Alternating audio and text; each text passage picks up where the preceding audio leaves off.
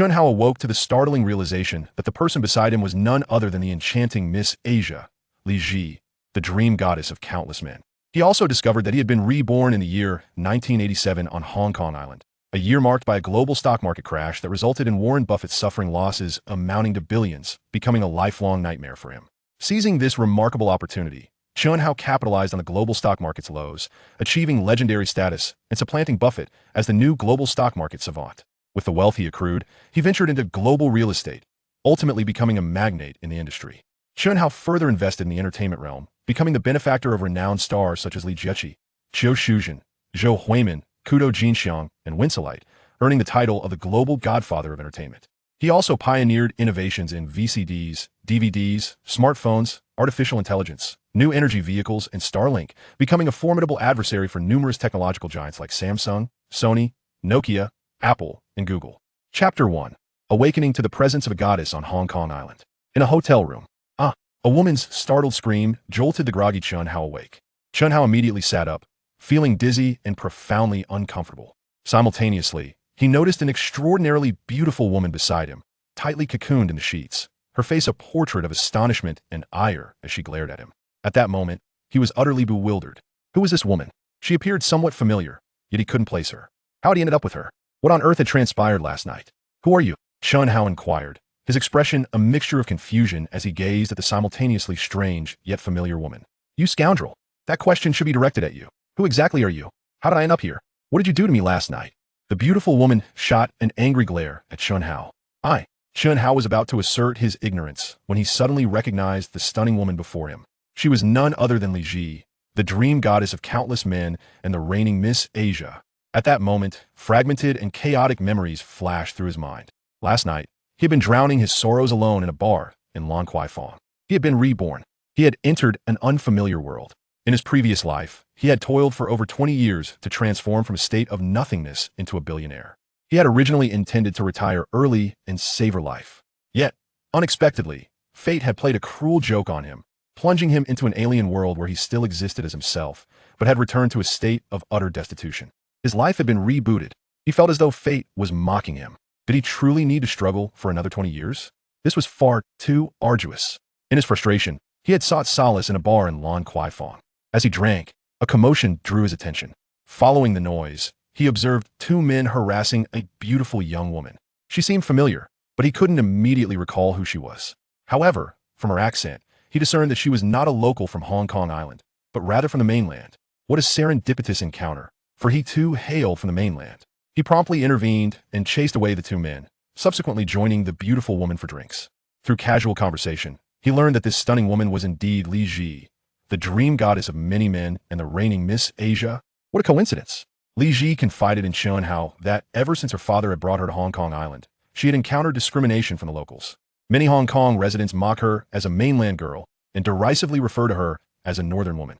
In Hong Kong, the term northern woman carries a negative connotation, implying a woman of ill repute from the mainland. Despite her diligent efforts, she had won the title of Miss Asia in the previous year, 1986. Although she earnestly sought to integrate into the Hong Kong entertainment industry and worked diligently in her acting career, she faced disdain from the industry due to her origins as a mainland girl. Recently, she had co-starred in a film with Hong Kong superstar Chow Yun-fat. During the filming of that movie, she had insisted on performing her own stunts during a fight scene, resulting in a near-fatal injury inflicted by Chow Yun-fat, who, like many locals, harbored contempt for her background. She had to be carried out on a stretcher. Subsequently, at a charity concert, Chow Yun-fat and another colleague had deliberately thrown cake in her face, causing her considerable embarrassment.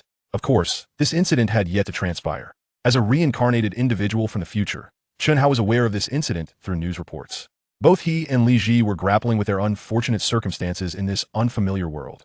He, having inexplicably regressed to a state of nothingness, and she, enduring discrimination due to her mainland roots.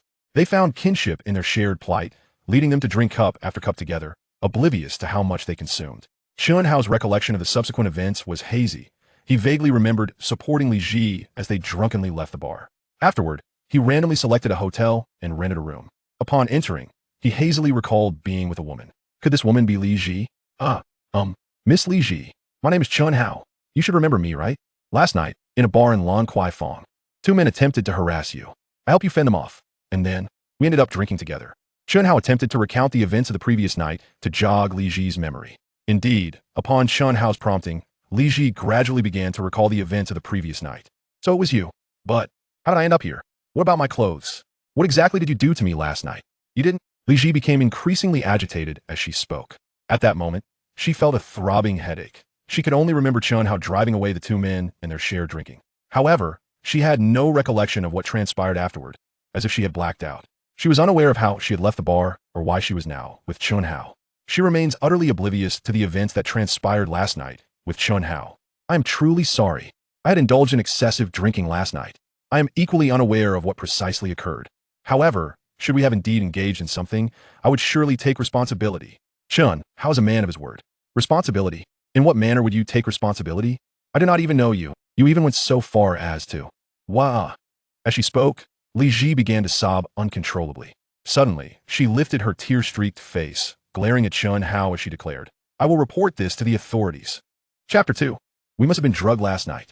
I need to call the police. Li Zhi raised her tearful face and glared at Chen Hao, exclaiming, What year is it this year? Suddenly, Chen Hao posed a perplexing question. Li Zhi was momentarily taken aback. She had just expressed her intention to report the incident to the authorities, yet he was inquiring about the current year. The two topics felt utterly disconnected. What was this man up to?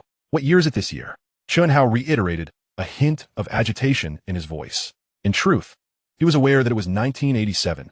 However, uncertainty lingered in his mind. After all, he had been reincarnated, and his memories had yet to fully integrate with those of this world. Thus, he needed to ascertain whether it was indeed 1987. If it was, then his rebirth might not be as dire as it seemed, for this year marked a significant event, the sudden collapse of the American stock market, which triggered a global financial crisis. It is indeed 1987. Li Zhi, still dazed, instinctively answered Chen Hao's inquiry. Wonderful, truly wonderful. It is indeed 1987. Chen Hao exclaimed, excitement coursing through him as he grasped Li Zhi's arm. Finally, it seemed that fate had not entirely forsaken him, allowing him to be reborn in 1987. A chance to turn his fortunes around. He could seize the opportunity presented by the global stock market crash to invest wisely and reap significant profits. However, one more detail needed clarification. What month was it? The stock market crash had occurred on October 19, 1987. The crisis was swift and, fortunately, short-lived, with markets recovering quickly. Therefore, he needed to determine the current month. What month is it now? Chen Hao asked, gripping Li Zhi's arm more tightly, his eagerness palpable. At that moment, Li Zhi was further bewildered by Chen Hao's fervent demeanor. What was so thrilling about being in 1987? Was this man not quite right in the head? Let go. You're hurting me, she protested, as Chen Hao's excitement caused him to grip her arm too forcefully. My apologies. My apologies. I got a bit carried away. Chen Hao quickly released her arm. Li Zhi rolled her eyes. You call that a little excited? You seem more like someone who just escaped from a mental institution. Miss Li Zhi, what month is it now? Chen Hao pressed, his gaze fixed on her. May. Li Zhi shot him an exasperated glance. In that moment, she had completely forgotten her earlier resolve to call the police. Fantastic.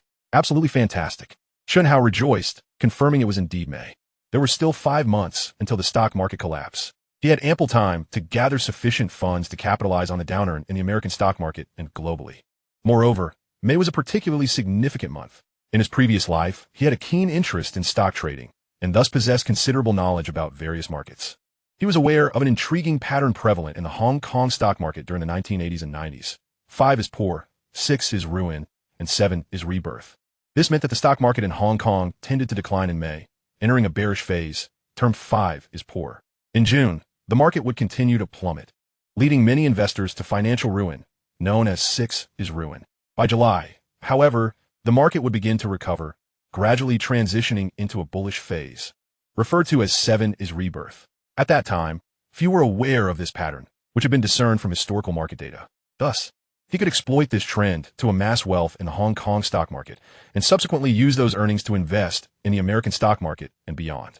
Truly, there seemed to be a glimmer of hope. Li Zhi was taken aback by Chen Hao's exuberance. Could he genuinely have escaped from a mental institution? She shook herself back to reality and glared at him, saying, Stop pretending to be crazy. I'm calling the police. Miss Li Zhi, you've misunderstood. I assure you, I am not what you think. Moreover, I suspect that the alcohol we consumed last night was tampered with, and it's highly likely we were drugged. What transpired between us was a regrettable incident brought on by the effects of the substance.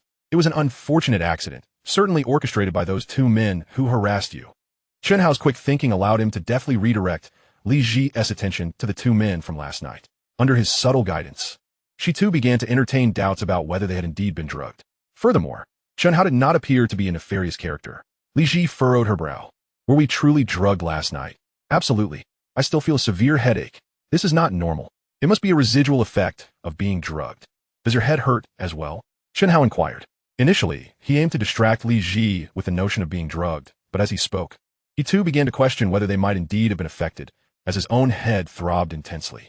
Yes, my head is pounding. Could it be that we were genuinely drugged by those two men? Li Zhi touched her head, feeling the ache, which only fueled her suspicions about their encounter with the harassers. Indeed, we were undoubtedly drugged last night. If I ever encounter those wretched men again, I will not let them off easily. Chen Hao nodded vigorously, relieved that he had managed to mislead Li Zhi. Even if we were drugged last night, you still. Li Zhi huffed, clearly agitated. I take responsibility for my actions. Even if I acted unknowingly, I shall be accountable. Chen Hao replied earnestly. You take responsibility? How do you intend to do that? Li Zhi shot him a skeptical look. I will marry you. Chen Hao responded without a moment's hesitation. You will marry me? On what grounds? Li Zhi's eyes widened in disbelief. I can arrange for Zhou Runfa to apologize to you within a year. I will ensure that all of Hong Kong no longer looks down upon you. Chen Hao asserted, contemplating his next move. What? You can make Zhou Runfa apologize to me within a year? Li Zhi gazed at Chen Hao in astonishment, as though he had just uttered the most outlandish claim. Indeed, Chen Hao nodded confidently. You can't possibly have escaped from a mental institution. Li Zhi thought his words utterly absurd, as if they came from a deranged mind. Zhou Runfa was a titan in the Hong Kong entertainment industry, having skyrocketed to fame since his debut. His films had consistently achieved monumental success, earning him both the Golden Horse and Hong Kong Film Awards for Best Actor. Today, he was revered and idolized throughout Hong Kong's entertainment landscape. Before her stood Chen Hao, a figure whose origins were unknown, boldly proclaiming that within a year, he would compel Zhou Runfa to apologize to her. This was nothing short of a fantastical delusion. I am not insane. I am not jesting with you. Everything I utter is the absolute truth. I assure you, I can indeed make Zhou Runfa apologize to you. Chen Hao stated with utmost seriousness. Oh, let be. Regarding last night, I presume it was not intentional on your part. I shall consider it as a mere phantom haunting me. Li Zhi found Chen Hao's words increasingly absurd. Simultaneously, she began to entertain the possibility that what transpired last night was likely due to someone having drugged them. In essence, Chen Hao was also a victim. She wished to disentangle herself from the increasingly erratic Chen Hao, thus choosing not to pursue the matters of the previous night.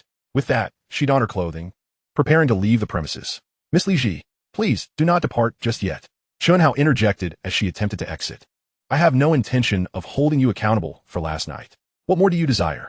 Li Zhi's brows furrowed slightly. Could you possibly lend me 100,000 Hong Kong dollars? Chen Hao hesitated before asking. The reason he sought to borrow money from Li Zhi was that in this world, he found himself impoverished. He arrived on Hong Kong Island through dubious means, leaving him without a legal identity. He had been surviving by working under the table. Yesterday, feeling despondent, he had drawn upon most of his meager savings to drown his sorrows in a bar at Lon Kwai Fon. Now, he found himself nearly destitute. Despite possessing the knowledge from his previous life, ready to capitalize on the stock markets of Hong Kong, the Eagle Nation, and globally, without funds. All his plans were but fleeting dreams. Although Li Zhi was not particularly esteemed in Hong Kong's entertainment industry, her family background was quite respectable. Moreover, she had appeared in several films, earning a decent income. Hence, he mustered the courage to request financial assistance from her. What? You wish to borrow 100,000 Hong Kong dollars from me? You must truly be unwell, Li Zhi exclaimed, her brows furrowing in disbelief. She finished putting on her shoes and stormed towards the exit. Last night, she had lost her virginity to Chen Hao, while she believed it was unintentional. She had no expectation that he would audaciously ask to borrow such a sum. Miss Li Zhi, I am genuinely not out of my mind. I am earnest. If you lend me 100,000 Hong Kong dollars, I guarantee I will return 200,000 within 3 days. Chen Hao pursued her, desperately trying to convince her to lend him money. I'll lend you 100,000 Hong Kong dollars. You promise to pay me back 200,000 in 3 days? Li Zhi paused, staring incredulously at Chen Hao. Indeed, Chen Hao nodded emphatically. Do not utter such absurdities, Li Zhi retorted, continuing her stride towards the hotel exit. Chen Hao remained close behind her. At that moment, they happened to pass the hotel's front desk. Wait, Chen Hao suddenly halted Li Zhi. You must cease this madness. I cannot lend you any money. Li Zhi shot him a glare. No. Last night, I used your ID to book a room. Thus you need to check out now, Chen Hao explained, pointing towards the front desk. Due to his lack of a legal identity in Hong Kong, he had resorted to using Li Zhi's identification to secure a room at the hotel. Li Zhi was fuming. Reluctantly, she retrieved her ID from her bag, processed the checkout, and left the hotel without a backward glance. Chen Hao, however, did not relent. He continued to follow closely behind her. He had no wealthy friends in Hong Kong, and his only hope for a swift turnaround rested with Li Zhi. Therefore, he was determined to secure a loan from her today. Miss Li Zhi, I speak the truth. I genuinely possess a method to earn substantial money within 3 days. Chen Hao continued to implore her for financial aid. Stop bothering me. If you persist, I will call the police. Li Zhi glared fiercely at Chen Hao. What would it take for you to believe my words? Chen Hao queried. I would never trust your words. Li Zhi replied. With that, she reached the roadside, preparing to hail a taxi. Suddenly, Chen Hao grasped her arm and began leading her towards the trading square. Let go of me. Where are you taking me? Li Zhi protested, attempting to free herself from his grip. You are coming with me to the stock exchange. In a moment, you will see that I am not deceiving you. I am telling the truth. Chen Hao insisted as he pulled her along. It was 1987. Before 1986, Hong Kong boasted 4 stock exchanges. However, in 1986, these 4 merged into a single entity known as the Hong Kong Stock Exchange. The trading hall of the exchange was located at the trading square in Central, not far from Lan Kwai Fong. Chen Hao intended to take Li Zhi to the exchange to showcase his stock trading prowess, allowing her to witness firsthand how someone from the future could swiftly amass wealth in Hong Kong stock market. Why are you taking me to the stock exchange? Li Zhi struggled against Chen Hao, but his strength was overwhelming, leaving her powerless to escape. I excel at stock trading. My request for 100,000 Hong Kong dollars is solely to invest in the market. I can amass a fortune in a remarkably short time. Chen Hao explained as he continued to drag her towards the trading square. You excel at stock trading? If that were true, why would you need to borrow money from me? Li Zhi countered. I am merely facing some personal issues that have left me financially strapped. Chen Hao fabricated an excuse on the spot. Who would believe your nonsense? Li Zhi scoffed. As the trading square was not far off, Chen Hao quickly brought Li Zhi there. Surrounding the square were numerous brokerage firms, each offering services to facilitate securities trading for clients. Chen Hao selected one at random and led Li Zhi inside. Hello, sir and madam. What services do you require? A lovely receptionist greeted them with courtesy upon their entry. Please assist us in opening a securities account. Chen Hao requested. Certainly. Please present your identification. The receptionist responded with a smile. Can we use your ID to open an account? Chen Hao asked Li Zhi, knowing he lacked legal identification in Hong Kong. Absolutely not. Li Zhi firmly replied. Chen Hao quickly pulled her aside. Miss Li Zhi, I am truly at my wit's end. Considering we are both from the mainland, please lend me a hand. I assure you, I will indeed compel Zhou Runfa to apologize to you. I will ensure that the people of Hong Kong no longer underestimate us. Chen Hao found himself at an impasse and decided to appeal to Li Zhi's emotions. Both hailing from a mainland, they shared a common background, which he hoped would bridge the gap between them, especially given the disdain many residents of Hong Kong harbored towards mainlanders. Li Zhi hesitated, her kind-hearted nature tugged by Chen Hao's words, which struck a chord within her. Despite her relentless efforts to integrate into the entertainment industry of Hong Kong, she still faced prejudice from many within it. A recent incident with Zhou Runfa, during which he harshly mistreated her while filming an action scene, had left her traumatized. She had nearly suffocated when he forcefully shoved flour into her mouth, treating her as less than human. This traumatic experience had plagued her with nightmares ever since. Thus, regardless of whether Chen Hao could secure an apology from Zhou Runfa, she felt a burgeoning fondness for him. After a brief moment of contemplation, she retrieved her ID card and handed it to Chen Hao. Thank you, Chen Hao exclaimed, overjoyed at her willingness to assist him. He promptly took her ID to the front desk and requested, could you please help me open an account? Certainly. The receptionist replied as she began processing the request. Moments later, she had successfully created a securities account for them, and Li Zhi affixed her signature to the necessary documents. Hello, sir, madam. Your account has been established. How much do you intend to deposit? The receptionist inquired. What is the minimum deposit for your company? Chen Hao asked. $10,000, she answered. Upon hearing this, Chen Hao turned to Li Zhi, asking, could you lend me 10,000? 10,000? No way. Li Zhi replied without hesitation. Please, I beg you. I promise I will pay you back. Chen Hao implored, feeling utterly helpless, as he had only a meager amount of money on him. If he had 10,000 Hong Kong dollars, he wouldn't need to borrow from Li Zhi.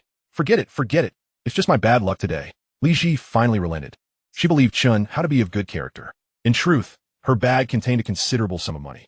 Last night, Chen Hao could have easily taken all the cash from her bag while she was intoxicated, but he chose not to. This fact spoke volumes about his integrity. She withdrew 10,000 Hong Kong dollars from her bag and handed it to Chen Hao. "Thank you," Chen Hao exclaimed, elated as he accepted the money and presented it to the receptionist. "We'd like to deposit 10,000, please." "Of course, sir." The receptionist received the cash with a polite smile, though inwardly she looked down upon Chen Hao, a grown man unable to produce $10,000, relying on a woman for assistance. Moreover, his accent revealed that he was not a local, but rather from the mainland, further fueling her disdain. However, adhering to her professional demeanor, she masked her contempt and efficiently processed the deposit. Soon, she confirmed the deposit has been made and returned Li Zhi's ID to Chen Hao. "Thank you," he said, passing the ID back to Li Zhi before leading her out of the securities company. They proceeded to the trading hall of the stock exchange, where the vibrancy of Hong Kong's prosperity was palpable. The trading hall was adorned with electronic screens displaying the latest stock prices, an impressive sight, especially considering that the mainland had yet to establish an official securities exchange. There, only an informal trading venue existed, where stock prices were handwritten on a blackboard. Inside the bustling hall, many investors gazed up at the market, their expressions a tapestry of emotions. Some were anxious, their stocks mirroring their distress, while others exuded excitement as their investments soared. The dichotomy of joy and sorrow was stark. Most retail investors relied on luck, with profits being scarce and losses prevalent. The true wealth was accumulated by institutional investors who, armed with vast resources and insider information, manipulated the market to their advantage. Ordinary investors could only watch helplessly as their hard-earned money slipped into the pockets of the affluent. Chapter 5. The Excitement of Li Zhi. The trading hall of the Hong Kong Stock Exchange. "Chen Hao, do you really know how to trade stocks? I've heard that the risks are quite high. Many have lost everything due to their obsession with stock trading," Li Zhi remarked, observing the anxious investors in the hall. Some pulling their hair in despair with every price fluctuation, while others screamed in anguish. "Rest assured, I have thoroughly researched stock trading. I am different from the average investor. I have the confidence to turn a profit," Chen Hao replied with unwavering certainty. At that moment, his stomach grumbled loudly. He had not eaten since waking up that morning, and the previous night had been sparse in sustenance as well. "Sounds like you're hungry. I'll go grab something to eat," Li Zhi said, suppressing a giggle at the sound of his stomach. Strangely, her irritation towards Chen Hao had dissipated. Perhaps it was their shared background from the mainland, or the fact that he had refrained from stealing her money, which had fostered a newfound fondness for him. Now, she found him rather handsome, sparking an involuntary flutter in her heart, especially as his confident demeanor shone through in his speech. "All right," Chen Hao nodded, his focus unwaveringly fixed on the electronic screens displaying stock price changes, seemingly oblivious to his hunger. Observing his intense concentration, Li Zhi chose not to disturb him further and left to find food nearby. At that moment, Chen Hao's attention was wholly consumed by the fluctuations of each stock price. Since his rebirth, his memory and analytical abilities had sharpened significantly, almost akin to a supercomputer. He rapidly processed each stock's price movements, forming vivid charts in his mind. Drawing from these trends and his prior knowledge of the Hong Kong stock market, he conducted swift analyses and predicted future price movements with remarkable accuracy. The validation of his predictions filled him with exhilaration. It appears that he was indeed correct in his assumptions. Having been reborn, he can leverage the insights from his past life, along with the formidable memory and exceptional computational abilities bestowed upon him by his reincarnation, to amass wealth in the Hong Kong stock market. "How about a bread?" At that moment, Li Zi's voice resonated in Chen Hao's ears, jolting him back from his exhilaration. "Thank you." Chen Hao accepted a piece of bread from Li Zi's hand. He took a casual bite while his gaze remained fixated on the electronic display screen, then turned to Li Zi and said, "Quickly call Xiangxing Securities and instruct the trader to purchase 5 lots of Longchong real estate." "Ah." Li Zi was momentarily taken aback. "Hurry up. Call Xiangxing Securities," Chen Hao urged as he noticed Li Zi's hesitation. "What is the phone number?" she inquired. Chen Hao felt a bit exasperated. When they had previously set up their account at Xiangxing Securities, the receptionist had already provided them with a service number, which was particularly easy to remember. How could Li Zhi have forgotten so soon? He promptly relayed the service number to her. Subsequently, Li Zhi retrieved her phone and dialed the service number for Xiangxing Securities. Soon, a trader answered her call, inquiring about her account name and asking which stock she wished to buy or sell. Li Zhi quickly provided her account name, but she had forgotten the name of the stock Chen Hao had just mentioned. Thus, she moved the receiver away and quietly asked Chen Hao, "What did you say we should buy?" 5 lots of Longchong real estate. Chen Hao reiterated. Oh, Li Zhi nodded, then informed the trader. Please assist me in purchasing 5 lots of Longchong real estate. Understood. The trader acknowledged, then began processing the transaction on the computer. After hanging up, Li Zhi curiously glanced at the electronic display screen to find Longchong real estate. Soon, she located it. At that moment, the stock price of Longchong real estate was 112 Hong Kong dollars per share, and it was in a downward trend. Chen Hao, you just bought 5 lots of Longchong real estate. What does 5 lots mean? Li Zhi, unfamiliar with stock trading, did not comprehend the term. A lot is a unit of measurement for stock trading. Generally, in Hong Kong stocks, the minimum purchase is 1 lot. 1 lot can be 100 shares, 500 shares, or even 1,000 shares, depending on the regulations of the listed company. The Longchong real estate I just had you purchase, 1 lot is 1,000 shares. Chen Hao elucidated. So if you bought 5 lots of Longchong real estate, that means 5,000 shares. And the current stock price is 112 Hong Kong dollars. You just spent 600 Hong Kong dollars on 5,000 shares of Longchong real estate? Li Zhi asked. Precisely. Chen Hao nodded with a smile. Will the Longchong real estate stock price rise? Li Zhi inquired with genuine curiosity. Recently, Longchong real estate's performance has not been very good. It has been consistently declining. How could it possibly rise? You should not have bought Longchong real estate. Before Chen Hao could respond, a stockholder in a blue outfit interjected with a chuckle.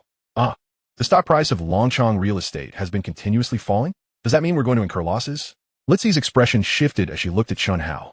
Rest assured, the stock price of Longchong real estate has already hit rock bottom. It will rise again soon. Chen Hao asserted with confidence. Handsome, if you don't understand, don't pretend to. The stockholder in blue scoffed. Longchong real estate has consistently been viewed unfavorably. How could it possibly rise? Just as he finished speaking, the stock price on the electronic display fluctuated. Longchong real estate, which had been declining, now increased in value. The price surged from 112 Hong Kong dollars per share to 120 Hong Kong dollars. Li Zhi excitedly pointed at the electronic display, her enthusiasm palpable as she tugged at Chen Hao's arm. It's risen. It's risen. Longchong real estate has gone up. Chapter 6. The precise prediction left Li Zhi utterly thrilled. It's risen. Longchong real estate has increased. Li Zhi exclaimed, her excitement evident as she pointed at the display. Longchong real estate actually went up. The previously mocking stockholder in blue found himself momentarily at a loss for words upon witnessing the rise. Nevertheless, he stubbornly retorted, it's merely a normal fluctuation. It will soon drop again. In response, Chen Hao simply smiled, choosing not to engage in a debate with the blue-clad stockholder. Chen Hao, now that Longchong real estate has risen, should we sell the stock we just bought? Li Zhi asked, her excitement bubbling over.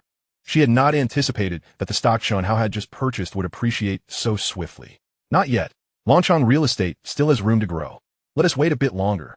Chen Hao smiled gently, continuing to monitor the fluctuations in stock prices on the electronic display. That was just a normal fluctuation. Did you really think Longchong real estate would continue to rise? How naive. The blue-clad stockholder remained skeptical about Longchong real estate. Adopting a posture of an experienced investor as he remarked, I suggest you quickly invest in Hong Kong Electric. Its recent performance has been particularly promising.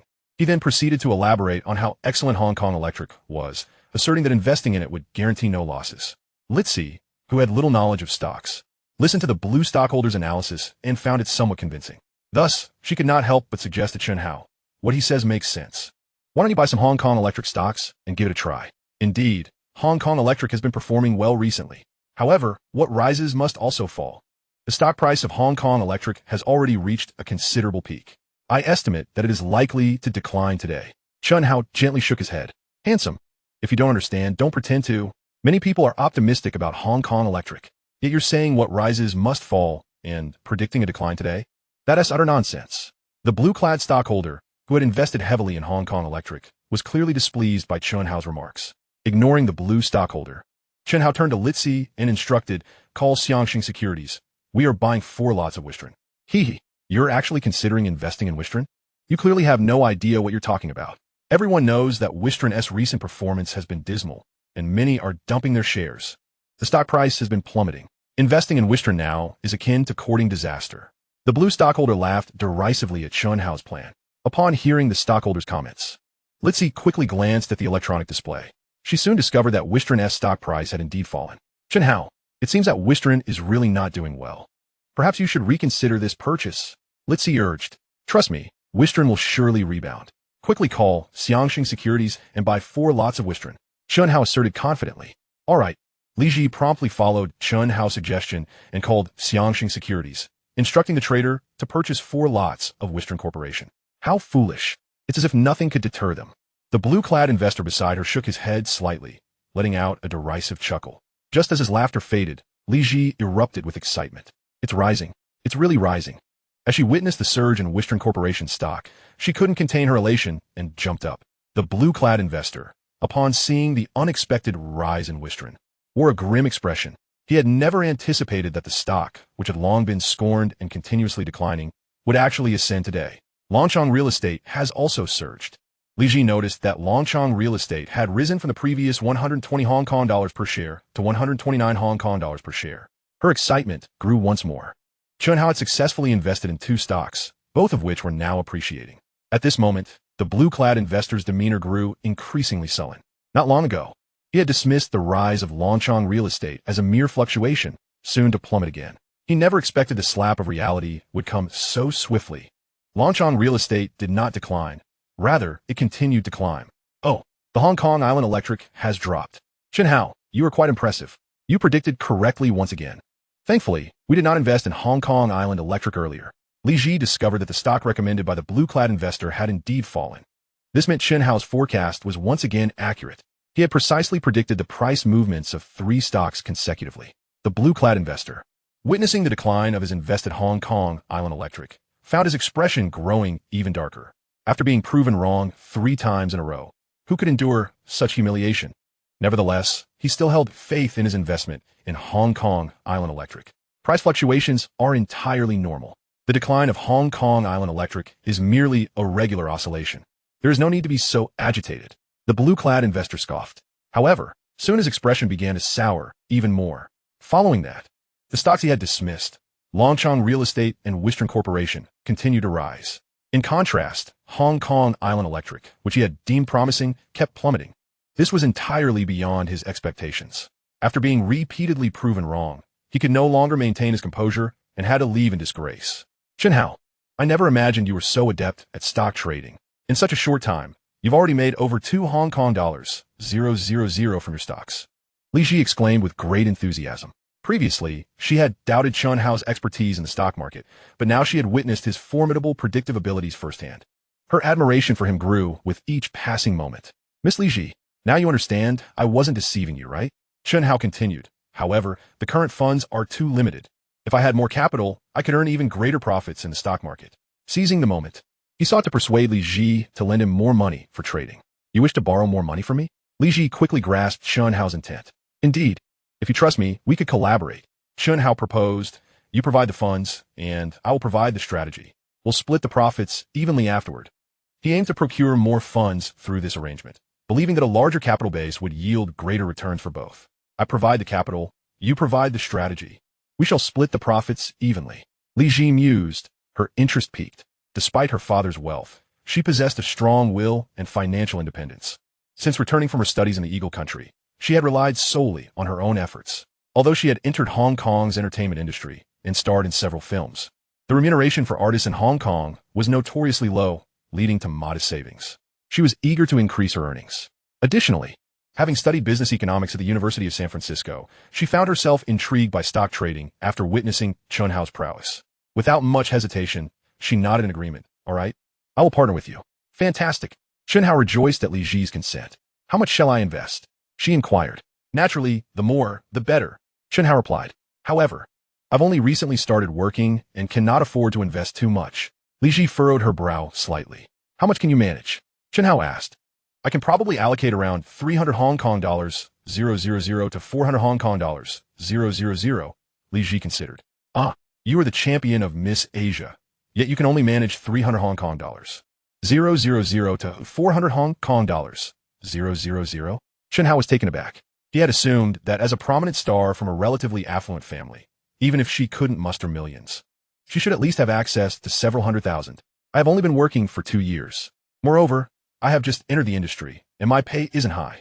This 300 Hong Kong dollars, 000 to 400 Hong Kong dollars, 000, is all my savings. Li Zhi shot him a glare. Very well, 300 Hong Kong dollars, 000 to 400 Hong Kong dollars, 000 will suffice. Please transfer the funds to our securities account now. Chen Hao instructed. Now? You want me to transfer it now? Li Zhi hesitated. Of course. The sooner we transfer the money, the more we can earn.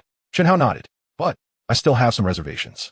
Although Li Zhi had witnessed Chen Hao's extraordinary trading abilities, she remained apprehensive. After all, that 300 Hong Kong dollars, 000 to 400 Hong Kong dollars, 000 was hard-earned savings.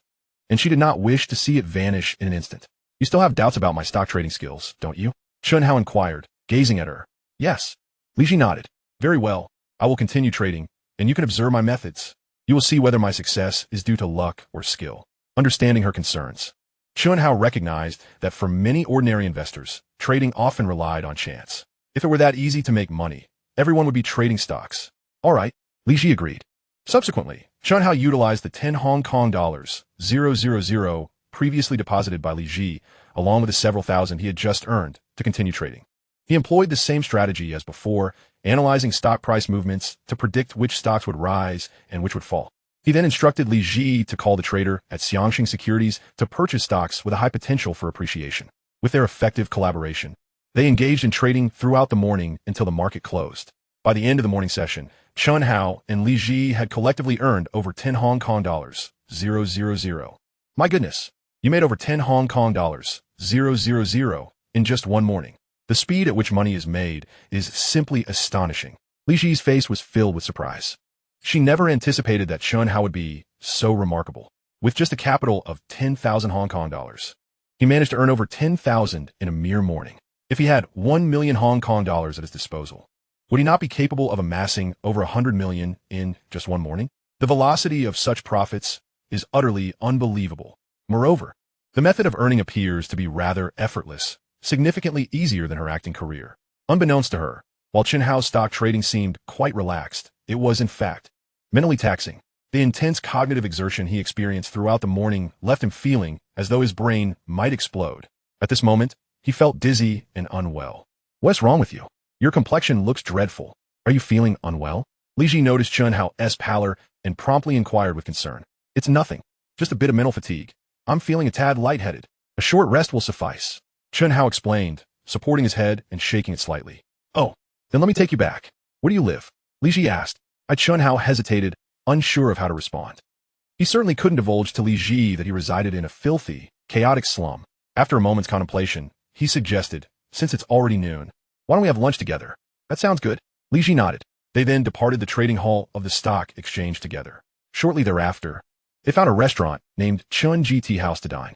After placing their orders, Chen Hao looked at Li Zhi across the table and said, You now believe that my stock trading prowess is not relying on luck, but rather on skill, don't you? I do. I never imagined your stock trading skills were so exceptional. The stocks you predicted have almost all turned out to be accurate. How do you achieve such precision? Li Zhi nodded, her admiration evident.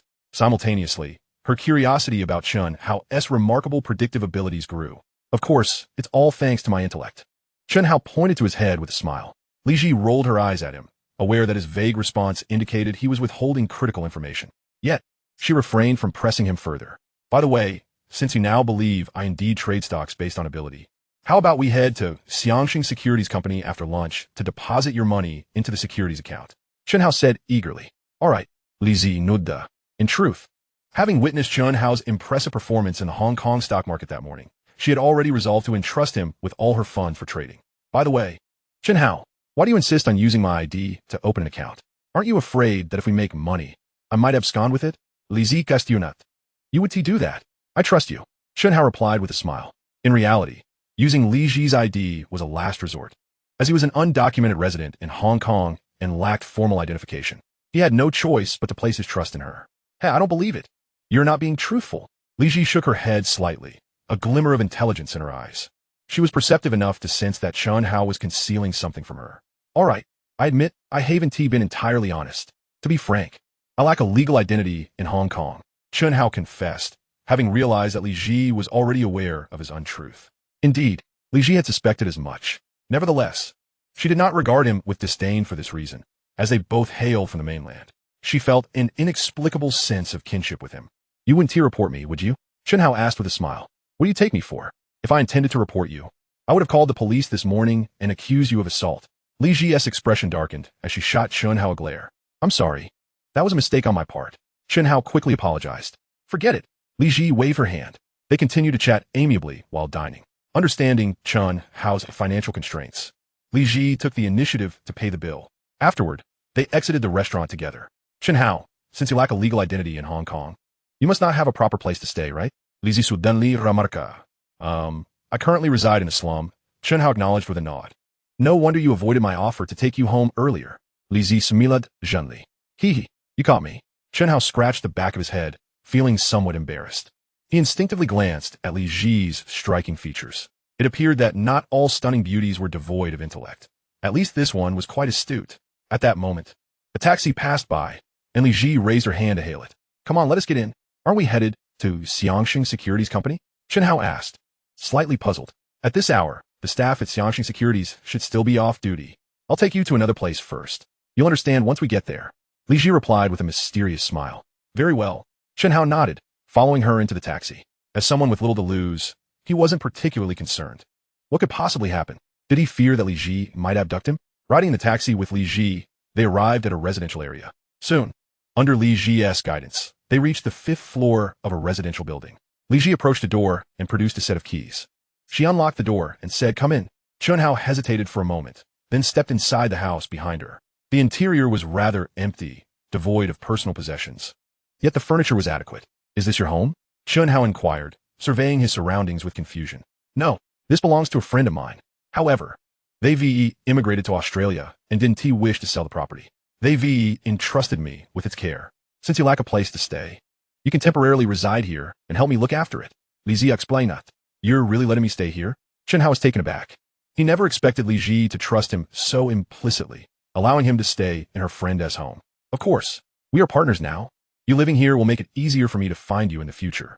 My home is not far from here. Li Zhi smiled. Miss Li Zhi, I cannot thank you enough. Chen Hao exclaimed, overwhelmed with gratitude. Although he had only recently been reborn into this world, he knew from his memories that in this life, he resided in a cramped slum, enduring a harsh existence. This apartment, though not a villa, was certainly spacious, comprising 3 bedrooms, a living room, a kitchen, and a bathroom. For someone from the mainland, such a residence was akin to paradise. He had known Li Zhi for less than a day, and he had even taken her first time the previous night.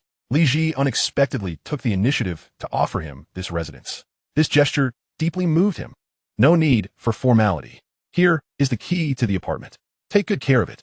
Remember, do not tamper with the layout of this place. Maintain its cleanliness. If you turn this abode into a pigsty, I will promptly evict you. Li Zhi handed a set of keys to Chen Hao, reminding him earnestly. Rest assured, I will not cause any chaos here. Chen Hao assured Li Zhi as he accepted the keys from her hand. By the way, I will find a way to assist you with your identity issue. Li Zhi pondered for a moment before speaking. Huh? You can help me obtain a legal identity for Hong Kong Island? Chen Hao exclaimed in surprise. If Li Zhi could indeed help him secure a legitimate identity, he would no longer have to live in constant fear. After all, should the authorities discover his status, he would be deported back to the mainland. At that point, his aspirations of capitalizing on the Hong Kong stock market or the American market would be thwarted. Thus, acquiring a legal identity for Hong Kong would alleviate numerous concerns. Chapter 9. Chen Hao's focused demeanor was truly captivating. In truth, I cannot guarantee that I can resolve your identity issue. However, I will do my utmost to assist you. Li Zhi remarked thoughtfully to Chen Hao. Having spent only a few years in Hong Kong, her connections were not yet robust enough to ensure success. She planned to seek her father's help, hoping he could lend a hand. Deep down, she was uncertain why she felt compelled to assist Chen Hao so fervently. Perhaps it was because he, like her, hailed from the mainland, instilling in her an inexplicable sense of familiarity. Regardless, I must thank you in advance. Chen Hao expressed his gratitude to Li Zhi with sincerity. All right, time is of the essence. Let us head to Xiangxing Securities. Li Zhi glanced at her watch and informed Chen Hao. Chen Hao nodded. Subsequently, they left the apartment and the residential area. Just as they were about to hail a taxi to Xiangxing Securities, Li Zhi suddenly said to Chen Hao, follow me. Where are we going now? Chen Hao inquired with curiosity, wondering if Li Zhi had another surprise in store for him. I'm going to buy you a mobile phone. With a mobile phone, we can communicate conveniently, Li Zhi stated. The mobile phone she referred to was, in fact, what was commonly known as a brick phone at that time. No need. Isn't there a landline in your friend's apartment? I don't need a mobile phone for now. Let's save some money and invest more in stocks. Once we earn enough, we can purchase a mobile phone later. Chen Hao gently shook his head. Mobile phones were quite expensive at that time. Rather than spending money on a mobile phone, it would be wiser to invest in stocks. Nonetheless, he felt genuinely touched that Li Zhi wanted to buy him a mobile phone. Very well. Li Zhi nodded slightly. They then hailed a taxi and returned to Xiangxing Securities for the second time. At this point, the staff at Xiangxing Securities had already commenced work. Li Zhi approached the front desk where the receptionist who had assisted her in opening her account was present. Hello, what business do you need to conduct? The receptionist inquired politely. Although she attended to numerous clients daily, she recognized Li Zhi instantly. Firstly, because of Li Zhi's exceptional beauty, which even left the receptionist, a fellow woman, in awe. Secondly, she recalled Chen Hao, whose previous encounter with Li Zhi, where he borrowed money, had left a lasting impression. She held a low opinion of Chen Hao, perceiving him as someone living off a woman. However, she did not recognize Li Zhi as the Miss Asia champion or a celebrity, perhaps due to her relatively recent debut. I wish to deposit 360,000 into my account. Li Zhi informed the receptionist. As she spoke, she retrieved a bank card from her bag and handed it to the receptionist. All right, please wait a moment. The receptionist took the bank card from Li Zhi, casting a glance at Chen Hao beside her, further diminishing her opinion of him. This man, unable to invest in stocks himself, was evidently relying on a woman for financial support. How shameless. Nevertheless, she chose not to meddle in others' affairs. The deposit is complete. The receptionist returned the bank card to Li Zhi. Thank you. Li Zhi accepted the card back. Do you require any further services? The receptionist asked courteously. No, that'll be all. Li Zhi replied as she secured the bank card and turned to Chen Hao. The deposit is complete. Let us go. Chen Hao nodded. Please take care. The receptionist said politely to both Li Zhi and Chen Hao, though she couldn't help but scoff inwardly at Chen Hao's retreating figure. What a useless man. What good is good looks? Chen Hao, of course, remained oblivious to the receptionist's scorn. At this moment, he and Li Zhi arrived once more at the trading hall of the stock exchange. The market had not yet opened, but it would soon. After waiting briefly, the market commenced trading. Li Zhi had just deposited an additional 360,000 Hong Kong dollars into their securities account, adding to the previous deposit of 10,000 Hong Kong dollars and the over 10,000 earned that morning. Their total in the securities account now exceeded 380,000 Hong Kong dollars. We will proceed as we did this morning. I will analyze the market while you follow my instructions to call the traders at Xiangxing Securities for buying and selling. Chen Hao instructed Li Zhi at his side. All right, Li Zhi nudda. Chen Hao then took a deep breath, focusing intently on the electronic display screen, showcasing the fluctuating prices of key stocks. His mind began to race. He did not monitor all stocks, but concentrated on a select few, thereby reducing the burden on his memory and calculations. He recalled the price movements of these key stocks from earlier and began to analyze and predict based on the current trends. Li Zhi, observing Chen Hao's angrusadamiano, refrained from interrupting him, captivated by his focused presence. His intensity was truly enchanting, stirring something inexplicable within her heart. Purchase 100 lots of HSBC. Chen Hao commanded suddenly while fixated on the electronic screen. At that moment, Li Zhi, lost in admiration of Chen Hao's captivating concentration, failed to register his trading directive. Noticing her lack of response, Chen Hao turned to her and found her gaze fixed upon him, leaving him puzzled. Why are you staring at me? I instructed you to call Xiangxing Securities. We are buying 100 lots of HSBC. I will call Xiangxing Securities right away. Li Zhi quickly snapped back to reality, her cheeks flushing. She had not anticipated being so enchanted by Chen Hao's focused demeanor. Am I perhaps being infatuated? She fumbled to retrieve her mobile phone and promptly dialed the trader at Xiangxing Securities. Before long, the call connected. However, she was at a loss regarding which stock Chen Hao had instructed her to purchase moments ago. Embarrassed, she quickly turned to Chen Hao and inquired, which stock did you want me to buy? Chapter 10, a profit of 380,000 HKD in one day. Chen Hao was exasperated with Li Zhi. He had already conveyed his intention to buy 100 lots of HSBC twice. Yet Li Zhi still questioned him about which stock to purchase. Nevertheless, time was of the essence. Without hesitation, he reiterated, buy 100 lots of HSBC. Oh, Li Zhi nodded, and through her mobile phone, she informed the trader at Xiangxing Securities, buy 100 lots of HSBC. The trader swiftly executed the order. Next, Chen Hao continued to fix his gaze intently on the electronic display, his mind racing. Buy 80 lots of Sun Hung Kai Properties. He promptly issued another trading order. Li Zhi quickly relayed this instruction to the trader at Xiangxing Securities. Sell 100 lots of HSBC. Buy 100 lots of Chung Kong Holdings. Sell 80 lots of Sun Hung Kai Properties. Chen Hao's trading commands were delivered with remarkable speed and density. Fortunately, Li Zhi proved to be quite capable, consistently and accurately conveying Chen Hao's directives to the trader. Li Zhi was astounded to discover that each of Chen Hao's trading instructions was remarkably precise, with virtually no errors. The fact that he could accurately predict the price movements of numerous stocks was nothing short of astonishing.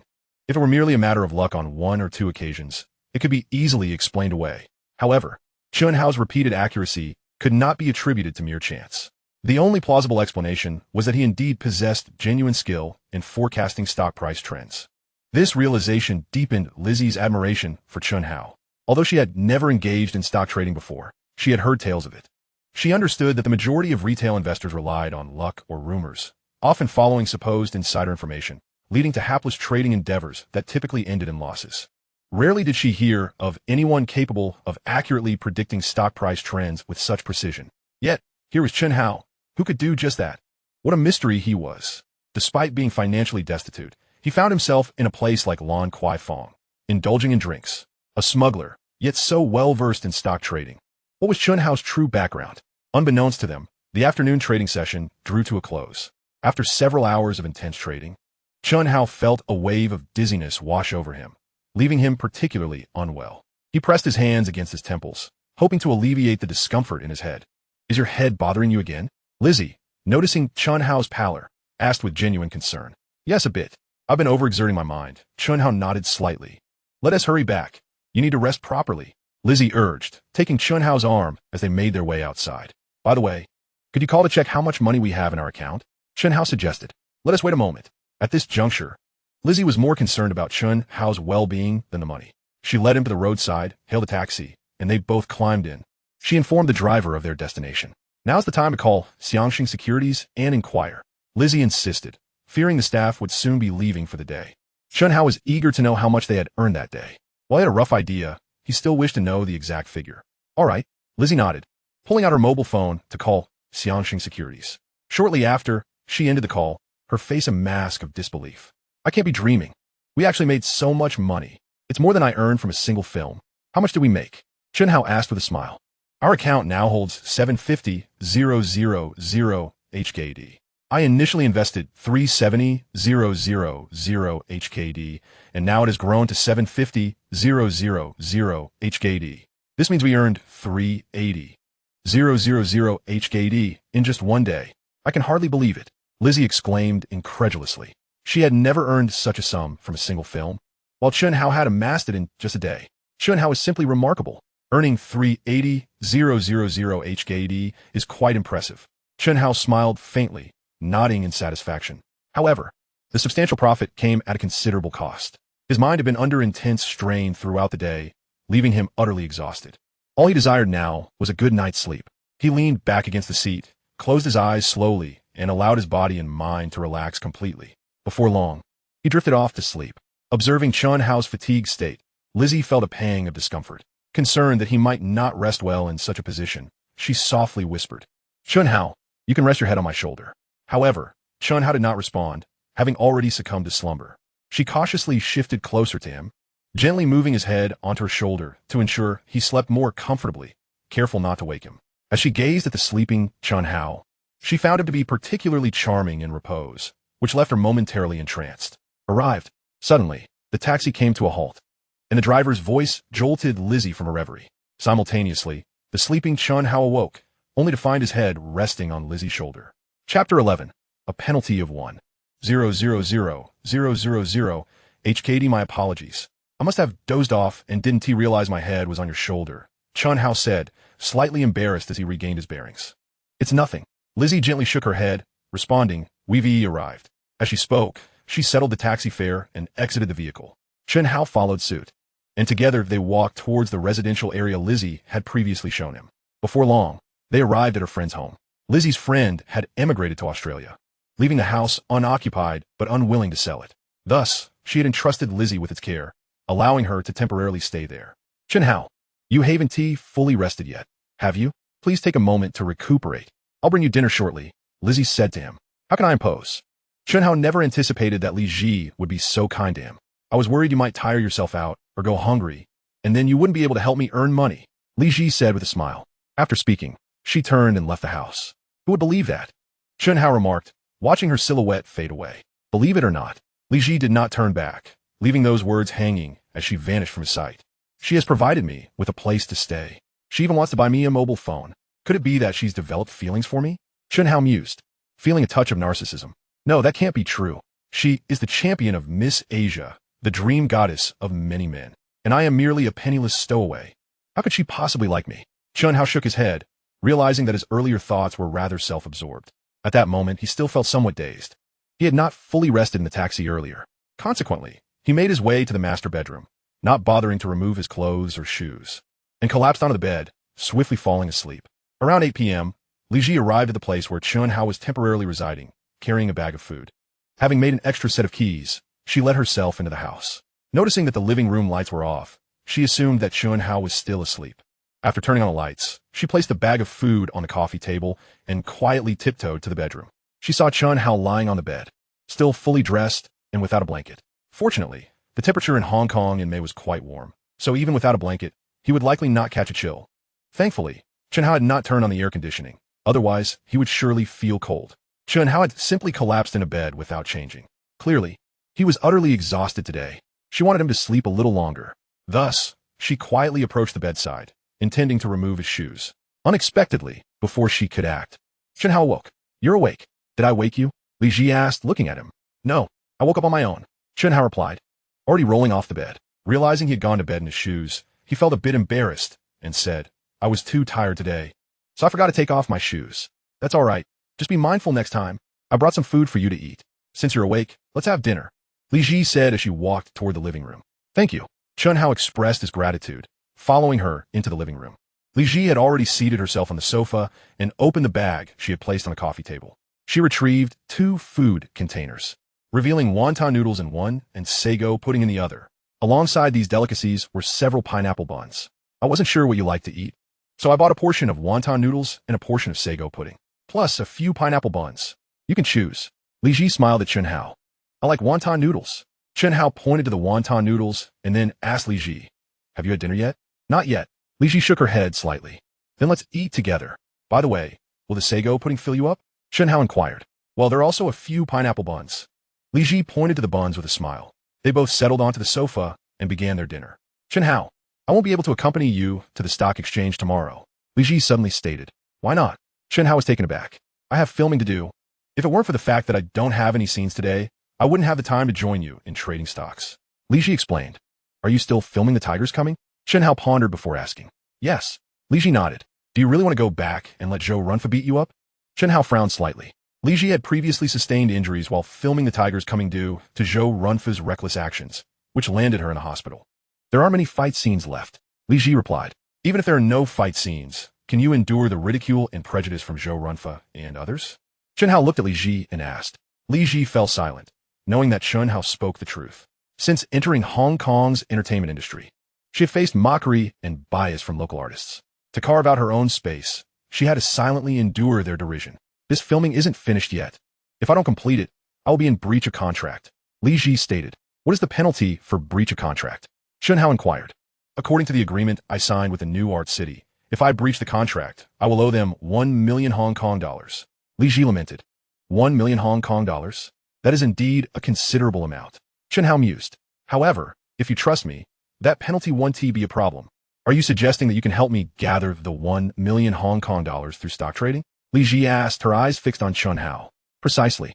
You witnessed my trading prowess today. With the 370,000 Hong Kong dollars you provided, I earned 380,000 in a single day. Our account now holds 750,000 Hong Kong dollars. I am confident that tomorrow, our funds will double. It won't be long before I can help you gather the 1 million for your penalty, Chen Hao said with great confidence. Chapter 12. Chen Hao's advice to Li Zhi. Strike first upon hearing Chen Hao's words, Li Zhi began to feel a flicker of hope. Initially, she believed that with her looks and hard work, she could carve out a niche for herself in Hong Kong's entertainment industry. However, since stepping into this world, she had come to realize just how ruthless and realistic it truly was. No matter how hard she worked, she could not earn the recognition of others. People merely viewed her as a beautiful and alluring object, especially not long ago. During a fight scene with Zhou Runfa, he had gone too far, leaving her battered and bruised, even covering her face with flour, obstructing her eyes, nose, and mouth. She almost suffocated. That was not the end. Zhou Runfa had later forcibly held her head underwater, making it nearly impossible for her to breathe. She almost drowned. The other crew members could not bear to watch. Had they not intervened in time, she might have truly drowned. Afterwards, Zhou Runfa nonchalantly remarked, "This is just normal filming, intended to achieve a realistic effect." Consequently, every time she encountered Zhou Runfa, it felt as though she was facing a demon, evoking an involuntary fear within her. This led her to question whether her decision to enter the entertainment industry had been a mistake. Should she continue to persevere in this field? Before meeting Chen Hao, she might have gritted her teeth and continued, wanting to prove to others that she was not easily defeated. However, circumstances had changed. Today, she witnessed Chen Hao's remarkable stock trading abilities. Furthermore, her previous studies in business economics in San Francisco had some connection to stock trading, igniting her desire to learn from Chen Hao. As soon as she becomes a wealthy heiress with billions at her disposal, no one will dare to view her through a prejudiced lens. Thus, she resolved to withdraw from the entertainment industry, intending to follow Chen Hao into the world of stock trading and commerce. "Chen Hao, will you truly assist me in resolving the issue of the 1 million Hong Kong dollars in penalty fees?" Li Zhi exclaimed, her eyes wide with anticipation as she gazed at Chen Hao. "Of course, you have been so kind to me. Naturally, I shall help you with your predicament." Chen Hao replied with unwavering assurance. "Wonderful. I have made up my mind. From this moment onward, I shall exit the entertainment industry. I want to join you in stock trading." Li Zhi expressed her excitement to Chen Hao. "Your decision is absolutely correct. Rest assured, I will swiftly help you gather the 1 million for the penalty." Chen Hao wholeheartedly supported Li Zhi's choice. He could no longer bear to witness her being bullied by the likes of Zhou Runfa and other artists from Hong Kong. "Thank you, Chen Hao." Li Zhi looked at him, her eyes brimming with gratitude. "Not at all. In fact, there is no rush regarding the penalty fees." Chen Hao chuckled. "Why is that?" Li Zhi inquired, slightly furrowing her brow. "Although you have breached the contract, you can argue that Zhou Runfa and the crew intentionally inflicted harm on you through the filming of action scenes, causing significant physical and psychological trauma. You can use this rationale to file a lawsuit against Zhou Runfa and the Tiger Out of the Den crew. Strike first. If you manage to gather substantial evidence proving their intentional harm, not only might you evade the penalty, but you could also secure compensation from them." Chen Hao calmly advised Li Zhi. "Ah, how did I not think of that?" Li Zhi's eyes lit up at Chen Hao's suggestion. She could indeed take the initiative to sue Zhou Runfa and the Tiger Out of the Den crew, claiming they deliberately caused her personal injury through action scenes.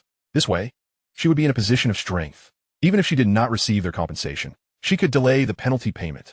Now that she had decided to leave the entertainment industry, she no longer feared offending Zhou Runfa or the New Arts City Film Company. Tomorrow, seek out an experienced lawyer to help you gather evidence and file the lawsuit against Zhou Runfa and the Tiger Out of the Den crew.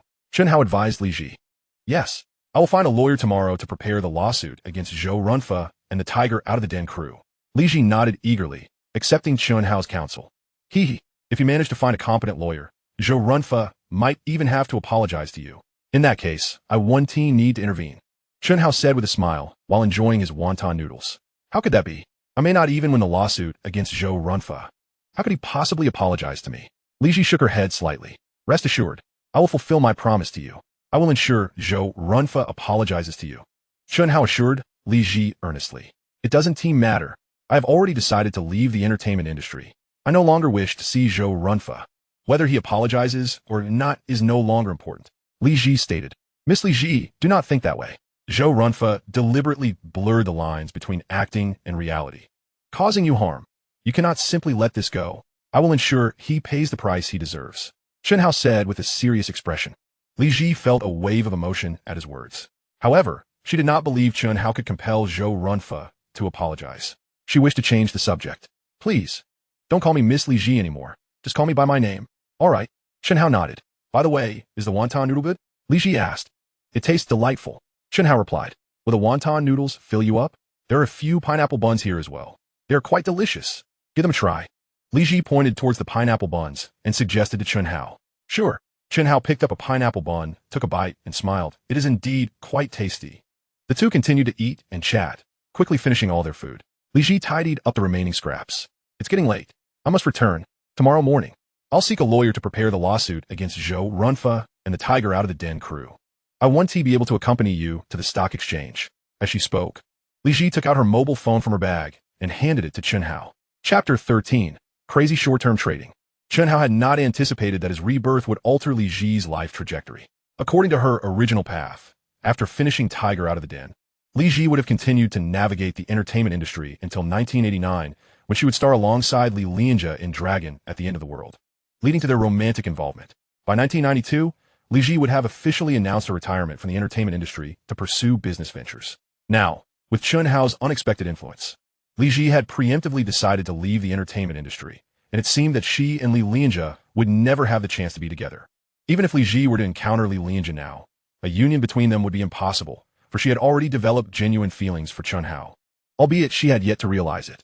The next day, after waking up and completing his morning routine, Chen Hao took the mobile phone Li Zhi had left behind the previous night and ventured out to a nearby Cha Chen Tong for breakfast. After his meal, he hailed a taxi to the stock exchange located in Central, as his current residence was rather distant from the area. Not only had Li Zhi left him her mobile phone, but she had also provided him with a considerable sum of money. It must be noted that Li Zhi was quite thoughtful, as she knew Chen Hao had little money on him, and thus left him some pocket money. Chen Hao did not feel at all like a freeloader. This was rightfully his. As they had reached an agreement, he would provide the intellect while Li Zhi would provide the funds. Together, they would profit in Hong Kong's stock market. Yesterday, utilizing the 370,000 Hong Kong dollars provided by Li Zhi, he had managed to earn 380,000 Hong Kong dollars in the market. It was only fitting that she would give him money to spend. As Chen Hao sat in the taxi, he arrived in Central and headed straight for the stock exchange. At that moment, Li Zhi's mobile phone rang. Since the phone at that time did not display caller ID, he had no way of knowing who was calling. However, it was evident that the caller was seeking Li Zhi. Hesitating for a moment, he answered the call. A man's impatient voice came through. Li Zhi, it's already past 8 o'clock. Why aren't you at the filming location yet? Upon hearing filming location, Chen Hao knew it must be a staff member from the Tiger Out of the Den crew. He hesitated briefly before responding. Li Zhi has prior commitments today and cannot make it. He refrained from disclosing that Li Zhi had decided to leave the entertainment industry and would not continue with Tiger Out of the Denver. He certainly would not reveal that she was seeking a lawyer to sue Zhou Runfa and the Tiger Out of the Den crew. What? Li Zhi has something to do and isn't coming? How can she do this? Why didn't she inform us in advance? The outdoor set has been meticulously arranged. Yet she has not arrived? This is unacceptable. She must be present today. You must immediately inform Li Zhi to rush over, otherwise. Upon hearing from Chen Hao that Li Zhi would not be coming today, the other party promptly commanded him to convey the message that her presence at the filming location was imperative. However, before the other party could finish speaking, Chen Hao abruptly hung up the phone. Subsequently, he made his way into the trading hall of the stock exchange. Soon, Li Zhi's mobile phone rang again. Chen Hao surmised it was likely the same individual calling. Without a moment's hesitation, he terminated the call, refusing to engage with the caller. The phone rang several more times, but each time, Chen Hao simply hung up without answering. By this time, the morning stock market had already opened. He began to concentrate all his attention on the electronic display screens. His gaze was fixed on the fluctuations of key stock prices, and his mind began to operate at a rapid pace. He recalled the previous price trends of these essential stocks from memory, and by correlating them with the current market movements, he utilized his extraordinary analytical skills to assess and predict the price variations of these pivotal stocks. Before long, his mind arrived at a conclusion. He promptly used Li Zhi's mobile phone to call Xiangxing Securities. Once the call connected, he immediately issued a trading instruction to the trader on the line. Purchase 200 lots of New World Development. After placing this order, he continued to monitor the stock price changes on the electronic display. Stock trading can be categorized into 3 types: long-term, medium-term, and short-term operations, divided by the duration of the trades. While there is no strict delineation of time, trades executed within a week are generally considered short-term, while those spanning beyond a week but under 6 months fall into the medium-term category. Trades lasting over 6 months are classified as long-term. Naturally, individual trading habits vary, leading to differing interpretations of these categories. Chen Hao's trading style was short-term, yet his approach was even more rapid, characterized as ultra-short-term trading. Transactions conducted within a single day fall under this classification. The advantages of ultra-short-term trading include the mitigation of risks and costs associated with long-term stock holdings, as well as a significant enhancement in capital turnover and profitability. However, it also presents notable disadvantages. First, it carries a higher degree of risk. necessitating advanced technical skills and psychological fortitude. Second, the frequency of trading incurs substantial transaction costs. Chen Hao opted for ultra-short-term trading due to its swift capital turnover and rapid returns. As for the inherent risks, they were negligible in his view, thanks to his rebirth, which bestowed upon him remarkable memory and calculation abilities. With these skills, he could accurately predict stock price movements, thereby substantially reducing the associated risks. As he gradually acclimated to ultra-short-term trading, his operational speed increased, and his forecasting accuracy rose correspondingly. Yesterday, his accuracy reached an impressive 92, and today it soared to over 96, with remarkably few errors. Unbeknownst to him, the morning trading session was drawing to a close, granting Chen Hao a well-deserved respite. After several hours of intense mental exertion, he found his head spinning with fatigue. Sigh, this is utterly exhausting. Chen Hao couldn't help but mutter under his breath. In his relentless pursuit of accumulating funds, he was giving it his all. His ambition was to amass sufficient capital before the end of June, as he planned to execute a bold market bottom fishing strategy. Chapter 14. A profit of 610,000 HKD in just one morning. Drawing from his past life's memories, Chen Hao was aware of a significant pattern in the Hong Kong stock market during the 1980s and 1990s. 5 impoverished, 6 desperate, 7 revitalized. In essence, the market typically trends downward in May, entering a bearish phase, followed by an even sharper decline in June, reaching a bottoming state. By July, the market generally rebounds, transitioning into a bullish phase. Thus, Chen Hao intended to engage in aggressive bottom fishing in the Hong Kong stock market at the end of June, when the market would be bottoming out. Come July, he would strategically sell off his stocks at an opportune moment, reaping substantial profits. To maximize his gains during this bottom fishing endeavor, he needed to gather additional capital beforehand. This necessity drove his tireless commitment to ultra-short-term trading, hoping to earn enough funds prior to his buying spree. Of course, the intensity of his trading exerted considerable strain on his health. After each trading session, he felt a disorienting heaviness in his head, an uncomfortable sensation. Nevertheless, his relentless efforts yielded considerable rewards. After deducting all transaction fees, he earned a total of 610,000 HKD from his morning's ultra-short-term operations. Coupled with the 750,000 HKD from the previous day, he and Li Zhi's account now boasted a total of 1,360,000 HKD. This meant he could effortlessly assist Li Zhi in covering the 1,000,000 HKD penalty. However, he had no intention of allowing her to pay it off so soon. What he lacked most was capital. He aimed to leverage these funds to acquire even greater wealth in the Hong Kong stock market. As for Li Zhi's penalty, he planned to delay its payment through legal avenues, knowing well that lawsuits can take considerable time. Perhaps Li Zhi's case would take 1 or 2 years to resolve. This way, even if she were to lose, she would only need to settle the penalty after a year or 2. By that time, he and Li Zhi would likely have amassed tens of millions, if not billions, in wealth, at which point the 1,000,000 HKD penalty would be a mere trifling sum for them. After exiting the trading hall of the stock exchange, Chen Hao hailed a taxi to his current residence. He had no intention of returning to his former abode, as in this world. He had arrived in Hong Kong with nothing of value. Therefore, he felt no inclination to return and gather his belongings. Shortly, the taxi arrived at his destination, and after paying the fare, he alighted. Rather than heading straight home, he decided to stop by a nearby restaurant for lunch. To his surprise, Li Zhi appeared before him, looking radiant. "Oh, what brings you here?" Chen Hao inquired, somewhat astonished. "I knew you'd be back around this time, so I decided to wait for you here." Li Zhi replied with a smile. Chen Hao felt a surge of gratitude and promptly asked, "How long have you been waiting?" "Just a little while." "Not long at all." Li Zhi chuckled before asking, "You haven't eaten yet, have you? Let us have lunch together." "Sure." Chen Hao nodded in agreement. Thereafter, Li Zhi led him to a restaurant named Dai Ga Lock for a meal. After placing their orders, they engaged in light-hearted conversation. "Have you found a lawyer?"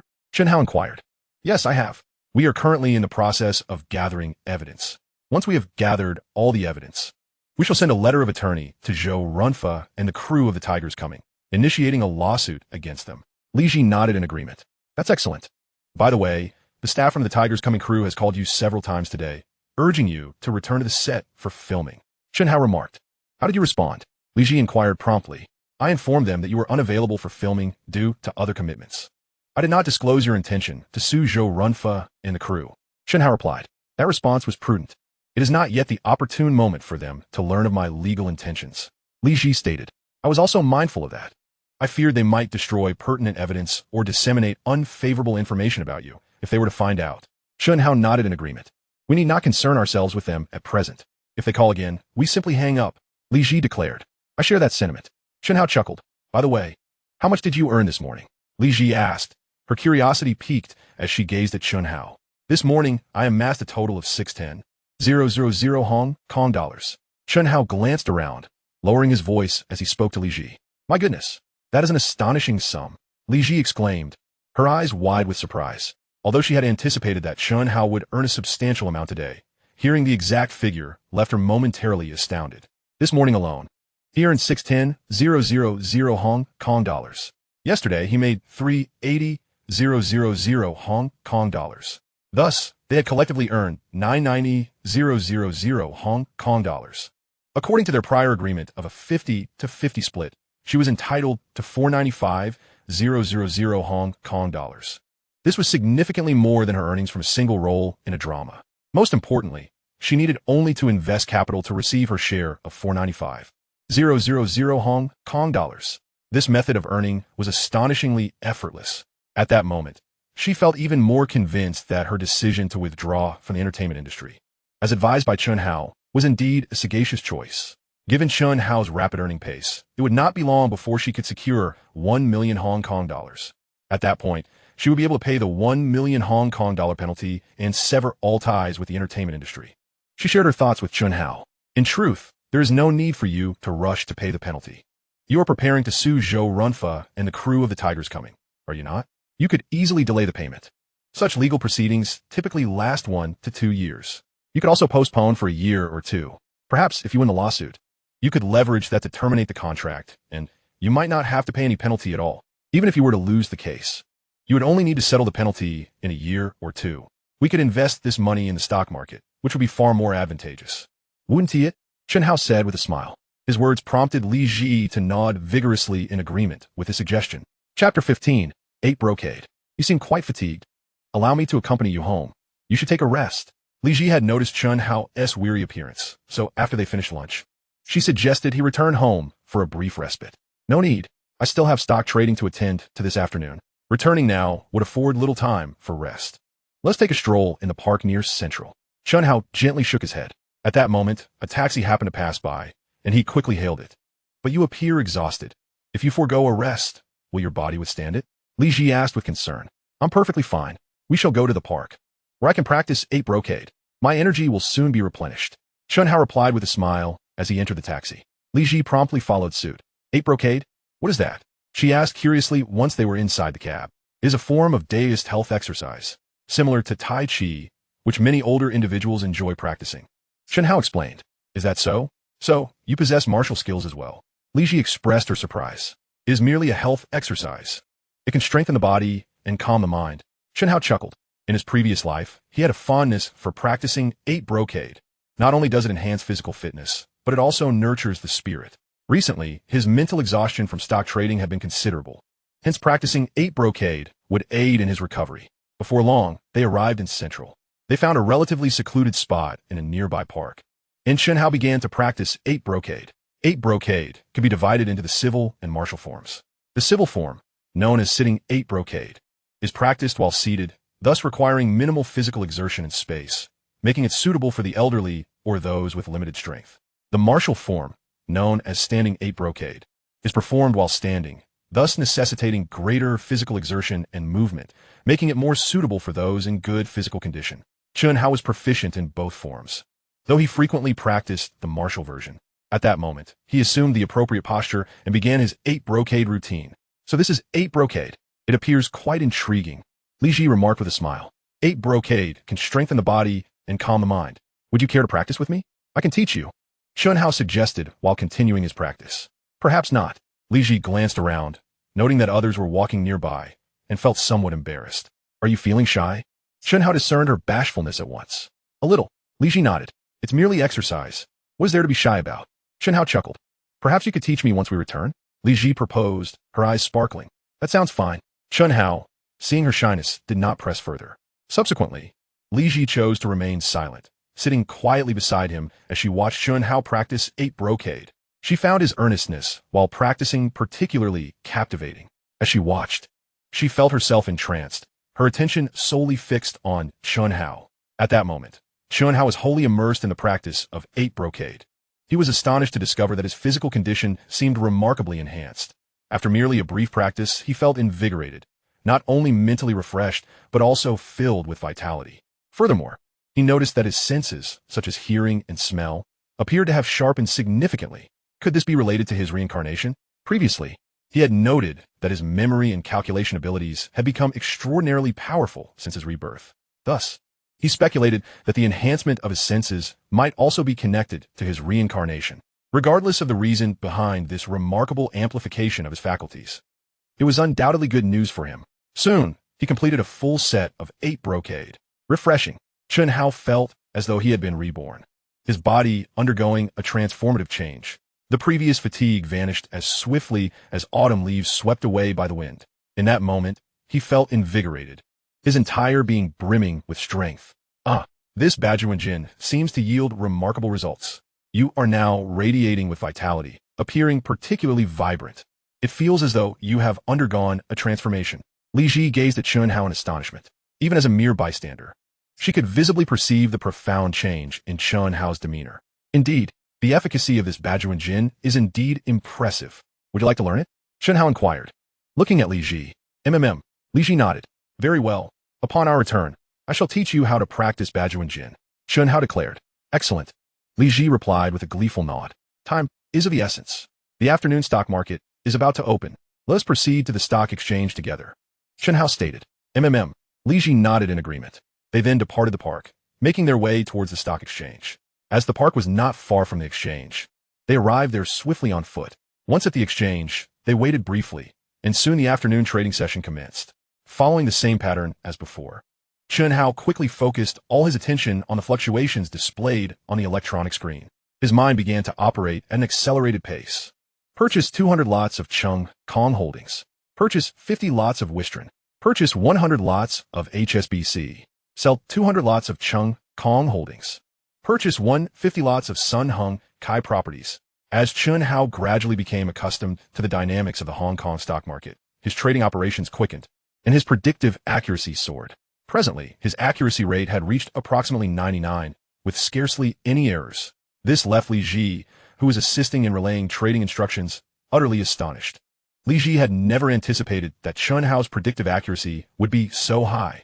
Her admiration for him grew exponentially. She could hardly fathom how he achieved such an extraordinary level of precision. Unbeknownst to them, the afternoon trading session drew to a close. Chen Hao finally exhaled a sigh of relief. After a tense few hours, he felt mentally drained, his head heavy with fatigue. He mustered his remaining energy and turned to Li Zhi, saying, Let us call and check on our result from this afternoon. Chapter 16. Chen Hao's Grand Aspirations. Certainly. Li Zhi promptly followed Chen Hao's suggestion and called Xiangxing Securities to inquire about their account balance. Soon, she obtained the results. At that moment, her face was a canvas of astonishment. How much did we earn this afternoon? Chen Hao asked from beside her. In truth, he had a good idea of the amount. As his memory had become exceptionally sharp, he recalled precisely how much profit each transaction had yielded. Guess, Li Zhi teased.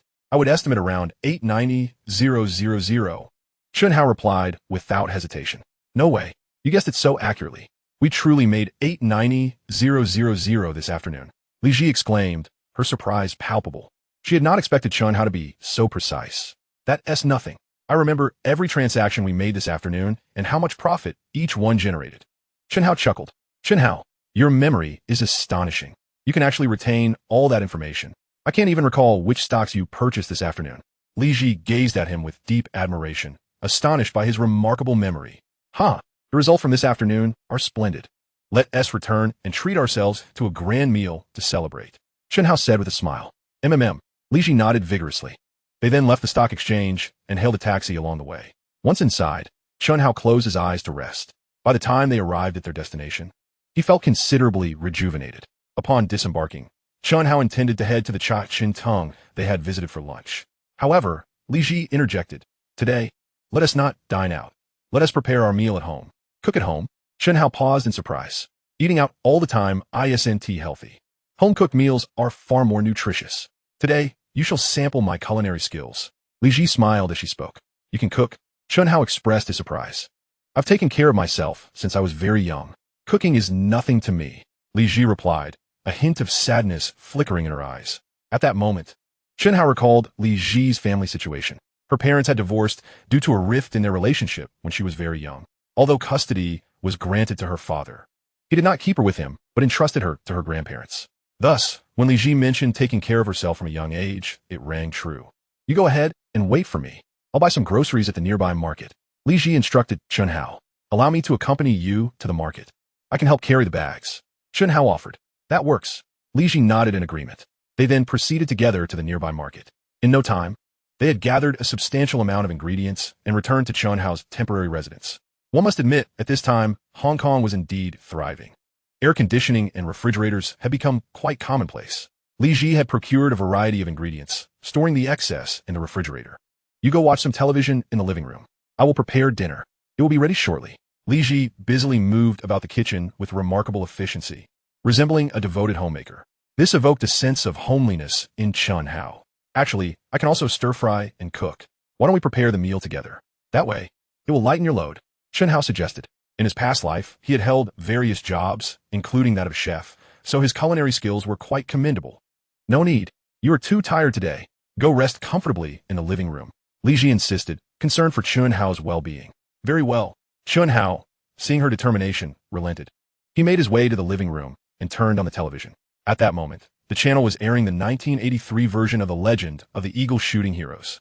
He watched with great interest. As he watched, a thought struck him. In his previous life, during moments of idleness, he enjoyed watching television dramas and movies. Many classic series and films he had seen numerous times. While he couldn't recite the scripts verbatim, he could vividly recall the plots, especially after his rebirth. His memory had sharpened significantly. He discovered that he could clearly remember everything from his past life. Thus, he could easily recall the plots of the classic television dramas and films he had watched. Wouldn't that mean he could become a screenwriter, seek out relevant directors, and have these dramas and films produced ahead of time? Not only that, but he could also sing many classic songs from Hong Kong. He could find a professional musician to assist him, singing the songs while the musician composed the music. Thus, could he not assume the roles of both composer and lyricist, bringing forth numerous classic songs ahead of their time? The entertainment industry in the 1990s on Hong Kong Island would surely reach its zenith. Therefore, he could fully seize this golden opportunity to venture into the entertainment sector, reaping substantial profits. However, for the moment, his primary focus should be on accruing wealth in the stock market.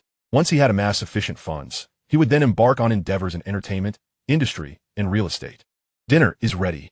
As Chen Hao contemplated his future ventures, the voice of Li Zhi echoed from the kitchen. She appeared in the living room, carefully carrying a large bowl. Chen Hao promptly rose to take the bowl from her hands, revealing it to be filled with wonton noodles. I remember you said you enjoyed wonton noodles, so I made some today. I hope it suits your palate. Li Zhi smiled. And yours? Chen Hao inquired. Mine is in the kitchen. I'll fetch it now. Li Zhi replied, turning her head back. I'll get it. Chen Hao quickly went to the kitchen, bringing another bowl of wonton noodles to the table. They then sat down together. Do taste my culinary skills, Li Zhi urged eagerly. Chen Hao nodded, picking up his chopsticks to take a bite. How does it taste? Li Zhi asked, her expression filled with anticipation. It's quite delightful. I never expected your cooking skills to be so impressive, Chen Hao remarked, giving her a thumbs up. Upon receiving Chen Hao's praise, Li Zhi's face lit up with joy, her heart swelling with sweetness. Chapter 17. Teaching Li Zhi Ba Duan Jin Chen Hao. We made 890,000 this afternoon. Adding to our previous earnings, we now have 25 million, Li Zhi exclaimed excitedly, in a brief span of 2 days. Her initial 370,000 had transformed into 25 million, showcasing Chen Hao's remarkable stock trading prowess and allowing her to taste the sweetness of success. Naturally, she desired to earn even more. Tomorrow is Saturday. The stock market will be closed on Saturday and Sunday, so we will take a break for the next 2 days. Chen Hao chuckled. Oh, so the stock market also takes breaks. Li Zhi nodded slightly. Unfamiliar with trading, she was unaware that the market closed on weekends. Besides weekends, the stock market also observes public holidays. Chen Hao clarified. Oh, I understand now. Li Zhi nodded. By the way, do you live with your father? Chen Hao asked. Yes. Li Zhi replied softly, lowering her head to eat. Her earlier enthusiasm had waned, replaced by a sense of melancholy. Will your father mind you dining with me? Chen Hao casually inquired. Let us not discuss my father, shall we? Li Zhi suddenly looked up at Chen Hao, her expression earnest. Although her father had brought her to live in Hong Kong, his absence during her childhood and adolescence had left her feelings for him rather shallow. Coupled with a strained relationship with her stepmother, she preferred to spend time outside rather than return home. This was one of the key reasons she enjoyed dining with Chen Hao. Oh, noticing Li Zhi's downcast demeanor, Chen Hao decided to steer clear of that topic. Soon, they finished dinner. Li Zhi promptly tidied up the dishes and went to the kitchen to wash them. Chen Hao, did T say you would teach me Ba Duan Jin today? Li Zhi asked, having finished washing the dishes and returning to the living room. It's best not to exercise right after dinner. Let us rest for half an hour. Then I'll teach you, Chen Hao replied. Li Zhi nodded. She then settled onto the sofa, watching television alongside Chen Hao. However, her thoughts were far from the screen. She kept looking for topics to chat with him about. After a while, she eagerly said, "Can you teach me Ba Duan Jin now?" "All right, I will teach you Ba Duan Jin now." Chen Hao nodded and stood up. The living room was spacious, so he decided to instruct Li Zhi there. Together, they moved the coffee table aside, and he began teaching her Ba Duan Jin. Ba Duan Jin is divided into the martial and literary forms. Today, I practiced the martial form in the park. Chen Hao first explained the classification to Li Zhi. What is the difference between the two forms? Li Zhi asked curiously. The martial form is also known as the standing Ba Duan Jin, he explained. It sounds like the literary form is similar to yoga, while the martial form resembles Tai Chi. Li Zhi pondered aloud. At that time, yoga had become quite popular among women on Hong Kong Island, many of whom enjoyed practicing it for fitness. Indeed, you are correct. The literary form resembles yoga, while the martial form is akin to Tai Chi. Chen Hao was pleasantly surprised that Li Zhi made such a connection between yoga and Tai Chi to differentiate between the two forms. Do you want to learn the literary form or the martial form? Chen Hao inquired. I want to learn both. Li Zhi responded without hesitation. Very well. Then I will teach you the martial form first. With that, Chen Hao began instructing her in the martial Ba Duan Jin. The martial form consists of 8 movements. The first movement's mantra is, with both hands supporting the heavens, align the 3 burners, standing with feet parallel and shoulder width apart. Inhale, cross your hands. Inhale, raise up. Both hands support the heavens. Exhale, return the neck to a neutral position. Open the hands. Bend and squat. Embrace. This set of movements is to be repeated 4 to 8 times. Standing face to face with Li Zhi, Chen Hao demonstrated the movements while explaining the key points of each action.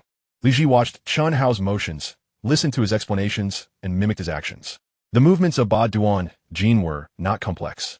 With her prior experience in dance, Li Zhi quickly mastered the first movement. The mantra for the second movement is, like drawing a bow to shoot an eagle. Inhale, step to the left, draw the wrist. Exhale, bend and squat, draw the bow to the left. Inhale, open the right arm. Exhale, step together, restore. Inhale, step to the right. This set of movements is to be repeated 4 to 8 times on each side. Chen Hao diligently guided Li Zhi in practicing Ba Duan Jin, promptly correcting her form whenever necessary. Li Zhi earnestly followed Chen Hao's instructions. Next came the third movement, regulating the spleen and stomach requires a single lift. And the fourth movement, looking back at the 5 labors and 7 injuries. Both of these movements were simple and easy to perform, and Li Zhi quickly learned them as well. Then came the 5th movement, shaking the head and wagging the tail to quell the heart's fire. This movement necessitated a prolonged squatting stance, and the range of motion was considerable, perhaps due to her recent practice of this segment of Ba Duan Jin. Li Zhi began to feel somewhat unsteady after squatting for a while. Just a bit longer. This set of movements should also be performed 4 to 8 times consecutively. We are young, so it's best to do it 8 times. Noticing Li Zhi's apparent instability, Chen Hao quickly encouraged her while demonstrating the movements himself, serving as a role model. With Chen Hao's encouragement, Li Zhi persevered through the movements until she reached the 6th repetition of the exercise. She could no longer maintain her balance, her body uncontrollably toppling forward, landing squarely atop Chen Hao and pinning him to the ground. The two found themselves locked in a gaze. An eerie silence enveloped the room. The sound of a falling needle could be heard in the entire living room. Only the rhythmic beating of their hearts echoed, resonating between Chen Hao and Li Zhi. Neither uttered a word. They simply stared into each other's eyes. At that moment, silence conveyed more than words ever could. Chapter 18, The Sugar Baby. You wicked person, have you been scheming all along? Using the pretext of teaching me the 8 pieces of brocade to intentionally deceive me? At this moment, Li Zhi resembled a docile little cat, curled up in Chen Hao's embrace, her delicate white hand tracing circles on his solid chest. It's an injustice. It was you who insisted on me teaching you the 8 pieces of brocade. I believe you feigned your fall into my arms under the guise of learning. Chen Hao replied, his expression one of mock grievance. If I say you're bad, then you're indeed bad. You are bad, bad, bad. You are a villain. Li Zhi's soft fist fell upon Chen Hao's chest like gentle raindrops, akin to playful tickles. All right. I'm bad. I am a villain. Villains relish in doing wicked deeds. Hee. I'm about to do something naughty. Chen Hao chuckled mischievously. The following day, Chen Hao awoke early, finding Li Zhi still curled up like a well-behaved kitten, peacefully asleep in his arms. He never imagined that in this new life, he would find himself alongside the goddess of countless men's dreams. How unpredictable life is. Just then, Li Zhi slowly opened her eyes. You're awake. Chen Hao smiled gently. It's already dawn, Li Zhi remarked as she glanced toward the window. Let us get up, Chen Hao suggested. Li Zhi nodded, then climbed out of Chen Hao's embrace, dressed, and exited the room. Chen Hao watched her graceful figure depart, a smile gracing his lips as he too dressed and left the room. After Li Zhi had freshened up, she headed to the kitchen to prepare breakfast. Chen Hao completed his morning routine and then stepped onto the balcony, admiring the scenery outside. Did you say you would continue teaching me the 8 pieces of brocade? Suddenly, Li Zhi's voice came from behind him. Chen Hao swiftly turned, inquiring, is breakfast ready? I'm currently making porridge. While that's cooking, we can finish learning the 8 pieces of brocade that we didn't complete yesterday. Li Zhi smiled lightly. Sound good? Chen Hao nodded. He then began teaching Li Zhi the subsequent movements of the 8 pieces of brocade. Before long, Li Zhi had mastered the remaining sequences. Following that, she joined Chen Hao in executing a complete set of the 8 pieces of brocade. The effects of the 8 pieces of brocade were indeed remarkable. After practicing, I felt significantly more at ease, lighter, and my spirits were lifted. Li Zhi couldn't help but exclaim. Thus, practicing the 8 pieces of brocade daily is immensely beneficial for the body. Chen Hao smiled softly. He then inhaled deeply, speaking, what kind of porridge are you making? It smells delightful. It's chicken porridge. It should be ready soon. Let us eat, Li Zhi replied, heading toward the kitchen. Moments later, she returned with a bowl of fragrant chicken porridge, placing it on the table. Chen Hao followed suit from the kitchen, setting down another bowl of chicken porridge. They began to eat together. After we finish our porridge, I'll take you to the mall to buy some clothes. We can also pick up some daily necessities, Li Zhi suggested. All right, Chen Hao nodded, having intended to buy some necessities himself that day. After their breakfast, Chen Hao and Li Zhi ventured out, hailing a taxi to a nearby shopping mall. Li Zhi was quite familiar with this establishment. She led Chen Hao to a large men's clothing store, personally selecting outfits for him. She picked out numerous outfits for him to try on, ultimately favoring several sets. This will do. Please wrap these up, Li Zhi instructed the salesperson. Certainly, miss. The salesperson nodded, efficiently folding and packaging the selected garments. The clothing here was particularly expensive. A single outer garment cost 3,000 to 4,000 Hong Kong dollars. At that time, in mainland China, such amount equated to over a year's income for an average worker's family. However, Li Zhi was unconcerned. She merely wished for her man to appear dashing, so he wouldn't be ridiculed in front of others. Just then, the salesperson finished packaging the clothes. Li Zhi took out her credit card to settle the bill. Oh, isn't that our superstar, Miss Li Zhi? What brings you here shopping? Suddenly, a mocking voice pierced the air. A flamboyantly dressed, beautiful woman, linked arm in arm with an average-looking but extravagantly clad middle-aged man, appeared before Chen Hao and Li Zhi. So this is Li Zhi? I heard she is from the mainland. No wonder I found her quite familiar. Upon learning of Li Zhi's identity, several staff members in the men's clothing store displayed disdainful expressions. Many of them looked down upon mainlanders. Even after Li Zhi had been crowned as the Asian Miss last year, many still held contempt for her as a woman from the mainland. Chen Hao, let us go. Li Zhi ignored the mocking beautiful woman, promptly paying for the items and preparing to leave with Chen Hao. However, the beautiful woman was evidently unwilling to let Li Zhi depart unscathed. What a handsome young man. Li Zhi, he must be your sugar baby. Who would have thought our illustrious Miss Li Zhi also keeps a sugar baby? The beautiful woman taunted Li Zhi in a sarcastic tone. Chapter 19, Miss, you wet your pants. The flamboyant woman was named Lin Muhua, also a star like Li Zhi. However, Lin Muhua was merely an 18-line actress in Hong Kong, consistently relegated to minor roles. Like Li Zhi, she had also participated in the 1986 Miss Asia competition. Unfortunately, her overly extravagant attire had led to her elimination in the preliminary rounds, leaving her early in the competition. She had always been confident in her appearance and could not fathom why Li Zhi, a mainland girl dressed rather unremarkably, could win the title of Miss Asia. She had always looked down upon those from the mainland, especially women. Thus, she perpetually regarded Li Zhi with disdain. Yet, Li Zhi consistently overshadowed her. This was true during their Miss Asia participation and continued in their foray into the entertainment industry. After the Miss Asia competition, both she and Li Zhi ventured into Hong Kong's entertainment realm. They both signed contracts with the same production company. However, Lin Muhua could not comprehend why. Shortly after joining, Li Zhi was cast as the lead in the film The Tiger's Coming, while she had merely been assigned a silent supporting role. She believed her looks and poise surpassed Li Zhi's. She simply could not understand why the director had chosen Li Zhi for the lead role. After much contemplation, she arrived at one possible conclusion, that Li Zhi must have resorted to certain favors to secure her position with the director. Otherwise, the director would never have cast a provincial girl, so utterly unsophisticated, as the leading lady of this production. Indeed, this girl from the mainland, unashamedly ambitious, is willing to sacrifice anything for her ascent. However, Lin Muhua is entirely mistaken. The reason the director of Tiger on Duty chose Li Zhi for the leading role is twofold. Firstly, Li Zhi won the title of Miss Asia last year, providing a sensational angle for the film's promotion. Secondly, Li Zhi possesses extraordinary beauty and an enviable figure. The notion that Li Zhi secured this role through seduction is merely a figment of Lin Muhua's imagination. When it comes to whether Li Zhi has been compromised by the director, Chen Hao holds the most credible insight.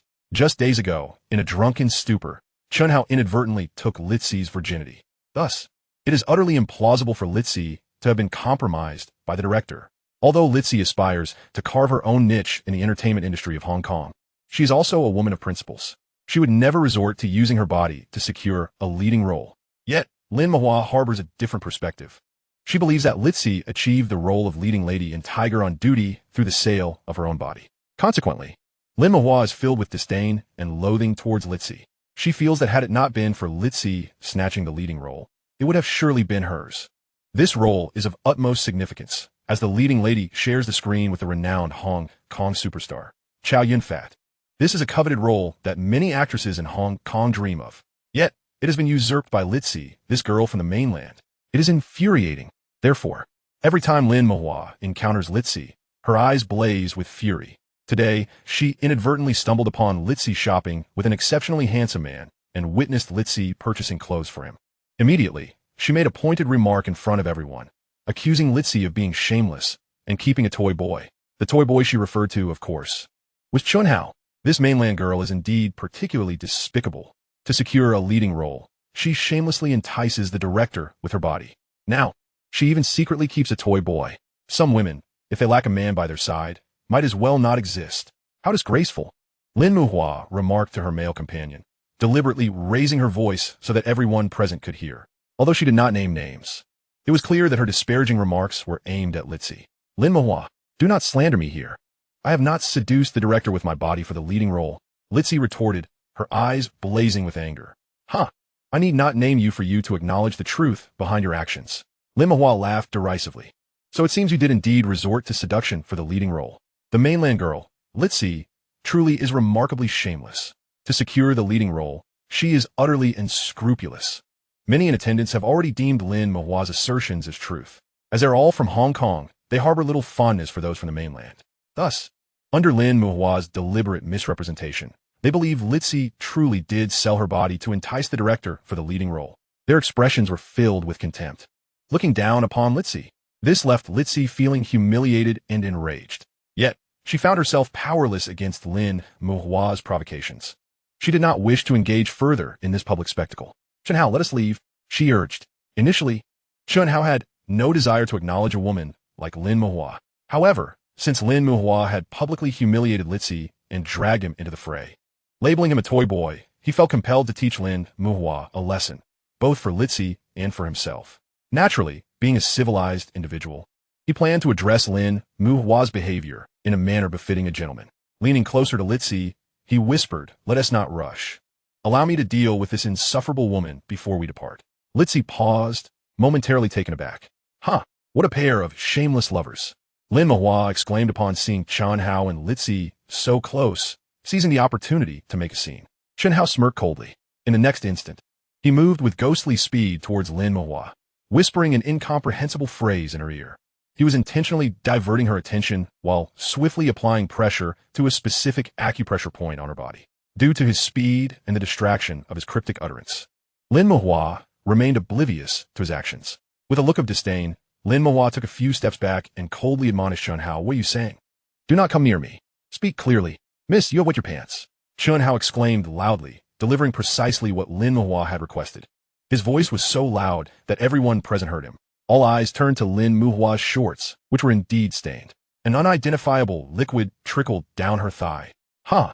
She actually wet herself in public. She's still going. The laughter erupted from the crowd, all pointing and mocking Lin Muhua's predicament. At that moment, Lin Muhua realized what had transpired. She had never anticipated such a public embarrassment. Although she was unsure of how it had happened, she knew with certainty that Chen Hao was behind it. However, now was not the time to settle scores with him. With everyone laughing at her, she felt she could no longer stay in that place. Grabbing her bag to shield her shorts, she fled towards the restroom in a panic. "Was it you?" Lin Muhua's male companion glared at Chen Hao coldly. "I have no idea what you're talking about." Chen Hao shrugged innocently. "Oomph. I will not let this matter rest." Lin Muhua's companion huffed, casting a final glare at Chen Hao before rushing after Lin Muhua.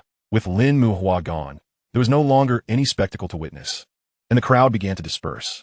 "Chen Hao, what did you do to her? How did she suddenly wet herself?" Li Zhi asked, amusement dancing in her eyes. "I merely pressed her acupressure point subtly. It triggers urination. The effect is remarkable," Chen Hao explained with a grin.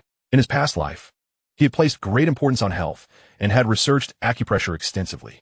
Thus, applying pressure to Lin Muhua's acupressure point was no challenge for him. "Huh. I never imagined you possessed such a skill. Truly impressive." Li Zhi spoke with admiration. "Such trivial skills. They are hardly worth mentioning." Chen Hao responded with a faint smile. "It was quite satisfying just now. Thank you for stepping in to teach that insufferable woman a lesson." Filled with gratitude, Li Zhi replied, "There's no need for thanks. I, too, found that woman utterly unbearable, which prompted my small act of retribution. Your clothes have already been purchased. Now let us procure some daily necessities." Li Zhi suggested to Chen Hao. "All right." Chen Hao nodded in agreement. They then departed the mall and proceeded to a nearby supermarket to gather supplies. Meanwhile, Lin Muhua instructed her companion to buy her a pair of trousers and changed out of her previously soiled ones in the restroom. Her face was twisted with fury. "Li Zhi, and that damn man. I will not let them escape my wrath." Lin Muhua seethed, her teeth clenched with rage, wishing to dismantle Li Zhi and Chen Hao piece by piece. "Changge, did you not claim to know many people? Help me find someone to teach those two scoundrels a harsh lesson." She implored her companion, whose name was Zhou Guanchong, and who had connections with certain underworld figures. Hence, she sought his assistance to exact revenge on Li Zhi and Chen Hao. "I've helped you. How will you repay me?" Zhou Guanchong leered, his hands wandering over Lin Muhua's figure. "As long as you help me thoroughly punish those two scoundrels. Tonight, you can have your way with me." Lin Muhua clung to Zhou Guanchong like gum, casting him a flirtatious glance. "Hee, it's a deal." Zhou Guanchong grinned mischievously, squeezing her soft form before pulling out his mobile phone to call a friend from his underworld connections. After exchanging a few words, he covered the mouthpiece and inquired, "Where do those two scoundrels reside?" "I only know the address of that wretched woman, Li Zhi." Lin Muhua promptly provided the address. Zhou Guanchong then relayed this information to his underworld associate. Moments later, he concluded the call. "I've arranged for someone to teach those two scoundrels a lesson. As soon as they arrive, my friend will deal with them severely." Zhou Guanchong assured Lin Muhua. "I want to go and watch." Lin Muhua exclaimed eagerly, yearning to witness the spectacle of Li Zhi and Chen Hao being mercilessly beaten. "All right, let us wait near that wretched woman's residence." Zhou Guanchong nodded. They then left the mall and drove towards the vicinity of Li Zhi's home. On the other side, Li Zhi and Chen Hao had gathered a plethora of daily necessities at the supermarket. "We have nearly finished our shopping. Let's return," Chen Hao suggested to Li Zhi. "MHM." Li Zhi nodded in agreement. They proceeded to the checkout, paid, and exited the supermarket, laden with bags. They hailed a taxi at the roadside for their departure, blissfully unaware that Zhou Guanchong and Lin Muhua had enlisted several underworld figures to teach them a lesson. Why haven't they returned yet? Lin Muhua and Zhou Guanchong had arrived early near Li Zhi's residence, but after waiting for a considerable time, they had yet to spot Li Zhi and Chen Hao. Could they be off somewhere indulging in debauchery? That wretched woman wouldn't dare bring a man home. Zhou Guanchong pondered aloud. Indeed, that wretched woman seems to live with her father. How could she possibly bring a man home? Lin Muhua furrowed her brow in realization. No matter, I can arrange for someone to inquire about their frequent haunts.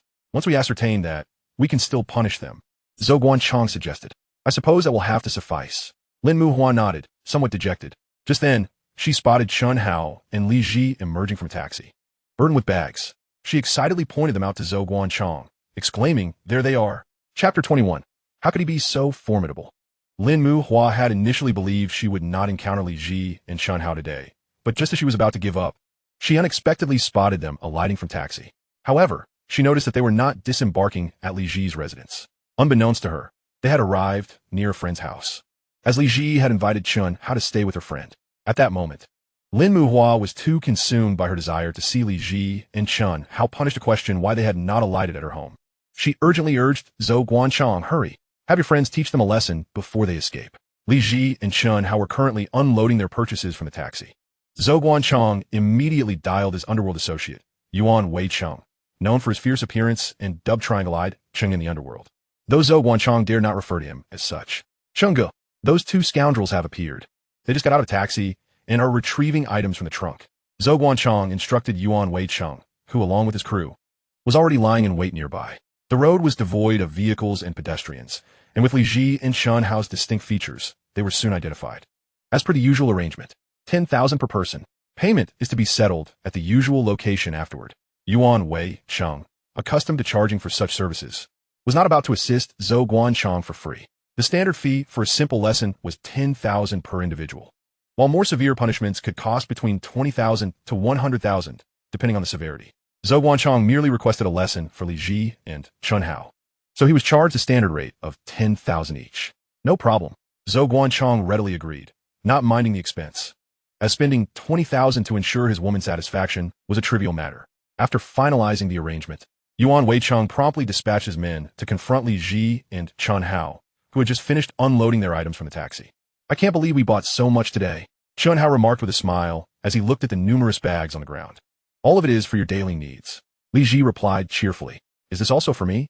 Chen Hao teasingly pulled a pack of sanitary napkins from one bag. "Are you trying to kill me? Don't take that out in public."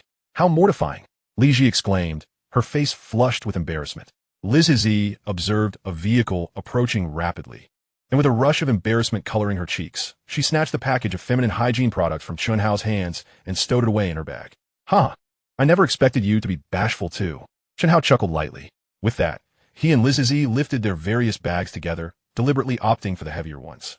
Just as they were about to depart with their burdens, the vehicle that Li Zhi had noticed earlier came to an abrupt halt beside them. In the next moment, several menacing thugs emerged from the car, charging towards them.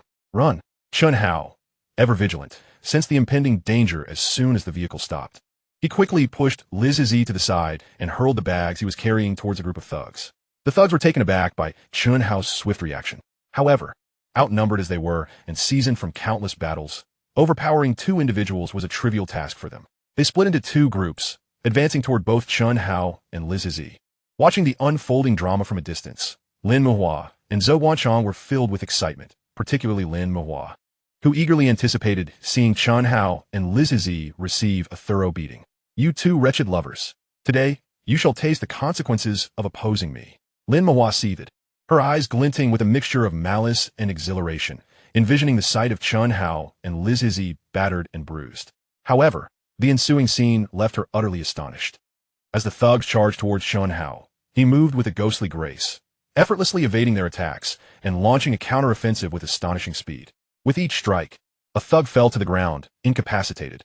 In no time, the thugs sent to confront Chen Hao were all dispatched. Meanwhile, a few thugs pursued Li Zhi. Chen Hao, swift as the wind, chased after them and soon displayed his prowess once more, taking down one thug with a single punch. Before long, all the thugs lay defeated at his feet, including Yuan Weichen, known for his formidable skills, who now groaned helplessly on the ground. Lin Muhua and Zhou Guanchang stood in shock. "No way, this guy is actually a martial artist. His skills are remarkable," Zhou Guanchang exclaimed, utterly taken aback by Chen Hao's prowess, unable to fathom how a mere group of seasoned thugs had been so easily vanquished, with even Yuan Weichen falling victim. Who is he? How can he be so formidable? At that moment, Lin Muhua's expression reflected nothing but astonishment. This detestable Chen Hao had caused her public humiliation earlier, and she longed to see him battered and bruised. Yet, to her disbelief, he exhibited extraordinary martial skills, dispatching a gang of thugs with ease, completely defying her expectations. She struggled to comprehend how this seemingly delicate man could possess such strength. Chapter 22. Indeed, it is you two scoundrels behind this. My goodness. You single-handedly took down so many. Li Zhi exclaimed, her bright eyes wide with disbelief as she gazed at Chen Hao. In her eyes sparkled admiration and surprise. At that moment, Chen Hao raised his hands, equally astonished at his own capabilities. He too had not anticipated his strength in overcoming such a multitude of thugs. In his past life, he had prioritized health cultivation, practicing Ba Duan Jin and Tai Chi, and had gained a profound understanding of human acupoints. However, both practices were primarily for wellness and lacked formidable combat power. His recent actions had relied mostly on techniques from Ba Duan Jin and Tai Chi, albeit with increased speed and a focus on targeting vital acupoints. His precision in striking these acupoints rendered his hits devastatingly effective. Anyone struck at their pain or numb acupoint would find themselves incapacitated, writhing in agony or paralyzed, unable to move. Yet in typical circumstances, using fists to target these points yielded minimal results, as substantial force was required. In his previous life, Chen Hao had attempted this in sparring, with limited success. This time, however, he was astounded to discover his strikes bore tremendous force, targeting pain and numb acupoints with remarkable efficacy. One punch was often sufficient to take down an opponent. Moreover, he found himself unusually nimble, making it nearly impossible for anyone to land a blow on him. Thus, he managed to dispatch so many thugs with such ease. He speculated that his newfound strength and agility were likely related to his reincarnation, bringing him a slew of unexpected surprises. Who sent you to deal with us?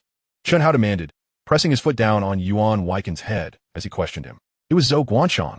Yuan Weiken, lacking any sense of loyalty or honor, immediately betrayed Zhou Guanchang. Zhou Guanchang? Who is he?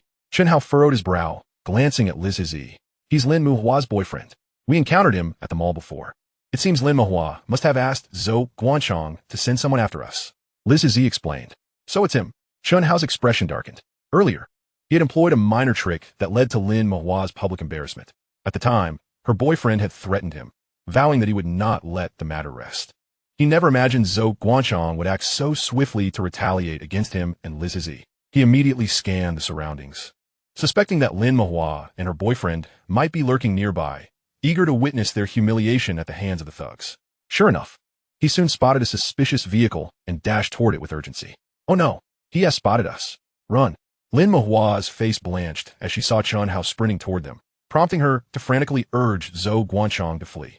Zhou Guanchang, caught off guard by Chen Hao's keen awareness, was equally alarmed and scrambled to start the car, his movements frantic. Yet, the more flustered he became, the clumsier he appeared. And despite his efforts, the car refused to start. Hurry up. He is almost here, Lin Muhua exclaimed, her anxiety mounting as she watched Chen Hao drawing nearer while Zhou Guanchang struggled to get the vehicle running. Shut up. Zhou Guanchang was more anxious than Lin Muhua at that moment. He had witnessed Chen Hao effortlessly dispatch a group of thugs and knew that if captured, he would face a brutal beating. Thus, he desperately wanted to escape. After what felt like an eternity, he finally managed to start the car and slammed down on the accelerator. To his utter astonishment, in his haste to flee, he failed to heed the road ahead, and his vehicle collided violently with a traffic island, resulting in the engine stalling. No matter how he attempted to restart it, the engine refused to come back to life. This is disastrous. The car is broken down. We must exit the vehicle at once. A look of panic washed over Zhou Guanchang as he hastily threw open the car door and leapt out, ready to make his escape. Lin Muhua followed suit, scrambling out of the car. Regrettably, Chen Hao had already caught up with them. It truly is the two of you orchestrating this mischief. Spotting Lin Muhua and Zhou Guanchang, Chen Hao charged forward, delivering a swift kick that sent Zhou Guanchang sprawling to the ground. Then, his fists fell upon Zhou Guanchang with a ferocity that suggested they were free of charge, targeting the pressure points with precision, inflicting both pain and numbness, leaving Zhou Guanchang writhing in agony. Moreover, his strikes were measured, ensuring no visible injuries marred Zhou Guanchang's body, while simultaneously subjecting him to excruciating torment, eliciting cries of distress. After administering a lesson to Zhou Guanchang, his gaze shifted to Lin Muhua. At that moment, Lin Muhua, abandoning Zhou Guanchang, was desperately sprinting away. However, Chen Hao's speed was remarkable, and he quickly closed the distance to Lin Muhua. Brother, please, spare me. I promise I shall never dare again. If you let me go, I will grant you any favor you desire. Lin Muhua pleaded, terror etched across her face as Chen Hao seized her. Oomph. Who would desire to sleep with you? Chen Hao scoffed coldly. Though Lin Muhua possessed a certain allure, her venomous heart utterly extinguished any interest he might have had. He did not hold back simply because she was a woman. This woman was not only imbued with a fierce jealousy, but also harbored a wicked heart. How could she enlist the underworld to deal with him and Li Zhi? There was no way he would let this woman slip through his fingers. He delivered a harsh lesson to Lin Muhua as well, specifically targeting her pressure points, causing her to scream as if she were a slaughtered pig. Yet, his strikes were still deftly calculated. Despite her wails of despair, there was not a single mark left upon her. Even if Lin Muhua contemplated reporting him to the authorities, there would be no evidence to support her claims. Furthermore, given that she and Zhou Guanchang had conspired with the underworld against him and Li Zhi, they were in no position to report anything. Chen Hao, lacking legal residency in Hong Kong, was cautious to avoid any complications. Thus, he deliberately targeted Lin Muhua and Zhou Guanchang's pressure points, leaving no external injuries behind. Chapter 23. That was truly satisfying. After teaching Lin Muhua and Zhou Guanchang a lesson, Chen Hao promptly returned to Li Zhi's side. We must leave. Chen Hao gathered the scattered belongings and, together with Li Zhi, swiftly departed the scene. Given that there had been almost no pedestrians or vehicles on the road moments earlier, Chen Hao had felt free to exact his revenge upon Lin Muhua and Zhou Guanchang.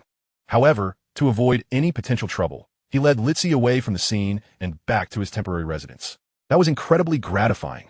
Upon returning, Li Zhi, panting, expressed her exhilaration. Having run hurriedly, she was drenched in sweat and had temporarily donned Chen Hao's clothing. I have no spare clothes here. I will wear yours for now. Li Zhi informed Chen Hao, who was busy tidying up in the living room. No problem. It seems you're wearing my clothes fits you quite well. In the future, we should purchase some unisex clothing so we can share. Chen Hao smiled at Li Zhi. Who would share clothes with you? Li Zhi shot him a glare before making her way outside. Where are you going? Chen Hao inquired urgently. I'm just going home for a bit. Li Zhi replied. Would you like me to accompany you? I worry those two might still be around. Chen Hao set aside his tasks, preparing to escort Li Zhi home. No need. By now, they should have left. Besides, my home isn't particularly far from here. Li Zhi smiled as she spoke. Very well. Chen Hao nodded. At that moment, Li Zhi reached the door, opened it, and stepped outside.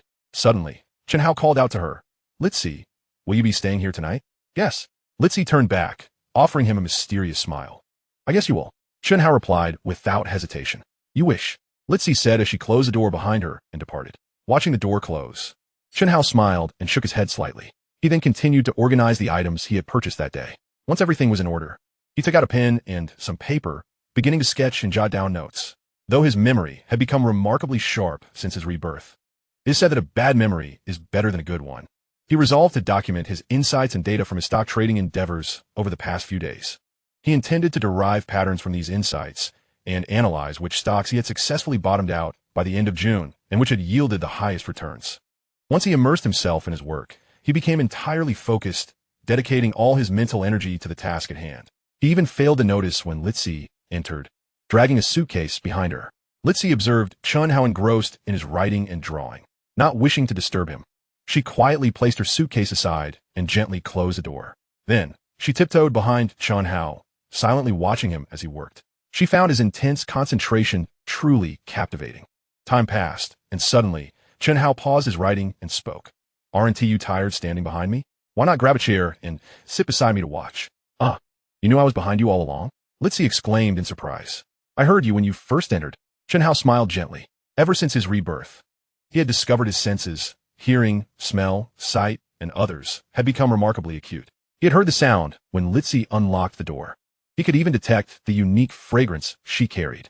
However, he was engrossed in his research, so even though he was aware of her presence, he chose to remain focused on his studies. Only when he reached a temporary stopping point did he engage Li Zhi in conversation. I thought you were so absorbed in your work that you wouldn't notice my arrival. Li Zhi chuckled. I'm always alert to my surroundings. Chen Hao replied with a laugh. Pausing briefly, he glanced at Li Zhi's suitcase, a puzzled expression crossing his face. What brings you here with a suitcase? I intend to move in here. Li Zhi answered. You plan to move in here? Chen Hao was taken aback with delight. Don't get the wrong idea. I merely noticed that there are many vacant rooms here, so I thought I'd move in. Don't assume anything else. A glimmer of mischief danced in Li Zhi's eyes. It seems you are the one misunderstanding. I'm worried that being around me all day will make you lose control. Chen Hao chuckled. A horse cannot know its own face. You are rather full of yourself. Li Zhi spoke as she dragged her suitcase into an unoccupied bedroom. She meticulously unpacked her belongings, arranging them neatly within the confines of the room. Chen Hao chuckled softly and continued with his tasks. After a short while, once Li Zhi had organized her things, she departed from the bedroom and made her way to the kitchen, embodying the essence of a devoted wife as she silently commenced preparing lunch. Chapter 24. Chen Hao captivates the senior executives of Xiangxing Securities. Today, Chen Hao was engrossed in his work, diligently compiling his recent insights and data regarding stock trading. After a full day of meticulous organization, he finally succeeded in gathering all his reflections and statistics concerning his recent trading endeavors. However, these insights and data were merely the tip of the iceberg. He needed to derive more comprehensive trading strategies and amass additional data to identify the stocks most opportune for bottom fishing. Throughout the day, Li Zhi remained quietly by Chen Hao's side, observing him as he meticulously sorted through his trading notes and data. Unbeknownst to her, she had dozed off, resting her head upon the table. Concerned for her well-being, Chen Hao gently lifted her and carried her into her room, laying her down upon the bed with utmost care. Remarkably, she did not stir throughout this entire process. Just as Chen Hao was about to leave, Li Zhi unexpectedly wrapped her arms around his neck. "You think you can just waltz into my room and leave like that? Think again." In an instant, she ensnared him like an octopus, her enchanting gaze capable of bewitching the unwary. "Little enchantress, so you've been feigning sleep all along. I shall have to teach you a lesson today." As the weekend drew to a close and Monday arrived, Chen Hao prepared to accumulate capital through rapid trading strategies. He aimed to amass sufficient funds before the end of June, so he could aggressively capitalize on the Hong Kong stock market and reap substantial profits. Previously, he had transformed the initial capital of 370,000 HKD provided by Li Zhi into an impressive 2.25 million Hong Kong dollars. Today, he intended to employ this sum as his principal for further rapid trading. As before, he and Li Zhi arrived at the Hong Kong Stock Exchange in Central well before the market opened. Li Zhi had resolved to completely withdraw from the entertainment industry and would no longer continue filming Tiger Out on Patrol. However, in the past few days, the director and producers of Tiger Out on Patrol had been incessantly reaching out to her, seeking to understand her absence from the set. Li Zhi had chosen to ignore their inquiries, refraining from explaining her reasons for not attending the filming, as her lawyer was currently in the process of gathering the necessary evidence. Until all evidence was compiled, she was unwilling to confront them directly, lest they attempt to destroy crucial documentation. Having decided to sever ties with Tiger Out on Patrol, she would show no mercy. Although Tiger Out on Patrol had cast her in the leading role alongside the esteemed actor Zhou Runfa, she was acutely aware that their interest in her stemmed solely from her winning the title of Miss Asia and her striking beauty and figure. The production team was merely acting in their own interests. During her time on set, she had constantly felt the sting of discrimination from both actors and crew members. Before encountering Chen Hao, she had managed to endure, but his presence had introduced her to a level of respect and understanding she had never experienced before.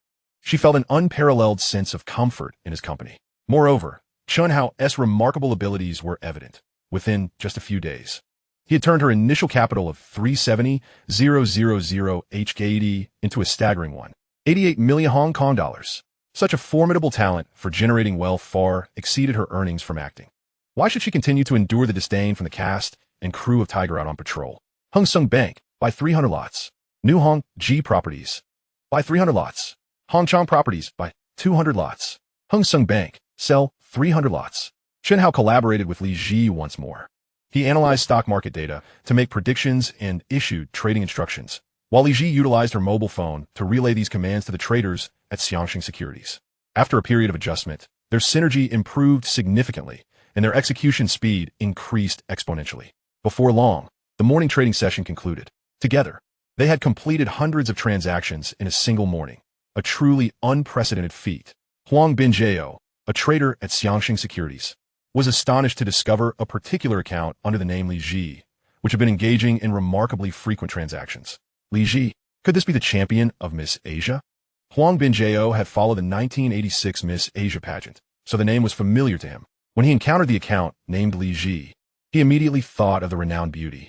Intrigued, he sought to uncover whether this account belonged to the esteemed champion. However, what piqued his curiosity even further was the account's trading activity. He was astounded to find that it was conducting trades at a frequency several times greater than any other account. In just one morning, it had executed hundreds of transactions. In his many years as a trader, he had never encountered an account capable of such prolific trading in a single morning. Moreover, What left him utterly shocked was that not only was the trading frequency astonishingly high, but the profitability was also staggering. Out of every 100 sell transactions, at least 99 were profitable. What on earth is going on with this Li Zhi? He deemed the situation too significant to ignore and promptly approached the branch manager, Luo's Haiqiang, to share the astonishing news. What? An account executed hundreds of trades in a single morning? And out of every 100 sell transactions, at least 99 were profitable? This cannot be. Luo's Haiqiang was incredulous, unable to accept Huang Binjiao's claims. The notion seemed utterly preposterous. He could not fathom how anyone could manage hundreds of trades in a morning while maintaining a 99 profitability rate. Such a scenario was nothing short of a fantasy. Chapter 25. Am I more impressive this morning or last night? Huang Binjiao, a trader at Xiangxing Securities, had recently come across an account exhibiting astonishing trading activity. In just one morning, it had executed hundreds of trades, and nearly every sell transaction was profitable, with scarcely any losses. Having worked as a trader for many years, he had never encountered such an exceptional situation. Consequently, he approached his superior, branch manager Luo's Haiqiang, to report this remarkable occurrence. After hearing the account of events, Luo's Haiqiang shook his head repeatedly, expressing his disbelief in Huang Binjiao's claims.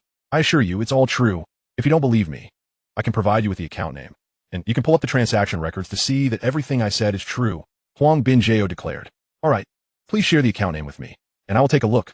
Luo's Haiqiang nodded in response. Immediately, Huang Binjiao disclosed Li Zhi's account name to Luo's Haiqiang. Luo's Haiqiang swiftly accessed the transaction records of Li Zhi's securities account at Xiangxing Securities Company based on the provided account name. Upon reviewing the transactions, he was utterly astounded.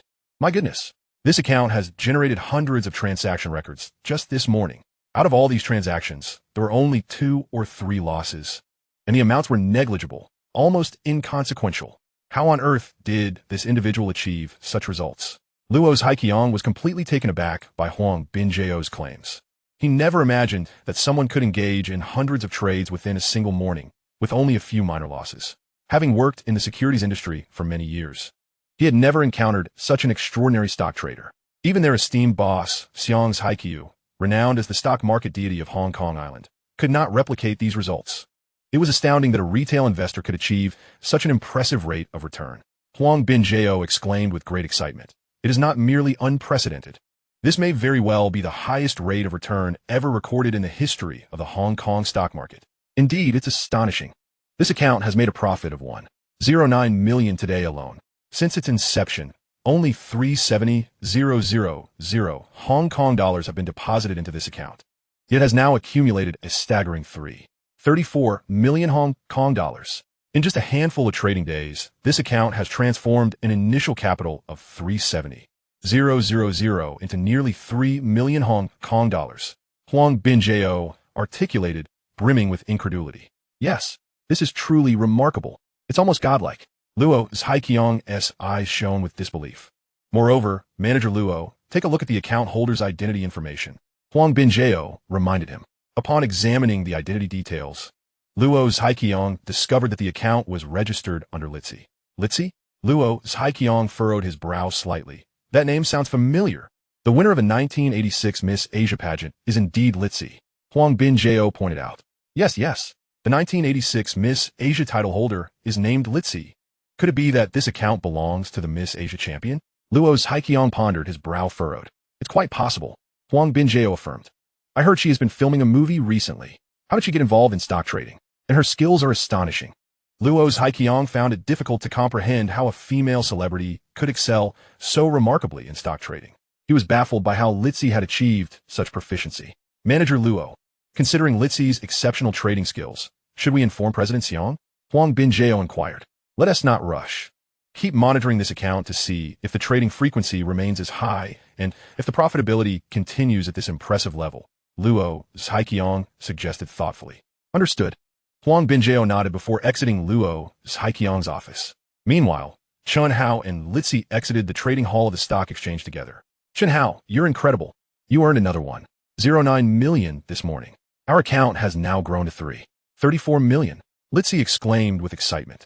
Tell me, who was more impressive today? Me this morning or me last night? Chen Hao replied with a slight smile. Initially, Li Zhi was so immersed in the joy of their profits that she didn't immediately register Chen Hao's words. However, she quickly caught on, her cheeks flushing a deep crimson, reminiscent of a ripe peach. Are you out of your mind? Asking me such an embarrassing question in broad daylight. Li Zhi shot Chen Hao a playful glare. Last night, you were the one who was almost lifeless. Chen Hao chuckled. Li Zhi's face turned an even deeper shade of red, feeling a warm rush. She glared at him again and declared, I'm not talking to you anymore. With that, she quickened her pace and walked ahead. Chen Hao smiled leisurely, trailing behind her. However, Li Zhi did not walk far before she slowed her pace. Soon, Chen Hao caught up with her. You still haven't answered me. Who was more impressive today? Me this morning or me last night? Chen Hao continued to press the question. Of course, both were equally impressive. Li Zhi replied shyly, lowering her head and speaking softly. What? I didn't catch that. Chen Hao feigned ignorance. Could you speak a bit louder? Equally impressive. Li Zhi raised her voice slightly. I still didn't hear you. Chen Hao stifled a laugh. Realizing Chen Hao was teasing her, Li Zhi playfully pinched his arm and exclaimed, You clearly heard me. Pretending not to is just wicked. Ouch. That hurts. Chen Hao exclaimed, though Li Zhi's grip was gentle and hardly painful. Did I hurt you? Li Zhi asked, concerned.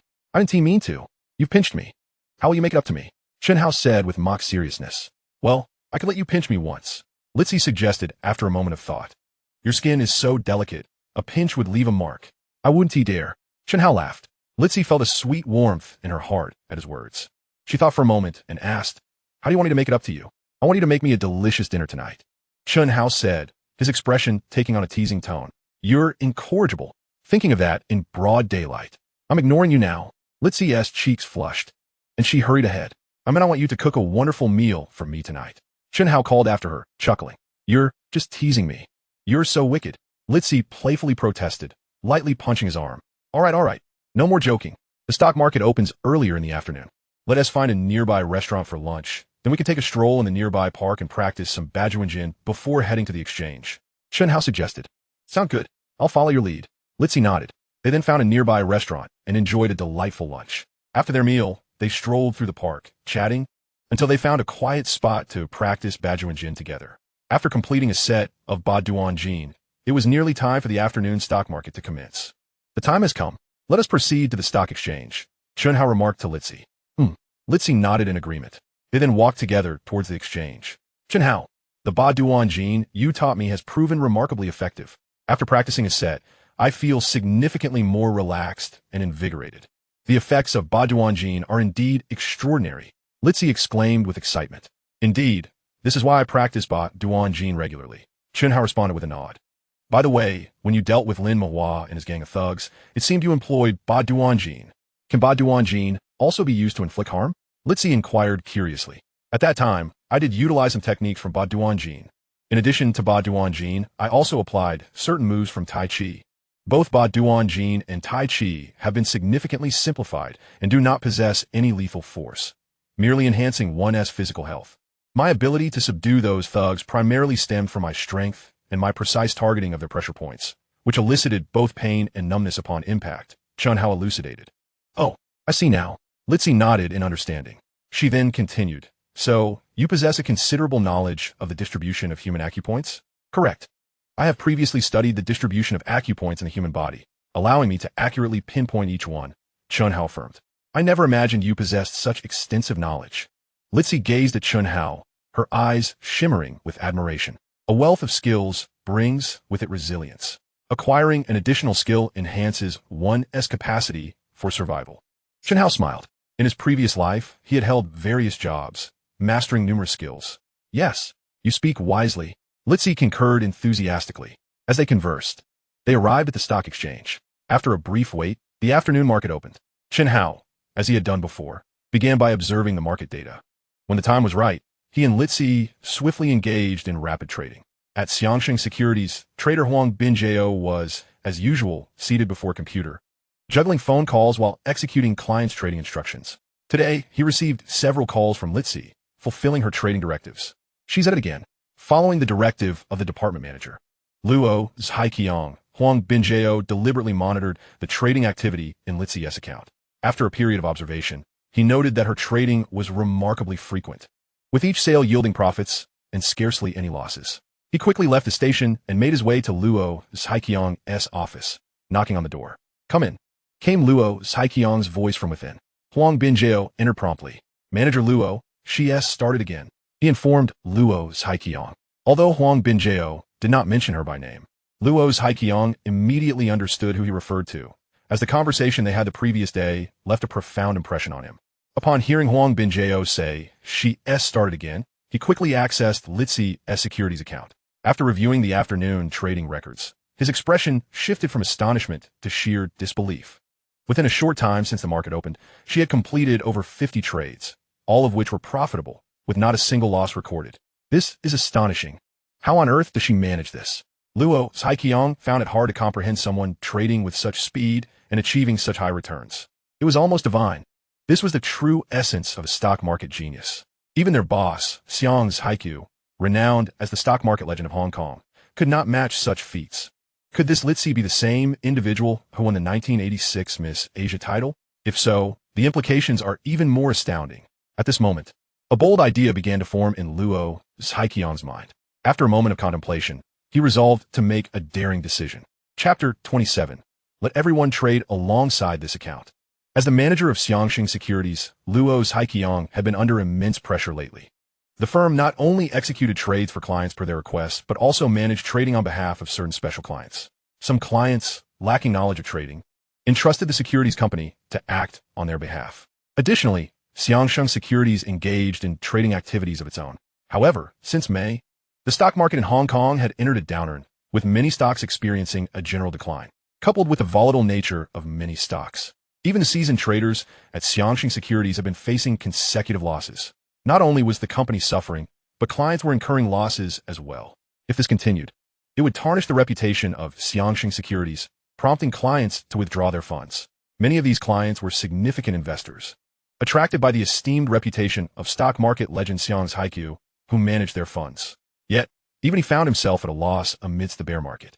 Luo Zhiqiang, as a department manager, felt the weight of the world on his shoulders. Now, with his trader Huang Binjiao discovering a person named Li Zhi, whose trading activity in their company's account was not only frequent, but consistently profitable with minimal losses, he was astounded. Simultaneously, a bold thought crossed his mind. They should follow this account's trading strategies. With this thought, he made his way to a specialized office. Inside, rows of desks were equipped with the latest and most powerful computers. Each desk was occupied by a trader clad in matching vests, all intently focused on their screens. The atmosphere was charged with tension. If performance faltered, they risked being dismissed. Many traders vied for the opportunity to work in this office, drawn by its high salaries and generous commissions. Upon entering, Luo Zhiqiang surveyed the traders present and announced, "Everyone, cease all trading activities immediately." At his command, all traders halted their transactions, turning to him in confusion. You've likely noticed the recent unfavorable market trends. Most of us are incurring losses. The pressure is immense for all of us, including myself. If we fail to meet our performance targets this month, we could all be left in dire straits. However, there is no need for concern. Recently, I discovered that our company possesses a retail account, and the sell transactions of this account are predominantly profitable. If we were to trade according to the latest transaction records of this account, our performance would undoubtedly soar. Luo Zhiqiang addressed all the traders present. Is that true? What is the profit ratio of this account? One trader inquired with great curiosity.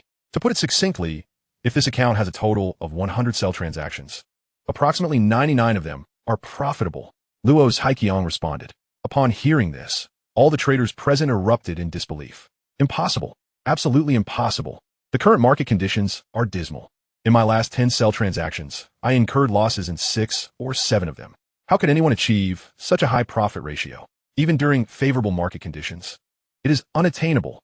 Not even our boss, known as the stock god of Hong Kong, can accomplish such a feat. This is utterly inconceivable. The traders collectively shook their heads, unable to fathom how anyone could attain such an extraordinary profit ratio. I, too, once shared your skepticism, believing it was unfathomable for anyone to achieve this. However, after reviewing the transaction records of this account, I became convinced that such a remarkable individual truly exists. If you doubt my words, you may examine the transaction records of this account for yourselves to confirm my assertions. Luo Zhiqiang revealed the securities account of Li Zhi to all the traders present. Eagerly, they opened Li Zhi's securities account. Upon viewing the transaction records, They were left astounded. My goodness, the majority of this account's sell transactions are indeed profitable. Only a minuscule number of transactions resulted in losses, and those losses are negligible, almost inconsequential. Who on earth is this individual? How have they accomplished this? They are nothing short of miraculous. It's truly astonishing. All the traders were left in awe by the transaction records of Li Zhi's securities account. They never anticipated that someone could achieve such a high profit ratio, especially given the current unfavorable conditions in the Hong Kong stock market, where most traders are suffering losses, including the seasoned traders among them. Yet, this account has consistently yielded profits. It is simply remarkable. Curiosity piqued. They speculated about the identity of the account's operator and how they could be so adept at trading. Even their boss, known as the stock god of Hong Kong, Xiang Haiqiu, could not achieve such prowess. Now, do you believe my words? Luo, Haiqiang observed the astonishment on their faces and smiled slightly. Manager Luo, who is this Li Zhi? I feel as though this name rings a bell. One trader remarked. Indeed, I also find this name quite familiar, as though I have heard it somewhere. Another trader concurred. If I recall correctly, last year's Miss Asia champion was named Li Zhi. One trader noted. Yes, that's right. The champion of last year's Miss Asia was indeed Li Zhi. Could the Li Zhi who has opened an account with our company be the same as last year's Miss Asia champion? If so, she is incredibly talented. I heard she hails from the mainland. Can a mainland girl really excel at stock trading? The traders buzzed with speculation, wondering if the Li Zhi who opened an account with their company was indeed last year's Miss Asia champion. However, many remained skeptical that someone from the mainland could possess such remarkable trading skills. Chapter 28. As risks increase, so do rewards. Let's not dwell on whether this Li Zhi is indeed last year's Miss Asia champion. For now, we must simply follow this account's trading patterns. We shall buy whatever this account buys and sell whatever it sells. We must stay vigilant and not lag behind, instructed Luo Haiqiang, the manager of Xiangxing Securities. To all the traders present, Manager Luo, while it is true that the vast majority of this account's transactions are profitable, it is important to note that this account is newly established and its origins are unclear. If we all blindly follow this account's trading decisions, any misstep could lead to significant losses for our company, tarnishing our reputation. Therefore, I believe we should proceed with caution, interjected a trader named Zhang Guanja. He is one of Xiangxing Securities' top traders, managing to remain profitable in the currently sluggish Hong Kong stock market. Despite being shaken by the transaction records of Li Zhi's account, he remained confident in his own trading abilities, believing them to rival those of their boss, Xiang Haiqiu. He felt no need to follow Li Zhi's account. Guanja, surely you have seen the transaction records of this account. Since its inception, losses have been rare. This alone should indicate that following this account's trading decisions poses little risk. Countered Luo Haiqiang. I, for one, will not follow this account's trading decisions. Zhang Guanja asserted. Very well. If you choose not to follow this account, I shall not compel you. If any others feel the same, I won't insist either. However, let me make one thing clear. We do not accommodate underperforming traders here. At the end of the month, those with the worst performance will be let go. Now, let's return to our work. Luo Haiqiang declared with a serious expression. His words prompted many traders to exchange glances before hastily returning to their tasks. Most had recently been experiencing losses, prompting them to opt for following the trading records of Li Zhi's account. Meanwhile, a small number of traders, like Zhang Guanja, who had better trading skills and performance, chose to adhere to their own methods. The sound of keyboards clicking filled the air, creating a tense atmosphere in the office as everyone raced against time in their trading endeavors. Meanwhile, in the trading hall of the stock exchange, Chen Hao continued to collaborate with Li Zhi as before. As he engaged in trading, he began to furrow his brow slightly. What's wrong? Is something amiss? The observant Li Zhi noticed the change in Chen Hao's expression. I've noticed that the stocks I've purchased have exhibited considerable price fluctuations recently.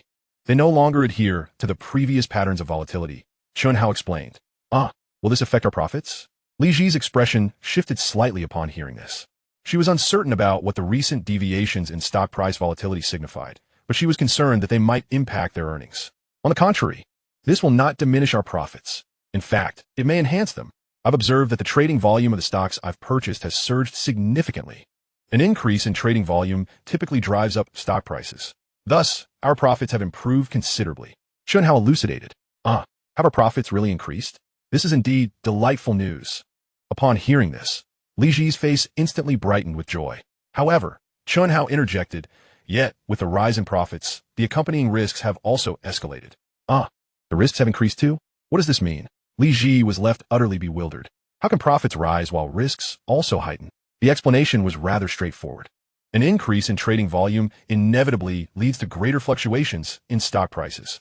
These fluctuations can be both upward and downward. When the upswings are significant, the downswings will naturally be pronounced as well. Moreover, I've noticed that every time I sell a particular stock, there follow numerous identical sell transactions. This makes the stock's price plummet quite conspicuously. Hence, the risks involved have amplified considerably. Chen Hao elucidated. Oh, now I understand. Li Zhi nodded, albeit with partial comprehension. In truth, she still hadn't fully grasped the intricacies of the matter. Her primary concern lay with the risks they faced. Thus, she inquired, will we incur losses? There's no need for concern. My trading speed is rather swift. I can manage to sell before the stock prices plummet. Chen Hao replied with a faint smile. That is a relief. Li Zhi exhaled, feeling reassured. Subsequently, Chen Hao continued with his rapid-fire short-term trading.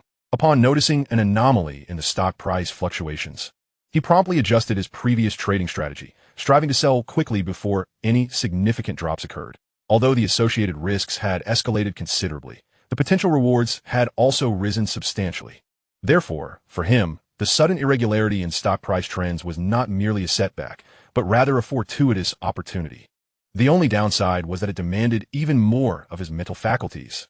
By the time the afternoon market closed, he felt as though his mind had been drained, leaving him in a state of profound fatigue. Chen Hao, your complexion looks dreadful. Let's hurry home so you can rest properly. Li Zhi noticed his pallor and felt a pang of concern. She quickly supported him as they exited the trading hall of the stock exchange. Soon, they arrived at the roadside where she hailed a taxi. Once they were inside, Chen Hao shut his eyes, seeking a moment of respite. To ensure he could rest comfortably, Li Zhi allowed him to lean against her shoulder. To avoid disturbing his peace, she remained silent, simply observing him as he closed his eyes. Suddenly, Chen Hao opened his eyes wide and exclaimed, I've figured it out. Chapter 29. I've figured it out. While resting, Chen Hao abruptly opened his eyes. What's the matter? What have you figured out? Li Zhi looked at him, puzzled. I've realized why the stock prices I purchased this afternoon were so volatile. Chen Hao declared. It turned out that since the market had closed that afternoon, his mind had been preoccupied with this very question. And he finally deduced the reason behind it. Why is that? Li Zhi asked, her curiosity piqued. If my assumptions are correct, our recent trading activities have undoubtedly attracted the attention of personnel at Xiangxing Securities.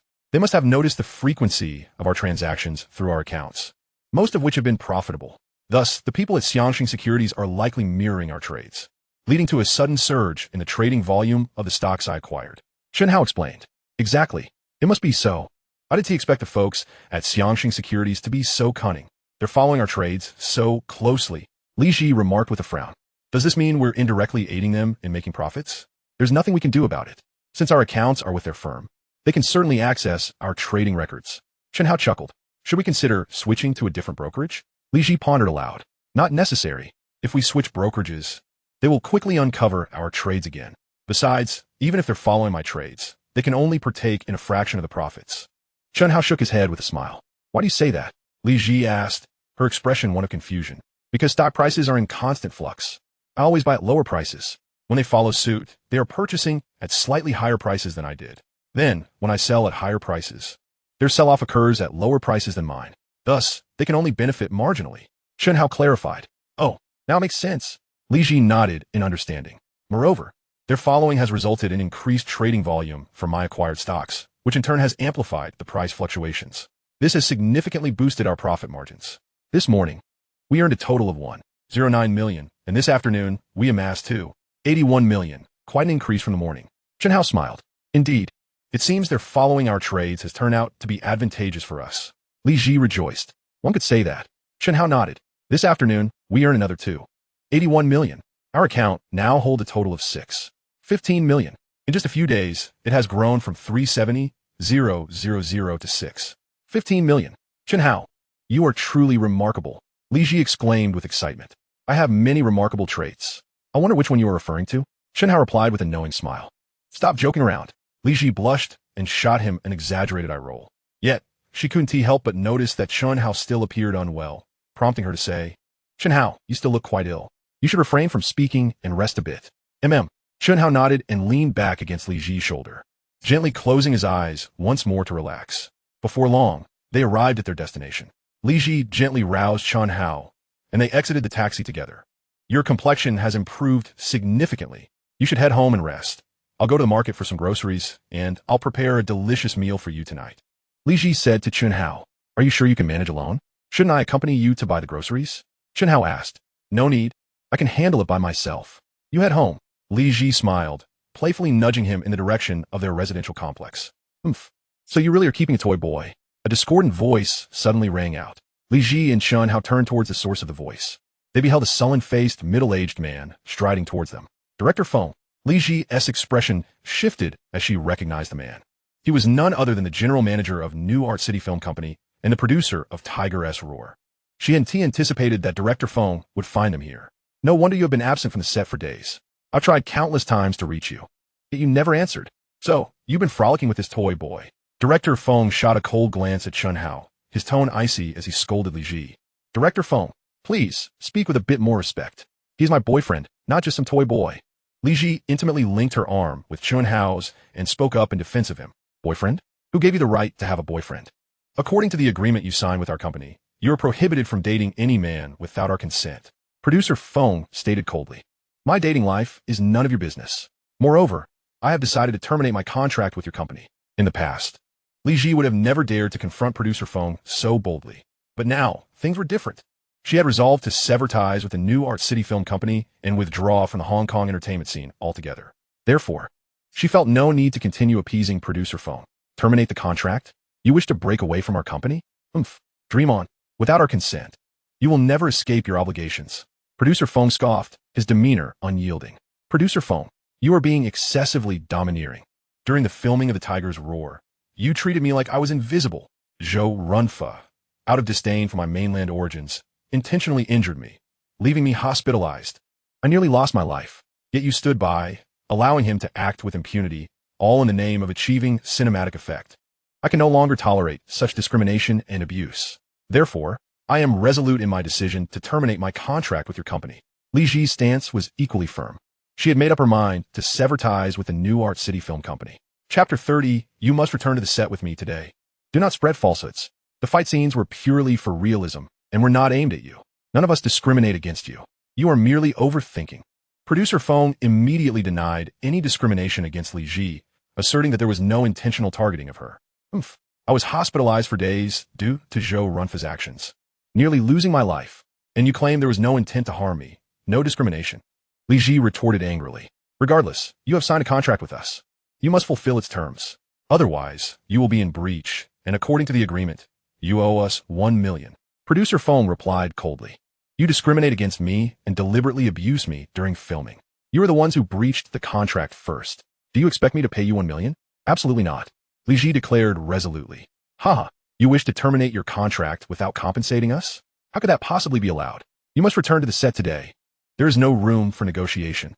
Producer Feng asserted firmly. The film that their company had invested in was scheduled for release around March next year, and time was running short. There were still numerous scenes featuring Li Zhi. If she were to withdraw now, they would need to find another actress and reshoot, which would not only be time-consuming, but also significantly increase costs. Clearly, they would not allow such a financial risk. "I have decided to terminate my contract with your company. Therefore, I cannot continue filming this project." Li Zhi reiterated, her resolve unwavering. "This matter is not for you to decide. You will go, whether you like it or not." Producer Feng huffed. "I simply will not go. What can you do about it?" Li Zhi replied coldly. "Someone, take Li Zhi away." Producer Feng bellowed. In the next moment, 3 burly men suddenly emerged from a car parked at the roadside, charging toward Li Zhi and Chen Hao with menacing intent. "What? Do you intend to use force?" Chen Hao, who had been silent until now, finally spoke, swiftly positioning himself protectively behind Li Zhi. "Kid, I advise you to mind your own business and get as far away as you can." Producer Feng glared at Chen Hao menacingly. "Li Zhi is my woman. If you dare lay a finger on her, you'll regret it." Chen Hao warned coldly. "Ha ha ha, you're making me laugh. A little pretty boy popping up from nowhere thinks he can be a hero? You should know your place." Producer Feng laughed heartily. "Listen here. Being a hero comes at a price. We suggest you clear out before you get hurt."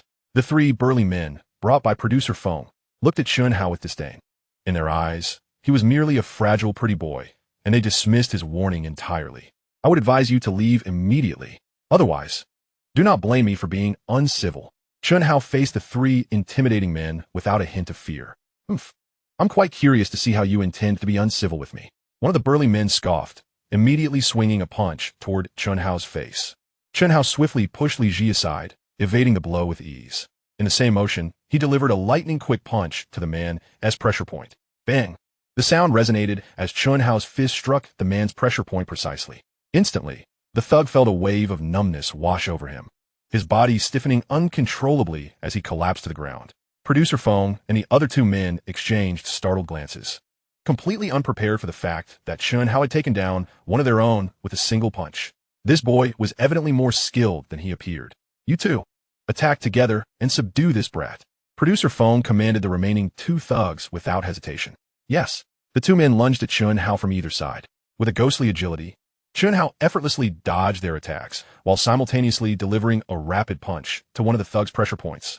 A scream erupted as the second thug became paralyzed and collapsed to the ground, his body rigid. Before the last thug could react, Chen Hao struck again, landing another punch on his pressure point. In the next moment, the final thug fell with a thud, his body rendered immobile. Seeing that Chen Hao had dispatched all three of his men with such ease, Producer Feng was left dumbfounded. He had never anticipated that this seemingly delicate young man would possess such formidable skills. Panic-stricken, he turned and dashed toward the car, desperate to escape. But in the blink of an eye, he found himself facing Chen Hao, who had appeared right in front of him. Chen Hao seized him by the collar. My friend, let us discuss this calmly. We are all civilized people. There is no need for violence. At this moment, Producer Feng was thoroughly intimidated. His previous bravado vanished. Civilized? Where was your civility when you were preparing to have others attack us? Chen Hao retorted coldly, gripping Producer Feng's collar. I must inform you that there are police nearby. If you dare to lay a hand on me, I will immediately call the police. Producer Feng threatened. Oof. You think you can intimidate me? I'm not swayed by your tactics. Chen Hao scoffed. In the next moment, he struck a powerful blow to a pressure point on Producer Feng's body. This hit would ensure that Feng would endure considerable pain for an extended period. Instantly, Producer Feng felt a wave of paralysis wash over him, leaving him immensely uncomfortable and uncontrollably collapsing to the ground. I warn you, if you dare to harass us again, I shall make you pay an excruciating price. Chen Hao cautioned Feng. Then, he swiftly departed with Li Zhi. After all, he lacked legal status in Hong Kong and preferred to avoid any encounters with the local police. Chapter 31. Li Zhi sought to learn the location of the pressure points. With astonishing speed and precision, Chen Hao struck the pressure points of Producer Feng and the three burly men accompanying him. This would ensure that they experienced prolonged suffering, while leaving no visible or internal injuries. Given his current lack of legal status in Hong Kong, Chen Hao was keen to avoid any complications. After delivering a harsh lesson to Feng and his associates, he promptly left the scene with Li Zhi. Soon, the two returned to their residence. In fact, Li Zhi had already approached her father for assistance in securing Chen Hao a legitimate identity in Hong Kong. Unfortunately, her father's influence was limited, and he had yet to help Chen Hao obtain legal status. Chen Hao, thank you for coming to my aid earlier. Li Zhi expressed her gratitude, gazing at him appreciatively. Why are you being so formal? It was only right for me to help you. Chen Hao replied with a gentle smile. Hearing this, Li Zhi felt a warmth in her heart and instinctively leaned into Chen Hao's embrace. By the way, you assaulted Producer Feng. Do you think they might report it? If they do, your lack of legal status in Hong Kong could lead to serious trouble, Li Zhi said, concern etched on her delicate features. Rest assured, I targeted their pressure points specifically, leaving no trace of external or internal harm. Moreover, they attempted to forcibly take you away, which is already a crime. Therefore, it is unlikely they will report this. Chen Hao reassured her. True. Chen Hao, I'm truly sorry. I promised to help you secure a legitimate identity in Hong Kong. But regrettably, I have not been able to fulfill that promise, Li Zhi said, a hint of remorse in her voice. It's of no consequence. Money can open doors. Once we have accumulated enough wealth, obtaining a legal identity in Hong Kong should not pose a great challenge. Chen Hao was not overly concerned about his legal status. At this moment, the priority was to swiftly amass wealth in the Hong Kong stock market before making a bold investment. By the way, you mentioned to Producer Feng that you were preparing to terminate your contract with them. How is your evidence collection progressing? Revealing your intentions so early may hinder your ability to gather proof. Chen Hao voiced his worries. Previously, Li Zhi had decided to terminate her contract with the New Art City Film Company based on Chen Hao's suggestion. She intended to sue Zhou Runfa and the crew of Tiger on Duty, claiming that they had intentionally harmed her under the guise of filming and seeking compensation for medical expenses and emotional distress. If Li Zhi succeeded in her lawsuit, she would not only avoid paying a penalty to the New Art City Film Company, but could also receive compensation from Zhou Runfa and the crew. Thus, she had been diligently instructing her lawyer to gather evidence. In truth, the evidence from Zhou Runfa's assault during filming was limited, primarily consisting of witness testimonies, which were largely from the crew of Tiger on duty. Finding impartial witnesses from that group was nearly impossible. However, recently, a crew member had been dismissed, and Li Zhi's lawyer managed to locate this individual, who agreed to testify on her behalf. Thus, revealing her intentions to the crew was of little concern. Li Zhi explained with a smile. That's great. I hope you win your case. If so, we could save 100,000. Chen Hao chuckled. However, my lawyer mentioned that the chances of winning are slim, as our evidence is scant and witnesses are few, Li Zhi replied. That's all right. At the very least, this lawsuit could drag on for a year or so, postponing your payment of the penalty. In that case, a mere 100,000 wouldn't be a burden for us. Chen Hao smiled. At that moment, Li Zhi felt an overwhelming sense of gratitude towards Chen Hao. Were it not for his intervention, she would still be enduring disdain and discrimination on the set of Tiger on duty, forced to swallow her pride while filming. Thanks to Chen Hao's presence, her earnings had significantly surpassed what she had made from acting, freeing her from the contempt of Zhou Runfa and the others. Oh dear, Li Zhi suddenly exclaimed. What's wrong? Chen Hao inquired, looking at her. In the commotion with producer phone, I completely forgot to go to the market for groceries. I was planning to prepare a delicious meal for you tonight. Li Zhi lamented. No worries, there should still be some ingredients in the fridge. We can make do with that. Chen Hao chuckled. I suppose that will have to suffice. Li Zhi nodded, then remarked, you go rest in the bedroom. I'll prepare dinner. I'll just rest on the sofa for a bit, Chen Hao replied, settling onto the sofa to close his eyes and relax. Meanwhile, Li Zhi headed to the kitchen to prepare their evening meal. Before long, Li Zhi finished cooking, and Chen Hao had merely rested his eyes, not actually sleeping. After they enjoyed dinner together, they stepped out onto the balcony to admire the night view while engaging in light conversation. After about half an hour of relaxation, with their meals digested, they began their usual practice of 8 sections of silk brocade. Completing a set of the exercise left them both feeling invigorated and refreshed. By the way, Chen Hao, when you dealt with producer Feng and his men earlier, you mentioned targeting the pressure points. Could you teach me where those points are? Li Zhi asked, her curiosity piqued. She found Chen Hao's method of attack fascinating. Striking pressure points could render someone immobile, swiftly eliminating their combat capability. If she could learn such techniques, she would be able to defend herself as well. Of course. I'll teach you right now, Chen Hao began earnestly instructing Li Zhi on identifying the pressure points. Chapter 32. The stock god of Hong Kong was astounded. The following day, after breakfast, Chen Hao and Li Zhi hailed a taxi to the Hong Kong Stock Exchange located in Central. Upon entering the trading hall, they waited briefly before the morning market opened. As before, Chen Hao and Li Zhi coordinated their efforts, engaging in rapid trades. Meanwhile, in an office at Xiangxing Securities, numerous traders were fixated on Li Zhi's trading account, mirroring Chen Hao's stock strategies based on her account's transaction history. As previously articulated by Chen Hao, the traders who followed his stock trading records experienced a certain degree of temporal lag. Consequently, when they emulated Chen Hao's purchasing records to acquire relevant stocks, the stock prices had already risen beyond the point at which Chen Hao had made his investments. Conversely, when they replicated his selling records, the stock prices had diminished compared to when Chen Hao divested. Nevertheless, despite these discrepancies, they still profited significantly by following Chen Hao's lead, with him reaping the substantial rewards while they merely enjoyed the broth.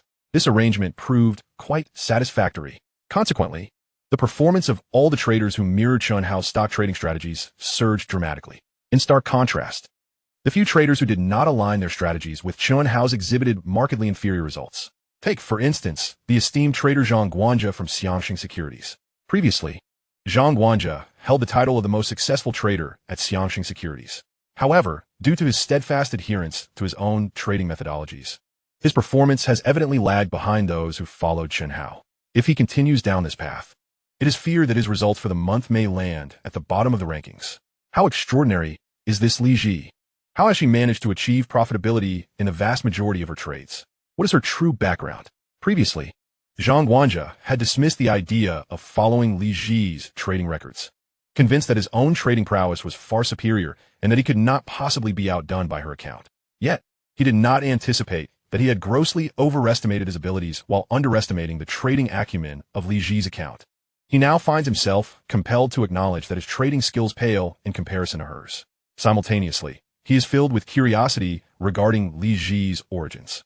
Could she possibly be the same Li Zhi who won the title of Miss Asia last year? If so, such a revelation would be astonishing. A woman from the mainland possesses such remarkable trading skills. Even he, a celebrated trader in the stock market of Hong Kong Island, must concede defeat. After much contemplation, he ultimately decided to follow the trading records of Li Zhi's account, just like the other traders. Otherwise, he risked a dismal performance this month, which could lead to his expulsion from the firm, despite his former status as the top trader at Xiangxing Securities. The reality here is unforgiving. Should one's performance falter compared to others, they face elimination. At that moment, as all the traders at Xiangxing Securities were intensely engaged in trading, an elderly gentleman in his 60s, sporting thick brows and large eyes, entered the firm clad in a tailored black suit. President Xiang, upon sighting the old man, the employees of Xiangxing Securities greeted him with profound respect.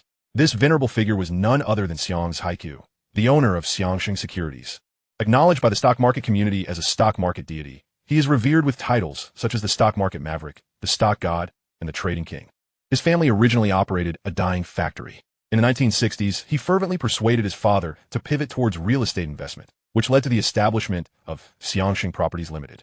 This strategic move quickly garnered him his first significant fortune. Under his astute management, within a mere 11 years, he transformed an initial capital of $1 million into a staggering $100 million.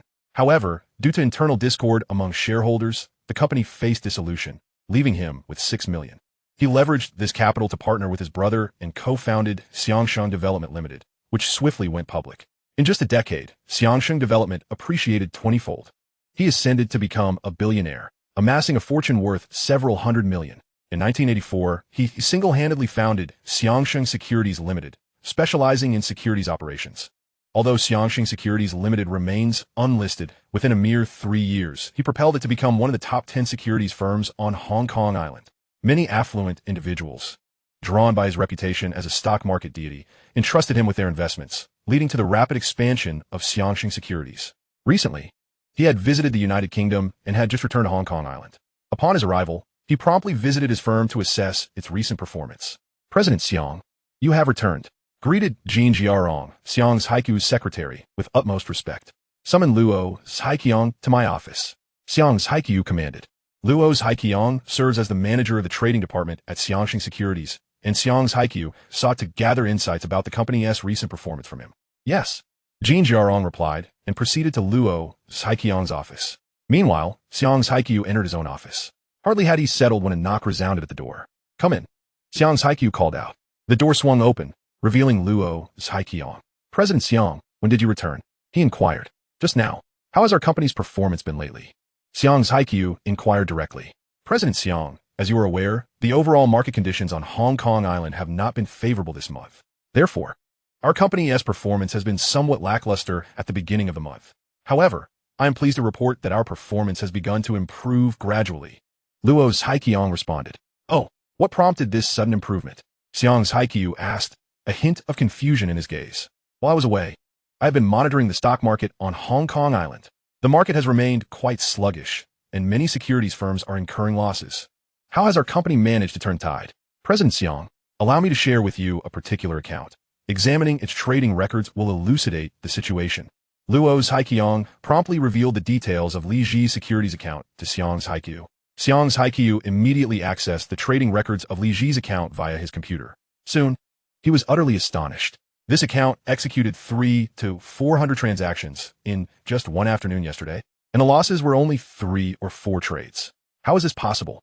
The renowned stock market deity, Xiang's Haiqiu, stood in disbelief upon reviewing the trading records of Li Zhi's account. He was utterly unprepared for the revelation that someone could engage in such a high volume of trades within such a brief time frame. Moreover, an astounding 99 of those trades were profitable, with losses constituting merely around 1. Even the losses incurred were minimal and easily disregarded. This was nothing short of remarkable. He had never encountered anyone with such exceptional trading prowess. Even he, known as the stock market deity of Hong Kong Island, could not achieve such results. One could argue that no trading expert in the world could accomplish this feat, not even the legendary Warren Buffett. Who is this individual? How did they achieve such extraordinary results?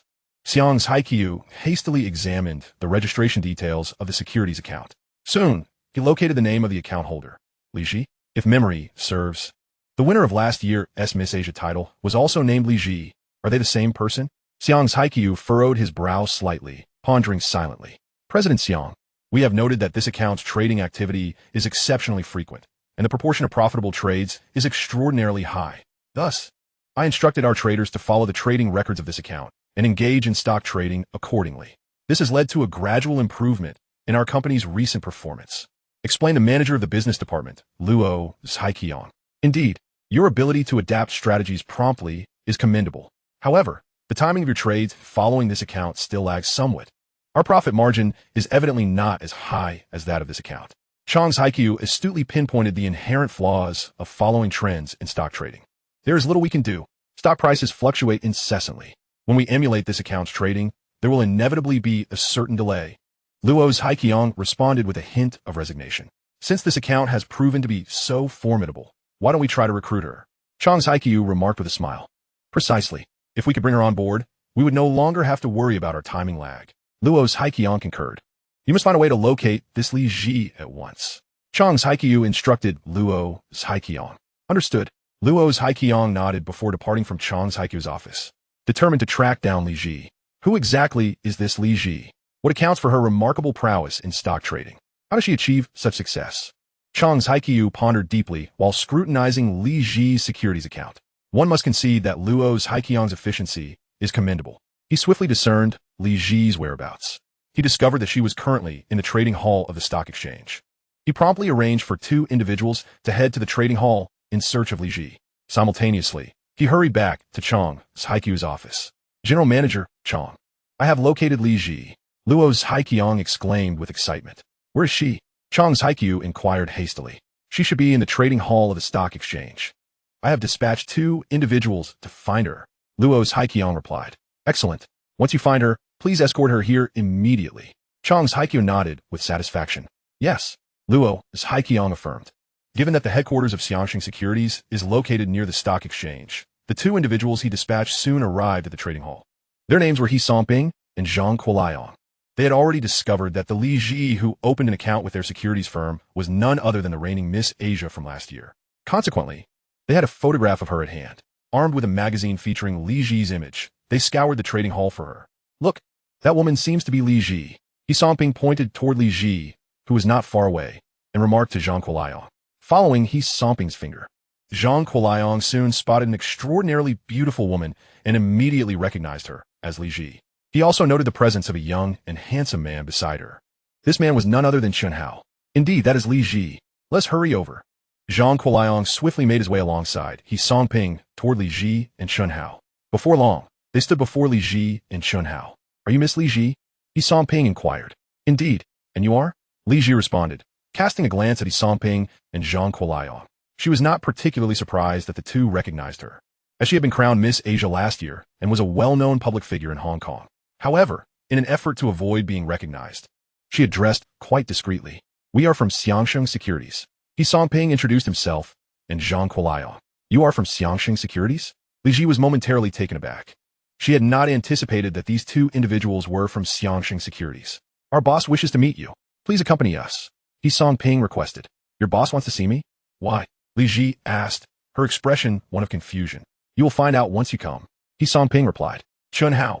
Li Zhi cast a questioning glance at Chen Hao. We do not have time to meet your boss.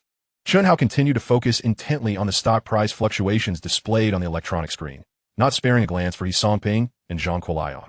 Subsequently, he relayed a trading instruction to Li Zhi.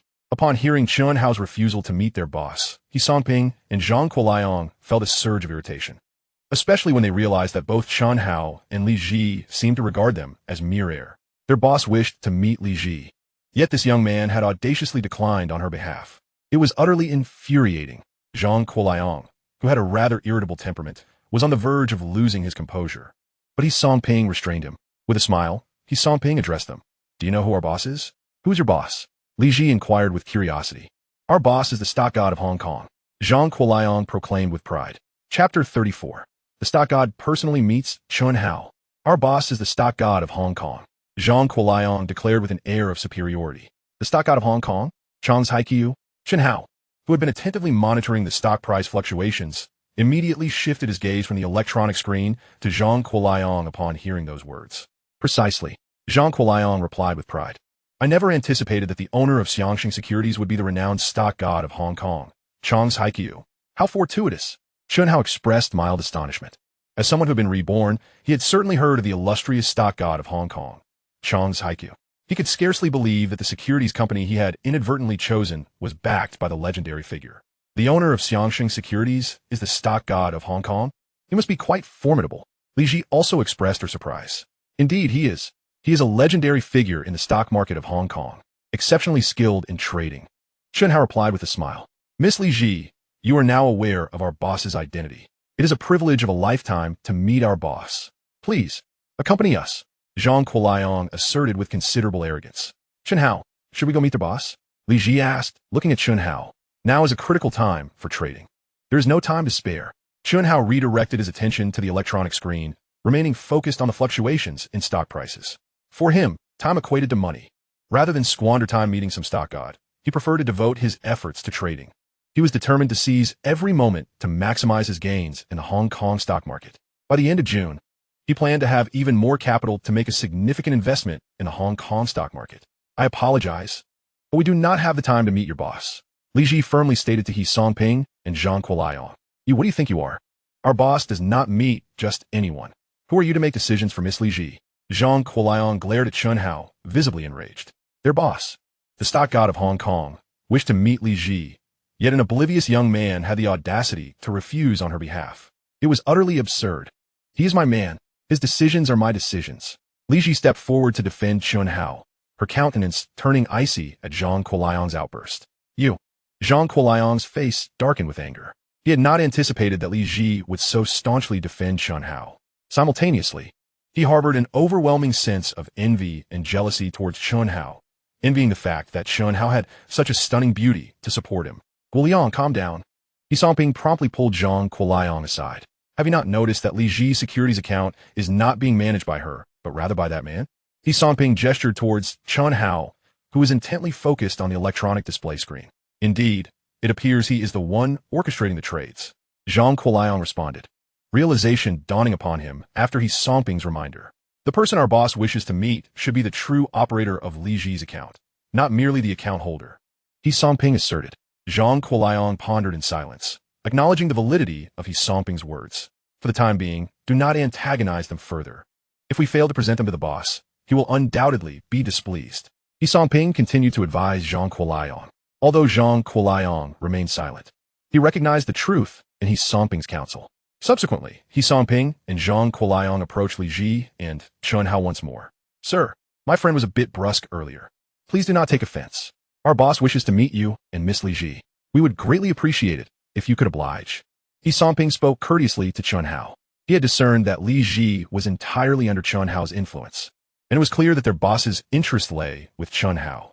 Thus, He Songping was exceedingly polite, hoping to avoid offending Chen Hao, lest he refused to accompany them to meet their boss. Otherwise, their superior would surely criticize their ineffectiveness. I've already stated that we currently lack the time to meet your boss. Chen Hao's attention remained fixated on the fluctuating stock prices, his gaze unwaveringly glued to the electronic display. Zhang Kuoliang, whose temper was as volatile as ever, felt a surge of rage upon seeing Chen Hao dismiss them without even a glance, igniting a desire to confront him physically. However, He Songping quickly shook his head at Zhang Kuoliang, compelling him to swallow his indignation. After a moment of contemplation, He Songping decided to report the situation to the branch manager, Luo Zhiqiang, to ascertain his course of action. He promptly retrieved his mobile phone and dialed Luo Zhiqiang. At that moment, Luo Zhiqiang happened to be in Xiang Zhiqiu's office. Upon receiving the call, he answered promptly. Manager Luo, we have located Li Zhi. However, the individual controlling her securities account is not Li Zhi herself, but rather her boyfriend. He Songping relayed the information he had gathered. Li Zhi's boyfriend? Luo Zhiqiang expressed surprise. It seemed that it was not Li Zhi's own trading prowess that was remarkable, but rather her boyfriend's skill in the stock market. Who is this boyfriend? How could he be so adept at trading? Nevertheless, he recognized that this was not the time for such musings. The person their boss wished to meet was the operator of Li Zhi's account. Therefore, he immediately instructed He Songping, quickly bring Li Zhi and her boyfriend back to the company. Our boss wishes to see them. He Songping hesitated before replying. Li Zhi's boyfriend said, they currently do not have time to meet the boss. What? No time? Luo Zhiqiang was momentarily taken aback. Yes, they seem entirely absorbed in trading, appearing quite desperate for money, and are completely ignoring us. He Songping explained. Have you informed them who our boss is? Luo's Haiqiang inquired. I have already mentioned it. He Songping confirmed. They are aware of our boss's identity and still refuse to come. Luo's Haiqiang was astounded. Their boss was the legendary stock god of Hong Kong. Many aspired to meet him in person, yet these two individuals were unwilling to oblige. Such arrogance was truly astonishing. Indeed, He Songping responded helplessly. They refused to come? Xiang's Haiqiu, who had been eavesdropping on the conversation between Luo's Haiqiang and He Songping, interjected. Luo's Haiqiang nodded. After a moment of contemplation, Xiang's Haiqiu rose, declaring, Since they are unwilling to come, I shall go to meet them personally. Chapter 35. The Stock God. Allow me to treat you to a meal at the Peninsula Hotel. Xiang's Haiqiu was resolute in his intention to meet the operator of Li Zhi's account today. If they would not come to him, he would personally seek them out. Mr. Xiang, that may not be appropriate. Branch manager Luo's Haiqiang was taken aback by Xiang's Haiqiu's decision to visit the operator of Li Zhi's account. What is inappropriate about it? He is a trading prodigy. Generally, such geniuses possess eccentricities. It is understandable that he does not wish to come. His expertise in trading is astounding. If we can recruit him, it would be a tremendous asset for us. If someone else manages to entice him away, it would certainly be a loss for us. Hence, we cannot let this trading genius slip through our fingers. Xiang's Haiqiu stated with utmost seriousness. With that, he exited his office and made his way outside. Luo's Haiqiang had no choice but to follow closely behind him, and via phone, instructed He Songping and Zhang Quoliang to keep a close watch on Chen Hao and Li Zhi as he and their boss were en route. After ending the call, He Songping was left utterly bewildered. What did Manager Luo say? Zhang Quoliang inquired eagerly. Manager Luo mentioned that the boss intends to personally meet the two of them.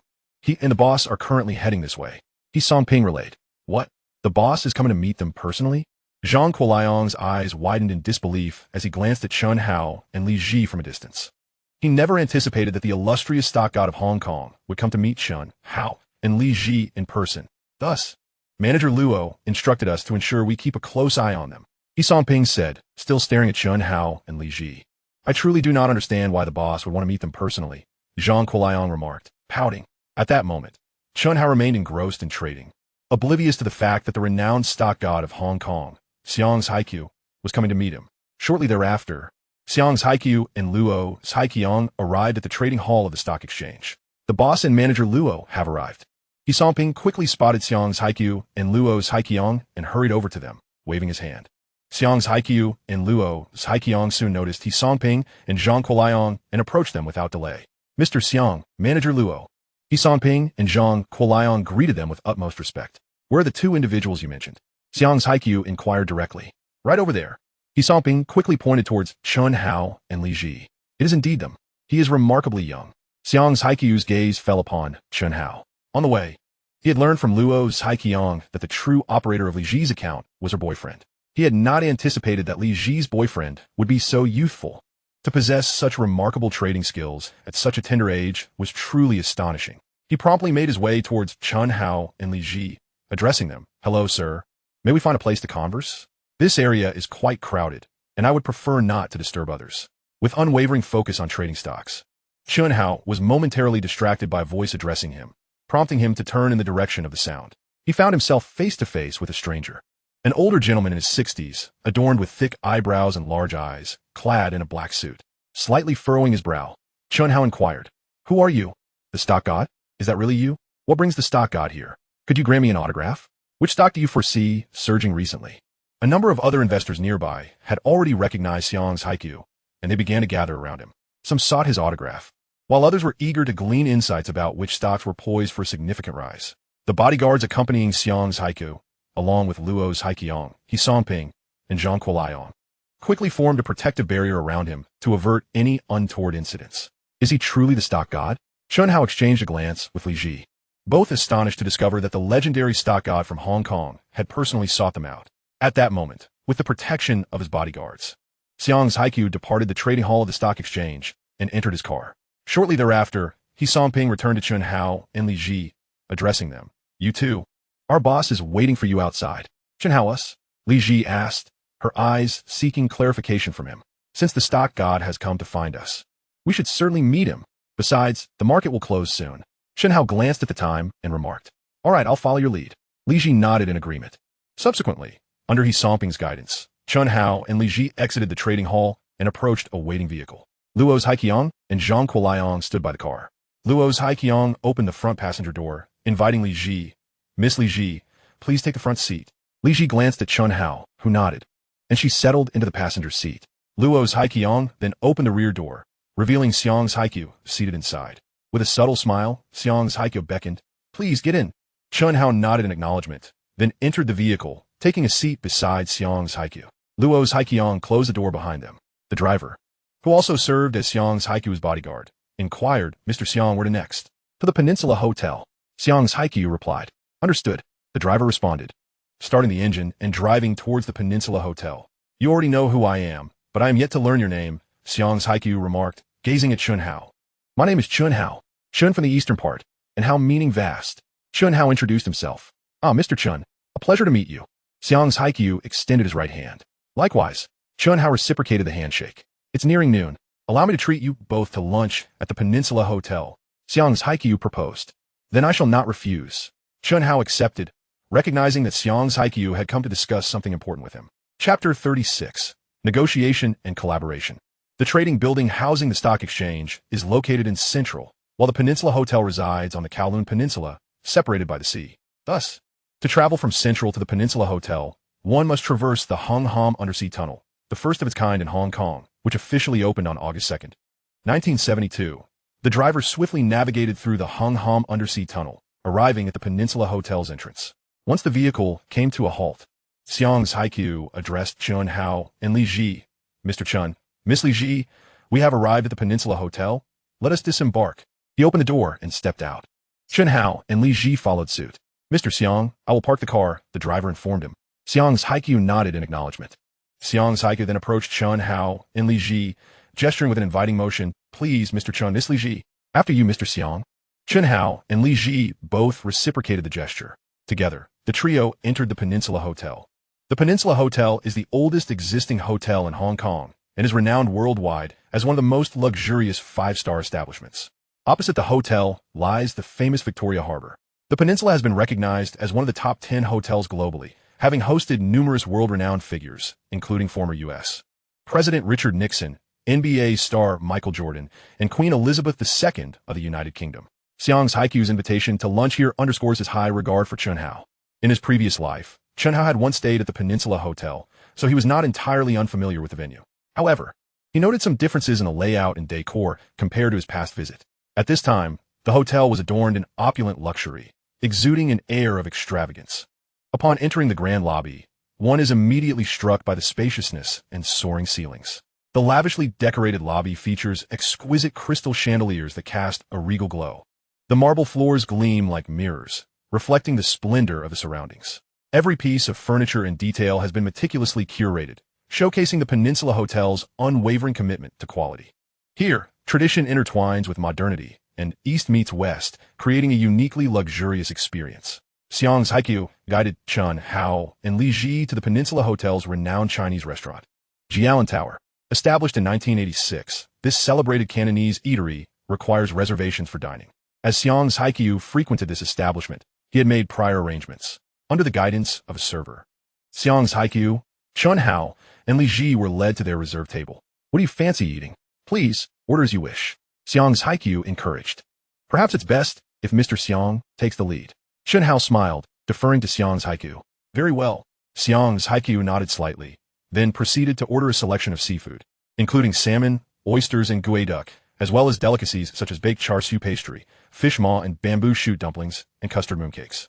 He also ordered 2 bottles of champagne, as seafood pairs splendidly with white wine or champagne. Mr. Chen, your accent suggests you are not a local of Hong Kong. Xiang's Haikyu observed. I hail from the mainland. Chen Hao nodded. In fact, my ancestral roots are also from the mainland. Xiang's Haikyu chuckled. I know you're from Dongguan in Guangdong province. Chen Hao was well aware of Xiang's Haikyu's background, given his status as the legendary stock god of Hong Kong. It seems Mr. Chen is quite knowledgeable about me. Xiang's Haikyu smiled. Given your fame as Hong Kong's stock god, it is not surprising that I am acquainted with your background, Chen Hao replied. In your presence, I cannot claim the title of stock god. You are the true stock god. Xiang's Haikyu's words were not mere flattery, but rather a heartfelt expression of respect for Chen Hao's trading acumen. You flatter me, Mr. Xiang. I merely dabble in it. Chen Hao humbly responded. Even dabbling to such an extent is impressive. Imagine how formidable you would be if you truly devoted yourself. Xiang's Haikyuu remarked with a knowing smile. Luck, I've had my fair share of it. Chen Hao chuckled modestly. Perhaps luck plays a part. But since opening an account at my brokerage, you have executed thousands of trades. Among the profitable transactions, they accounted for approximately 99. This can hardly be attributed to mere luck, can it? Xiang's Haikyuu expressed with admiration. Chen Hao simply smiled, refraining from engaging with Xiang's Haikyuu's remark, instead inquiring. General Manager Xiang, your invitation today must signify something beyond just a meal, correct? Indeed, I have a matter I wish to discuss with you. Xiang's Haikyuu nodded in affirmation. Please, speak your mind, General Manager Xiang. Chen Hao had already surmised Xiang's Haikyuu's intentions. He suspected that Xiang's Haikyuu sought a partnership in stock trading. I am thoroughly impressed by your remarkable stock trading skills. I wish to collaborate with you. I shall provide the capital, and you will offer the expertise. The profits will be divided in proportion. Xiang's Haikyuu stated his purpose directly. And how shall we divide the profits? Chen Hao inquired, his primary concern being the division of earnings. An 80-20 split. You take 20, and I take 80. Xiang's Haikyuu replied without hesitation. That won't do. Let's amend that. It shall also be an 80-20 split, but you take 20, and I take 80. Chen Hao countered. How about a 70-30 split? You take 30, and I take 70. Xiang's Haikyuu considered for a moment before proposing. 70-30 it is. You take 30, and I take 70. Chen Hao echoed like a parrot. Let's propose a 60-40 split. You take 40, and I take 60. This is my bottom line. Xiang's Haikyuu declared with a serious expression. 60-40. You take 40, and I take 60. This is also my bottom line. Chen Hao replied with equal gravity. In truth, Chen Hao's bottom line was a 50-50 split. Are you serious? Xiang's Haikyuu fixed his gaze intently on Chen Hao. Absolutely. Chen Hao maintained his composure. Very well. Let's each make a concession. We will split it 50-50. Xiang's Haikyuu reluctantly stated his final offer. Agreed. Chen Hao extended his right hand towards Xiang's Haikyuu. It turns out your bottom line is also a 50-50 split. Xiang's Haikyuu chuckled, reaching out his hand to shake Chen Hao's, sealing their partnership. Chapter 37. I can help you resolve your identity issues. After a series of negotiations, Chen Hao and Xiang's Haikyuu finally reached a collaboration agreement. Xiang's Haikyuu would provide the funds, while Chen Hao would deliver the expertise, sharing the profits equally. Li Zhi, who had been observing, was utterly astonished. She had not anticipated that Chen Hao and Xiang's Haikyuu would swiftly establish a partnership. At that moment, the vibrant seafood Xiang's Haikyuu had ordered, including salmon, oysters, and guayduck, was served. The waiter also brought forth 2 bottles of champagne. Just as the champagne arrives, let us celebrate, Xiang's Haikyuu said with a smile. Certainly, Chen Hao replied with a slight grin. Subsequently, Xiang's Haikyuu personally uncorked a bottle of champagne, pouring a glass for Chen Hao, Li Zhi, and himself. Here, as to a fruitful collaboration, Xiang's Haikyuu raised his glass of champagne, addressing Chen Hao and Li Zhi. Cheers to that. Chen Hao and Li Zhi echoed, clinking glasses with Xiang's Haikyuu before taking a sip. This champagne has a rather unique flavor, Li Zhi remarked. Although she had sampled many champagnes before, this particular one was unlike any she had encountered. Indeed, this champagne exudes an elegant and rich aroma of orange blossom and jasmine. What's more captivating is the subtle yet distinct taste of chalky minerality. This essence from the depths of the earth imparts a tactile roughness, rendering the wine both refreshing and profoundly layered. Chen Hao nodded appreciatively. Remarkable. I did not expect Mr. Chan to possess such profound knowledge of champagne. Might I inquire if you are aware of the origins of this bottle? Xiang's Haikyuu asked, slightly taken aback. I have only a cursory understanding of champagne. If I err, please forgive me. This champagne should be the 1979 Cuvée Dom Perignon. Chen Hao elaborated. It is crafted exclusively from 100% pure Chardonnay. The grapes are sourced from a vineyard in the town of Ménil-sur-Oger in France. Despite its modest size of merely 185 hectares, the vineyard boasts exceptional chalky soil, which bestows unparalleled quality upon the grapes. The Cook family spent 8 years preparing the land and refining the grape quality, ultimately creating the world-renowned Cuvée Dom Perignon in the 8th year. This champagne has garnered global acclaim for its meticulous craftsmanship and exquisite taste. Clap, clap, clap. Xiang's Haikyuu could not help but applaud softly. Impressive. I had no idea Mr. Chen was so well-versed in this champagne. The rarity and high price of this champagne made it difficult for ordinary individuals to encounter. Chen Hao not only identified the champagne, but also possessed extensive knowledge of its provenance. This revelation greatly elevated Xiang's Haikyu's perception of him. Initially, he had considered Chen Hao merely a skilled stock trader, but it seemed he had underestimated him entirely. Li Zhi was equally astonished. When she first met Chen Hao, he was merely a penniless stowaway. She could hardly fathom that someone in such a position could possess profound insight into such an expensive and rare champagne. This was clearly incongruent with Chen Hao's apparent identity. At that moment, she felt enveloped in an aura of mystery surrounding Chen Hao. Her curiosity piqued. Who truly was Chen Hao? What remarkable background did he possess? How embarrassing. Chen Hao smiled slightly. His knowledge of this champagne stemmed from having tasted it in a past life. Mr. Chen, forgive my audacity in asking, but may I inquire why you opted to open an account using Miss Li Zhi's identification rather than your own? Xiang's Haikyu asked with curiosity, glancing at Li Zhi. To be candid, I do not yet possess a legal identity in Hong Kong. Chen Hao replied, lowering his voice as he surveyed the surroundings. I see. Xiang's Haikyu was not overly surprised. Having already suspected this reason, he had not anticipated Chen Hao's openness in sharing such information. After a moment of contemplation, he said, if you trust me, I can assist you in obtaining a legal identity in Hong Kong. Really? That would be splendid. I would greatly appreciate your help, General Manager Xiang. Chen Hao exclaimed with joy. He had not expected Xiang's Haikyu to proactively offer assistance in securing a legal identity in Hong Kong. Initially, he had planned to spend time and money to arrange it himself, but now, with Xiang's Haikyu's help, he could avoid much trouble, an opportunity he would gladly seize. It's a mere trifle. No need for formality. Let's enjoy our meal. The salmon, oysters, and geoduck here are quite delightful. Please do try. Xiang's Haikyu smiled, gesturing to the platter of salmon, oysters, and geoduck. After they finished lunch, Chen Hao and Li Zhi departed from the Peninsula Hotel in Xiang's Haikyu's car, heading back to Central. Mr. Chen, you may accompany me directly to my company. You can trade stocks there without needing to go to the trading hall of the exchange. Xiang's Haikyu informed Chen Hao. Sound good. However, as it's not yet trading hours, could you ask your driver to take us to Chitair Garden first? Chen Hao suggested. What brings you to Chitair Garden? Xiang's Haikyu asked, slightly taken aback. I go there every day after lunch for about half an hour to exercise, Chen Hao explained. Due to the immense mental exertion required for trading stocks, he needed to perform a set of Ba Duanjin to rejuvenate his mind and enhance his mental state. Oh, Xiang's Haikyu nodded, then instructed his driver to take them to Chitair Garden. Before long, they arrived at Chitair Garden. Chen Hao and Li Zhi alighted from the vehicle, followed closely by Xiang's Haikyu. Together, they ventured into the garden. Chen Hao sought out a secluded spot and began performing Ba Duanjin. Feeling somewhat self-conscious with Xiang's Haikyu present, Li Zhi opted to stand aside and quietly observe Chen Hao's practice. Xiang's Haikyu watched with keen interest and remarked, Mr. Chen, you're practicing Ba Duanjin, aren't you? Chapter 38. Chen Hao, the true stock god. Do you also practice Ba Duanjin, Mr. Xiang? Chen Hao inquired while continuing his movements. Not at all. I've merely watched others perform it. Xiang's Haikyu replied with a smile and a shake of his head. Ba Duanjin is a form of health cultivation. Regular practice is beneficial for the body. I can teach you, Chen Hao offered. Haha, I'm far too busy. I fear I won't have the time to learn, Xiang's Haikyu chuckled.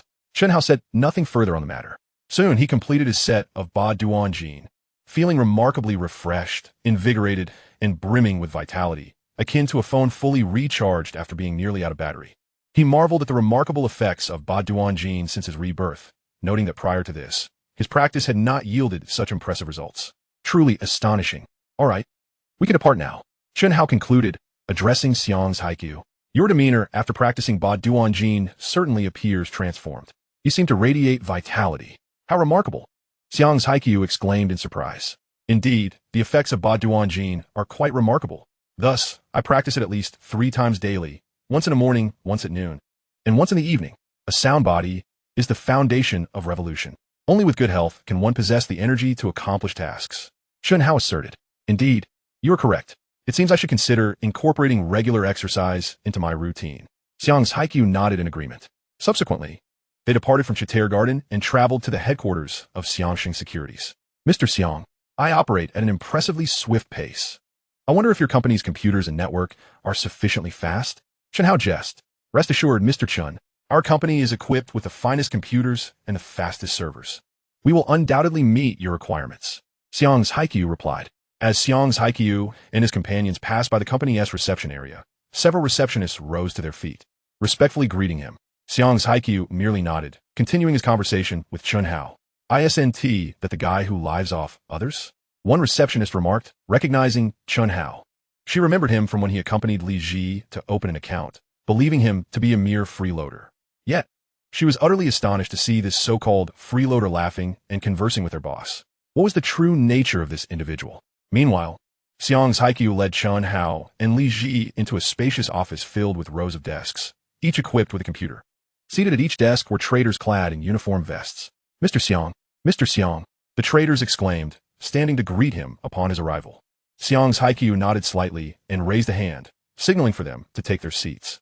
Mr. Chen, this is the trading office I've specially prepared for you. All the computers here are the most powerful currently available on the market, connected to the fastest network servers. This computer will display real-time stock prices. The traders here will follow your commands. Simply issue your trading instructions, and they will execute them at the fastest possible speed. What do you think? Xiang's Haikyu gestured to the computers and traders as he spoke to Chen Hao. Quite impressive, Chen Hao replied, nodding in satisfaction. He then turned to Xiang's Haikyu and inquired, may I ask how much capital you are prepared to allocate for my trading? I plan to start with 100 million to test the waters. Xiang's Haikyu replied after a moment's thought. That sounds good. By the way, could you arrange for a trader to manage our account? Chen Hao requested. He and Li Zhi had accumulated 98 million Hong Kong dollars in their account, and certainly had no intention of relinquishing its management despite collaborating with Xiang's Haikyu. No problem. Xiang's Haikyu nodded. Shortly thereafter, Xiang's Haikyu had a sound system brought to Chen Hao, who donned the device and took a seat at a computer displaying stock prices. After a brief wait, the stock market opened, and the latest price fluctuations appeared on the screen. Chen Hao immediately immersed himself in analyzing the stock movements. After a period of observation, his mind swiftly calculated the optimal stocks to purchase. He promptly issued his first trading instruction to the traders present via the sound system. Thanks to the high-performance computers and ultra-fast network, combined with Chen Hao directly instructing the traders, bypassing the need for phone calls, his trading speed significantly increased.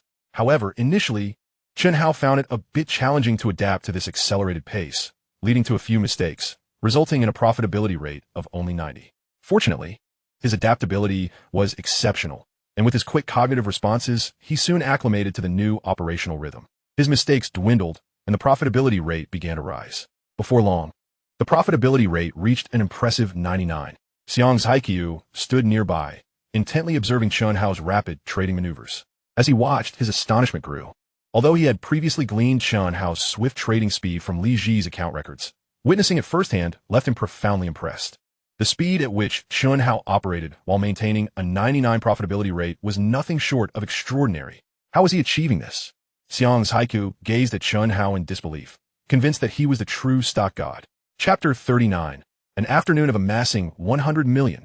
Renowned as the stock god of Hong Kong Island, Xiang's Haikyu, after witnessing the astonishingly rapid short-term trading executed by Chen Hao, finally comprehended the vast chasm that lay between their respective abilities. In comparison to Chen Hao, who seemed to soar in the heavens, he felt like he was firmly grounded. Chen Hao was indeed the genuine stock god, while he, in the presence of Chen Hao, scarcely qualified as a mere pest. At this moment, not only was Xiang's Haikyu enveloped in profound astonishment, but all the traders present shared in this overwhelming sense of disbelief. Previously, they had emulated Chen Hao's trading strategies based on the transaction records from Li Zhi's account, already impressed by his brisk trading pace. Little did they anticipate that Chen Hao's trading speed could exceed their expectations even further. Moreover, despite his astonishing velocity, the profitability of Chen Hao's transactions was remarkable, boasting an incredible success rate of 99. They found it utterly incomprehensible how he achieved such feats. After a period of observation, Xiang's Haikyu concluded that Chen Hao's trading skills were undeniably exceptional. He promptly contacted the financial manager, instructing, immediately secure an additional 300 million. He resolved to mobilize greater funds for Chen Hao's adept handling, with the previous 100 million alongside the newly allocated 300 million. A total of 400 million was at his disposal. This represented the utmost limit of funds he could muster. He entrusted this entire sum to Chen Hao for trading, dispersing the funds across multiple securities accounts to mitigate any potential abnormal fluctuations in stock prices. He gathered most of the company's traders and placed them under Chen Hao's guidance.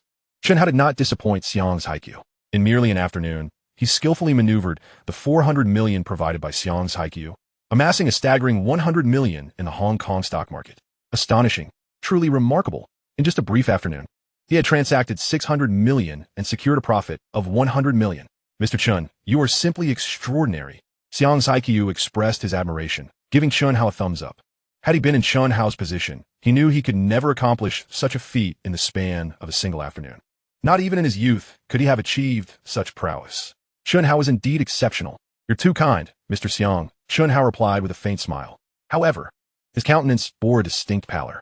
The strain of managing 600 million in funds that afternoon, coupled with his nearly 10 million alongside Li Zhi, had evidently taxed his mental faculties far more than before. Moreover, the pace of his trading had accelerated significantly, further draining his cognitive resources. At present, he felt as though his brain had been emptied, leaving him in a state of disorientation and discomfort. When he stood, he felt as though he might topple over.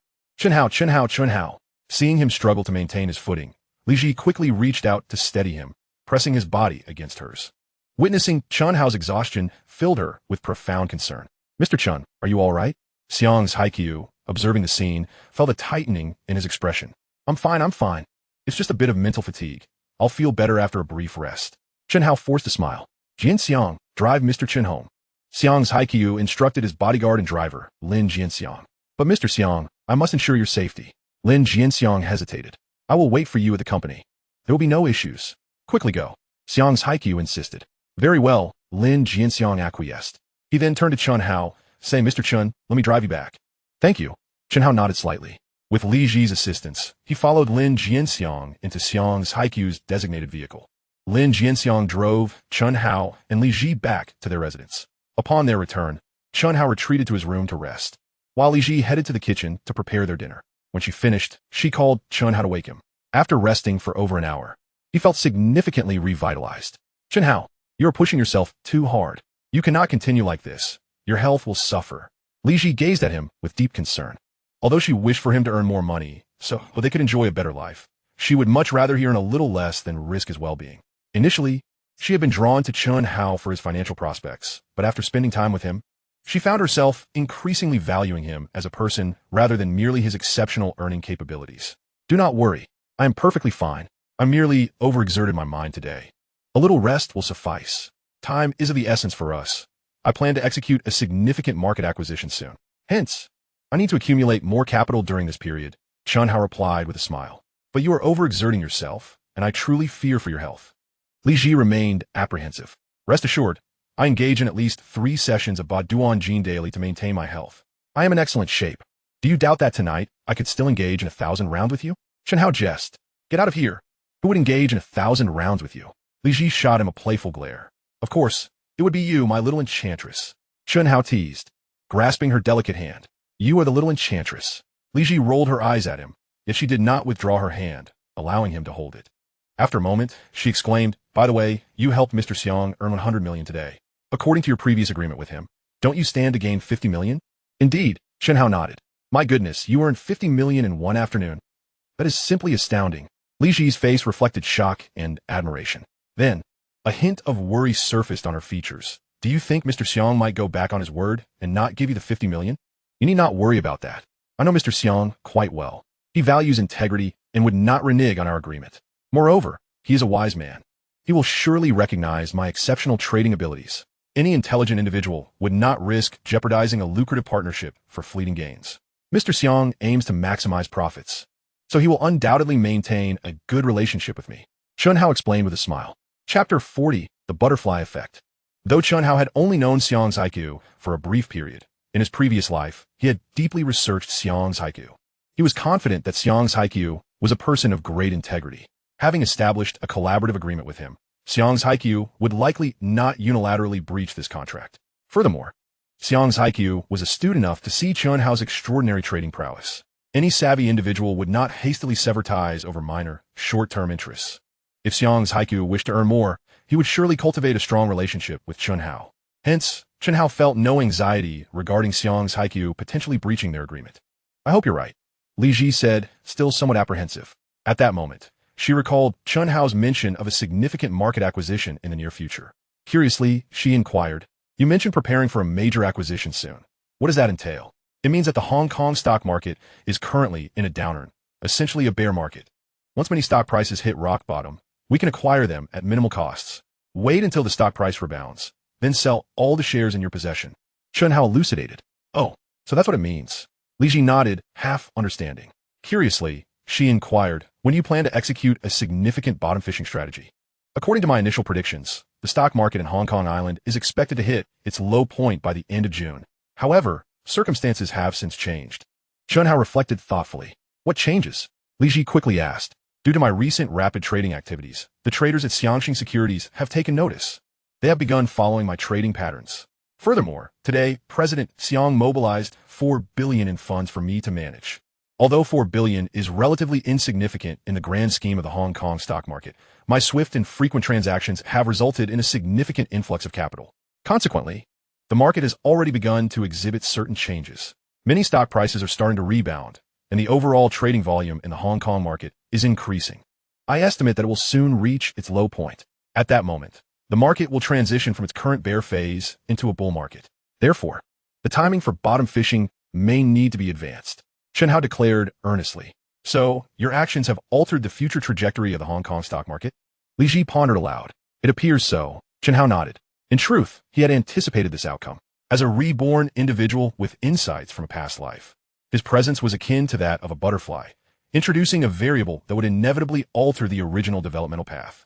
For instance, his arrival prompted Li Zhi to exit the entertainment industry prematurely, which meant that films she was originally slated to star in would no longer feature her. His presence also severed any potential connection between Li Zhi and Li Zhi. Now, due to his rapid trading maneuvers using the $4 billion provided by Xiang's Haiku, the trading volume in the Hong Kong stock market had dramatically increased, invigorating the previously sluggish market. Thus, while the market was initially projected to enter a bull phase in July, it was now likely to do so ahead of schedule. Consequently, he needed to adjust his bottom fishing strategy and act sooner. Chen Hao, you are truly remarkable. Your trading has managed to change the future direction of the Hong Kong stock market. Li Zhi gazed at him in admiration. It's not my prowess. It's merely the inevitable outcome. You have studied economics, so you should understand that prices fluctuate in accordance with supply and demand. As I invest increasingly larger sums into a particular stock, its demand rises, subsequently driving up its price. Conversely, when I offload a substantial amount of stock, it sends a negative signal, causing investors to hold back, which diminishes demand and leads to a price drop. If someone else were to execute such rapid trades with a similar volume of capital, it would inevitably trigger a series of chain reactions. This is unavoidable, Chen Hao explained. I understand. However, I still find your speed of operation extraordinary. No one else can match your rapid trading pace, nor achieve a 99% profitability rate across numerous transactions. Li Zhi exclaimed excitedly. In her eyes, Chen Hao was nothing short of a deity. No one could replicate his remarkable trading skills.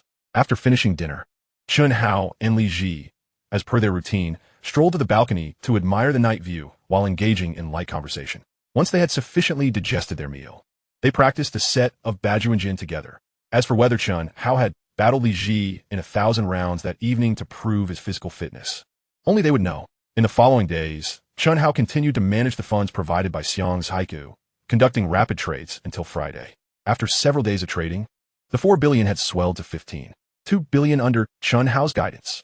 This meant he had helped Xiang's Haiku earn a staggering $2 billion within that brief period. According to their partnership agreement, Chen Hao was entitled to $6 billion. Additionally, Li Zhi's account, initially invested with 370,000, had burgeoned to 68.69 million. In total, Li Zhi profited 88.32 million.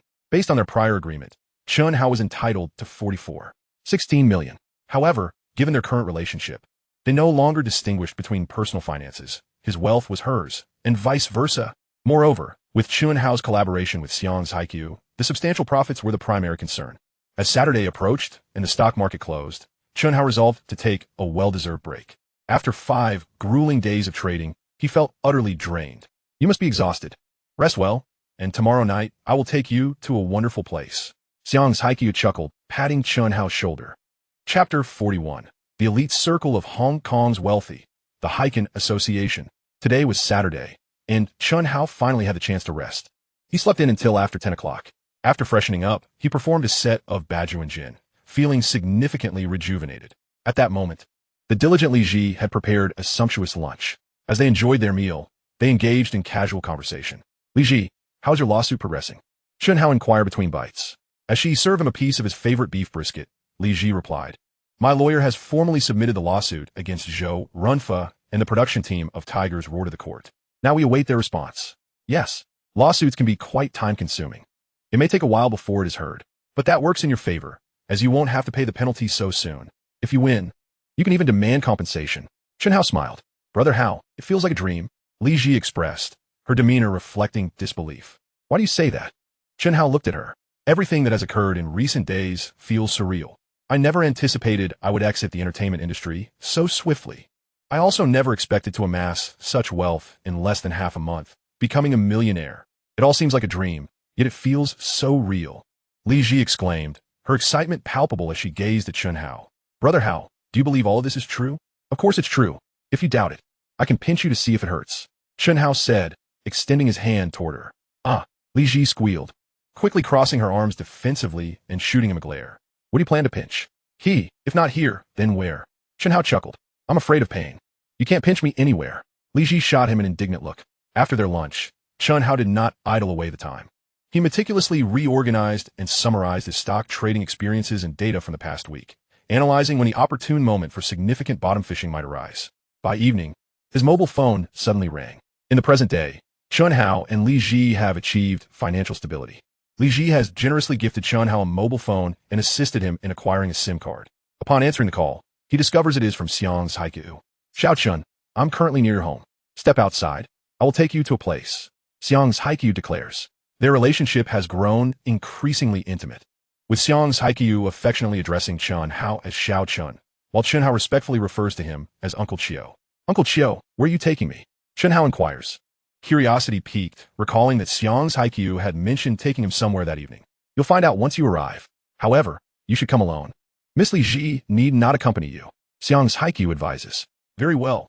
Chen Hao nods, concluding the call. He then informs Li Zhi, Zhi. Uncle Chio wants to take me somewhere. I'll be back shortly. I want to go with you. Li Zhi promptly responds. Uncle Chio said I should go alone. Chen Hao hesitates. He must be taking you to some improper place. At his age, still so flirtatious. Li Zhi retorts, visibly displeased. Zhi, you must be misunderstanding Uncle Chio. He is a respectable person. How could he take me to an inappropriate location? Please, don't overthink it.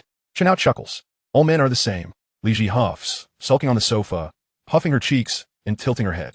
All right, don't be upset. I'll just be a moment. I promise to return quickly. Chen Hao approaches the sofa and plants a kiss on Li Zhi, which brightens her mood. He then departs from their residence and steps outside. There, he indeed finds Xiang's Haiku's car parked nearby. He promptly approaches and enters the vehicle. Drive. Upon Chen Hao's entry, Xiang's Haiku immediately instructs the driver to start the engine. Xiao Chun, I have successfully secured your permanent residency in Hong Kong. Here is your identification card. Xiang's Haiku retrieves an ID card from his suit pocket and hands it to Chen Hao. Wonderful. I finally possess legal status in Hong Kong. Chen Hao exclaims, his heart racing as he gazes at the ID card. With this legal status, he no longer has to live in constant fear of being deported back to the mainland, and many matters will no longer require the assistance of others. He is immensely grateful to Xiang's Haiku for facilitating this process so swiftly and effortlessly. Thank you, Uncle Chio, he expresses sincerely. Now that we are like family, there is no need for formality. By the way, I also opened an account for you at Hang Seng Bank with a deposit of 10 million. You may use it for now. After our collaboration concludes, I will transfer your earnings to this account. Xiang's Haiku hands Chen Hao withdrawal card. Thank you. Chen Hao quickly accepts the withdrawal card from Xiang's Haiku, subsequently tucking both the card and the ID into his pocket. By the way, Uncle Chio, where exactly are you taking me today? Chen Hao asks, his curiosity intensifying. Could it be that, as Li Zhi speculated, Xiang's Haiku is indeed leading him to an improper venue? Have you heard of the hiking club? Xiang's Haiku casually inquires. Hiking club? Chen Hao momentarily pauses before nodding. I have heard of it. In his previous life, he had come across an article detailing Xiang's Haiku's life experiences, which mentioned the hiking club. According to the article, the hiking club was an elite circle of wealthy individuals in Hong Kong from the 1960s to the early 1990s, comprised predominantly of the region's top property tycoons, among whom Xiang's Haiku was a member. He frequently attended gatherings at the hiking club, gaining insider information from various real estate magnates, which significantly benefited his investments in property stocks. Chapter 42, Hiking Grand Restaurant Nightclub. Chen Hao never anticipated that Xiang's Haiku would take him to a gathering of the hiking club. The hiking club is currently the most prestigious circle of wealth in Hong Kong, with its members primarily being the top tycoons, most of whom are real estate moguls. The club was originally founded in the 1960s by a group of property tycoons and was initially named Han Palace Club, as these tycoons frequently gathered at the Han Palace nightclub. In 1979, upon the opening of the Heiken Grand Restaurant nightclub, they transitioned their meetings there. Thus, the Han Palace Club evolved into the present-day Heiken Club.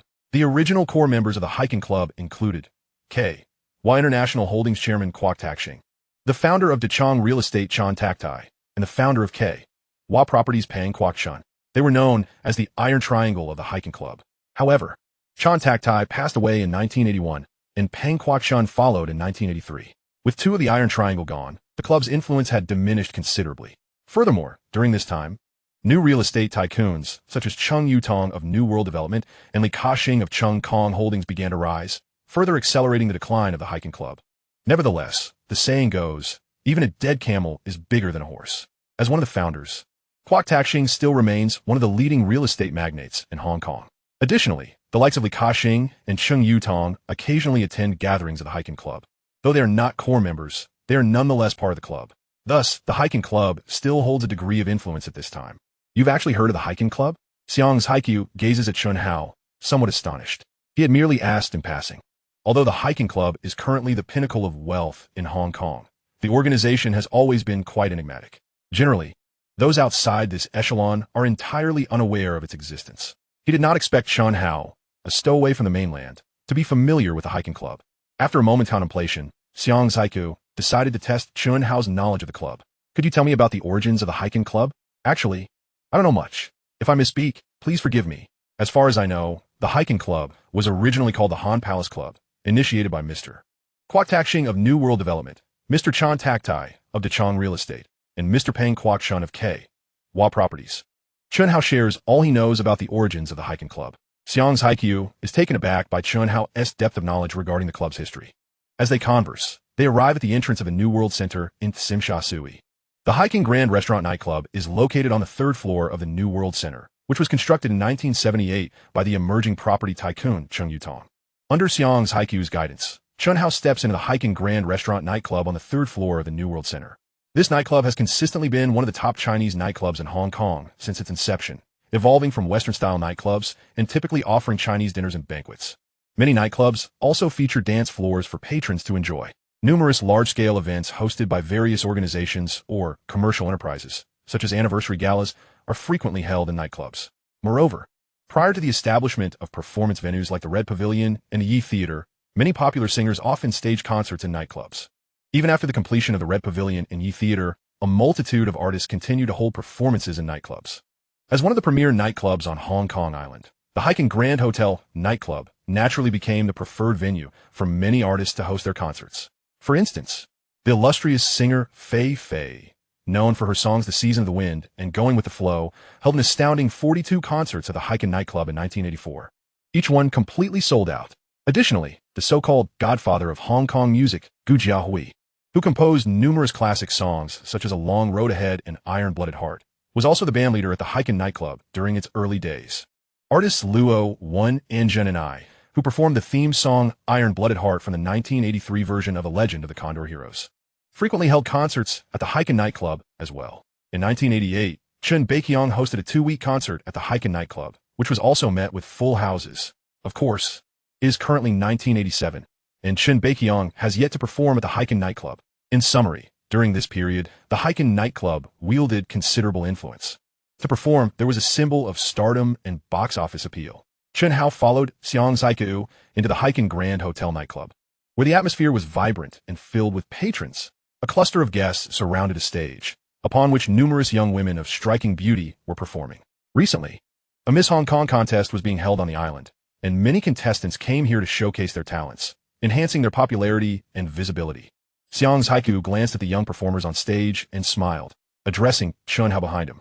Oh, Chen Hao nodded, following closely behind Xiang's Haiku while stealing glances at the captivating performers. Just then, he spotted a remarkably familiar beauty. This enchanting woman bore a striking resemblance to the alluring goddess Qiu Shahen. He halted momentarily, hoping to discern if this beauty was indeed Qiu Shahen, but was obstructed by other performers. At that instant, Xiang's Haiku, who was walking ahead, turned back and called out, "Xiao Chun, hurry up. Oh, I'm coming." Chen Hao hastily quickened his pace to keep up with Xiang's haiku. Mr. Xiang, you've arrived. A head waiter at the nightclub exclaimed upon noticing Xiang's haiku. Greeting Chen Hao with utmost respect. Xiang's haiku nodded slightly. The head waiter then noticed Chen Hao, whose face he found unfamiliar, and inquired, Mr. Xiang, may I ask who this is? Oh, this is a young friend I just met. Xiang's haiku explained. He then asked the head waiter, has Mr. Gu arrived? Yes. He is already here, currently, in the private room. The head waiter replied with a nod. Chapter 43. Encountering the Future Tycoon. Under Xiang's haiku's guidance, Chen Hao arrived at the entrance of a private room in the Heiken Grand Hotel nightclub. Xiang's haiku pushed the door open, and the raucous room fell into silence almost instantly. Following Xiang's haiku, Chen Hao entered the private room, where 5 men were seated. Among them, 3 appeared quite elderly, likely over 60 years of age. One man seemed somewhat older, perhaps in his 50s, while another was younger, probably in his 30s. As Xiang's haiku and Chen Hao stepped into the private room, all 5 men turned their gazes toward them. Old Xiang, you've arrived late today. You must drink 3 cups as punishment, exclaimed the eldest man, chuckling. This man was none other than Gu Desheng, the current head of Sun Hung Kai Properties. Gu Desheng is one of the 3 founders of the Heiken Society. Since the passing of the other 2 founders, he has become the leading figure of the organization. Furthermore, his Sun Hung Kai Properties remains one of the top real estate companies on Hong Kong Island, wielding significant influence in the property sector. Haha, I sincerely apologize. I was delayed by some matters today. I shall now self-punish with 3 cups. Xiang's haiku responded rather cheerfully. He promptly took an empty glass, filled it to the brim with liquor, and downed it in 1 gulp. He then repeated this for 2 additional glasses. The group of prominent figures finally relented, allowing Xiang's haiku to proceed. At this moment, Gu Desheng shifted his gaze to Chen Hao. He scrutinized Chen Hao with a glance before turning to Xiang's haiku and inquired, Old Xiang, who is this? Oh, allow me to introduce. This is my young friend I just met. His surname is Chen. Given name Hao. Do not be fooled by his youth. He possesses remarkable skills, particularly in stock trading. Xiang's haiku gestured towards Chen Hao as he introduced him to Gu Desheng and the others. The tycoon's reactions to Xiang's haiku's introduction of Chen Hao varied widely. Some wore expressions of indifference. Some smiled warmly. Others bore looks of derision. Xiao Chen, let me introduce you to the esteemed individuals present. This gentleman is Mr. Huang Xiao, chairman of Hong Kong Zinni Properties. Xiang's haiku indicated toward Huang Xiao as he introduced him to Chen Hao. Greetings, Mr. Huang. I have long heard of your esteemed name, and it is a great honor to meet you today. Chen Hao extended his right hand toward Huang Xiao. Sitting on the sofa, Huang Xiao smiled faintly and shook Chen Hao's hand. This Huang Xiao is not to be underestimated. He is also a real estate magnate. He previously collaborated with Gu Desheng and several other real estate moguls to fund the construction of a Yangtze Garden Hotel in mainland China, which was awarded the title of one of the first platinum 5-star hotels in 2007. This gentleman is Mr. Li Rongsheng, chairman of Hong Kong Li's Properties Limited. Xiang's haiku gestured toward Li Rongsheng, introducing him to Chen Hao. Hello, Mr. Li. Chen Hao shook hands with Li Rongsheng. Li Rongsheng also boasts a formidable background. The Li family was once one of the 4 prominent families in Hong Kong, possessing a rather impressive lineage. However, the Li family initially rose to prominence through illicit means, engaging in the opium trade. Thus, Chen Hao has always held a certain disdain for the Li family. Today, out of courtesy to Xiang's haiku, he merely offered a polite handshake to Li Rongsheng. This is Mr. Li Ka-shing, the head of Chung Kong Holdings. Xiang's haiku indicated Li Ka-shing, introducing him to Chen Hao. In truth, Chen Hao had already recognized Li Ka-shing, also known as Superman Li, long before Xiang's haiku's introduction. In his past life, he had seen Li Ka-shing's photograph numerous times through various news outlets. Li Ka-shing is destined to become the wealthiest individual in the future. Although he has not yet attained that status at this moment, his power is already formidable. Mr. Li, it is a pleasure to meet you. Chen Hao extended his right hand toward the iconic figure. Li Ka-shing, seated on the sofa, smiled warmly and shook hands with Chen Hao. Like Huang Xiao and Li Rongsheng before him, he did not engage Chen Hao in conversation. In fact, all 3 were somewhat displeased by Xiang's haiku's sudden introduction of this unfamiliar young man. As they had never heard of Chen Hao, it was evident that he did not belong to their circle. Furthermore, they had already discerned from Chen Hao's accent that he was not a local from Hong Kong. He likely hailed from the mainland. They were puzzled as to why Xiang's haiku had brought an outsider to their gathering. Even more surprisingly, this fellow hails from the mainland. Allow me to introduce Mr. Chen Bing, the chairman of Da Chang Group. You both share the surname Chen. Could it be that you are the same clan? Xiang's Haikyu smiled as he gestured towards Chen Bing, introducing him to Chen Hao. Greetings, Mr. Chen. Chen Hao extended his right hand towards Chen Bing, who, to his astonishment, merely scoffed, turning his neck aside as if he had not seen him at all. However, Chen Hao did not take offense. While he was not well acquainted with Chen Bing's character, he was somewhat familiar with his background. Chen Bing is the eldest son of Chen Detai, the founder of Dacheng Group. Chen Detai was one of the 3 initiators of the Heiken Association and passed away in 1981. Following his father's death, Chen Bing inherited the Dacheng Group, becoming its chairman and the youngest group chairman in Hong Kong. Unfortunately, Chen Bing possesses neither the capability nor the charisma. Since he took the helm of Dacheng Group, its strength has waned year by year. Today, Dacheng Group has long been surpassed by Li Zhi's Chung Kong Holdings. Chen Bing, impetuous in his youth, lacks the composure of elder foxes like Li Zhi, Huang Xiao, and Li Rongsheng, who expertly conceal their emotions. Chen Bing was distinctly displeased with Chen Hao's presence. Thus, he deemed it beneath him to shake hands. His dissatisfaction was plainly etched on his face. This is Mr. Guodisheng, the head of Sun Hung Kai Properties. Xiang's Haikyu pointed towards Guodisheng while introducing him to Chen Hao. Hello, Mr. Guo. It is a pleasure to meet you today. Chen Hao extended his right hand towards Guodisheng. Greetings. Guodisheng rose to his feet, shook hands with Chen Hao, and remarked, Old Xiang holds you in high regard. You must possess exceptional talents. Guodisheng was the only prominent figure present who stood to greet Chen Hao and engage him in conversation, which endeared him to Chen Hao. In Chapter 44, the enigmatic Chen Bing, under Xiang's Haikyu's guidance, Chen Hao arrived at the Heiken Grand Hotel nightclub, where he encountered 5 wealthy magnates of Hong Kong, Li Zhi, Huang Xiao, Li Rongsheng, Chen Bing, and Guodisheng. Yet, he could sense an air of unwelcomeness emanating from them. After all, he was merely an obscure individual from the mainland. The influential figures present were all top-tier tycoons of Hong Kong, reluctant to share drinks and conversation with someone of his stature, particularly Chen Bing.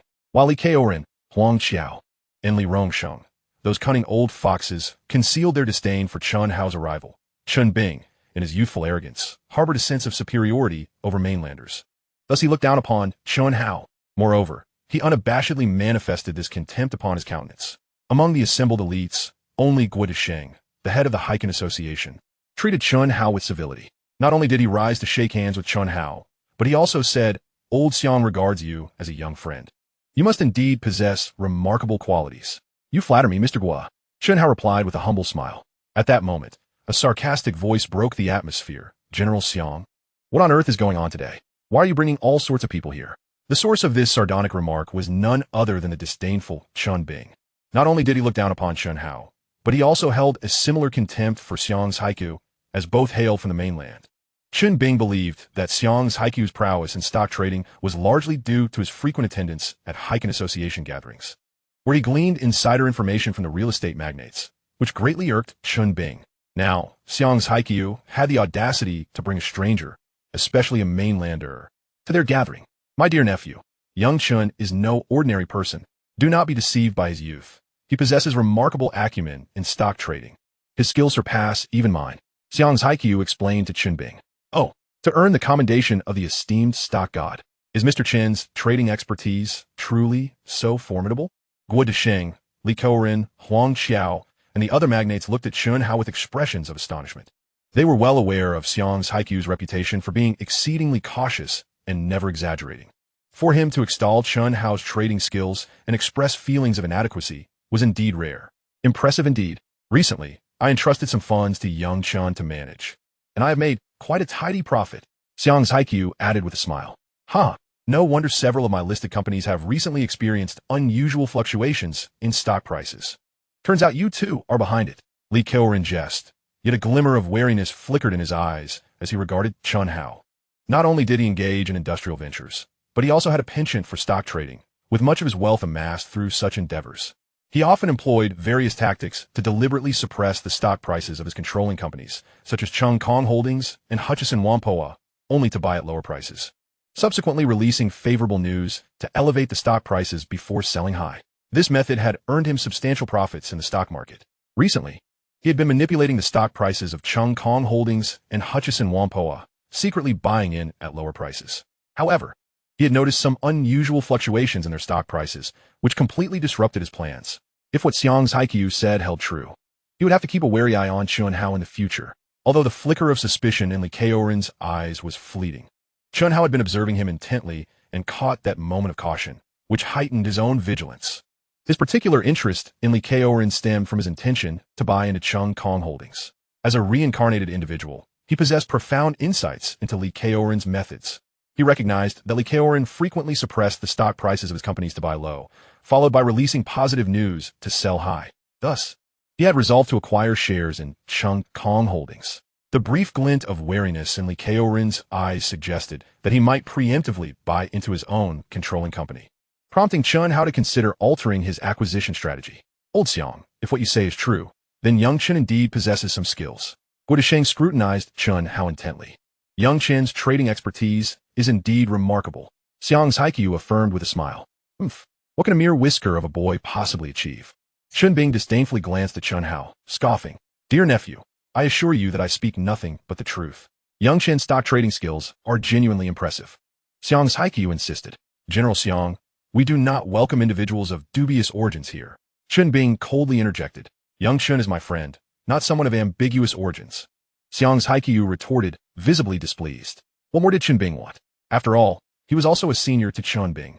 He brought Chen Hao along today merely to introduce him to the real estate moguls of Hong Kong Island. Little did he expect that Chen Bing would persistently create obstacles, even mockingly accusing him of bringing an obscure individual. How utterly disrespectful of Chen Bing to disregard him so blatantly, a mere newcomer from the mainland. And you consider him a friend? Mr. Xiang, your circle of acquaintances is indeed vast. What a motley crew you associate with. Chen Bing scoffed coldly. Chen Bing, you are crossing the line. Regardless of the circumstances, I am still your elder. How dare you speak to me in such a manner? Xiang's Haiqiu, a person of temperament, felt incensed. Previously, he had often tolerated Chen Bing's caustic remarks out of respect for Chen Bing's father, Chen Tai. Yet now, Chen Bing had grown increasingly outrageous, treating the guest he brought with such blatant rudeness. It was infuriating. Chapter 45. Dare you make a bet with me? Xiang's Haiqiu, I'm only addressing you as Mr. Xiang out of respect for your slightly older age. What do you think you are? You are merely a jester trailing behind us, gathering gossip. Without the insider information you glean from following us, would you be regarded as the stock god of Hong Kong Island? Chen Bing, emboldened by his father's status as one of the three founders of the Heiken Society, showed utter disregard for Xiang's Heiken. He ridiculed him without restraint, offering no respect whatsoever. Chen Bing, you are going too far. Had it not been for your father's standing, I would have slapped you long ago. Xiang's Haiqiu was seething with anger. This Chen Bing had the audacity to mock him as a fool. Enough is enough. We are all here for enjoyment. There is no need to let a trivial matter tarnish our camaraderie. Guo Disheng quickly intervened, hoping to ease the tension, being the head of the Heiken Society. Meanwhile, Li Zhi, Li Rongsheng, and others merely watched the drama unfold. Chen Hao had long found Chen Bing irksome. Since his arrival, Chen Bing had been consistently derisive towards him, even directly insulting him as a nobody. Furthermore, Chen Bing had shown no respect towards Xiang's Haiqiu, mocking him as a clown. He resolved to teach this Chen Bing a lesson. After a moment of contemplation, he addressed Chen Bing. Mr. Chen, it seems you hold my stock trading skills in disdain. Dare you make a bet with me? Guo Disheng and the other real estate tycoons were momentarily taken aback. Then, smiles of intrigue crept across their faces. This spectacle was becoming increasingly captivating. A wager? You think you can challenge me? Huh, do you think you are worthy? Chen Bing sneered, looking at Chen Hao with disdain. What is the matter, Mr. Chen? Are you afraid to bet with me? It seems you are merely a coward. Chen Hao chuckled, deliberately using provocation. Although he knew little of Chen Bing, he was well versed in human behavior. He recognized that individuals like Chen Bing, who looked down on others and possessed an arrogant demeanor, often acted impulsively and lacked composure. A little provocation would surely rile him up. I am not afraid. How do you wish to wager? Chen Bing huffed. The impulsive Chen Bing had indeed fallen for Chen Hao's bait. Next Monday, you may select any stock you desire. I will predict its price movement. If I am correct, you will unconditionally transfer 50 of the shares of Dacheng Real Estate to me for free. If I am mistaken, I will owe you 100 million Hong Kong dollars. Chen Hao had already set his sights on Dacheng Real Estate. He understood that the real estate market on Hong Kong Island was poised for significant growth. Li Zhi, Guo Disheng, and the other wealthy tycoons of Hong Kong had all amassed their fortunes through real estate. Thus, he too wished to venture into this domain. If he could acquire 50 of Dacheng Real Estate, he would gain controlling interest. With that, he could integrate Dacheng Real Estate into his portfolio and leverage it to enter the Hong Kong real estate market. armed with insights from the future. He was confident he could develop Dacheng real estate to surpass the likes of Li Zhi's Chung Kong Holdings, Guodasheng's New World Development, and others. Of course, this hinged on whether Chen Bing would fall for the trick and dare to wager with him. If Chen Bing did not take the bait and refuse to bet, he would have to explore alternative avenues to enter the Hong Kong real estate market. In essence, he was determined to make his foray into this industry. Xiao Chenyu. Xiang's Haiqiu was momentarily stunned. He had not anticipated that Chen Hao would challenge Chen Bing on such a grand scale. Although he had witnessed Chen Hao's stock trading prowess firsthand, he felt that this wager was somewhat reckless. Allowing Chen Bing to choose any stock could enable him to manipulate its price through his connections, making it exceedingly difficult for Chen Hao to predict its movement. Li Zhi, Guodasheng, and the other moguls were equally taken aback. They had not expected Chen Hao to dare gamble against Chen Bing. Allowing Chen Bing to select any stock and then predicting its movement was clearly a gamble that favored Chen Bing. After all, he could easily manipulate the stock to ensure Chen Hao's defeat. Was this Chen Hao's mind? Moreover, could he even produce 100 million as a stake? Ha ha ha, you dare to wager with me? Have you lost your mind? Chen Bing could not help but burst into laughter. This newcomer from the mainland was far too confident. How audacious to allow him to choose any stock and then predict its price movement. The fellow must have lost his senses. What's the matter? Are you afraid to bet? Chen Hao replied coolly. What I have to fear. But can you truly produce 100 million Hong Kong dollars for this wager? I doubt you can even muster a dime. Chen Bing retorted with disdain. His concern was not whether Chen Hao could predict the price movement of any stock he chose. Rather, he doubted Chen Hao could even come up with 100 million as a stake. I assure you, I can produce 100 million. Chen Hao asserted. You claim you can produce 100 million. Does that mean you actually can? Why should I believe you? Chen Bing scoffed. My funds are currently with Mr. Xiang. Chen Hao glanced at Xiang's Haiqiu.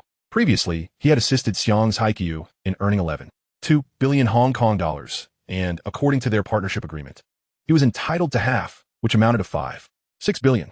Betting 100 million against Chen Bing was certainly within his means. Do you think I will believe that? Chen Bing sneered. Xiao Chen, how confident are you about winning? Xiang's Haiqiu inquired, looking at Chen Hao. 99%. Chen Hao replied without hesitation. Upon hearing this, Xiang's Haiqiu nodded slightly. He then turned to Chen Bing and said, I can vouch for Xiao Chen. Should he lose and be unable to produce the 100 million, I will pay you the wager on his behalf. Chapter 46. A collision with Xiao Shahan. You are willing to vouch for this fellow? Chen Bing was taken aback. He had not anticipated that Xiang's Haiqiu would be willing to back Chen Hao. This was a staggering sum of 100 million. It was not a trifling amount. Even a sum of 100 million Hong Kong dollars is insignificant to Xiang's Haiqiu. However, there is no need for Xiang's Haiqiu to guarantee such a substantial amount for a mainlander whose origins are unknown, especially since it is evident that Chen Hao is destined to lose this gamble. The onlookers, including real estate moguls like Guodasheng and Li Zhi, were momentarily taken aback. They had not anticipated that Xiang's Haiqiu would actually be willing to back a mainlander he had only recently met for such a large sum. Was Chen Hao truly formidable enough to merit such regard from Xiang's Haiqiu? This only deepened their curiosity about Chen Hao. You heard correctly. I genuinely intend to back little Chen. So what say you? Are you brave enough to wager against him? Xiang's Haiqiu remarked with a light chuckle. The cunning strategist employed a provocation against Chen Bing. Is there anything I would shy away from betting on? My only concern is that you might refuse to honor the bet should you lose. Chen Bing retorted sarcastically. With so many executives present as witnesses, we have nothing to worry about. Furthermore, if you find it necessary, we can formalize the agreement in writing. I fear it is you who may lack the courage to bet. Xiang's Haiqiu replied nonchalantly. Very well, I shall take this bet. I am eager to see what capabilities this fellow possesses. Chen Bing huffed. Agreed. Let be settled then. All present executives shall bear witness. A glimmer of cold amusement flashed in Xiang's Haiqiu's eyes as he saw Chen Bing fall for the trap. Now it was time to see Chen Hao's prowess. However, due to the unpleasantness of the evening, Xiang's Haiqiu and Chen Hao had no intention of lingering further, wishing to avoid an awkward atmosphere that would embarrass Guodasheng. Thus, Xiang's Haiqiu led Chen Hao out of the private room. Little Chen, I sincerely apologize. I had intended for you to meet the notable figures of Hong Kong Island tonight to help broaden your network, but I did not foresee this incident occurring. Xiang's Haiqiu expressed his regret to Chen Hao. Not at all, Mr. Xiang. This is not your fault. I am quite grateful for your invitation today. Chen Hao replied with a smile. By the way, little Chen, do you truly feel confident about your wager with Chen Bing? Xiang's Haiqiu inquired, still somewhat apprehensive. Rest assured, I'm exceedingly confident, Chen Hao asserted with conviction. That is reassuring. Xiang's Haikyuu nodded slightly. At that moment, Chen Hao suddenly felt a rush of air, accompanied by a fragrant breeze, as a soft figure collided with him, exclaiming in surprise. Fortunately, his reflexes were quick, and he swiftly grasped her arm to prevent her from falling. Upon looking up, he beheld a stunning visage, adorned with a hint of allure, her features delicately sculpted. Her bright eyes sparkled like autumn waters, imbued with vitality and depth. The straight bridge of her nose added a touch of three-dimensionality to her face, while her slightly upturned lips were perpetually graced with a warm and enchanting smile, exuding comfort. Her cherry-red lips were both sensuous and playful, with dimples that appeared when she smiled and a hint of playful pouting that rendered her unforgettable. Was this not Xiao Shahen, the goddess of allure lauded by countless men? Are you all right? Chen Hao inquired with concern. I am fine. I truly apologize for colliding with you. Xiao Shahen responded, her tone apologetic. It's nothing. Chen Hao gently shook his head. Xiao Shahen nodded and began to make her exit. Wait. Chen Hao suddenly called out to her. Sir, is there something else? Xiao Shahen looked at him puzzled. Are you participating in the Miss Hong Kong pageant? Chen Hao asked. Yes. Xiao Shahen nodded. I advise you to withdraw quickly and refrain from participating. Chen Hao urged. Why? Xiao Shahen's brows furrowed slightly. I possess some knowledge of physiognomy, and I perceive that this year you will encounter treachery, leading to potential harm to your reputation. Chen Hao said, half jokingly. He certainly had no expertise in physiognomy. However, the latter part of his statement was grounded in truth. As someone with knowledge of the past, he was aware that Xiao Shahen had participated in the Miss Hong Kong pageant in 1987. Her exceptional beauty and charisma had earned her significant popularity, enabling her to easily reach the top 16. Unfortunately, she was betrayed by a close friend, Huang Ying, who also competed in the pageant and feared that Xiao Shahen's rising star would threaten her own standing. Consequently, during a media interview, Huang Ying deliberately leaked many of Xiao Shahen's photographs and pretended to casually mention Xiao Shahen's chin injury and subsequent surgery. The incident stemmed from a car accident that had left a scar on Xiao Shahen's chin, which she had repaired through surgery. At that time, the Miss Hong Kong competition placed great emphasis on natural beauty. Any surgical alteration, regardless of the reason, would lead the audience to believe one had undergone cosmetic surgery. Once the media exposed this information, Xiao Shahen, infuriated, voluntarily withdrew from the competition. Had she not done so, it was highly likely that the title of Miss Hong Kong would have been hers in 1987. Therefore, Chen Hao's warning to Xiao Shahen was well-intentioned. I am fated to encounter treachery? Huh. I believe it is you who is destined for misfortune. Xiao Shahen retorted, displeased. This fellow's assertions were utterly baffling. How could he claim she would face betrayal this year? I speak only the truth. Did you not have a car accident that injured your chin, leading to surgery? Chen Hao lowered his voice, addressing Xiao Shahen. How do you know this? Xiao Shahen exclaimed, astonished. Only a select few close friends were aware of her accident and surgery. Do not concern yourself with how I know. Be wary of those around you. Someone may intentionally betray you and claim you have undergone surgery. Chen Hao cautioned with solemnity. Xiao Shahen furrowed her brow, contemplating the possibility that someone close to her might indeed betray her. Despite Chen Hao's warning about potential treachery, Xiao Shahen remained unconvinced. She shot him a glare before turning away without a second thought. Miss Qiu, you must be cautious of someone named Huang. She will betray you. Chen Hao called out loudly to her retreating figure. Upon hearing this, Xiao Shahen paused momentarily. She did indeed have a close friend named Huang Ying. Could he be referring to her? No way. That was impossible. She and Huang Ying were as close as sisters. There was no way Huang Ying would betray her. It was utterly inconceivable. This stranger, emerging from nowhere, was clearly speaking nonsense, attempting to tarnish Huang Ying's reputation and disrupt their friendship. Thus, Xiao Shahen chose to ignore Chen Hao's words and soon vanished from his sight. Beside them, Xiang's Haikyuu chuckled softly, shaking his head slightly, dismissing Chen Hao's earlier comments. He believed that Chen Hao's words to Xiao Shahen were merely an attempt at flirtation. Young men, enamored by beauty, often seek various excuses to engage with attractive women, something he could understand, having done the same in his youth. Therefore, he utterly dismissed the notion that Chen Hao possessed any understanding of fortune-telling, and was even more incredulous about Chen Hao's admonition to Xiao Shahen. Chen Hao departed the Hiking Grand Hotel Night Club alongside Xiang's Haikyuu instructed his driver to first escort Chen Hao to a location near his residence.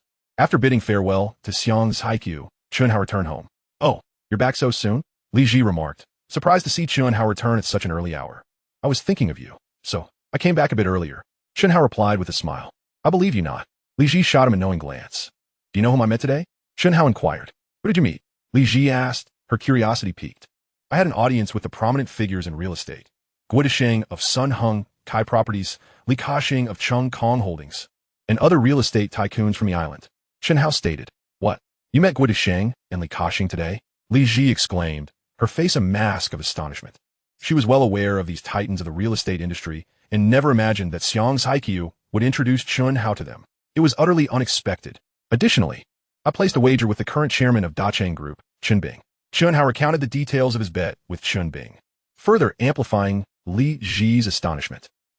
You actually wagered 100 million Hong Kong dollars with Chen Bing? If you lose, won't you have to pay him that sum? Li Zhi exclaimed.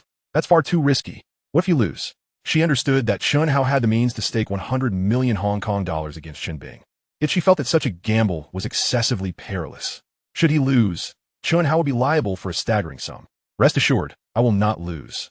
Chen Hao replied with a calm smile, before taking his change of clothes and heading to the bathroom for a shower. The following day was Sunday. Chen Hao chose to remain home, diligently organizing his recent stock, trading insights, and data. Another day passed, and Monday arrived. The stock market was set to open. Today was also the day for Chen Hao's wager with Chen Bing. Chen Hao and Li Zhi traveled in a car arranged by Xiang's Haiqiu to the headquarters of Xiangxing Securities. Chen Bing arrived punctually at the headquarters as well. With Xiang's Haiqiu's guarantee, Chen Bing saw no reason to forfeit 100 million. In his eyes, victory over Chen Hao was assured. Thus, should Chen Hao falter, he could easily acquire the 100 million from Xiang's Haiqiu. During their bet on Saturday, Xiang's Haiqiu had stood as Chen Hao's guarantor, with Guo Desheng and other dignitaries present to witness the wager. Consequently, Chen Bing harbored no concerns about Xiang's Haiqiu reneging on his promise. Not only did Chen Bing arrive, but also real estate magnates Li Kaorin and Guo Desheng, who were there as witnesses. Moreover, they were eager to observe Chen Hao's stock trading prowess. Unfortunately, after greeting Xiang's Haiqiu, they preferred to keep their presence discreet, so Xiang's Haiqiu arranged for Li Zhi to wait in a lounge, preventing her from witnessing Guo Desheng and Li Kaorin firsthand. At that moment, in a specialized office, a computer was set up. Chen Hao, Xiang's Haiqiu, Guo Desheng, Li Kaorin, and Chen Bing all stood before the machine. The market had opened. We may commence, Xiang's Haiqiu remarked, glancing at his watch. Soon, the computer displayed the stock prices of various companies on the Hong Kong stock market. Chairman Chen, you may designate any stock. Chen Hao addressed Chen Bing. Fuxiang Real Estate. Chen Bing replied without hesitation, a smug smile curling his lips. He shared a close rapport with the chairman of Fuxiang Real Estate and had already spoken to him the previous day, ensuring some discreet manipulation for today's wager. Thus, victory was all but guaranteed. Very well, Chen Hao nodded slightly. He had also researched Fuxiang Real Estate and understood that even with Chen Bing's clandestine intervention, there would inevitably be a delay. He could utilize real-time data to predict the next stock price fluctuations. Therefore, Chen Bing's underhanded tactics would prove ineffective against him. Xiang's Haiqiu promptly retrieved the price trend for Fuxiang Real Estate on the computer. After observing for a moment, Chen Hao confidently declared, Fuxiang Real Estate's next price movement will see a decline of 3 to 4 points. Chen Bing scoffed, utterly dismissing Chen Hao's prediction. However, to his astonishment, the stock did indeed fall by 31 points on the next fluctuation. No way. Did this guy really get it right? He must have just gotten lucky. Chen Bing thought to himself, incredulous. Fuxiang Real Estate will next decline by 2 to 3 points. Chen Hao predicted again. Shortly thereafter, the stock dropped by 24 points. Once more, he was right. Fuxiang Real Estate will rise by 2 to 3 points next, and then it will fall by 1 to 2 points. Chen Hao continued to make predictions, each of which proved startlingly accurate. Chen Bing was drenched in cold sweat, perplexed by how Chen Hao could consistently predict the stock movements, despite his prior arrangements with the chairman of Fuxiang Real Estate. How is he doing this? Witnessing the spectacle, Guo Desheng and Li Kaorin were utterly astonished. They had not anticipated Chen Hao's predictions to be so remarkably precise. Each forecast proved correct, leaving them in disbelief. This young man was truly exceptional. It was no wonder that even the stock market guru Xiang's Haiqiu held him in high esteem. Impossible. This is absolutely impossible. There must be something amiss with that computer. The price movements displayed are surely prearranged. Chen Bing insisted, pointing at the computer, shaking his head in denial. He could not accept that Chen Hao possessed such an uncanny ability to predict the stock direction of Fuxiang Real Estate. Chen Bing, stop your baseless accusations. The data displayed on this computer is updated in real time from the stock exchange. There has been no tampering whatsoever. You have lost to young Chen and are merely unwilling to concede, thus resorting to slander. Xiang's Haiqiu replied sternly. Just because you say there was no tampering, doesn't mean there wasn't. You two are in cahoots. I refuse to believe either of you. Chen Bing retorted coldly. Then how would you believe us if we haven't tampered? Chen Hao asked, his demeanor calm. Unless. Chen Bing's eyes glinted as he proposed. We should check the data from earlier in a different location to verify the accuracy of your predictions. How can we verify that? Young Chen's predictions were all real-time and not recorded. After he stated them, how could he possibly remember the specific data? Xiang's Haiqiu frowned, concerned. Isn't he supposed to be quite adept? If he is so skilled, he should recall his predictions. If you are unwilling to verify my method, it only proves that you have something to hide. I will not concede this wager. Chen Bing cunningly asserted, deliberately complicating matters for Chen Hao, refusing to acknowledge defeat. If he admitted defeat, he would lose 50% of Dacheng real estate. Currently, the market value of Dacheng real estate stands at 1.2 billion. With a 50 stake, that amounts to a staggering 600 million. He certainly would not concede defeat so easily. You are deliberately making things difficult for Xiao Chun. It is evident that you have lost, yet you refuse to acknowledge it. Chen Bing, you are utterly shameless. Xiang's Haiqiu's face was a portrait of indignation. He had not anticipated Chen Bing's audacity. Clearly defeated, yet he seeks ways to evade responsibility. Even the esteemed figures, Li Keorin and Guo Desheng, were rendered speechless. Chen Bing is simply incapable of accepting defeat. Xiang Zong, there's no need to be angry. It is not worth your ire over such a person. Chen Hao said calmly, attempting to console Xiang's Haiqiu. He then turned his attention back to the matter at hand, adding, rest assured, I shall ensure he concedes wholeheartedly. What? You truly intend to comply with his request? Xiang's Haiqiu was momentarily taken aback. Indeed, Chen Hao nodded affirmatively. He then addressed Chen Bing, inquiring, Chairman Chen, where would you prefer to verify the accuracy of my earlier predictive data? You genuinely agree to relocate for the verification of your predictive data? Chen Bing was visibly surprised, not expecting Chen Hao to acquiesce to his demand. Of course, a gentleman's word is his bond. I do not resemble certain unscrupulous individuals. Chen Hao replied with a faint smile. You.